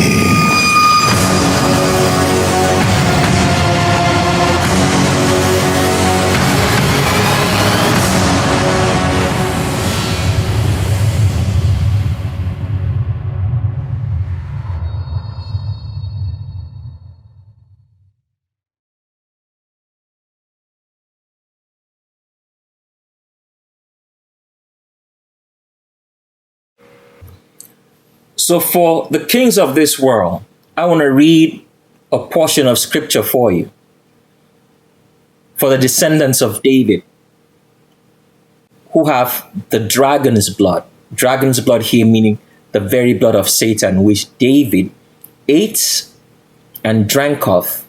That means he ate the flesh of Satan and drank the blood of Satan and had dragon blood and ancestry and passed this all to his descendants. Now, this portion was specifically written in scripture in the book of Isaiah for you. And we are going to read it in your hearing so that you hear what is going to happen to you, even though you are going to fulfill the will of the Creator to avenge all the evil that you have done on the remnant on the world. And they will not be able to resist you because this is your purpose that you're finding out today. Because you denied the truth. You denied the Creator. You chose to follow Satan, whom you were not supposed to be a child of. And in this portion that we're going to read to the kings of this world, the descendants of David, this portion will also include what is going to happen in the deception that's going on in this world, because none of the evil shall escape. The system was set up such that all evil will be caught no matter what happens. All the evil people in this world, as you have come to understand that evil is a person, will be caught in this trap, and none of them will escape, including Satan himself. Because if Satan does not make sure that all his children go to the lake of fire, there's a very special place reserved for him in the lake of fire, which is beyond anybody's imagination. Satan knows about this spot and dreads it. and will do everything to avoid it, because there are levels in the lake of fire. Not everybody is going to be in the same place, and not everybody is going to go through the same torture. Why? Because you all deny the truth. Here is what is going to happen to the kings of this world, the kings of the remnant, their rulers paramount, their counselors, their presidents, their governors, their chairmen, all of the leadership, their chiefs. This is what's going to happen to you. And we are reading from Isaiah chapter number 24. And we're reading from verse 16. And it says, O Creator of the remnant, from the ends of the earth we have heard wonderful things. Hope to the righteous, but they shall say, woe, wrath, judgment, suffering, oppression to the despisers that despise the commandments. All of you, kings of this world and the remnant, who chose to change the commandments and made the world to believe in a commandment that was not given by the Creator through the mouth of Moses. You changed it and you gave us the corrupt scriptures that we read today. This is what the scriptures and the high priest in Isaiah was saying. It says, woe to the despisers. Woe to those who hate the truth. Woe to those who deny the truth. Woe to those who refuse to do the truth. Woe there means great punishment and suffering and judgment upon you for denying the commandments. Let's continue reading. It says, fear and a pit. What is fear and a pit? We're already in it. We're living in a world of fear. Everybody's afraid of everybody now. They say, stay 6 feet apart. Do not come in contact with a human being. They tell you put on a mask. They brought on such fear, and this is just the beginning of fear, real fear. You've never had a taste of it, but you're going to have a taste of it from now on for all the wicked and abominable people of this world. They have brought so much fear because fear is going to be the motto of this world. People are afraid of each other. They're afraid of going out. They're afraid of everything. And this is just the beginning, because it's going to get worse and worse and worse. And this is what the high priest Isaiah said. He said, fear and a pit. What is a pit? It means that you'll be falling into trouble after trouble into trouble, such that your whole life will be full of trouble. You will have no peace for all the wicked and abominable. And it says, and a snare. What is a snare? A snare is a trap. You set a trap to catch a wicked animal. That is why traps were made. You set a trap to catch something that is destructive and to make sure that it suffers the same pain which it inflicted on its surroundings. That is the meaning of a snare, a trap. It says, are upon you that dwell on the earth. You here means the wicked and abominable, the evil of this world. Those who are proud to be openly homosexual, who breed upon us all sorts of evil and are not afraid, because for a long time, the Creator has stayed quiet. And we're going to read that portion to you, because he said he's going to shake the earth one more time. And this is now the time that you will know, because you have now known that the Creator is in everything, that he's the blackness surrounding us. This has been hidden from you for a very long time, but now your understanding has come to that point. But you are still going to suffer the wicked and abominable. It says here that you are this person that fear and suffering, great amount of suffering, and a trap to catch you, to inflict pain upon you, such that you are not going to escape. He says, are upon all of you the wicked that dwell on the earth. Let's continue reading. And it says in verse 18, and it shall come to pass, pay attention, for you all wicked people, that whosoever shall flee from the fear, for the wicked and abominable, the kings of this world, the descendants of David. It says, if you are able to flee, that means you will say to yourself, I am not afraid, because you are the one instilling and creating the fear upon the world. It says, if you shall flee, that means you shall sit pretty and say that you are not afraid, because you are the one constructing the fear and all the atrocities that are coming upon the world.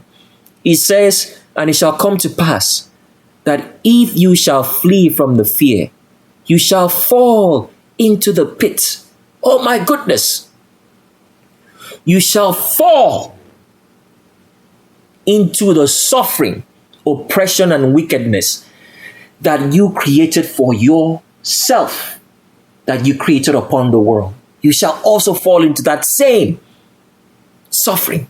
It goes on to say, and he that comes out of the pit, that means if you shall come out of the suffering, if you are the kings of this world, the descendants of David, if you shall come out of the so-called fabricated diseases and sickness and financial hardship and the wearing of masks, because as you can see right here, the government of this world also wears a mask because they have to, what? Convince the population that COVID-19 and any other disease that they're going to fabricate is real. They are also going through the same suffering, as you can see. It goes on to say, he that comes out of the pit shall be caught by the snare. That means if you ever come out of the suffering, another trap will catch you. A trap that you would not expect, because at the end of the day, your own traps that you created for the world population so that you can be the kings of this world, it will also catch you, because none of the wicked shall escape. And it says, for windows have been opened in heaven, and the foundations of the earth shall be shaken. Why? Because the Creator said he would shake the earth one more time. Why? Because for a long time, all the idiots, all the evil and abominable people of this world have always said, there is no Creator. We can do as we like. He no longer does exist. Things have continued on without him. But you were set up for failure, because that is the setup that you will not see. And now you will see that the Creator is real. And he goes on to say, for windows have been opened in heaven, and the foundations of the earth shall be shaken. The earth shall be utterly confounded. What is confounded? Confusion. The earth is going to be confused, because they will not know where all their suffering, where all their oppression, their death, their murders, their oppression is going to come upon them 1,000-fold and more. As we have told you, that is going to be doubled for everyone. And some people will suffer more than others. And then for every video of ours that they delete, for every dislike that they put up on the video, for every comment, bad, evil they make about the video, more evil shall come upon them. But the earth shall not know where all this is coming from, because even the wicked kings of this world, the descendants of David, the kings of the remnant, will not know. How is it possible that we control this reality? Because they always thought that they control this reality. But we are suffering also like this. That is what's going to happen to you. And it says, and the earth shall be completely perplexed. Oh my goodness. Such great amounts of suffering that's coming upon you. All the wicked, all the kings of this world, the descendants of David. And it says, it reels as a drunkard and one oppressed with wine. Do you know why the scriptures uses the word wine? Because here's one thing you do not know. If you drink what they call distilled alcohol, that means this alcohol is distilled.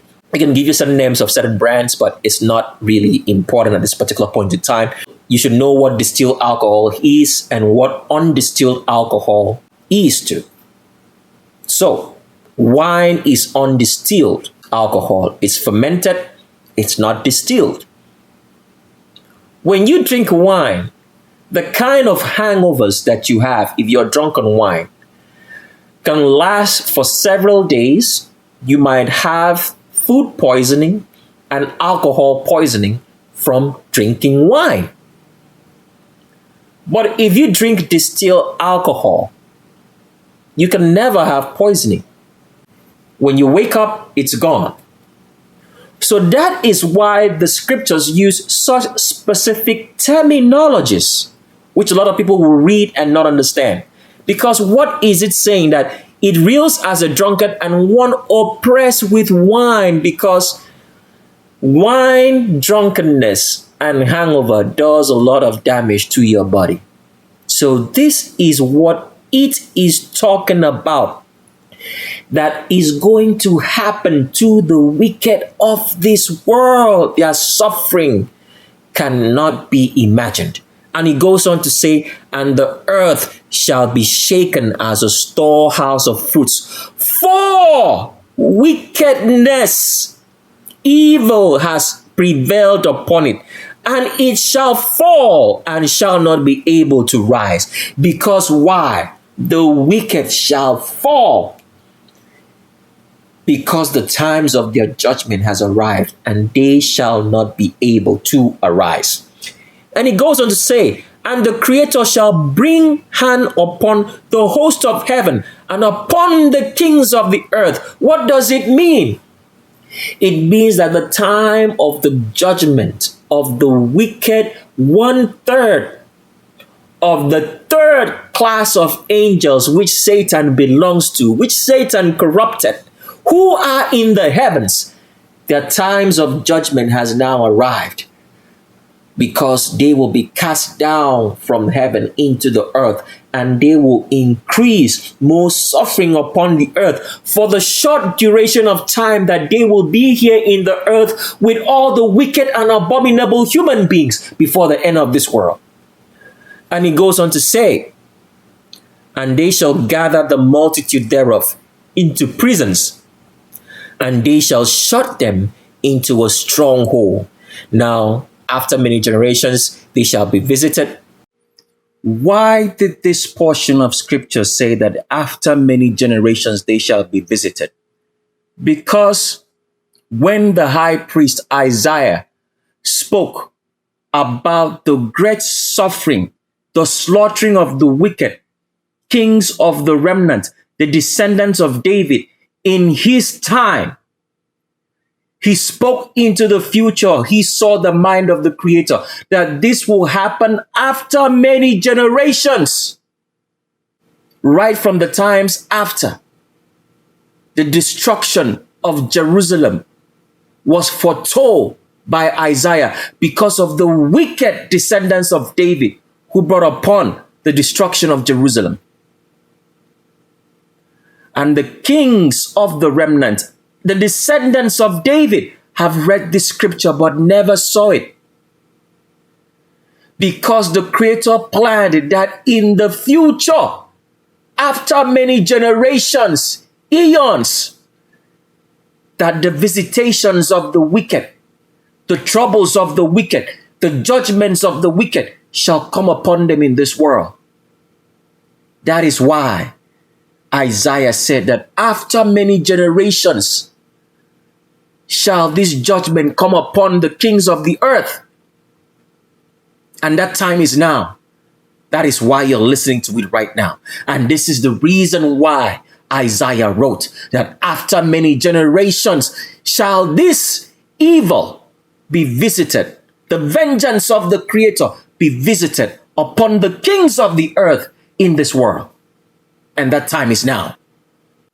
Because all what the kings of this earth, which is particular portion of Isaiah, was written for, it was telling them that as they have put so many righteous people in prison, the remnants who have done them no evil, who do not even know what they are doing, that the same thing that they did will also happen to them. They will be killed and murdered and put in prison, and their children and their children's children, because this is their judgment, which they thought will never happen, because they were deceived into a trap to believe that they run this world. But you never did. So we're reading from Hebrews chapter number 12, and we're reading from verse 25. And we want you to see what the Creator has said would happen at this particular point in time, because the earth will be reeling from what is going to happen. It's going to be fear after fear, shock after shock. Because, for a very long time, the descendants of David, who have bred themselves into every ethnicity and place of power in this world since the times of Nebuchadnezzar, the times of David till now, to rule the world secretly behind and call themselves the elders of Zion. They have been able to make us believe that the population of the world is such that blacks are a minority, and that albinos, anybody with straight hair, animals, demons who grow tails, whom they brought from the bushes down to live with humanity and mix with black people. They've made black people to believe that black people are the minority, and albinos, anybody with straight hair, demons with tails, who are supposed to live in bushes, who have 3 fingers and 3 toes, have a tail. And if not for the inbred food and the folic acid that we are fed, all their animal traits would show, and we would know that these are not humans. These animals, these dirty, stinking creatures, have made humanity to believe that they are the majority, and that black people are a minority, that they are a very small, tiny population. The reality at this particular point in time in history, in which the spell is removed from the eyes of black people all around the world, whether wicked or not, so that the will of the Creator shall be done in this world, will suddenly come to see that albinos, anybody with straight hair, demons with tails, are a minority, and that they are a very tiny population surrounded by blacks. Why will this happen? So that the oppression that these demons, albinos, anybody with straight hair have brought upon humanity can be revisited back upon them, for them refusing to pay their restitution to everybody that they have harmed, and pay a special restitution to a black person, which we defined on the Legends of Roll Call. All black people in this world, in every nation and every ethnicity, will come to see the truth that albinos, anybody with straight hair, who are demons with tails, are a minority, and they are going to be surrounded, such that the fear that black people had of albinos, anybody with straight hair, such that the adulation, such that the so-called status which they saw albinos, anybody with straight hair, will no longer exist, because they will see it physically that they are the majority, and therefore the albinos, anybody with straight hair, demons with tails, will have no way of escape for all the evil and oppression they have brought upon black people all this while, for making them to feel like nothing when they are something. Therefore, for all the albinos, anybody with straight hair, who all grow tails, demons who are supposed to be in the bushes, not having the jobs, not having the privileges, not having every benefit that they have at this particular point in time, they are going to suddenly find out right now that they are a minority, and great fear, trepidation, there are no words for it, is going to suddenly come upon them for all the evil that they have done, because blacks all around the world will now realize that they have been poisoned, killed, oppressed for the benefits of an albino, anybody with straight hair, an animal with a tail, so that they would not be exposed for what they are. That is the reality that is dawning upon all black people as we are speaking right now. Therefore, there will be no escape for any albino, anybody with straight hair who denies the truth, denies the commandments, denies to pay their restitution and their special restitution to black people for all the oppression that they have done. This is going to be the sudden realization that they are surrounded and going to be annihilated. So we read another portion of scripture for you so you understand why it was written, because we are living in the moment right now. This portion that we're reading from, we've already read it before in the book of Isaiah a couple of minutes before, but we want to read it again in the book of Hebrews, because the person who wrote the book of Hebrews, the high priest who wrote the book of Hebrews, took the very same words of Isaiah and reiterated it, that the Creator will shake the world one more time and all the wicked will suffer for the oppression of the righteous. And now you're hearing it again, a third time now, by the very words of another high priest, which is not me, but you're hearing it now. So we read, and we're reading from Hebrews chapter number 12, and we're reading from the Geneva Bible in verse 25. And it says here, see that you despise not him that speaketh. Talking about the high priest at that time in history, which will bring forth the judgment of this world, because his voice is the voice of the Creator. For if they escape not which refused him that spoke on earth, much more shall we not escape if we turn away from him that speaketh from heaven. Because the Creator spoke to them and told them that there will come some high priest in the future that will judge this world.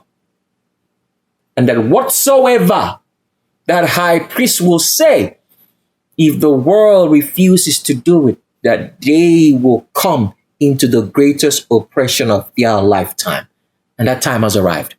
It says here again in verse 26, whose voice then shook the earth, and now had declared, saying, yet once more will I shake not the earth only, but also heaven. So the times of the shaking of the heaven and the earth, for them to realize the heavens and the inhabitants of the earth who have said there is no Creator, they've denied him all their days. They have spoken so much against his name, called him all kinds of names, insulted him.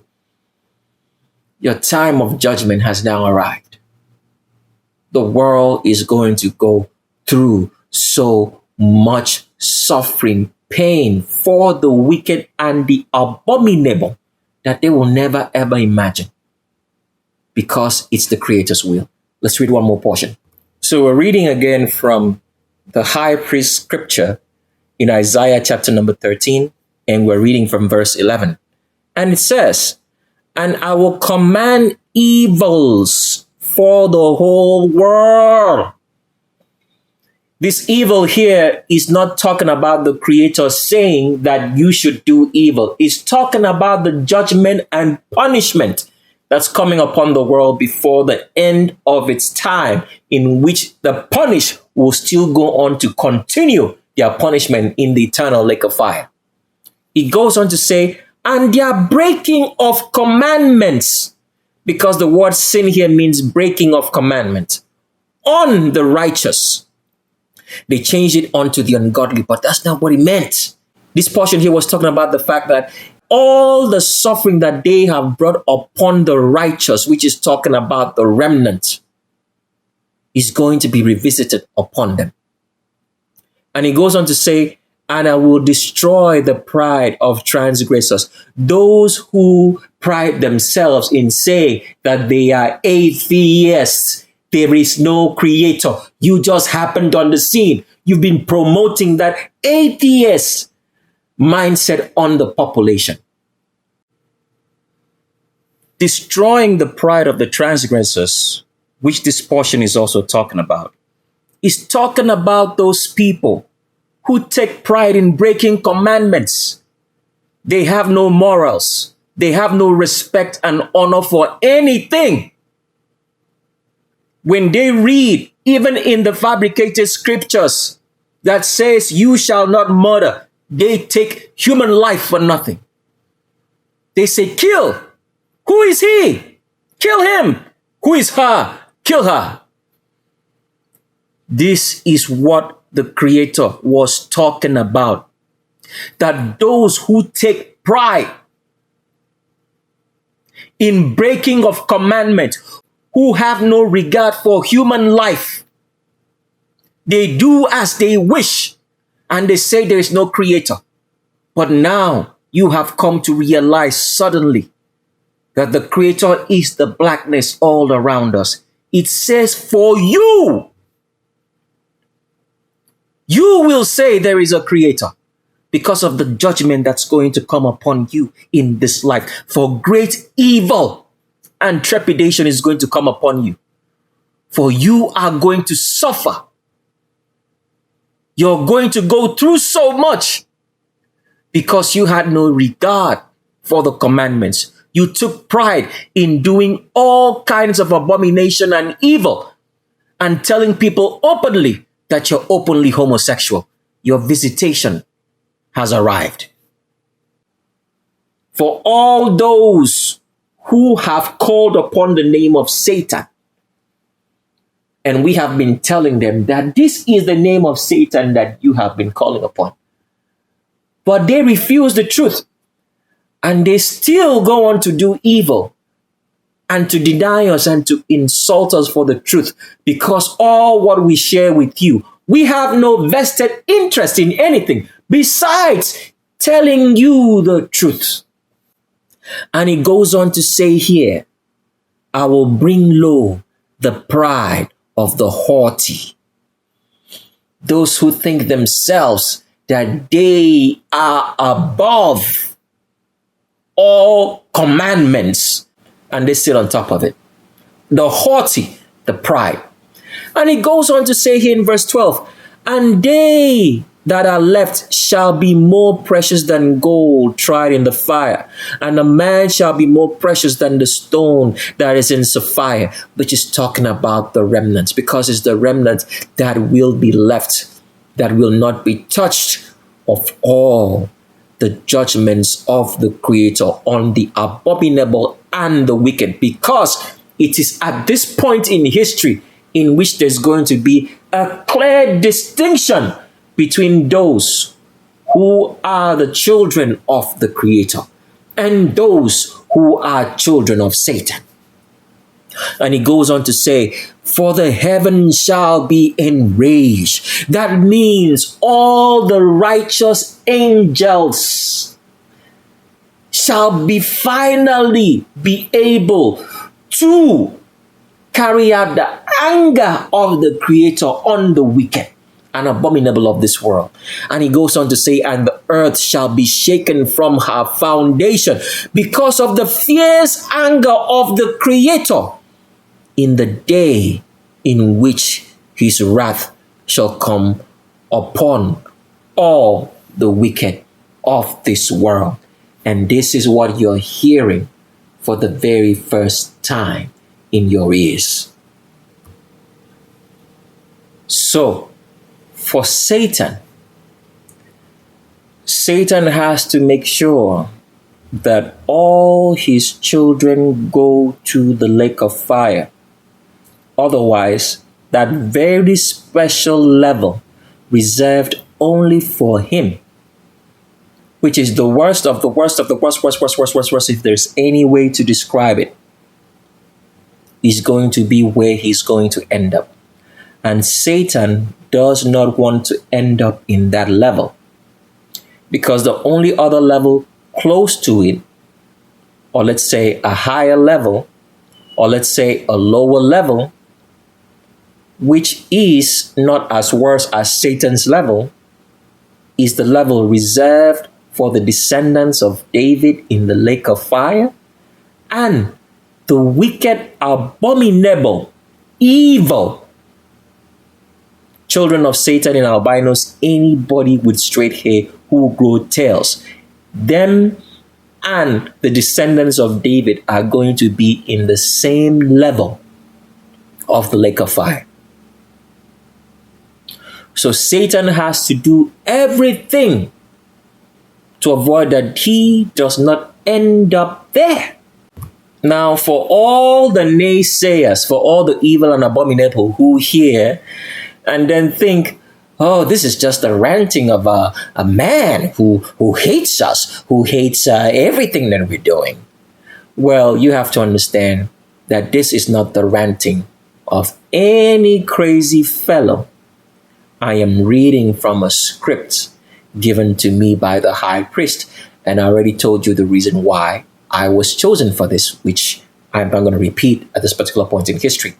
But for the naysayers, for those who doubt, I want you to understand something very clearly at this particular point in time in your history. Okay? I want you to pay very special attention and hear for the very first time. We already told you, as you have come to know now, that the presence of the Creator is everywhere because He is the blackness that supports everything, gives everything life and the ability and the medium to be able to move and be alive, which means to have predefined motion. That means you have previous knowledge of the motion of these beings is what makes it alive. So if you've understood that, then you have to understand the very next statement that we're going to make. The Creator is everywhere. His presence is everywhere because the blackness all surrounds us. But His manifested presence, what does it mean by His manifested presence? His manifested presence talks about the fact that even though the Creator is everywhere and His presence is everywhere, His manifested presence, which means the manifested presence such that you can interact with this presence. You can talk with it one-on-one on a real-time basis, like you're talking to your parents, your siblings, your friends, or anybody. That manifested presence, which you can only get of the Creator, comes through a high priest. And whatsoever a high priest says must come to pass. If you have paid special attention to everything that we have been saying on YouTube, you will know at this particular point in time in history that everything we say comes to pass and it happens. Because why? Because it's been the Creator speaking to you through His high priests. And I am reading from a script, reiterating what they said. Let's show you something now, so you know that this is very real. So recently we did mention the fact, and we exposed to the whole entire world population who cared to know, that albinos, anybody with straight hair, all grow tails. And we did make mention of the fact that the vaccine and the COVID-19 pandemic was designed to make sure that the whole entire gamut of humanity takes a vaccination in case they sleep and procreate with an albino, anybody with straight hair, such that the children born will not show the animal traits of which they really are because of global warming, which is caused by Satan. Because global warming was Satan's idea and the descendants of David to try to stop the lake of fire from happening. But by them doing that, they've caused the earth to heat up, and therefore all the poisons that they have been feeding us and feeding humanity for us not to know that we've been living with animals, demons, aliens, the very children of Satan in albinos, anybody with straight hair who had 3 fingers and 3 toes had the growth of a tail, which is suppressed by eating all inbred and crossbred food or by eating folic acid. And if a child gets born with a tail, they treat it as spina bifida, so we would not see that the scriptures is literally true.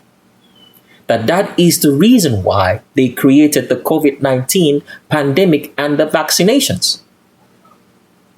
So, we did make you understand all of this, and you came to the full understanding for those who seek the truth, for those who say they have remnant ancestry, for those who say that they want to practice the 13 commandments, which they will only know on the shape of our world, because you're not going to know it anywhere else besides when you have the shape of our world. So we are reading now from a myth and facts, arranged type of correspondence with the public to try to make the public to accept the vaccine, which is not going to stop the fact that albinos, anybody with straight hair, whether young or old, unborn or not, at this particular point in history, will start growing a tail from their tailbones, as we've shown you. So this correspondence was trying to address a fact.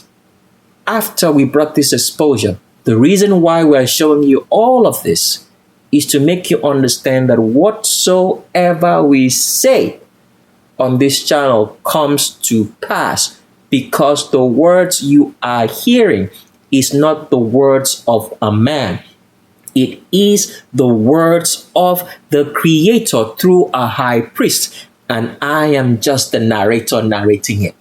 So it goes on here to say in this article, the COVID-19 vaccine will make you grow a tail or other body parts. How did this come into being at this particular point in time?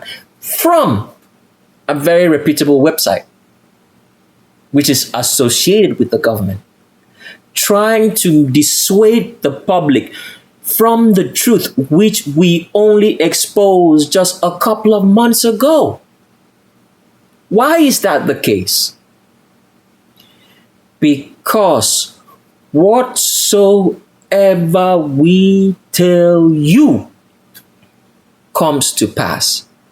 Therefore, the wicked and abominable of this world, who have grown fat of the oppression of righteous people, the remnant, that time of their dominion has come to an end, and therefore they must receive the suffering, which is not just going to be double.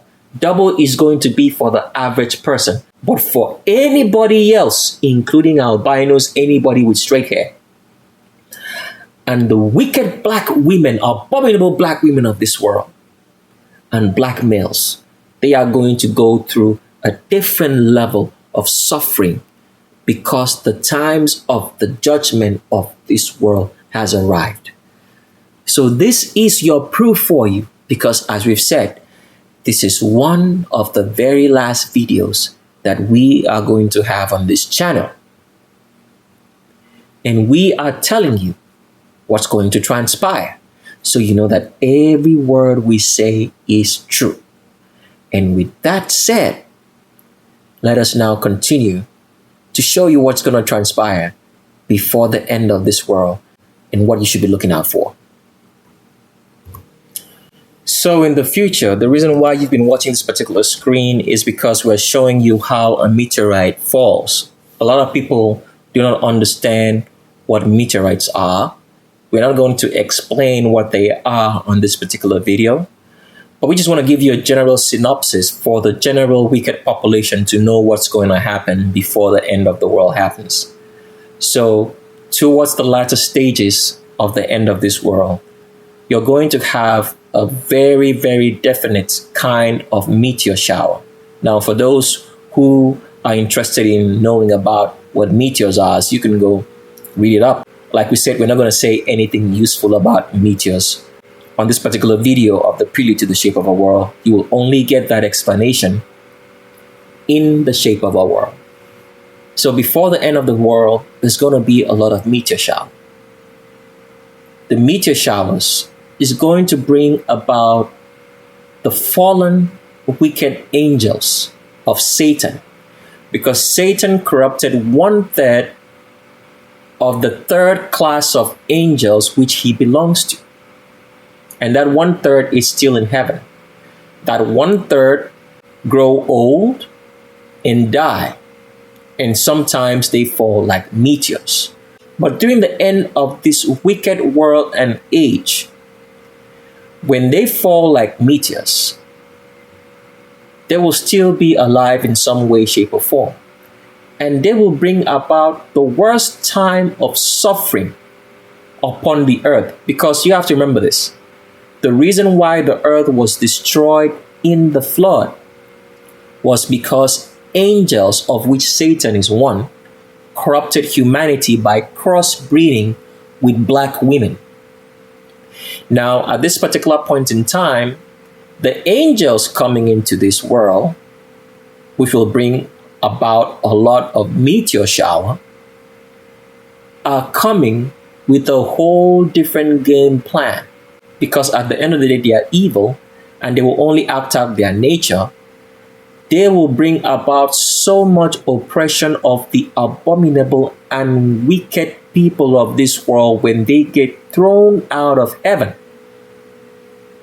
by the angels of the Creator. Now, let's play you another clip right now and then talk about what's going to happen next after this meteorite event happens, in which the fallen angels and Satan are decapitated and have no ability to be able to fly in the heavens anymore, and they will reside with the wicked, abominable men of this world, in which they will bring about so much great oppression. The oppression that we've talked about so far up to this particular point in time, in which the angels come into this world, the wicked, corrupt angels of Satan come into this world, is going to be unimaginable. So you can imagine all the suffering the world is going to go through. And this is going to be another level for a short amount of time before the world ends. And someone's going to ask, how long? We don't know. It could be 3 years or less. But let's continue on to play a clip and then we continue talking.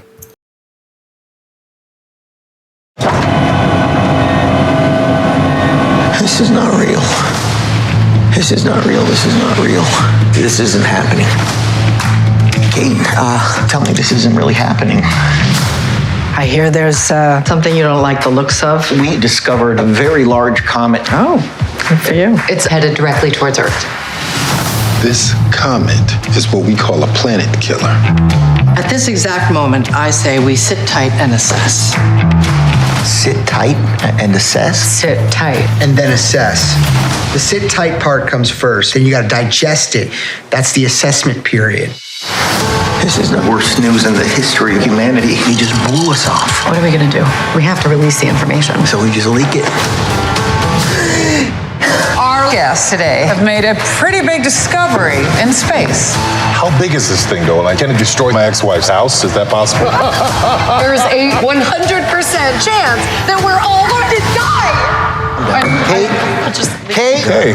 Well, the handsome astronomer can come back anytime, but the yelling lady, not so much. We're going to get the news out there, one way or another. It's real and it's coming. FBI! Jesus Christ, you could have just called me.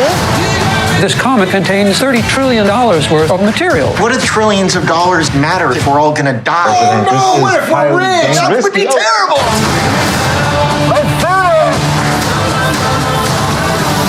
You guys discovered a comet? I have a tattoo of a shooting star on my back. Oh, that's terrific. This could be a complete disaster. This is already a disaster.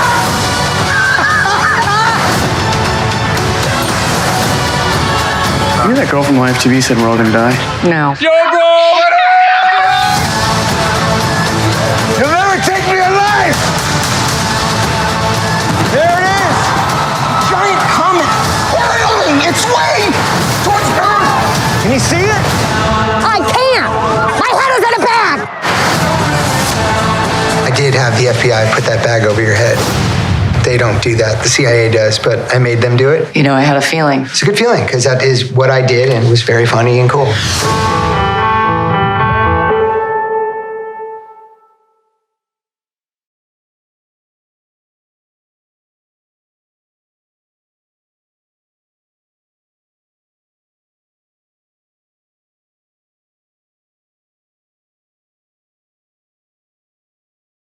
If you watch the clip that we just played, it was a clip of a comet. Now, what people do not understand is that meteors, comets are not one and the same. The distinguishing fact between a meteor and a comet is that meteors bring so much great destruction. Comets, you will not see any destruction. So what you will notice is that meteors always fall to the ground. When they fall to the ground, they can be burnt up and they could splinter into like rocks, but the rocks are burnt. We won't have time to explain what those rocks are at this particular point in time. You watch a lot of videos to see that, or movies per se. So meteors bring a lot of destruction. You'll hear a loud bang. They can go through houses and stuff and destroy so much stuff. This is the reality that's happening every single day, which people are not aware of. But with comets, comets do not bring destruction. They just come into our atmosphere, per se, or we see them come into the heavens and then they leave. They go back. Now, before the end of this world, this is what you have to pay attention at this particular point in time, because this video is going to serve as a lasting reminder until the end of time. After the meteor shower, which we talked about, is going to happen, which brings about the fallen angels, who are going to bring so much suffering that it cannot be imagined to the wicked of this world. The abominable and evil. We have no words for it. Because everything that the world is going to suffer, as we have talked about from then till that particular point in time, is not going to be imagined. Because you are going to have the physical presence of evil angels again, as they were before the flood, okay, happen again. Because that is what the Creator said, which a lot of the stupid, evil pastors and clergy have never made you to understand, that when he said, as in the days before the flood, in which you had angels crossbreed again, physically with black, stupid human women, that it will happen again live before the end of this world. And so that is what the meteor shower at that particular point in time in history will happen. But after that short duration of time in which the world is going to go through so much travail, troubles for the wicked, because it's never going to be for the remnant. Because as we have said, the Creator makes a distinction between the righteous and the evil. After that meteor shower, for a couple of months, the whole world will be lit up by comets. You're going to be seeing comets like you're seeing right here on the screen, all right? Several of them coming to the earth. They will be traveling maybe for weeks, for months, it could be years. We can't give you a definite time at this particular point in time, but you have to know that it's going to be for a certain duration of time in which the whole world is going to see. When you start seeing those comets, it means that the end of the world has come upon you for all the inhabitants of the earth, especially for the abominable and the wicked who are going to go to the lake of fire. Because when those comets start coming, the government of the world will say and start preparing the evil and abominable of this world, the wicked and the corrupt, to say, together with the angels who shall be at that particular point in time, and all the wicked, abominable people, both black and albino, anybody with straight hair, they will come together and say that they should fight. But Satan is only deceiving them because he knows the truth, that they have already lost this war and lost everything about this earth, because it was written that it will be so. When you people of the world start seeing those comets in great number, it's not going to be one, it's not going to be two, it's going to be so many of them, then you should truly know that the end of the world has arrived upon you. Because these comets that you will see in great number will be traveling for at least days, weeks. It will be very, very visible. It will be something that you'll be waking up and looking. You will sleep and wake up and you will still see it's there coming for a duration of time until it descends into the earth, and the remnant will all be captured and separated from the wicked and abominable who are going to be destroyed. And this is what you should look out for, because we are certainly not so far away from it.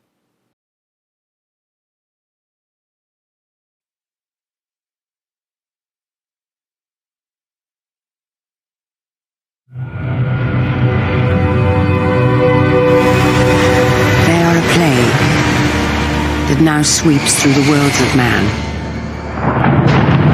leaving behind a trail of dead planets and towering icons, monuments to their unholy crusade. All those poets on all those worlds who spoke of war as such an unsightly thing, they never stood here. Never fails to inspire, does it? Each time a world falls.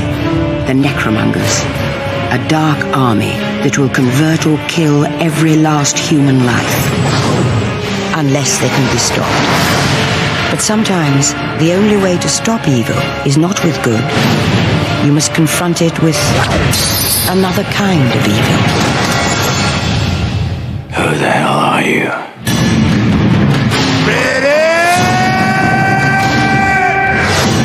Where does he come from? Who are his people?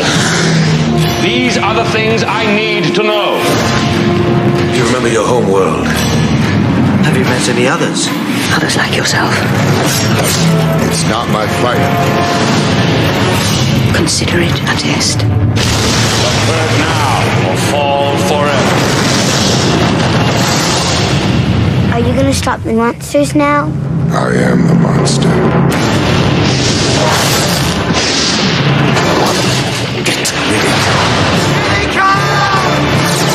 He's beginning to understand. Are you with me?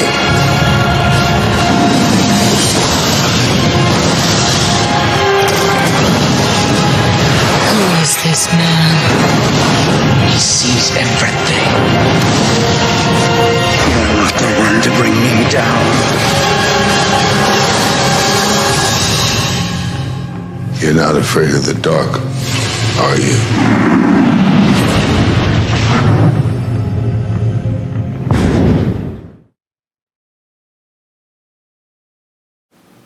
And with that, we leave you with these words.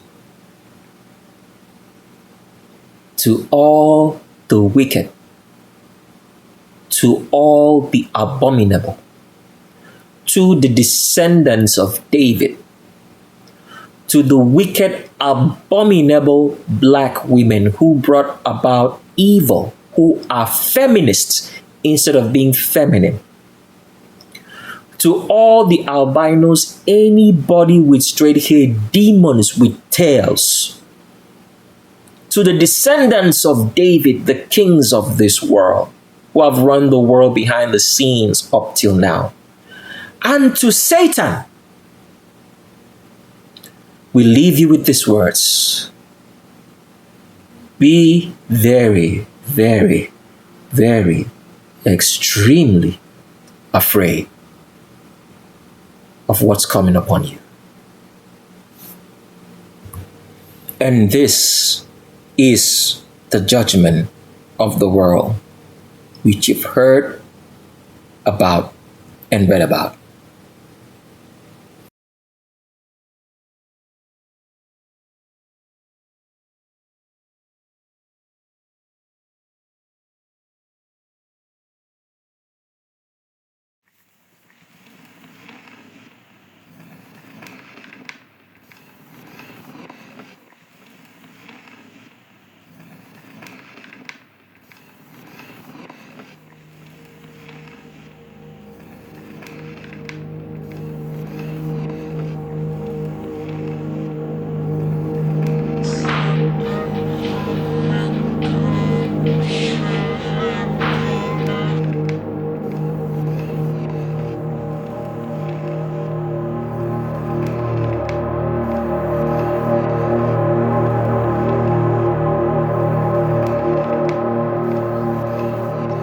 And the beast was taken, and with him the false prophet, that wrought miracles before him, with which he deceived them that had received the mark of the beasts, and them that worshipped his image. These both were cast alive into a lake of fire, burning with brimstone.